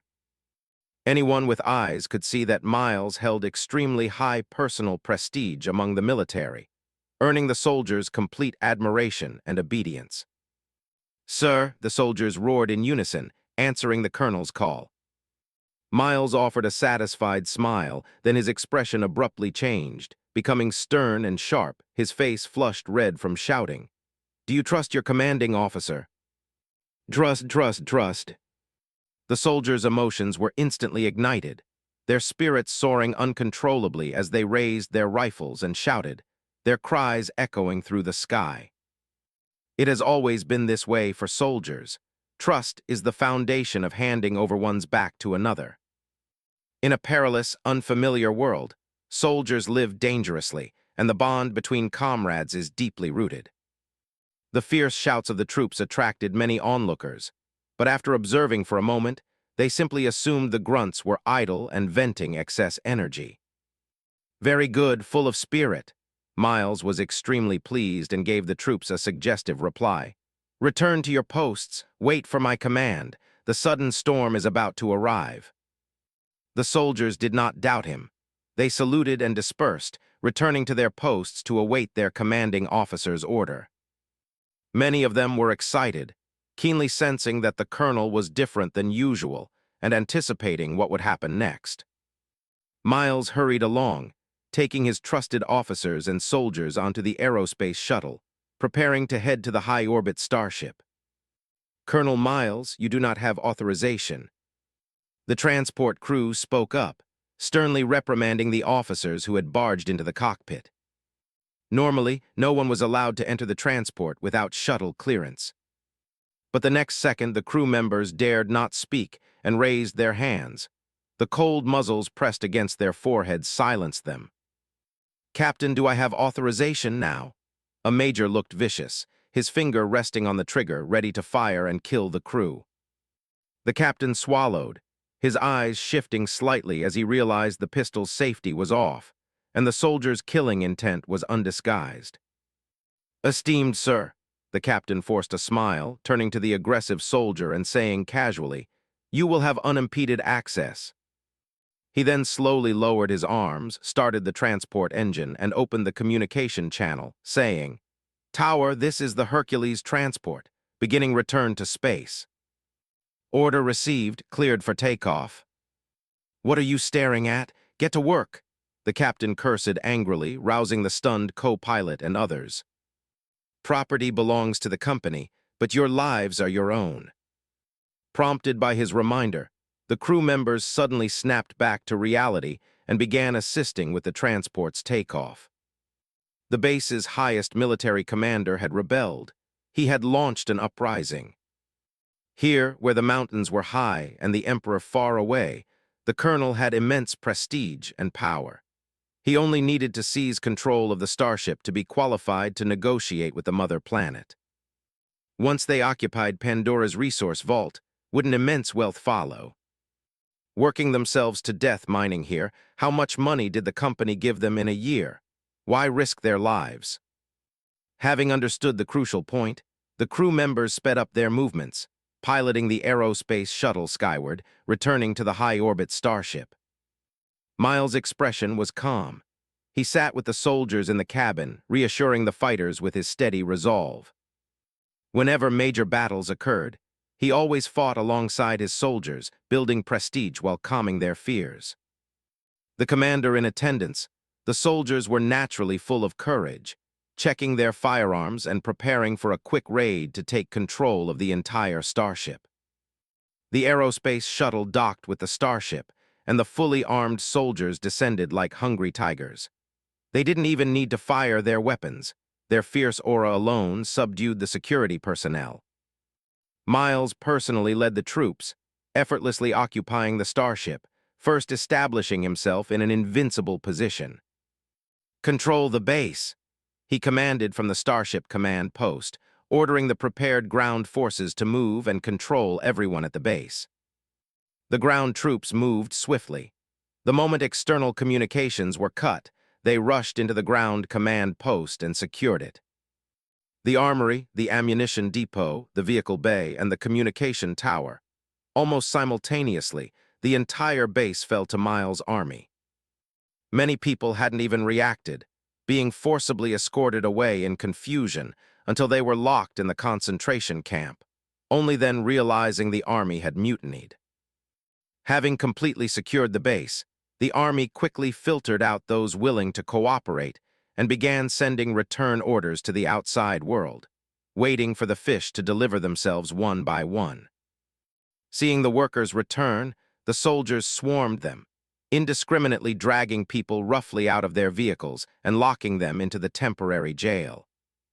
The rebellion led by the highest commander, who knew the base like the back of his hand, was swift as the autumn wind sweeping away fallen leaves.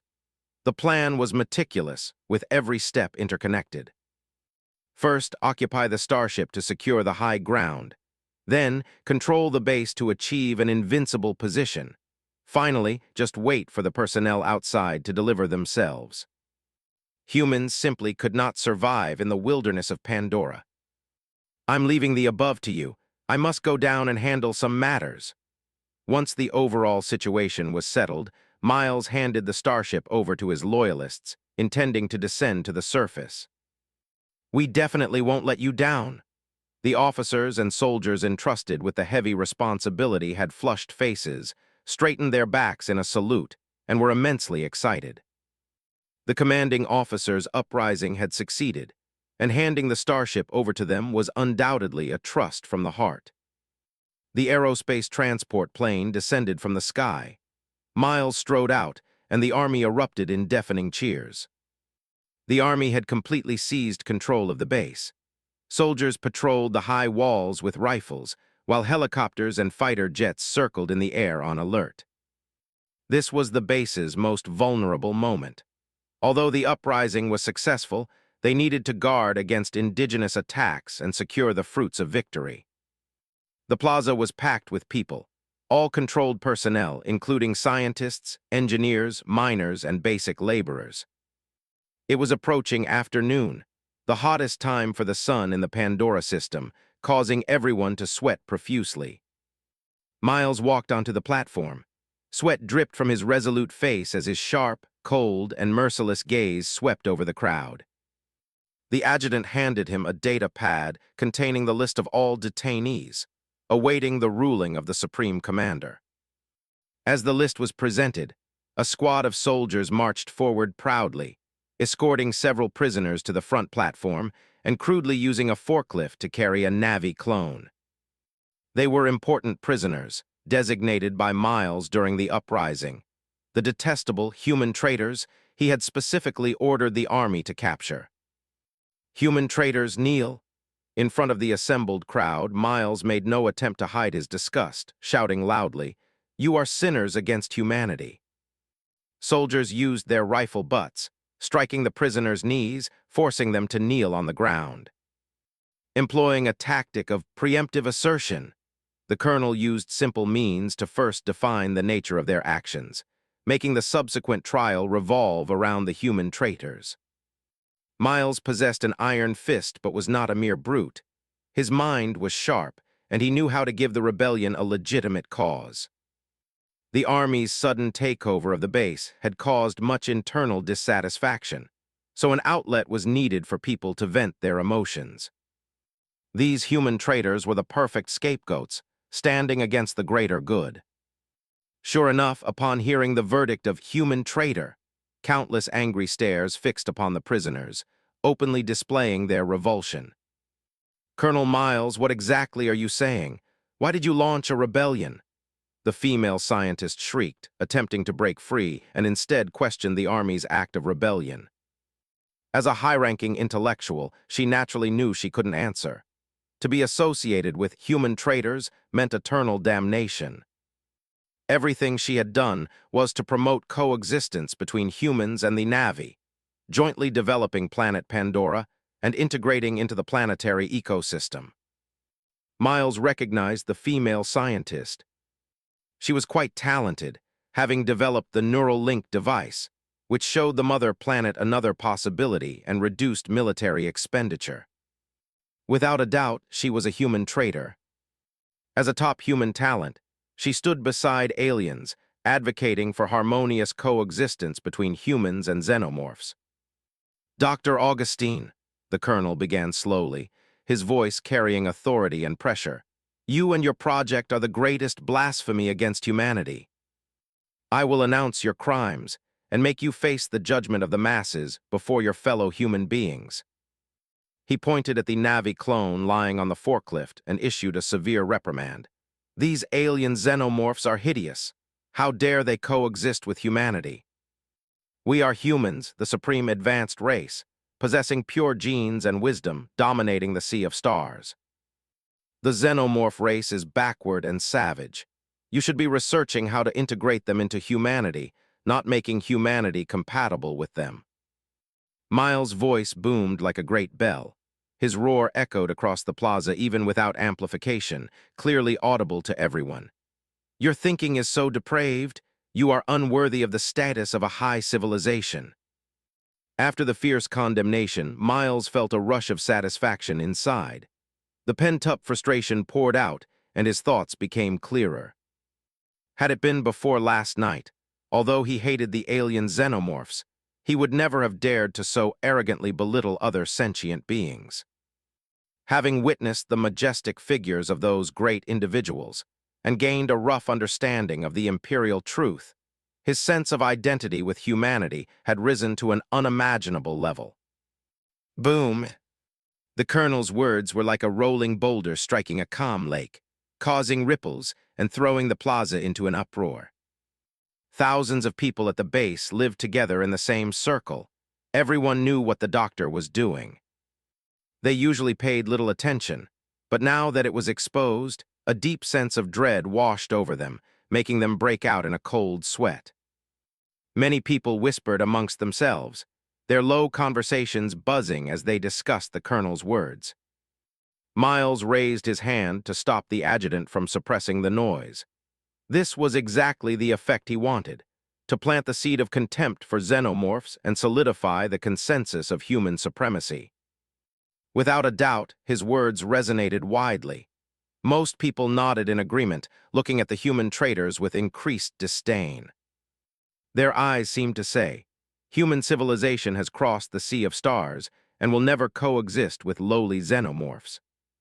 We are conquerors who bear their fangs. Dr. Augustine's face was deathly pale. She understood that her project was finished. Miles had succeeded in stirring up the emotional resonance of the majority. She raised her head, looking up at the colonel, unable to argue. The Na'vi. They are not human, Miles interrupted rudely, firmly refuting her. They are space xenomorphs. The doctor despaired. Every word she spoke at this moment, intended to defend the Na'vi, was testimony used against her in her own trial.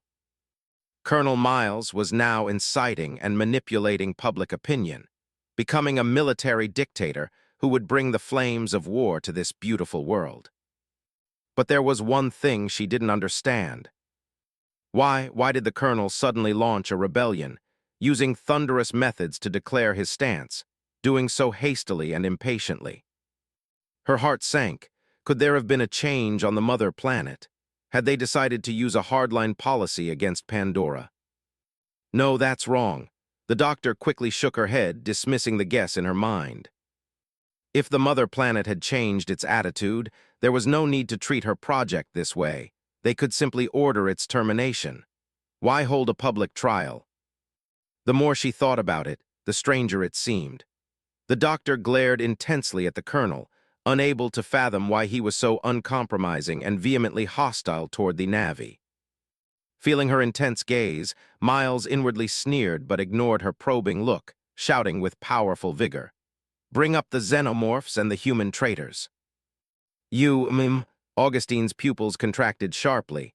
Just as she was about to shout crime, her mouth was taped shut by a soldier. Over a dozen Na'vi captives were brought forward. The 3-meter-tall xenomorphs were conspicuous in the plaza. Facing so many humans, the Na'vi looked somewhat panicked, unsure of what was happening. "Make them kneel," the colonel commanded softly. Soldiers struck the xenomorphs' knee joints with their rifle butts, forcing them all to kneel facing the humans. Dr. Augustine's team was also escorted up. Under the soldiers' coercion, they bowed their heads and knelt before the humans, their faces ashen. "Humanity is supreme," Miles roared at the top of his lungs, drawing all the air from his lungs in a wild shout. "Humanity is supreme." When the Supreme Commander raised his arm and shouted, the army naturally echoed him, their cheers rising and falling throughout the base. "Humanity is supreme." Racial sentiment was ignited. Various personnel stared with bloodshot eyes, raising their arms and roaring. Miles' gaze, sharp as a hawk's, swept over the people gathered in the plaza. He waved, signaling soldiers to enter the crowd and seize those who hesitated. Only when people next to them were seized did everyone realize. The colonel was preparing a massacre to purge all unstable elements. By the time the fervent shouts died down, hundreds of people had been escorted onto the platform at the front of the plaza, kneeling before the crowd below. Execute these weaklings. Miles' ultimate goal was to eliminate the weakness in the base. Soldiers walked behind the weaklings and pulled their triggers without hesitation. Gunshots merged into a continuous sound, and the first batch of people were shot dead, falling into pools of blood. The smell of blood permeated the air. The scene fell into a deathly silence. Many people vomited, and disbelief was evident even in the eyes of the Na'vi. "Next batch," Miles said, his tone icy, his expression completely unmoved as he ordered the soldiers to execute the next group. The gunfire sounded again, batch after batch. Everyone was executed by the soldiers. Bright red blood flowed down the platform, even spreading toward the crowd. The spectators were numb. They had never witnessed such a terrifying scene, humans being slaughtered like chickens. No investigation was needed, no evidence required. Simply for failing to cooperate or showing signs of weakness, they were ruthlessly executed by the soldiers. People did not resist, nor did they dare to. Among those executed were their own friends and relatives, yet they dared not step forward to speak out or denounce the army's atrocities. The crowd only dared to direct their hateful stares at the Navi and Dr. Augustine's team, grinding their teeth, wishing they could devour their flesh raw. These human traitors deserved 10,000 deaths. They constantly promoted harmonious coexistence and always considered the indigenous Navi. Now, how many lives had they cost? And those damned blue-skinned xenomorphs, why should they be allowed to live? Many people had shown them mercy, but the price was their lives. Kill all xenomorphs, humanity is supreme.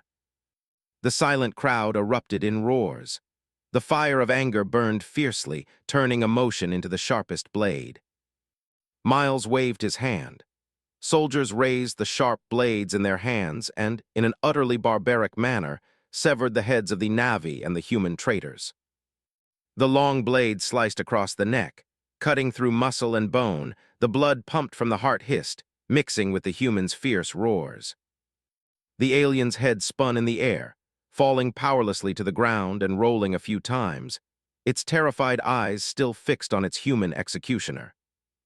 The crowd roared again, their skin flushed red, veins bulging, faces twisted into terrifying grimaces, eyes filled with unrestrained joy and deep, bloodthirsty growls emanating from their throats. Colonel Miles sneered. What he saw before him was what he had envisioned. Beheading the alien with primitive methods, barbaric and violent, awakening the wildness in human hearts with blood.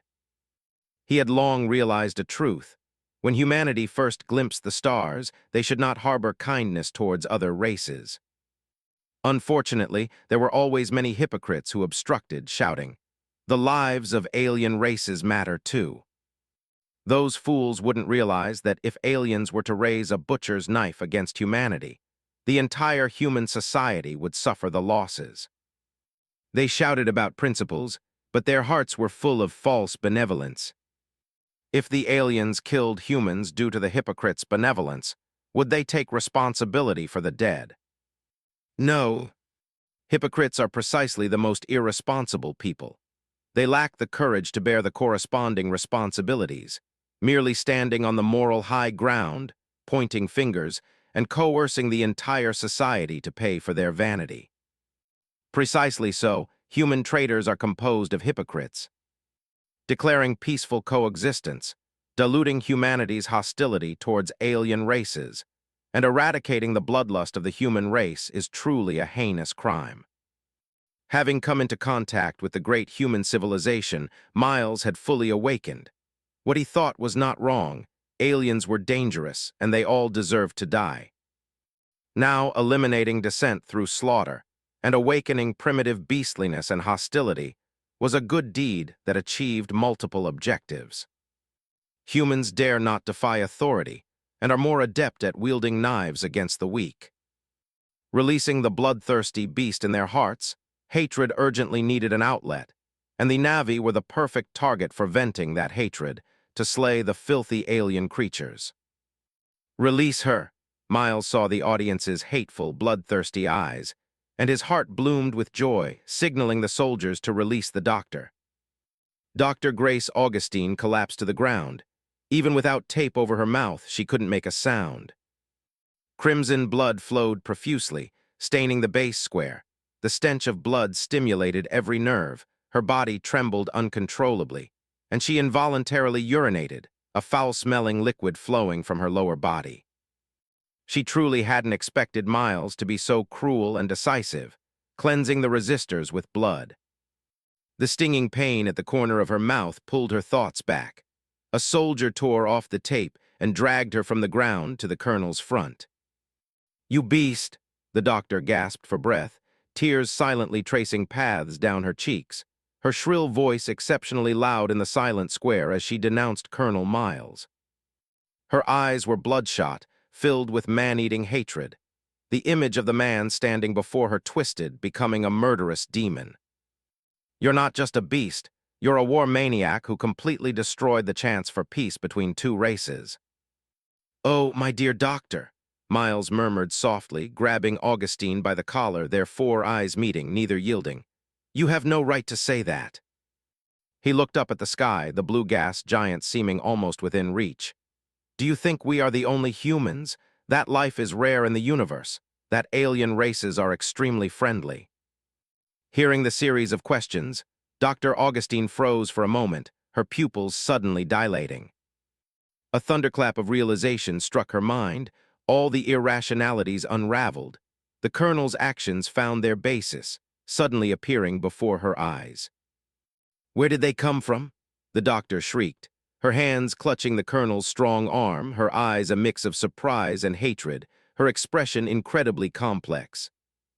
She understood, everything made sense. Colonel Miles Quaritch had encountered visitors from the void, glimpsed a horrifying truth about the universe, and comprehended the law of survival. "Who are they? Where are they?" The doctor was in tears, screaming hysterically, her knees buckling as she clung to the colonel. "Please take me to see them." Under everyone's gaze, Miles laughed wildly, casually tossing the doctor to the ground, casting a contemptuous look. "Too bad, my dear doctor. The universe is not a baby's playground. It has no dreamy colors. It is real and cruel, tolerating not a shred of weakness or pity." "Unfortunately," the colonel grinned, his white teeth bared, "you and your ideals are precisely the weak link they want me to eliminate.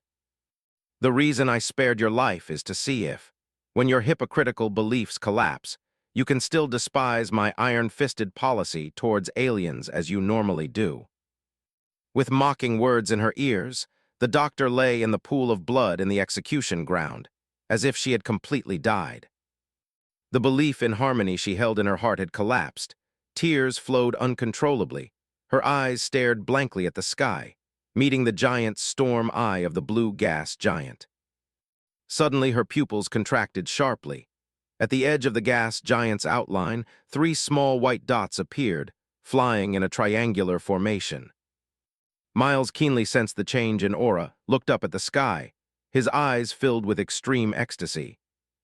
"Fellow countrymen," his usually steady voice trembled slightly as he roared, making everyone look at him, then raised his hand to point at the edge of the gas giant. "Please look up. Receive that glory lost for 10,000 years." Everyone followed his gaze. The 3 high-speed white dots were visible to the naked eye, definitely not natural celestial bodies. The base suddenly fell silent, then erupted into fierce cheers. In the depths of the cold void, Blazkowicz frowned in great surprise as Sanguinius, aboard the Denurian warship, arrived swiftly. "My visit seems a bit too sudden." The handsome face in the holographic projection was gentle and charming, but deep in his eyes was a hint of teasing. Seeing his brother's surprised look, Sanguinius knew that Blazkowicz had not informed his brother, allowing him to catch him off guard. "I never expected to reunite with you here." Blazkowicz laughed heartily, showing no sign of embarrassment. "My brother, you've brought an unexpected surprise." "Come," he pointed out a coordinate within the galaxy, inviting his brother. "Please come here and we can drink and chat." "Allow me to make a suggestion." Sanguinius gently raised his hand, politely declining, and brought up a holographic projection of the Pandora world. "This world has beautiful scenery. Wouldn't it be perfect as a banquet table?" The place the angel chose was a beautiful coast. "Stars as a table." Blazkowicz nodded in agreement. The angel was truly magnificent. "Then I'll go ahead and prepare the feast to await you." As he spoke, the aircraft carrier's lights came on, and its massive hull emerged from the void, suddenly appearing in Pandora's high orbit. The alarms of the solar sail spacecraft in low orbit shrieked, the people inside unaware why a super-gigantic ship had been hidden beside them. Panic broke out inside the solar sail spacecraft until the colonel sent a message from the ground, indicating not to panic, as the other party was also human. The crew members peered out the portholes, admiring the magnificent giant ship, marveling at the beast crafted by extraordinary technology. "You must prepare good wine." Sanguinius was not polite, boldly stating his request. "After all, in the vast star sea, Denurian wine is renowned. Ever since I tasted it at Horus Place, I still remember the flavor on my lips." "Ha ha ha!" Blazkowicz laughed loudly, his shoulders trembling slightly, waving his hand as he confessed. This warship carries little. Let me satisfy your craving for now, and once we return to the Nurse Stars, you and I can drink to our heart's content." He then temporarily bid his brother farewell. "That's it for now. I'll descend to the planet's surface first." "I'll be right there." Sanguinius also smiled, ending the brief holographic communication. Blazkowicz left the panoramic deck, unceremoniously dragging Harlan out of the lounge, taking Obelisk, and boarding a landing craft to descend to the surface. At the human base on the ground, many people saw the landing craft detach from the mothership, all craning their necks in anticipation, only to find the landing craft descending towards the other side of the planet. "Prepare the airship." Miles' voice trembled as he urgently ordered his subordinates to prepare the aircraft. "I must go and pay my respects to those great lords." Great beings had descended upon the world. He had to personally go and follow their commands to prevent any accidents. "Take me," a shrill shriek came from below his feet. The doctor clung desperately to the colonel's calf, her bloody hands staining his trouser legs. Miles saw that she dared to delay him, and anger immediately flared in his heart. He raised his foot, intending to kick the stubbornly clinging doctor to death.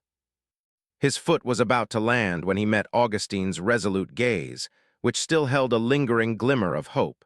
It seemed she hadn't completely collapsed yet.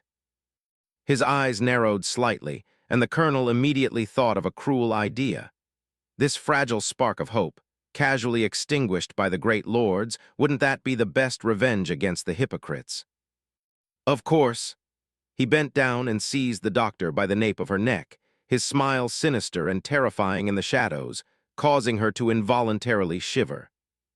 He grabbed her and walked towards the airship preparing for takeoff. Pandora's coast was breathtakingly beautiful. Blazkowicz descended in a landing craft, and the moment he stepped out of the rear hatch, the beauty before his eyes captivated him. This was unlike any sea on Argent Nur. As far as the eye could see, it was an unimaginably clear blue. The seawater was like diluted sapphire liquid, and sunlight penetrated the atmosphere, refracting crystal-clear, colorful streams of light within it. It wasn't a single shade of blue.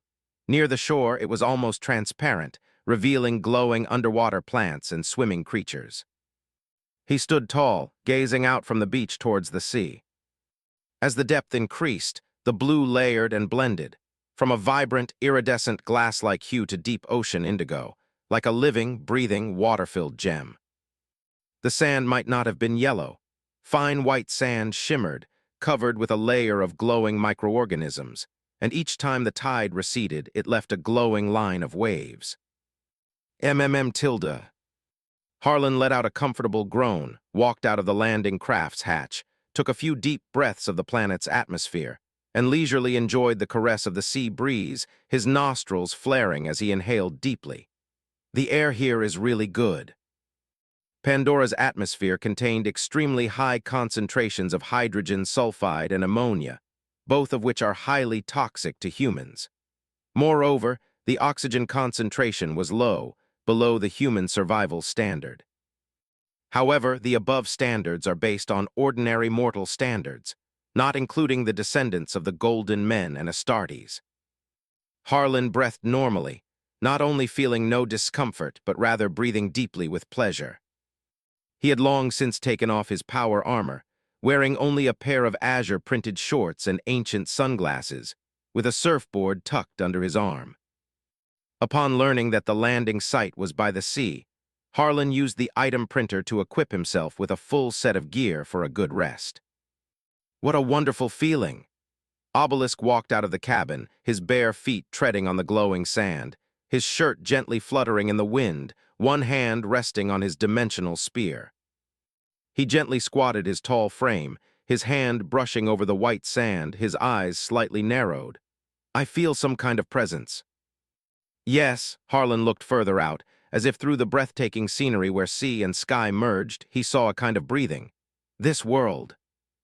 The champion swordsman's throat hitched, his brows deeply furrowed, as he searched for an appropriate adjective in his mind. "Salts," Blazkowicz spoke a name, hoisted a huge box, and walked out of the cabin towards a corner of the beach. Ever since arriving in this star system, he had felt something. Pandora, like Salts, had given birth to a world soul. In fact, compared to the nascent Salts, Pandora's world soul was even more active, possessing a complete consciousness, never dormant, watching over the life it nurtured. The battleship hovered in high orbit. Blazkowicz was not observing Miles, that mortal whom he had seen through at a glance and predicted all his actions. He observed carefully, continuously scanning the planet with his auger, wanting to deeply understand Pandora's unique existence. The sacred trees worshipped by the local natives were the material manifestation of the world's soul on the planet, growing everywhere on Pandora. Salts, Harlan questioned, quickly following with his surfboard tucked under his arm, not understanding the meaning of that name.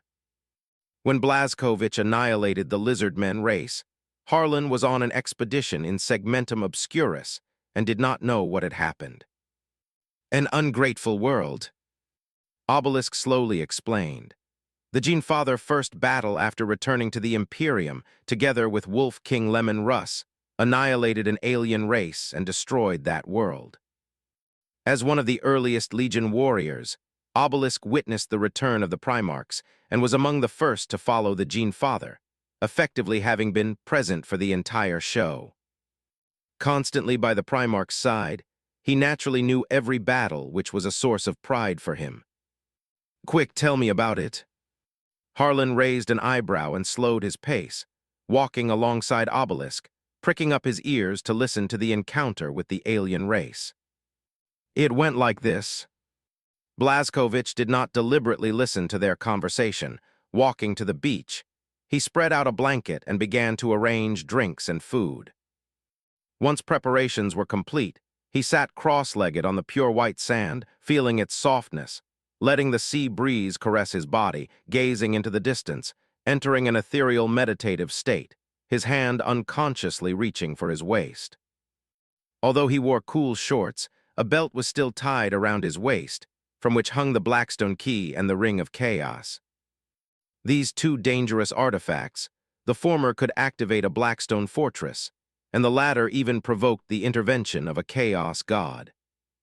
No matter where he placed them, Blazkowicz was always uneasy, and to prevent them from being stolen, he decided to carry them with him always. The waves crashed and fresh, salty air filled Blazkowicz's nostrils. His back was no longer straight, slightly relaxed and slumped. He sat quietly by the sea, enjoying the rare tranquility, but his thick eyebrows gradually furrowed, as some observers had disturbed the peace. Taking a deep breath, Blazkowicz did not drive them away. In his eyes, the local natives were no different from wild animals. Blazkowicz didn't pay much attention, but Harlan, on the other hand, began to act. As extraordinary transcendent warriors, how keen were those present? The Na'vi were lurking in the sea, believing themselves to be well hidden, but unaware that their gaze had already betrayed them. Harlan pretended to be oblivious, picked up his surfboard and headed into the sea, going straight towards them, looking like a mere coincidence. The lurkers were greatly alarmed, quickly avoiding the human's swimming path and hiding in deeper waters, watching the human ride the waves away. After several such back-and-forths, Harlan developed a playful streak, each time precisely heading towards the alien's hiding place. On their last deep dive, the Na'vi left the beach. They were not foolish. They realized the humans had long discovered them and were merely driving them away in an unusual manner. But they found it incredible that these tall humans were relatively friendly, unlike the smaller humans who were violent. The environment was relaxed and pleasant, and time flew by quickly. The three built a bonfire on the beach, caught many fish to grill, enjoying the pure natural delicacies, eating until their mouths were greasy. Aircraft rotors churned the air. Miles, after a long flight, finally arrived at the landing site. He dared not show any negligence, having the pilot land from a distance, and the squad drove 4-meter-tall AMP humanoid mechs, approaching the beach from the ground. Dr. Augustine sat on the mech's shoulder, craning her neck in anticipation, and let out a gasp of amazement the moment they emerged from the jungle. She saw the tall figures on the beach, They were not wearing breathing masks, sitting cross-legged by the bonfire, oblivious to Pandora's toxic air. "Hurry," the doctor excitedly patted the glass shield, urging the colonel to speed up, eager to make contact with other humans. "This bitch." The colonel driving the mech cursed inwardly, deliberately shaking the mech, almost causing the doctor to fall from its shoulder. At this moment, he saw through the doctor's true nature. This woman was not only hypocritical but also fickle and lacked principles. In short, she was a pure human traitor. "Stop." The colonel ordered the squad to stop. As soon as he stopped the mech, the doctor, disregarding her safety, jumped onto the sand, scrambling and rolling towards the beach. Oh no! Miles was filled with regret. This damned foolish woman, she was very likely to get everyone killed. Although it was only a brief contact, the colonel knew clearly in his heart that those powerful figures from the Star Sea were not benevolent people. Under the surge of excitement, the doctor's adrenaline spiked, and like a swift leopardess, she dashed onto the beach with hurried steps. Tears welled up in her eyes.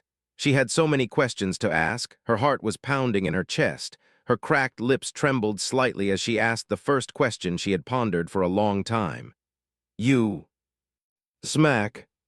A crisp, sudden sound, drowned out by the pleasant waves, left the doctor's face full of shock, her knees grinding against the sand. In that brief moment, a tall figure instantly appeared beside her, and in the microseconds before she could react, brutally broke both her legs. The colonel, who was chasing behind, broke out in a cold sweat. The adult's power exceeded his imagination, and he couldn't even discern their movements. Seeing the doctor attacked, he felt a surge of satisfaction but dared not speak, spreading his arms to signal the squad to stop, and led the way by kneeling on the ground. Intense pain surged through her, and the doctor wanted to scream to vent her agony, but she saw the warrior had already raised his arm. "No, I still have many questions unanswered." Facing life and death, the doctor erupted with a strong will to survive, enduring the pain of her broken bones, forcefully pinching her throat with both hands to prevent herself from screaming, revealing a twisted smile. The giant indeed stopped his attack. His eyes filled with a cold, eerie glow, and he walked towards the spaceship. The colonel crawled on his knees to the doctor's side and squatted down, a look of disgust on his face, his rough hand pressing against her breathing mask. He leaned down gently, gritting his teeth as he whispered into the doctor's ear. "Bitch, how incredibly stupid are you? Your offense just now almost got us all killed. Those powerful figures are from the Star Sea. Your shallow knowledge and one-sided assumptions cannot even glimpse a fraction of them." Grace Augustine collapsed onto the sand, trembling, gritting her teeth to suppress any sound, her rapid breathing fogging up the transparent mask. She strongly endured the trembling of her body, making every movement exceptionally careful, daring not to be reckless again, and quickly calming her heartbeat. Just as she was enduring the pain, the tall figure returned, throwing some kind of wearable device onto the sand. After the colonel knelt in salute, he quickly picked up the devices and distributed them to the others, finally forcing one device onto the doctor's neck to prevent her from causing trouble again. "Mortal."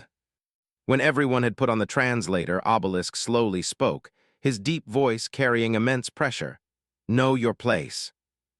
Miles quickly prostrated himself on the ground, his subservient manner resembling a white hound, showing submission to the strong one. The others followed suit, performing a grand kowtow with their bodies pressed to the ground, their movements stiff, clearly unused to such etiquette. The doctor opened her mouth.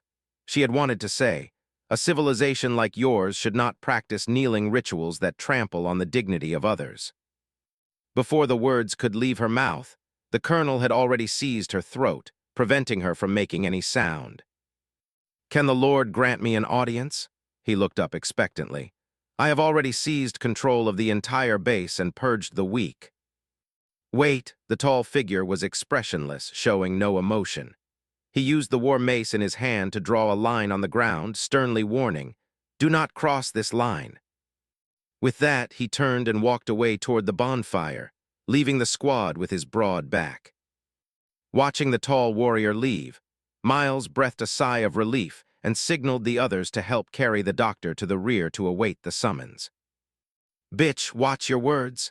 He glared fiercely at the doctor, regretting somewhat having brought her along.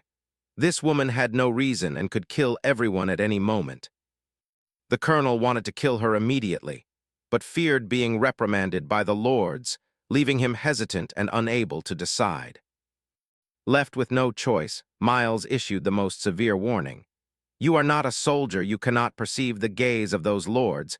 There is not a shred of pity or mercy. We have no initiative whatsoever. Passive acceptance is the way to survive." He drew a dagger from his waist and pressed it against the doctor's lower jaw. The tip pierced her skin, drawing blood. "If you cannot grasp this, I will cut out your tongue right now, lest you kill us, and even this planet along with our homeworld." Augustine's pupils dilated. The severe pain of the fracture and the warm blood flowing from her jaw finally made her realize her current predicament, and she nodded heavily, ignoring the dagger pressed against her throat. "Colonel, please set my bones." Her voice was very low, devoid of any high-handed instruction, replaced by the most sincere pleading. "I don't want to die yet. There are too many secrets left in the universe." "It should have been like this sooner."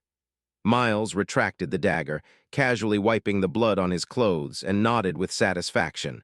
"A proper attitude is the first requirement for survival. 100 words from a person are useless. One lesson from an event penetrates the heart." A few minutes later, the sound of the doctor's bones being set, along with her suppressed groans of pain, echoed from the seaside woods. Remember the fastest novel site on the whole network. Read novels, choose 101 Reading Network. 101 Can't You? Calm, super smooth. The sun was still bright, and the sea breeze was gentle and slightly warm. The whistling grew louder as another landing ship descended from space. It was painted blood red, and on both sides of the hull were scarlet reliefs depicting spread white wings. The colonel and his men hid in the woods, craning their necks to look. Every detail happening on the beach was worth recording and analyzing. The landing ship door opened with a roar, and the alien visitors who emerged caused their pupils to dilate and their mouths to drop slightly in astonishment. Blazkowicz, who had been roasting fish by the bonfire, stood up, a smile unconsciously spreading across his radiant face. He patted his shorts to shake off the sand, ready to welcome his brother. The moment the hatch opened, a tall warrior led the way out. He wore golden artificer power armor and held high the Blood Angel's battle standard. The crimson banner fluttered in the wind, embroidered with Sanguinius in red robes, the Primarch tucking his wings and looking up at the sky. The halo behind his head glittered gold, his hands spread wide, embracing the void.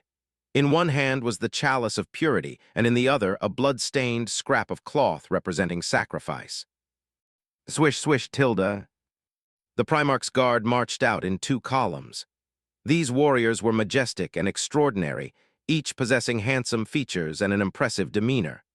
They wore luxurious golden artificer power armor, wielded artificer power swords, and had jump packs decorated with pure white wings on their backs.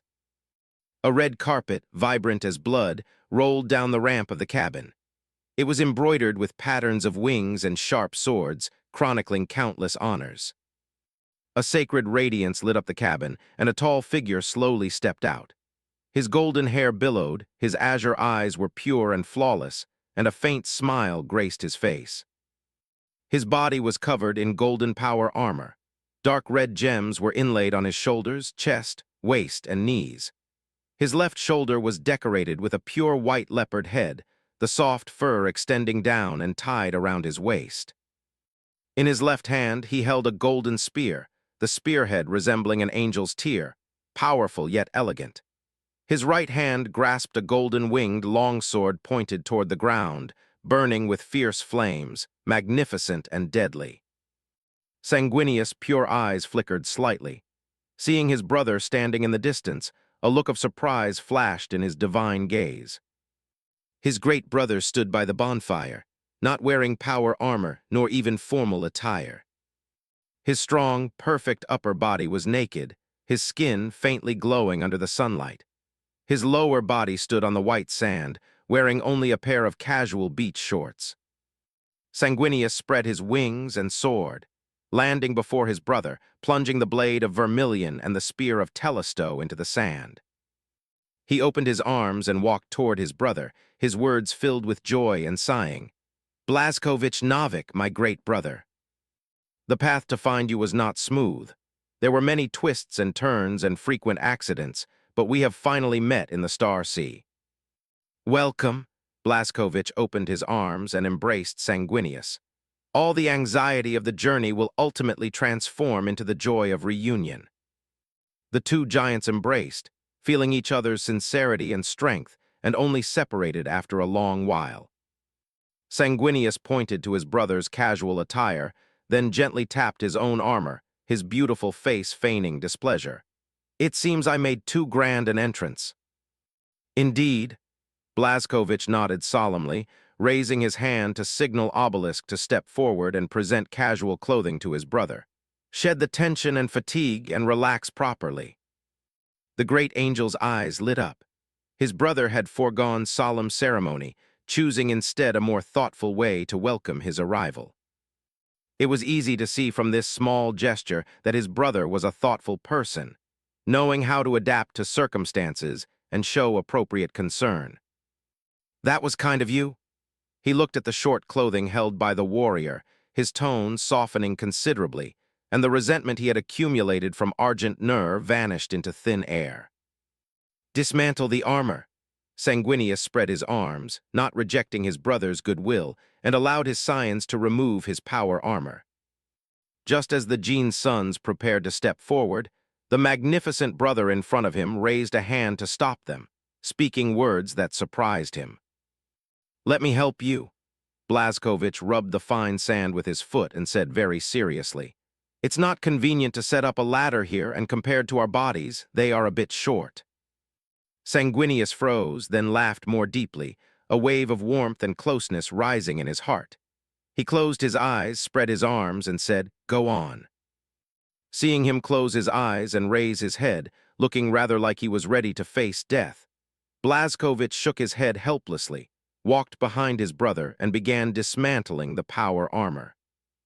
At the entrance of the landing ship, the Blood Angels, witnessing the harmony between the brothers, felt their two hearts tremble uncontrollably.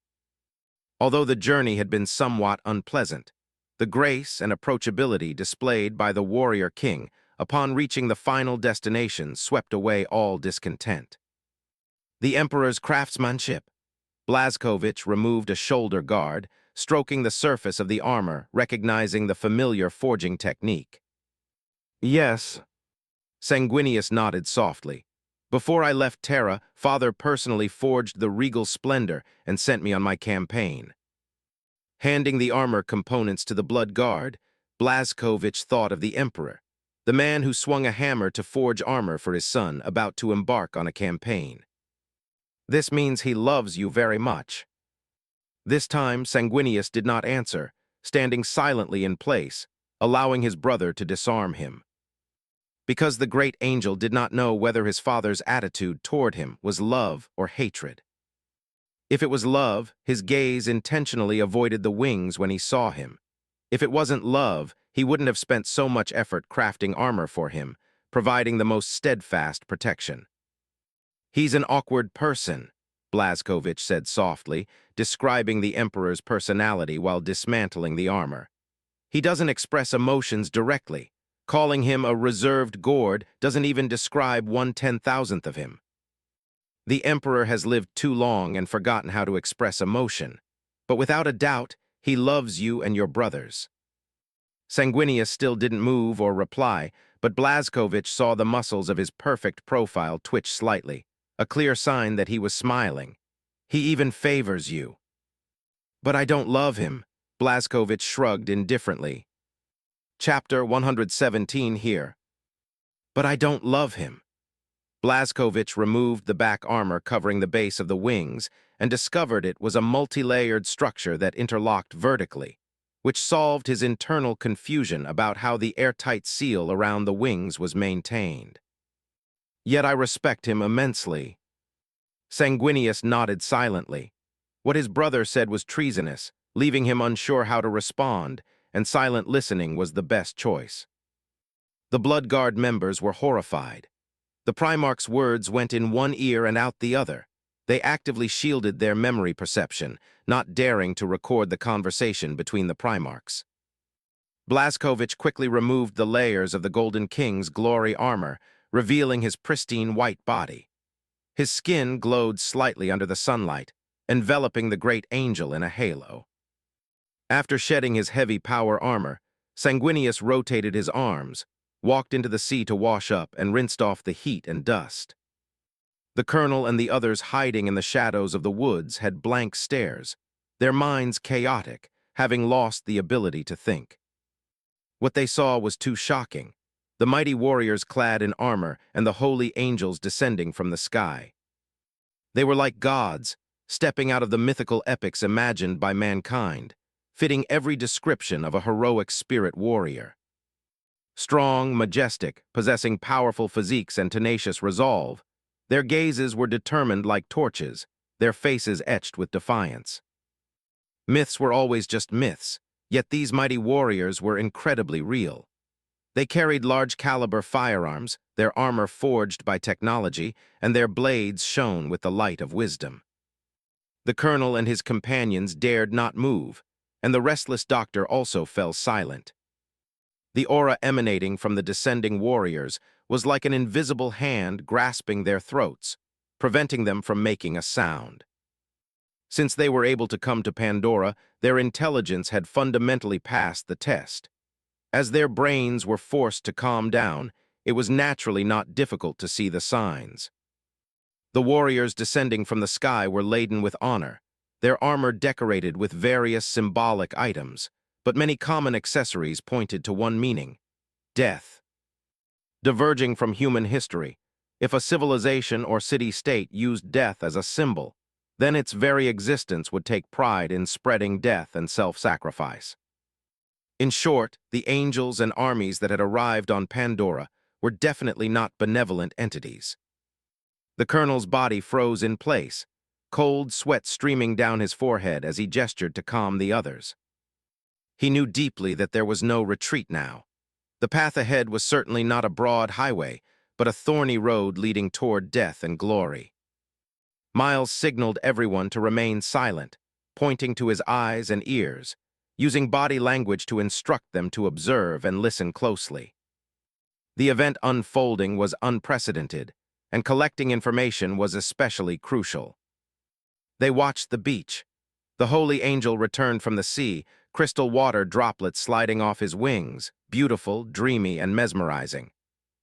Sanguinius put on casual clothes, looked around, and smiled. It certainly has a unique charm. He was wearing sea blue casual shorts printed with cloud patterns, exposing his muscular upper body, looking exceptionally relaxed. Blazkowicz invited his brother to sit beside him. The two Primarchs sat cross-legged together, just like brothers from an ordinary family out enjoying themselves. "Try my cooking," Blazkowicz said proudly, taking a roasted fish from the bonfire and handing it over. "I believe that purely based on culinary skill, I can definitely rank among the best of my brothers." "The wine you've been craving." He poured fine wine for his brother, then waved Harlan over. "This is Harlan Ogilvy, my closest comrade in arms."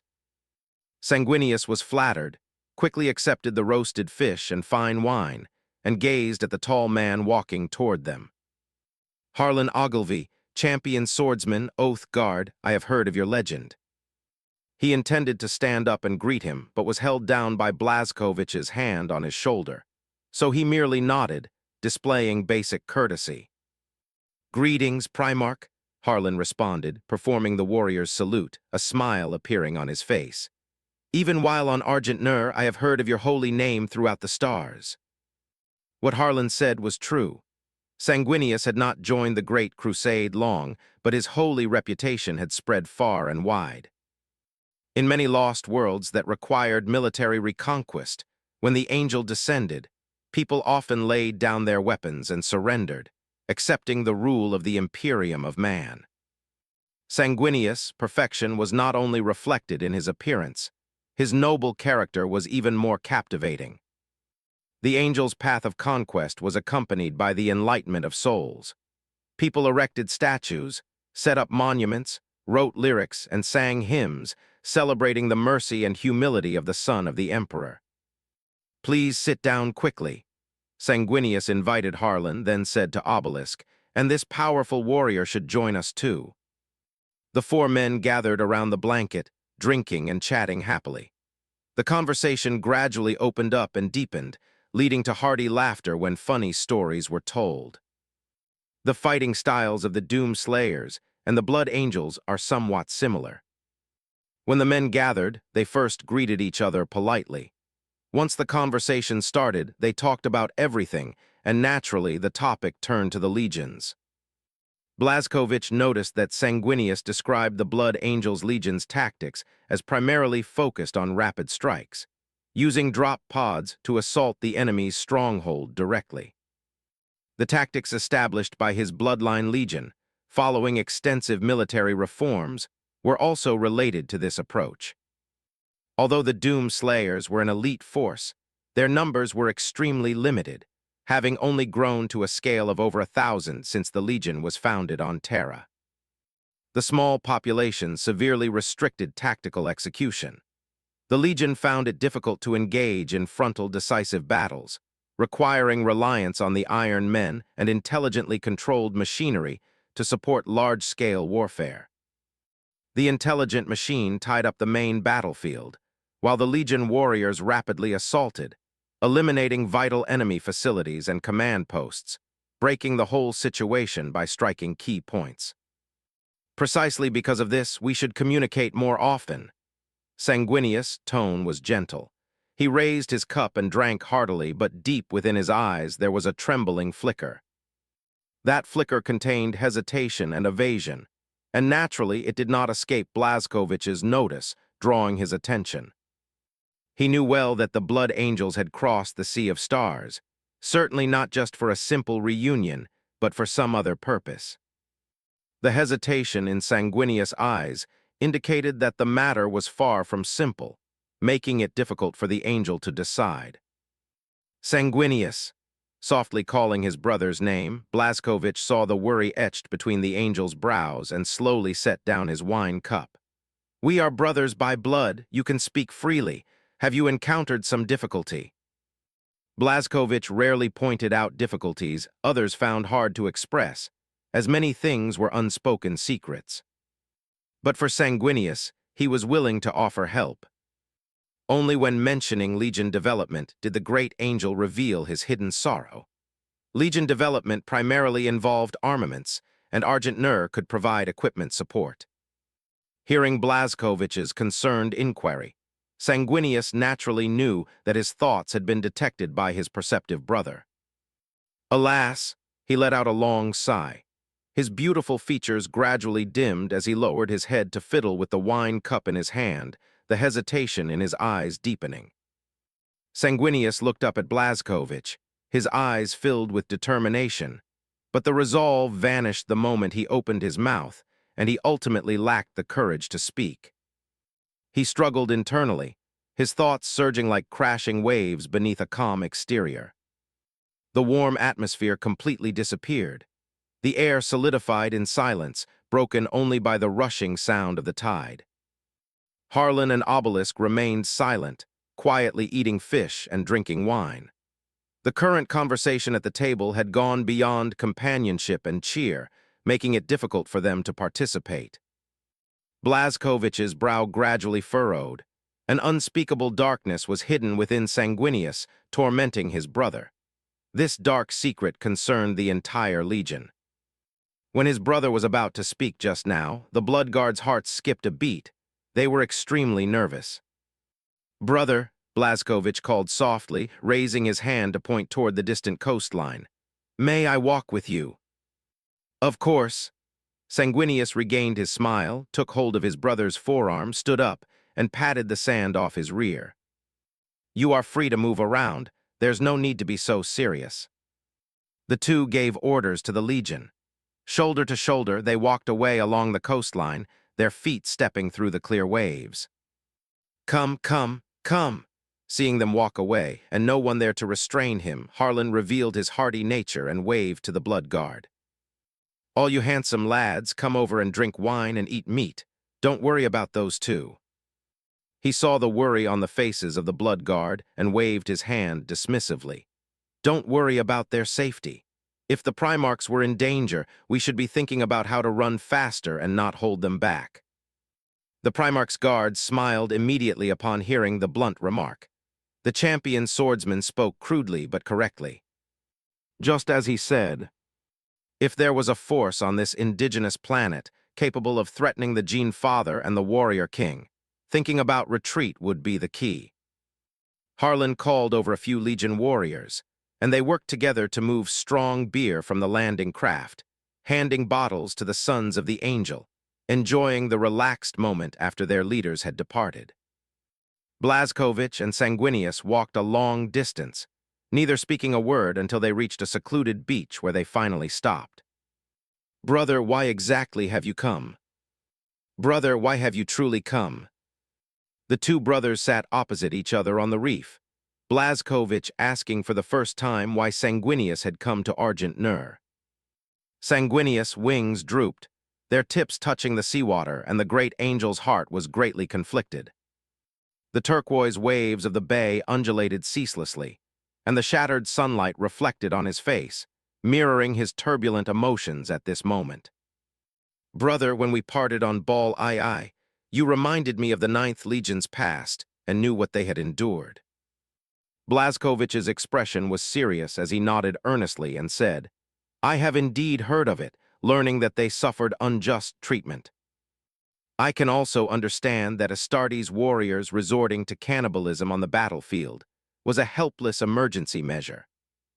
Brother," he smiled, comforting Sanguinius, "after your return, the 9th Legion has been reborn from the ashes. They have transformed into noble warriors, leaving behind the shadow of the Revenant Legion. The current Blood Angels Legion displays noble bearing and discipline, earning the admiration of many brother legions." Blazkovich did not exaggerate. Since Sanguinius' return, the Revenant Legion had vanished, and the Blood Angels had become a disciplined army.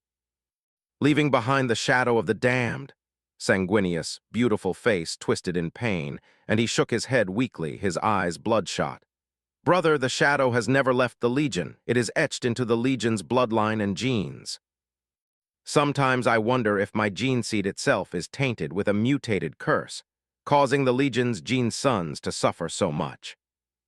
He slowly lowered his head, letting his golden hair fall, using the shadow to conceal a vulnerability he had never shown.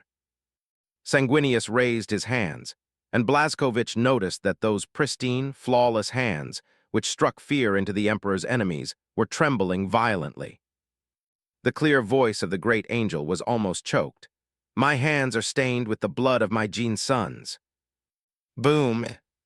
It was as if thunder descended from the sky, and the sea churned with violent waves. The tranquil bay was stained with an indelible gloom by the great angel's words. "Brother," Blazkovich rose from the reef he was sitting on, his eyes filled with disbelief, yet he remained calm as he asked, "Please tell me what exactly happened." He had not imagined that beneath the glory of the Blood Angels, such a terrifying dark secret was hidden. Sanguinius did not speak, looking up steadily at Blazkovich, his face pale as he said, "This is a filthy original sin, and I have always hesitated whether to speak of it, fearing it would defile your ears." By this point, Blazkovich had a clear understanding in his heart. The Blood Angels had crossed the Star Sea for this very reason. Sanguinius had not told anyone, going to great lengths to hide the Legion's secret. "But you still came." Blazkovich shed his serious expression, replacing it with a soft, comforting look. "And you came with hope. Since you have come to a warrior's domain, placing your hope in your brother, I am naturally willing to listen." He said to Sanguinius, "I will pledge an oath of loyalty. What you speak to my ear shall never be known by a third person." I am also willing to believe the one who, on Baal II, stood before the mortals, blocking the hungry waters, and vowed never to betray them. You saved the Revenant Legion, just as you promised in your oath, never betraying or abandoning anyone. My heart aches for you. Blazkowicz stepped forward, grasping Sanguinius' trembling hands, his eyes burning as he looked directly at his brother. When the blood of your Gene's sons flows, you must be the one who suffers the most. Sanguinius was stunned for a moment, until the warmth from the hand clasping his awakened him, and a mist appeared in his eyes. His strong heart beat a fraction faster, and 1,000 words condensed into a single glistening tear that slid down his face, leaving a burning trail. I truly did not misjudge you. He clasped his hands tightly, interlocking them with the large hands, his voice hoarse. In my search for a solution to the curse, I undertook an unprecedented prophecy, and the result I saw was hollow darkness. When I focused my gaze on segmentum obscurus, it flickered between light and dark, and the outcome depended on my courage. Sanguinius rose from the reef, gripping Blazkowicz's hands, a look of resolute determination flashing in his blue eyes. His posture suddenly changed, and he knelt on one knee before Blazkowicz, his words pleading, "My brother, please allow me to ask this of you." Blazkowicz wanted to reach out to stop him, but found his hands firmly held by Sanguinius, making it difficult to break free. He hastily extended his foot to brace Sanguinius' knee, preventing him from kneeling. "Brother, please don't do this." He used his hands to pull his brother up, making a sincere promise. "You have traveled countless miles to come here. I will do my utmost to help. We are brothers by blood. Why be so distant?" A look of surprise flashed across Sanguinius' face. His falling body was being pulled up by Blazkowicz, allowing no refusal. "I was too emotional." Standing up from the seawater, his mood calmed considerably after receiving the answer, and a gentle, warm expression returned to his face. "Why did you bring your legion?" Blazkowicz guided his brother to sit down, and he too returned to his seat on the reef, quietly awaiting an answer. Sanguinius shook off the seawater clinging to his wings, tidied his appearance, and after a long silence spoke 2 words. Before this, he had never revealed it to anyone, including Horus and the Emperor. Even within the Legion, only a few high-ranking members knew. The Red Thirst. The Red Thirst. A special term Blazkowicz had never heard before. He slowly nodded upon hearing it, motioning for him to continue. "It's hard to explain with words alone. You need to see this." Sanguinius gave a sly smile, folding his pristine wings in front of him. He reached into the gap between the feathers and pulled out a projector. Seeing his fluid movements, Blazkowicz's expression subtly tightened. He raised an eyebrow at the great angel, suddenly feeling a sense of being manipulated. "Take a look at this." Sanguinius' slyness vanished, his expression gradually growing heavy. After activating the holographic projection, he tossed the projector into the water. Blazkowicz gave his full attention, carefully observing the images displayed by the projector, his expression involuntarily becoming solemn. The holographic projection showed footage recorded from the perspective of the 9th Legion warrior. At that time, they were still wearing their ominous black power armor, and the timeline was the early period of the Great Crusade. In the footage, the battle had ended. The Hive City was filled with the corpses of an unknown human faction, and his gaze was fixed on his battle brother. That warrior was rolling among the piles of dead, his handsome face terrifyingly contorted, as if fighting against something within him. Soon, his struggle failed, succumbing to a desire that overwhelmed reason, letting out an inhuman roar as his canines grew long and sharp. When Blazkowicz saw the sharp canines, he was surprised and muttered to himself, wondering if there was some commonality in the gene templates of the Blood Angels and Space Wolves. Muttering aside, the holographic image continued to change. With his reason gone, the warrior casually grabbed a corpse that was still warm, his fangs biting into the corpse's neck, emitting a sound of pleasure as blood entered his throat. Still not satisfied, he forcefully sucked the lifeless body, extracting every last drop of warm blood. Then the corps commander arrived in a hurry, his face showing regret, and he unhesitatingly pierced his brother's heart with his power sword. "This is the earliest record of the Red Thirst." Sanguinius' voice was heavy. The painful image changed again, playing the next record. Blazkovich nodded slowly, silently watching the projector's display. One after another, as time passed, more and more records played, and the Red Thirst spread rapidly within the 9th Legion. Even after Sanguinius returned to the Legion, although the outbreak of the Red Thirst was suppressed, the Legion warrior had not escaped the curse, and symptoms of the Red Thirst would appear after every battle. The only thing that changed was that the executioner, from a Legion officer, became Sanguinius himself. The Red Thirst originates from a gene seed mutation. It is rooted in our bloodline. I dream of solving this hidden danger. The projection finished playing.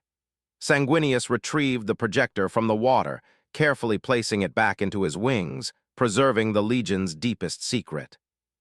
He explained in a deep voice, "Since my return to the Legion, I have deeply understood the poison of the Red Thirst, and so I have required my gene sons, in addition to combat skills, to study some form of art or skill to divert their attention and suppress their inner craving for blood." Alas, Sanguinius shook his head powerlessly, his eyes filled with sorrow and melancholy. These are all temporary solutions, unable to eradicate the symptoms of the Red Thirst. Furthermore, after excessive suppression, the risk of a Red Thirst outbreak increases, until a certain outbreak leads to a complete loss of reason, turning them into a bloodthirsty monster. Blazkovich listened quietly, sensing his brother's helplessness, his sorrowful words recounting the Legion's pain. After hearing the full story, he summarized the matter simply and then asked, "Does the Emperor know?" "As our creator, the Emperor has the most authority over gene seeds. Does he know about this malignant gene mutation?" Sanguinius' body trembled and his face showed fear. The Legion concealed the Red Thirst, not daring to let outsiders know, fearing the news would eventually reach Father's ears. "He has little tolerance for gene mutations. He has little tolerance for genetic mutation." After saying this, Sanguinius looked at the two figures sitting opposite each other on the reef, with deep anticipation in his eyes. Before coming to the Nurse Stars, he had predicted the future many times, a flickering candle amidst stars shrouded by black holes. To make his prophecy clearer, Sanguinius made a targeted prophecy for Blazkovich, but all he saw was darkness and emptiness without any hope or light. He immediately understood. The abstract prophetic vision described a concrete concept. Whether the Legion's journey to the Nurse Stars would yield any results depended entirely on the will of its master, Blazkovich Nowick. "He is indeed a stubborn and conflicted person." Blazkovich nodded in deep agreement, also sensing the anticipation in Sanguinius' eyes. It was as if a drowning person had seen a straw. Regardless of whether it could save their life, they would immediately grasp it with all their might, fearing it would slip from their hands. The existence of the Red Thirst is a tragedy.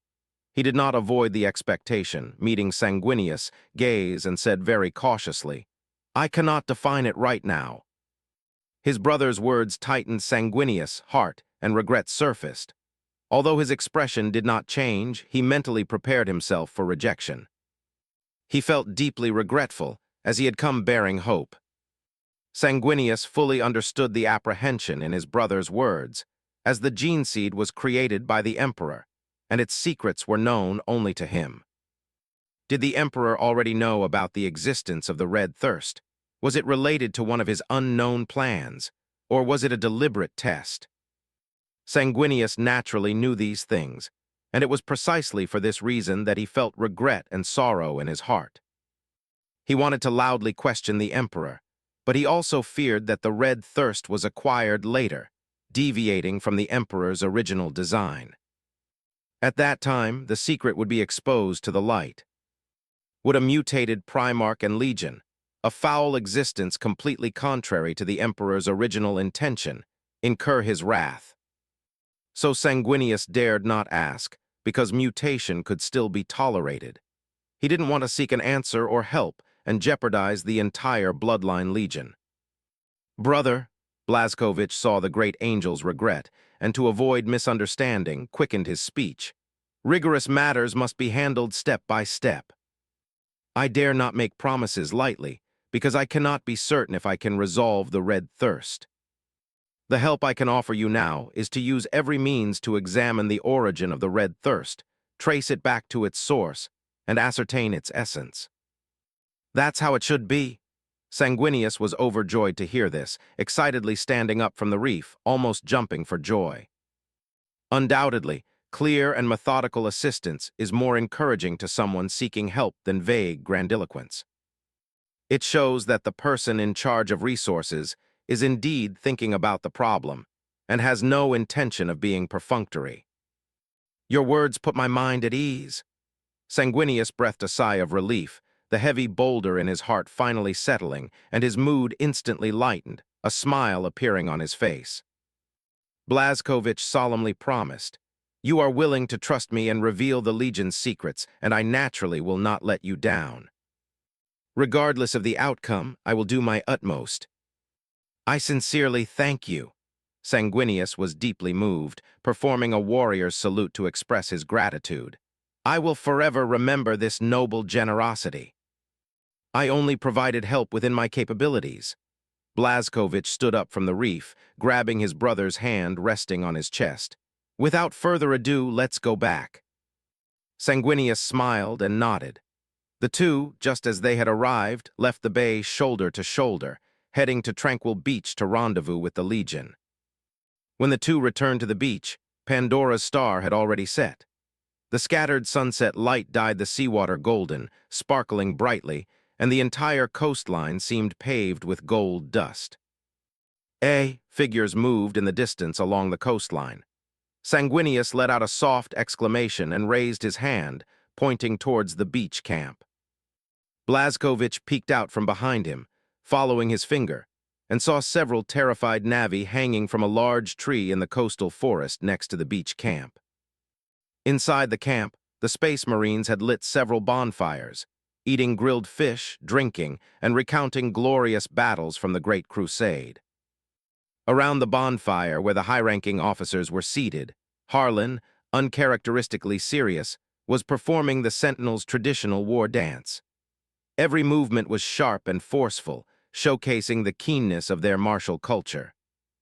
Obelisk, like a black iron statue, sat cross-legged, rotating a bonfire grill. The Navi, gutted, were sizzling on the grill, looking golden and crispy. Blazkowicz's face darkened. No need to guess, Harlan must have gotten a whim and put the Navi on the grill. Sharp-eyed Legion warriors saw their Primarch return and quickly stood up from the sand. Sanguinius raised a hand to stop them, signaling his bloodline children to sit down and continue. "What's going on?" Blazkowicz walked to the bonfire, his nostrils flaring slightly, accurately distinguishing the scent of the Navi from the complex environmental smells. After being roasted, the Xenos emitted a smell similar to forest tree frogs, fresh and with the fragrance of a leaf. He raised an eyebrow. It seemed to smell rather good. Harlan didn't stop his war dance, gesturing for Obelisk to answer for him. In Sentinel's culture, the war dance is an extremely solemn ritual that cannot be interrupted unless there's an emergency, symbolizing completion from beginning to end. Obelisk's voice was steady, his finger pointing at the Xeno on the grill. "After you two adults left, the Xenos spied on us from the forest and were captured on the spot by the warriors of the Brother Legion." Blazkowicz nodded, glancing at the Navi hanging from the tree. He immediately recognized them as a scout team from their attire and numbers. A cold smile played on his lips, and flashes of cold light flickered in his eyes. The world's soul Iwa was getting restless. "It tastes quite good." A gasp of admiration came from beside him. Blazkowicz turned to see Sanguinius with oil stains on the corner of his mouth, a small knife in his hand, carving meat from the golden crisp Navi thigh on the grill. "I'll try some too." He didn't bother with formalities, tearing off a Navi arm and heartily putting it into his mouth. Fragrant oils burst in his mouth, the arm muscle tender and juicy, igniting his taste buds in a second. The charred skin was incredibly crispy, crackling with each chew, and the blend of flavors was quite unique. "Roast those others too," Sanguinius pointed, sealing the fate of the Xenos, making them entertainment for the Legion's feast. Several Legion warriors rushed forward, dragging the Xenos into the woods for execution, lest the Xeno blood stain the Primarch's eyes. "Leave the liver and heart," the Primarch's instruction came again from behind him. "They should have a unique flavor."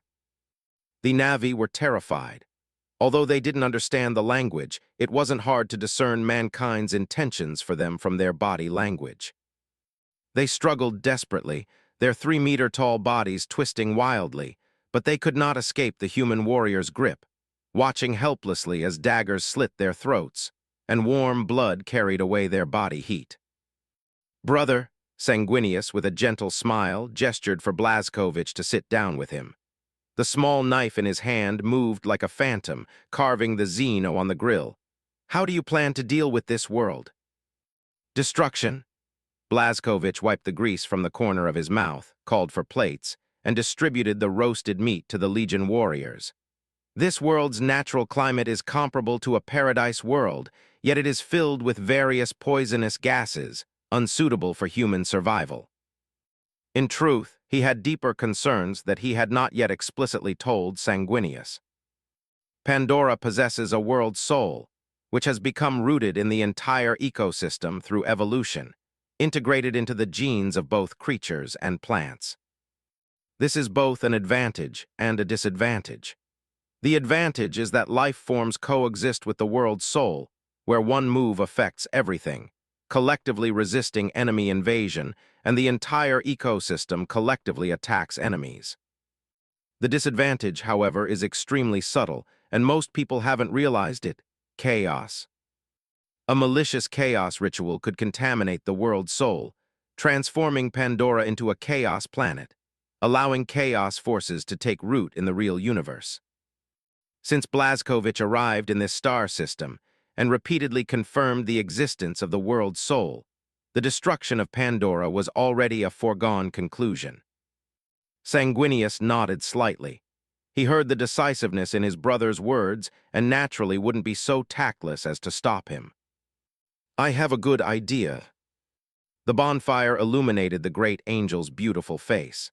Sanguinius pondered for a moment, then solemnly said to Blazkowicz, "My gratitude to you cannot be fully expressed in words, and brother, you possess the nurse stars, so you don't need material aid." "You don't need to?" Blazkowicz wanted to say there was no need to be polite, but Sanguinius raised a hand to stop him. "Let me finish."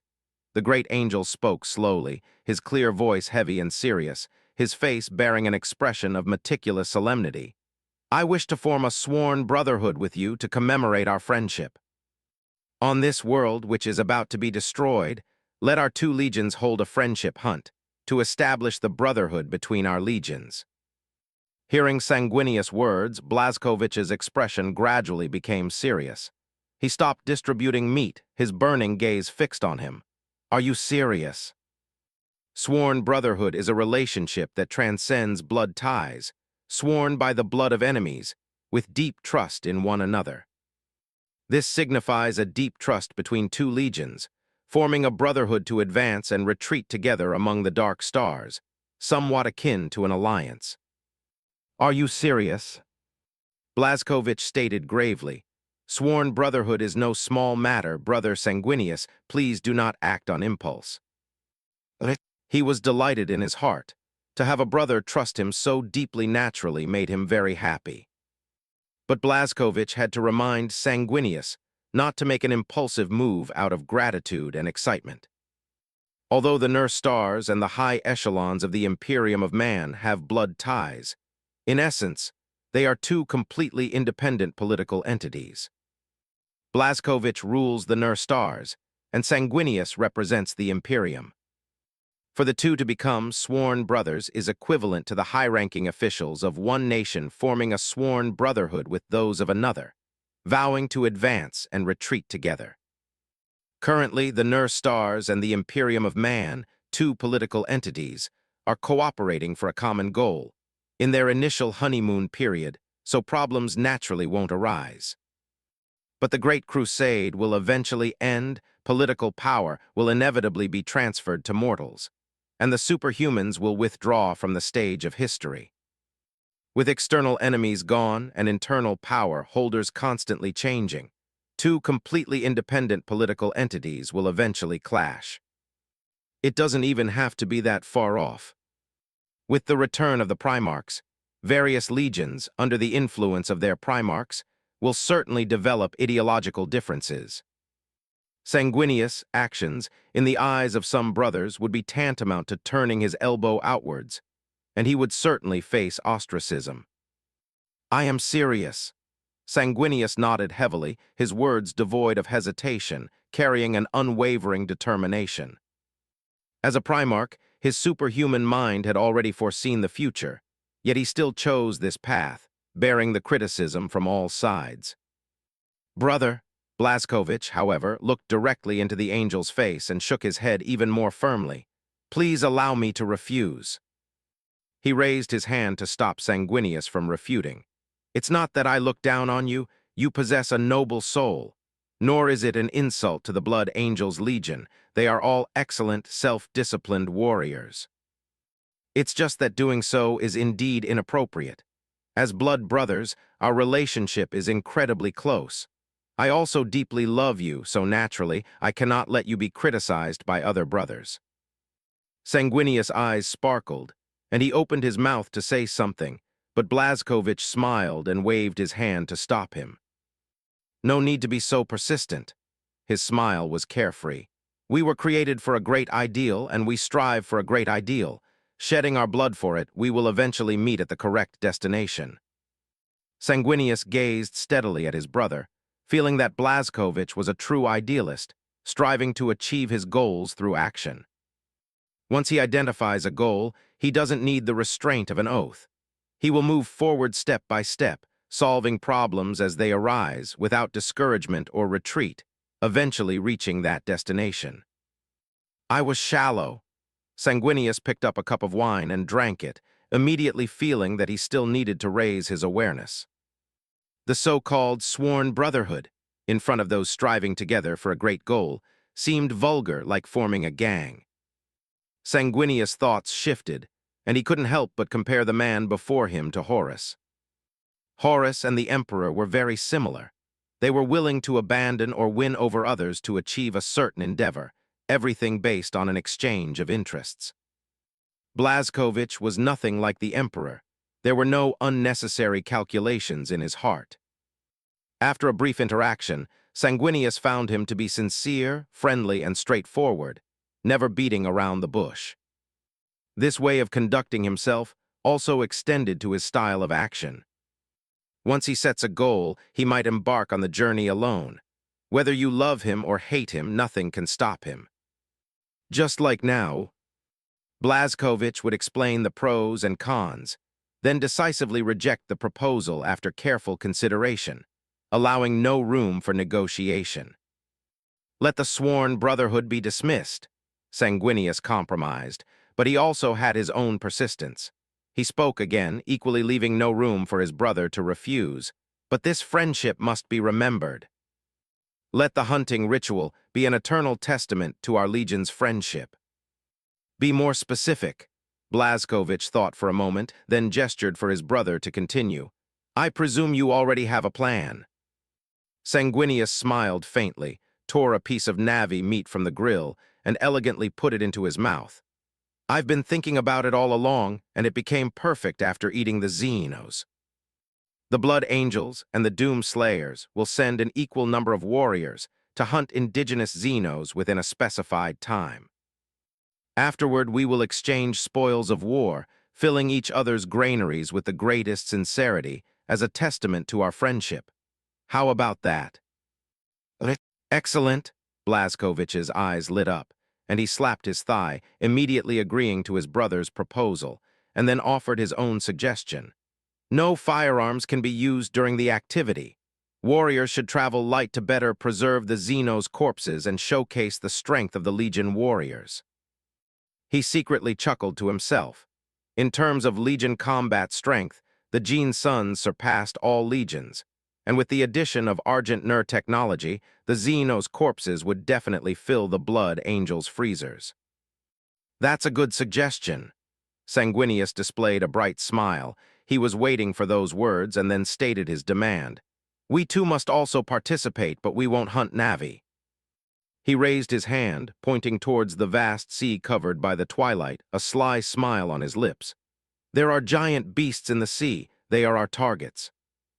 Blazkowicz narrowed his eyes, caught off guard by his brother. It wasn't that the sea beasts were hard to kill, but simply hard to find, and the vast ocean was not conducive to his movement.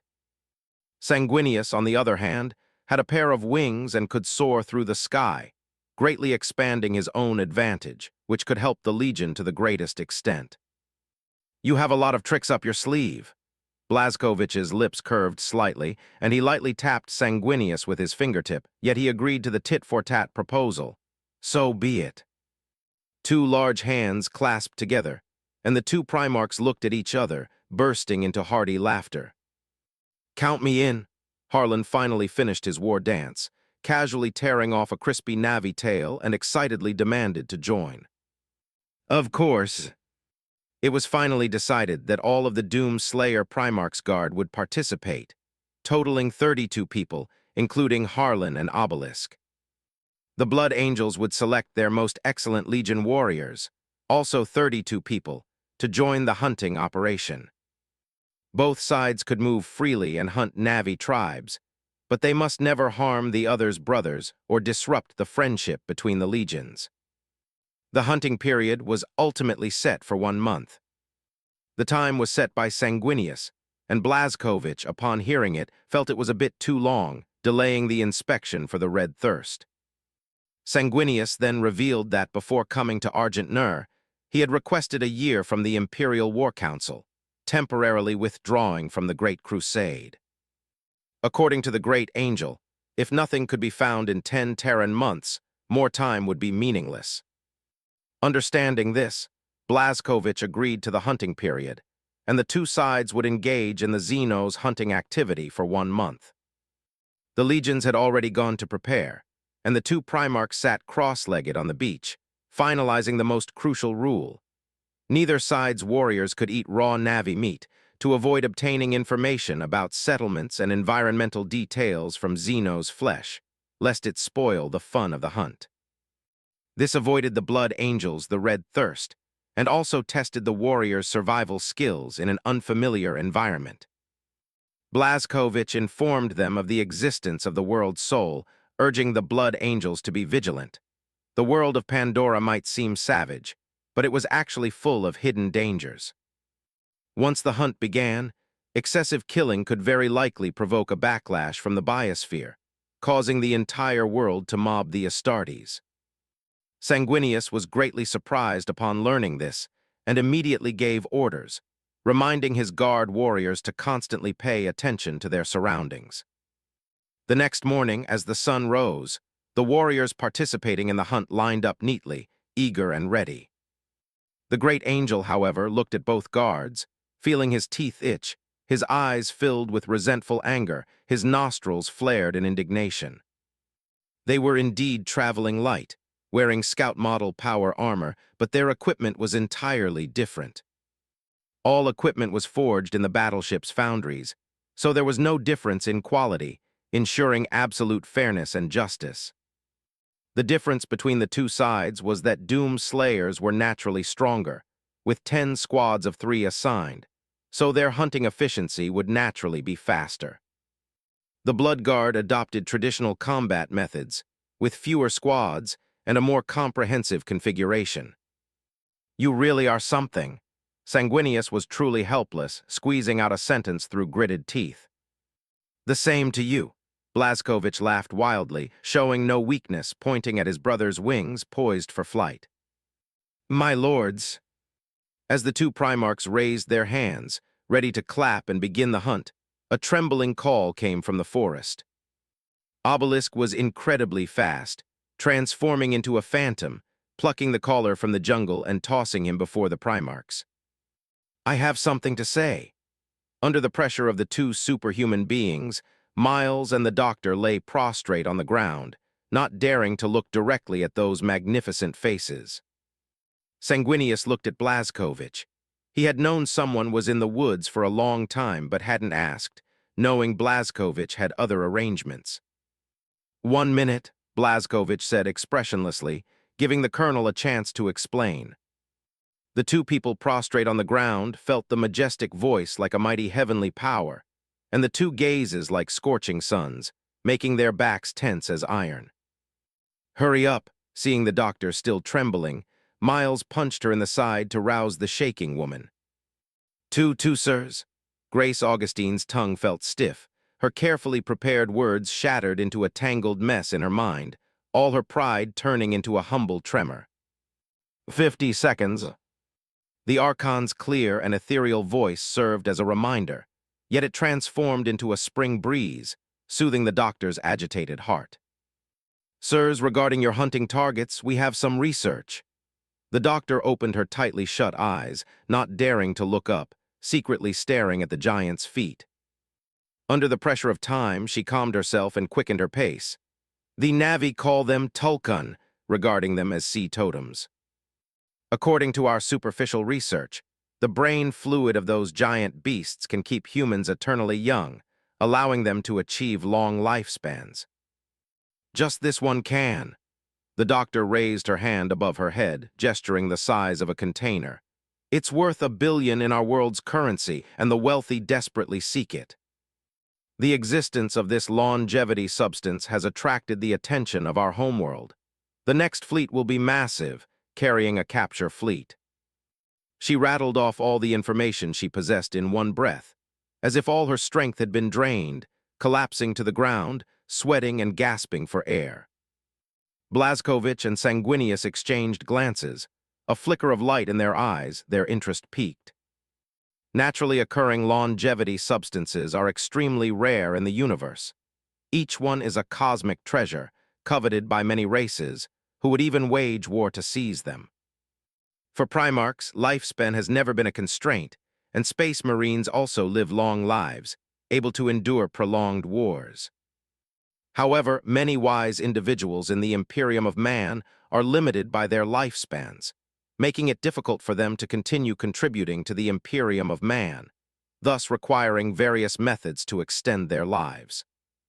The profession of a rejuvenation sorcerer is very popular among the high echelons of the Imperium of Man, extending the lives of nobles or powerful figures so they can continue to serve humanity.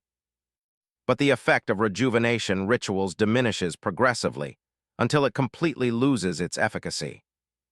If the Tulkun brain fluid truly has the effect the woman described, then the value of this world would skyrocket to an unimaginable degree. Sanguinius gestured to Blazkowicz with his eyes, who remained silent for a few seconds before giving a heavy nod. The woman before them was terrified to the extreme. Her physiological reactions indicated she wasn't lying, and the longevity substance indeed existed. Since the information was reliable, it was time to take action. How many people know about this? The Archon slowly spoke, his voice calm yet sending shivers down the spines of the two on the ground. Sir, Miles' heart trembled, a chill rushing to his brain, his teeth chattering. Many people. Information is extremely developed in my homeworld. Then how many people are in your world?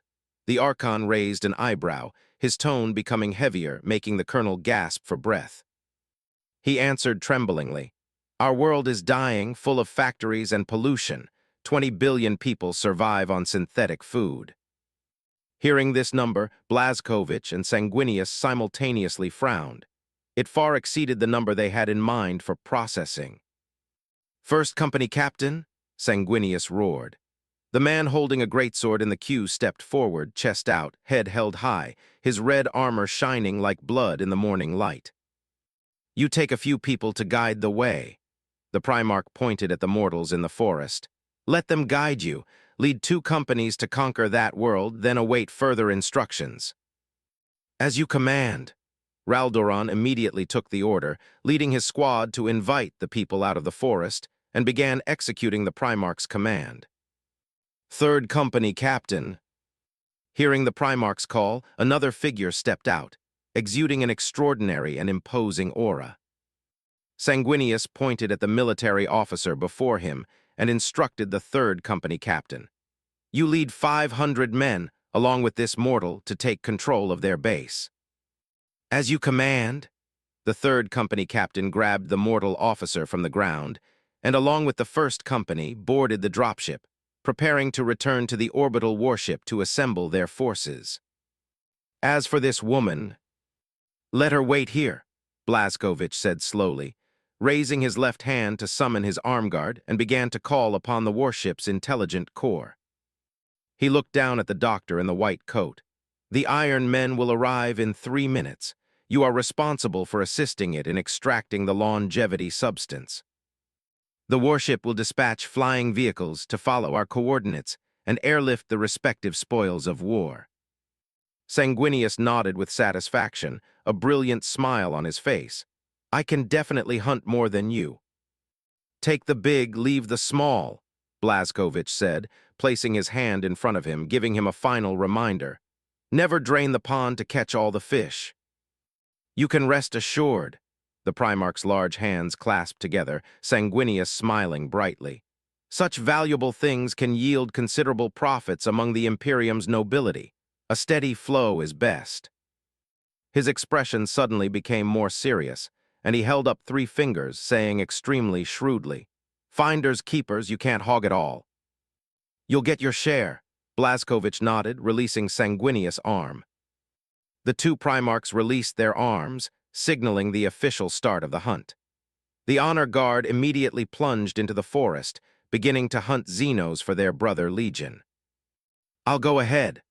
Sanguinius picked up his whale-hunting harpoon, spread his wings, and soared into the air, several mock rings bursting around him as he sped towards the deep sea. His sons were no match for the Doom Slayer, so as the Gene Father, he naturally had to exert himself, seizing every second to act and claim the fruits of victory. "Watch her," Blazkowicz told the Blood Angel remaining behind, looking up at the sky as the warship began to deploy cargo. He hoisted the giant harpoon onto his shoulder and walked towards the sea without looking back. Following Primarch's command, the remaining warrior performed a salute, seeing off the warrior king, their gaze never leaving him, wanting to see how the Primarch would enter the sea. Blazkowicz stomped his foot, the regent armor boots on his feet, looking left and right to pick a general direction. He crouched slightly, his leg muscles instantly tensing, and a ring of air exploded beneath his feet. Banged! Under the incredulous gazes of the Blood Angels, the Primarch's figure transformed into an arrow splitting water, creating a series of sonic booms as he ran across the waves.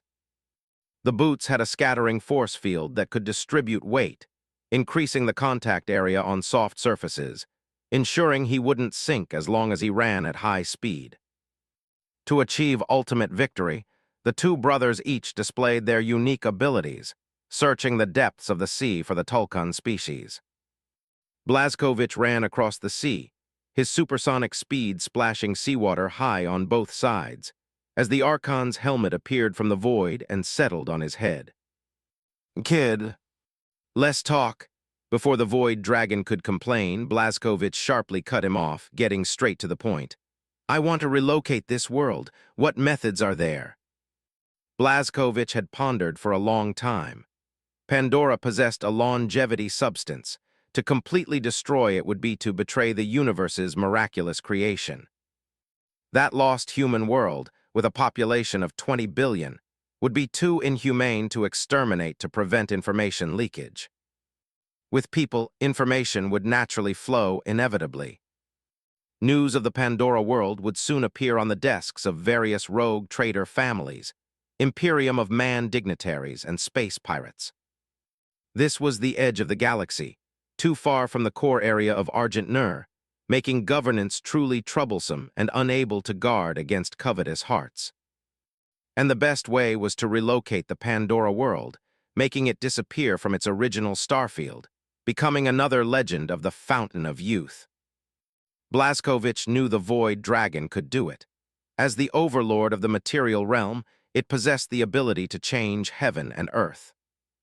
The Void Dragon's projection appeared, arms crossed, looking at Blazkowicz with its faceless visage, its body language full of disdain. "Why should I help you? I am the noble Void Dragon, not a servant to be ordered around. What will you give in exchange?" "Then shut up," Blazkowicz scoffed, leaving no room for negotiation, simply stating a fact. "I believe the Old Ones also had such methods. In ancient times, after the webway was established, the Old Ones moved large swathes of the starfield into the webway, creating the webway starfield. The incredible power of moving stars and shifting constellations, which was unthinkable for ordinary people, was merely a spell or a subtle manifestation of secret technology to them. Since you're no longer useful, I'll immediately shut down the armor's intelligence and return your consciousness to darkness." As Blazkowicz spoke, he brought up the armor's intelligent core, preparing to shut down the running intelligent program. "See, you're getting impatient again." The Void Dragon's projection began to flicker, its data gradually collapsing, its voice growing urgent. "I was just kidding.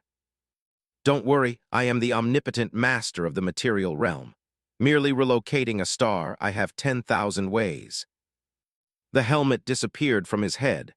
Blazkowicz had his answer and didn't want to waste another word on it. A group of large marine creatures appeared in his perception. He made a 90-degree turn on the water's surface, treading the waves, and rushed towards that sea area. His running speed was comparable to a high-speed aircraft. Soon, he saw a group of giant whales playing in the sea, accompanied by Navi riding sea beasts. What a harmonious scene of coexistence. Sound waves inaudible to mortals echoed in his ears. Blazkowicz knew the Tulkun were humming and singing. Their communication was very similar to ancient Terra's whales. Blazkowicz was expressionless, with no mercy in his eyes. The creatures of this ecosystem were connected to the world's spirit, inherently possessing extraordinary potential. The Navi now had access to technology. It wouldn't be long before they experienced a technological explosion, moving from barbarism to deep space. There was no hesitation in dealing with potentially dangerous enemies. He raised the harpoon gun in his hand. The sea trembled, and the giant Tulkun and Navi immediately panicked. They saw a black dot rapidly approaching on the sea surface. The Tulkun chieftain let out a low moan, using ancient calls to disperse its kin and the Navi. Its biological instinct sensed despair approaching, utterly unstoppable. The tide split in two. The giant harpoon instantly activated and plunged into the sea, the sound of the rope releasing a sizzle like a death knell string.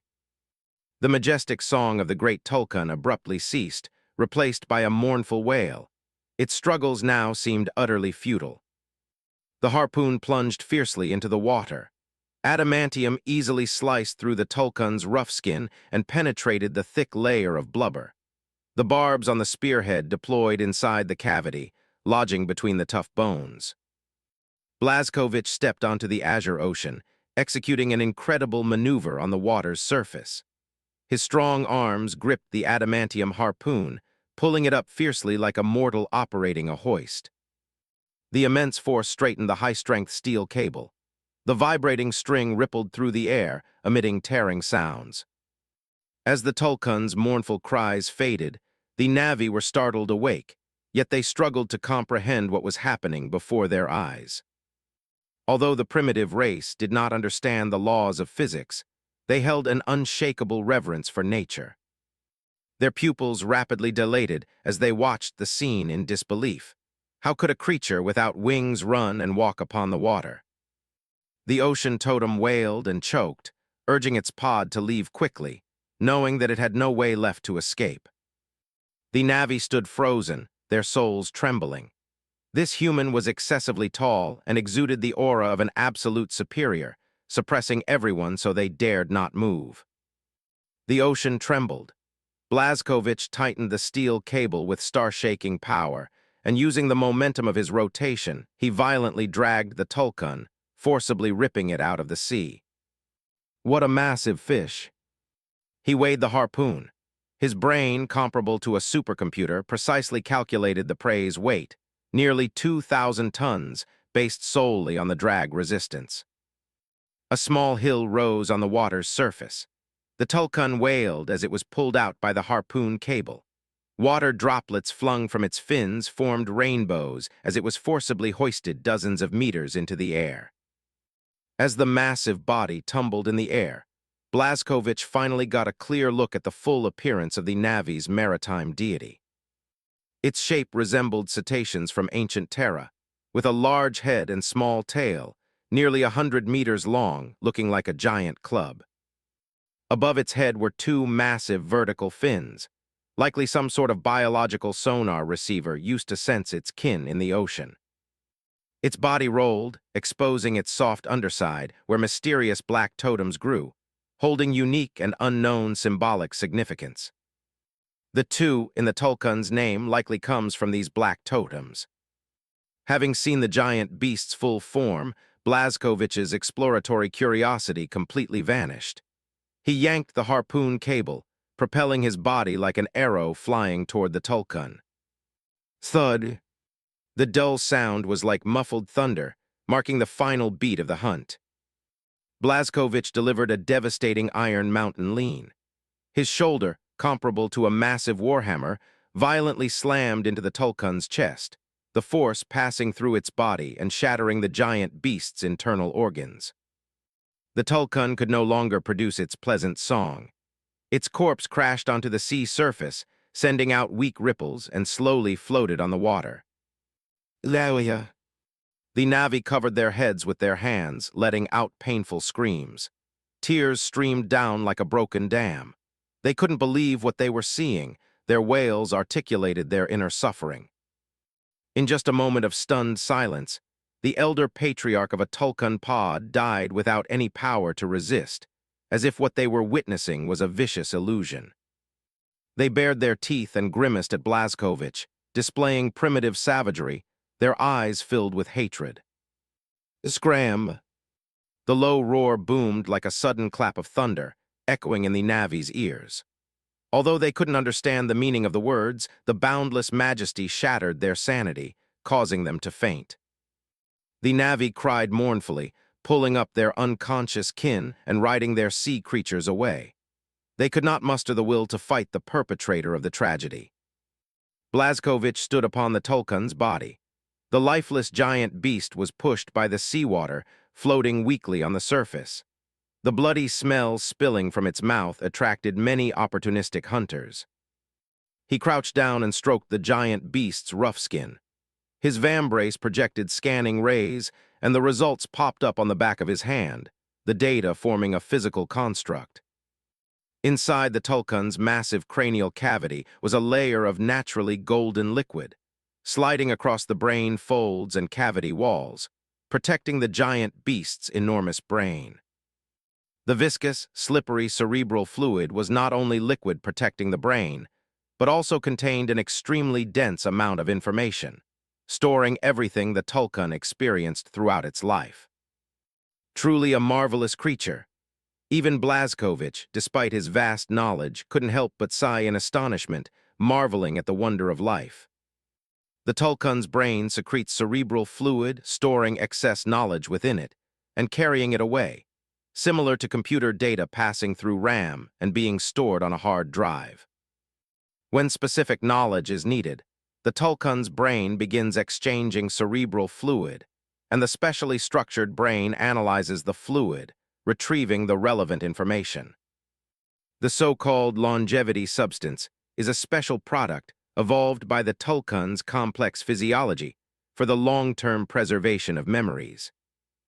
It is an evolutionary miracle that prevents the nervous system's sensitivity from declining after the brain reads memories too many times, thus avoiding senile dementia. Blazkowicz slowly rose from the corpse, displaying a satisfied smile. Not only was the news about the longevity substance true, which could extend the lifespan of his trusted subordinates, but the various unique aspects of the tulkun also delighted him. Every elder Tulkun symbolizes the vast knowledge of Pandora's oceans, equivalent to a rich repository of experience and wisdom. They learn knowledge, store it, and pass it down through generations, possessing an ancient civilization and history. Blazkowicz was not interested in the Tulkun's knowledge. His joy stemmed from a possibility. If the elder Tulkun were killed, the giant beast civilization would be severed, allowing humanity to enslave the newborn Tulkun and breed them to obtain a continuous supply of longevity substance. Humans could completely domesticate the giant beasts by twisting their history, raising them as livestock. He looked at the scattering Tulkun pod, a bright smile appearing on his face, and began planning how to purge this race.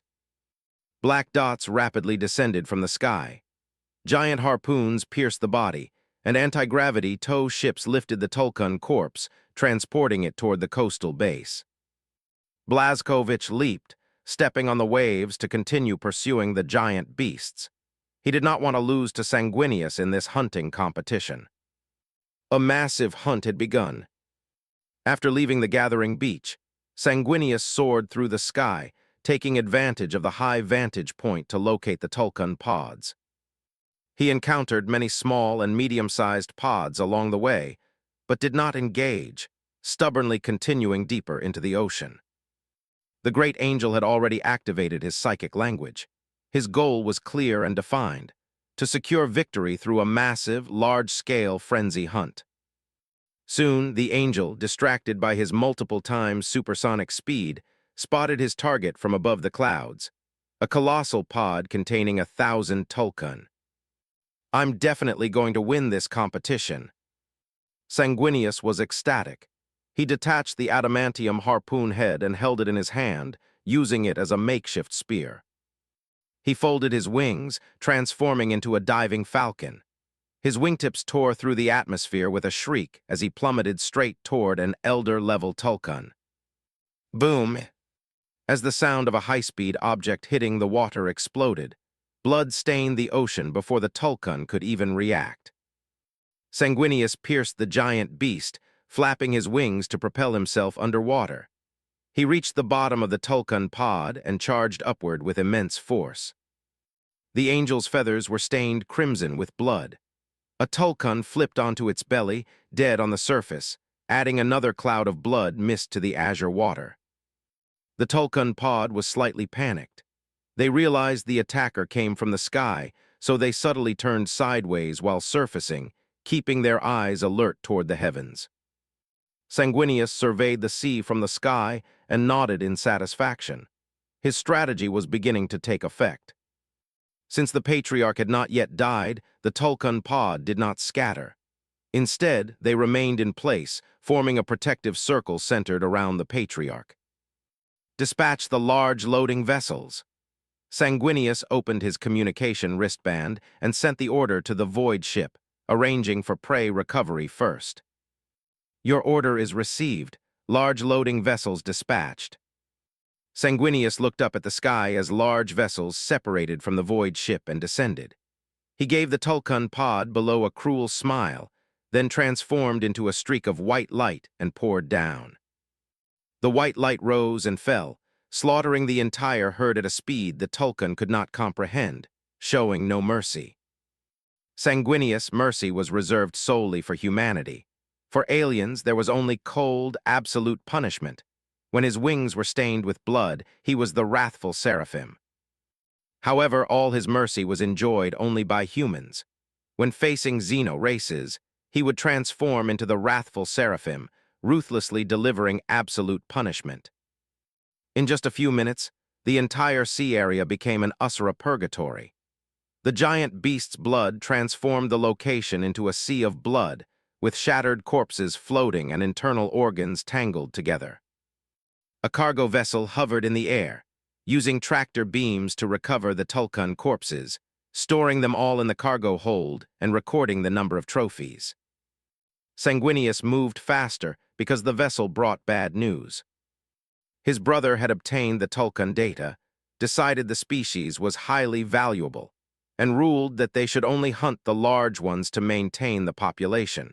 forbidding the hunting of tulkun under 70 meters. The great angel felt a pang of heartache. How many trophies had he passed up on the way before the new regulation arrived? He shook his wings, shedding the blood, and increased his speed further. His brain rapidly calculated the angle of every impact point, planning a series of swift attacks. As the two Primarchs began their slaughter, the ocean was boiling. The Tulkun's songs, which spread for thousands of miles, were being replaced by wails, transmitting an unprecedented crisis. Chapter 118 Riot. In the dense jungle, sunlight pierced through layers of leaves, casting dappled shadows. The atmosphere in the forest was serene, with birdsong and the fragrance of flowers interweaving into a harmonious scene, like a paradise untouched by the world. Deep within the harmonious forest, two tall figures walked across vibrant moss. "You know, this world is quite beautiful." Harlan pushed up his holographic glasses, his adamantium spear held diagonally, his lightweight power armor reflecting fragmented light. He scanned the dazzling jungle, but his tone was full of disdain. "But it's still not as good as Argent Nur." When a champion swordsman arrived in any world, his first impression was always not as good as Argent Nur, even if it was a cosmic treasure akin to a paradise world. "This world has a thriving ecosystem." Obelisk held his crossbow tightly, his lineman's ear capturing subtle movements around them. His gaze pierced through the gaps in the branches and leaves, and he explained in a low voice, "There are many species of flora and fauna coexisting harmoniously under the management of the world's soul. Currently, it's the early stage of the hunt, and the world's soul is still observing. The jungle is still relatively friendly to outsiders." Before he finished speaking, a giant flower turned with the wind, swaying to aim at the two of them. Harlan suddenly struck, grabbing the flower stem. The flower core erupted in a non-plant-like shriek, and a fanged maw was torn from its corolla by him, its long, blade-like tongue twisting and licking in the air. "You call this dog thing friendly?" He slammed the man-eating flower to the ground, his scarred face full of indignation. "Any mortal would be dead by now." Obelisk was silent for a moment, then crushed the still-twitching plant with a foot, shrugging. "It didn't bite me anyway." Before his words faded, their bodies tensed slightly, as a giant feline appeared in their perception, approaching from the left using the shadows. Seeing that the attacking target wasn't himself, Harlan grinned at Obelisk, then deliberately exposed his back. "Enjoy this friendliness, my dear Obelisk." The moment the opening appeared, the jungle hunter struck suddenly, pouncing towards its prey. Its body was beautifully streamlined, with tough black and yellow striped skin, and it stirred up a gust of dark wind as it pounced. Obelisk glared at Harlan, raised his left hand, and in the big cat's incredulous gaze, firmly gripped its throat. Bang! In a microsecond, the 5-meter-long predator crashed to the ground, Obelisk pinning it down with one hand. Terror filled the beast's eyes, its limbs desperately clawing at the ground, emitting low growls, trying to escape the immense grip on its throat. Obelisk's eyes were icy, and he suddenly exerted force with his arm, easily crushing the beast's throat. For an ordinary Legion warrior, dealing with an alien apex predator would require 2 moves, but he was Obelisk. He had followed the Primarch into the warp, hunted the demon prince Bellaker, and slaughtered hordes of shadow demons, his strength growing to a terrifying degree. "This thing is pretty good," Harlan said, seeing the attacker subdued. He quickly crouched down and snapped off 2 sharp canine teeth, one for each of us. Obelisk took the teeth and put them into a pouch at his waist, collecting them as rare trophies. "Let's get out of here quickly." He pointed at the predator's corpse, his face looking very displeased. "The presence of a large predator in the jungle means there are no Xeno settlements nearby." Harlan nodded without refuting. Staying away from predators was common sense. The Na'vi, as native creatures, naturally followed the jungle's laws of survival. He put away the teeth, activated his power armor's optical camouflage, and followed Obelisk's steps, searching for Xeno settlements. The two quickly advanced, transforming into experienced hunters, following water sources, and finally made a discovery. This is getting interesting. They stood on a ridge, gazing at a magnificent spectacle. The gravity was chaotic where the superconductor veins were located, with many islands suspended in the air. Clouds and mist swirled between the islands, ethereal like the abodes of immortals in myths. Their gaze extended further, and in the distance beyond the dense jungle, a colossal, gravity-defying tree grew, its canopy covering hundreds of square kilometers. The scenery was breathtaking. Harlan pointed to the ground of the floating islands, discovering traces of the Na'vi. They held various crude weapons, destroying the buildings, equipment, and machinery left by humans, attempting to prevent outsiders from damaging the environment. Follow them. Obelisk leaped from the ridge, advancing along the stream, his tall body displaying agility comparable to a wild ape leaping through the mountains. Harlan, meanwhile, climbed a large tree, using team communication to guide him, preventing the loss of their target and waiting for his teammate to engage before moving. With their combined efforts, they soon tracked the Na'vi to their settlement, where the Xenos hid in the hollow of the colossal tree. Call for backup. Harlan's eyes gleamed golden, his tongue licked his lips, and he unhesitatingly told Obelisk to call for friendly forces, preparing to encircle the Xenos. Obelisk nodded silently, beginning to call his teammates through their psychic link to come to a feast. Around the tree hollow beneath the giant tree, there were many traces of life in the environment. Na'vi moved back and forth, with about 10,000 people gathered there. Night quietly fell, but the jungle was not silent. Various glowing plants dotted the forest, adding a touch of fantasy. As night enveloped the land, hunters emerged from the darkness, reaching out to their slumbering prey, harvesting trophies through slaughter. Prepare to move, Obelisk whispered in the darkness. Luminous dandelions floated down from the sky, landing on his broad shoulders. The world spirit has noticed us. In the world of Pandora, white glowing plants are extensions of the world spirit's will, monitoring the entire world. Understood. Small crossbow bolts flew silently. External outposts were taken out simultaneously, without arousing any alarm, and the settlement remained completely unaware. In the darkness, two figures raised their hands, their palms shadows covering the settlement, chanting ancient incantations. Barrier. The words of creation were squeezed from their throats, and two transparent barriers silently descended, enclosing the tree hollow. One was a psychic barrier, blocking the world spirit's protection of the Na'vi, and the other isolated physical space, preventing the Xenos from scattering and fleeing. A hoarse chuckle echoed in the darkness. The champion swordsman, carrying his spear, walked into the barrier, his eyes filled with the joy of the harvest. One after another, 8 more tall figures walked into the barrier, launching a merciless hunt against the Xenos. After entering the barrier, everyone's roles were clearly defined, and they began the slaughter before the Na'vi could react. They activated their optical camouflage and entered wooden huts or tents. The darkness was silent, and the sounds of killing were imperceptible. The Doomslayer's swordsmanship was superb, his movements incredibly fast. A blade piercing the brow instantly killed, and a room was cleared in milliseconds. The Na'vi were 3 meters tall, and their houses were built very high, which did not affect the Doomslayer's physical movements at all. In addition to clearing out Xenos in their sleep, 2 Legion warriors penetrated deep into the settlement, beginning to remove overt and covert sentries, fully preparing for the subsequent assassination. The smell of blood in the settlement grew stronger, but outside the barrier it was as bright as day, with countless dandelions falling, yet blocked by an invisible wall. If the material realm was like this, the psychic realm was even busier. The world spirit's tendrils of will extended, hovering outside the psychic barrier, attempting to shake the Doomslayer's psychic barrier.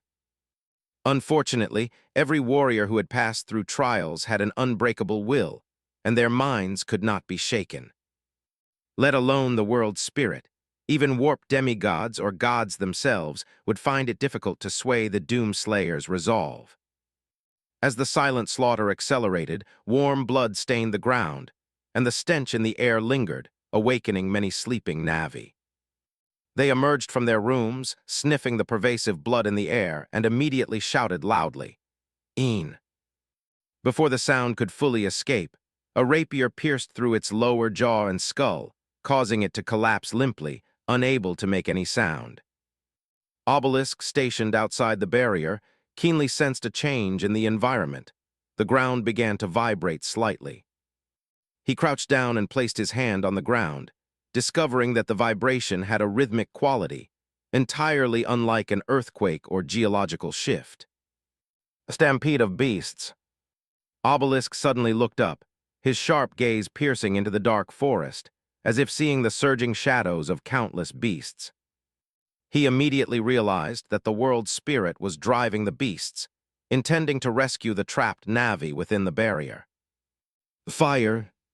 The words of creation were uttered hoarsely, and flames appeared out of thin air in front of Obelisk, spreading outwards in a fan shaped from him as the center, an unquenchable psychic flame.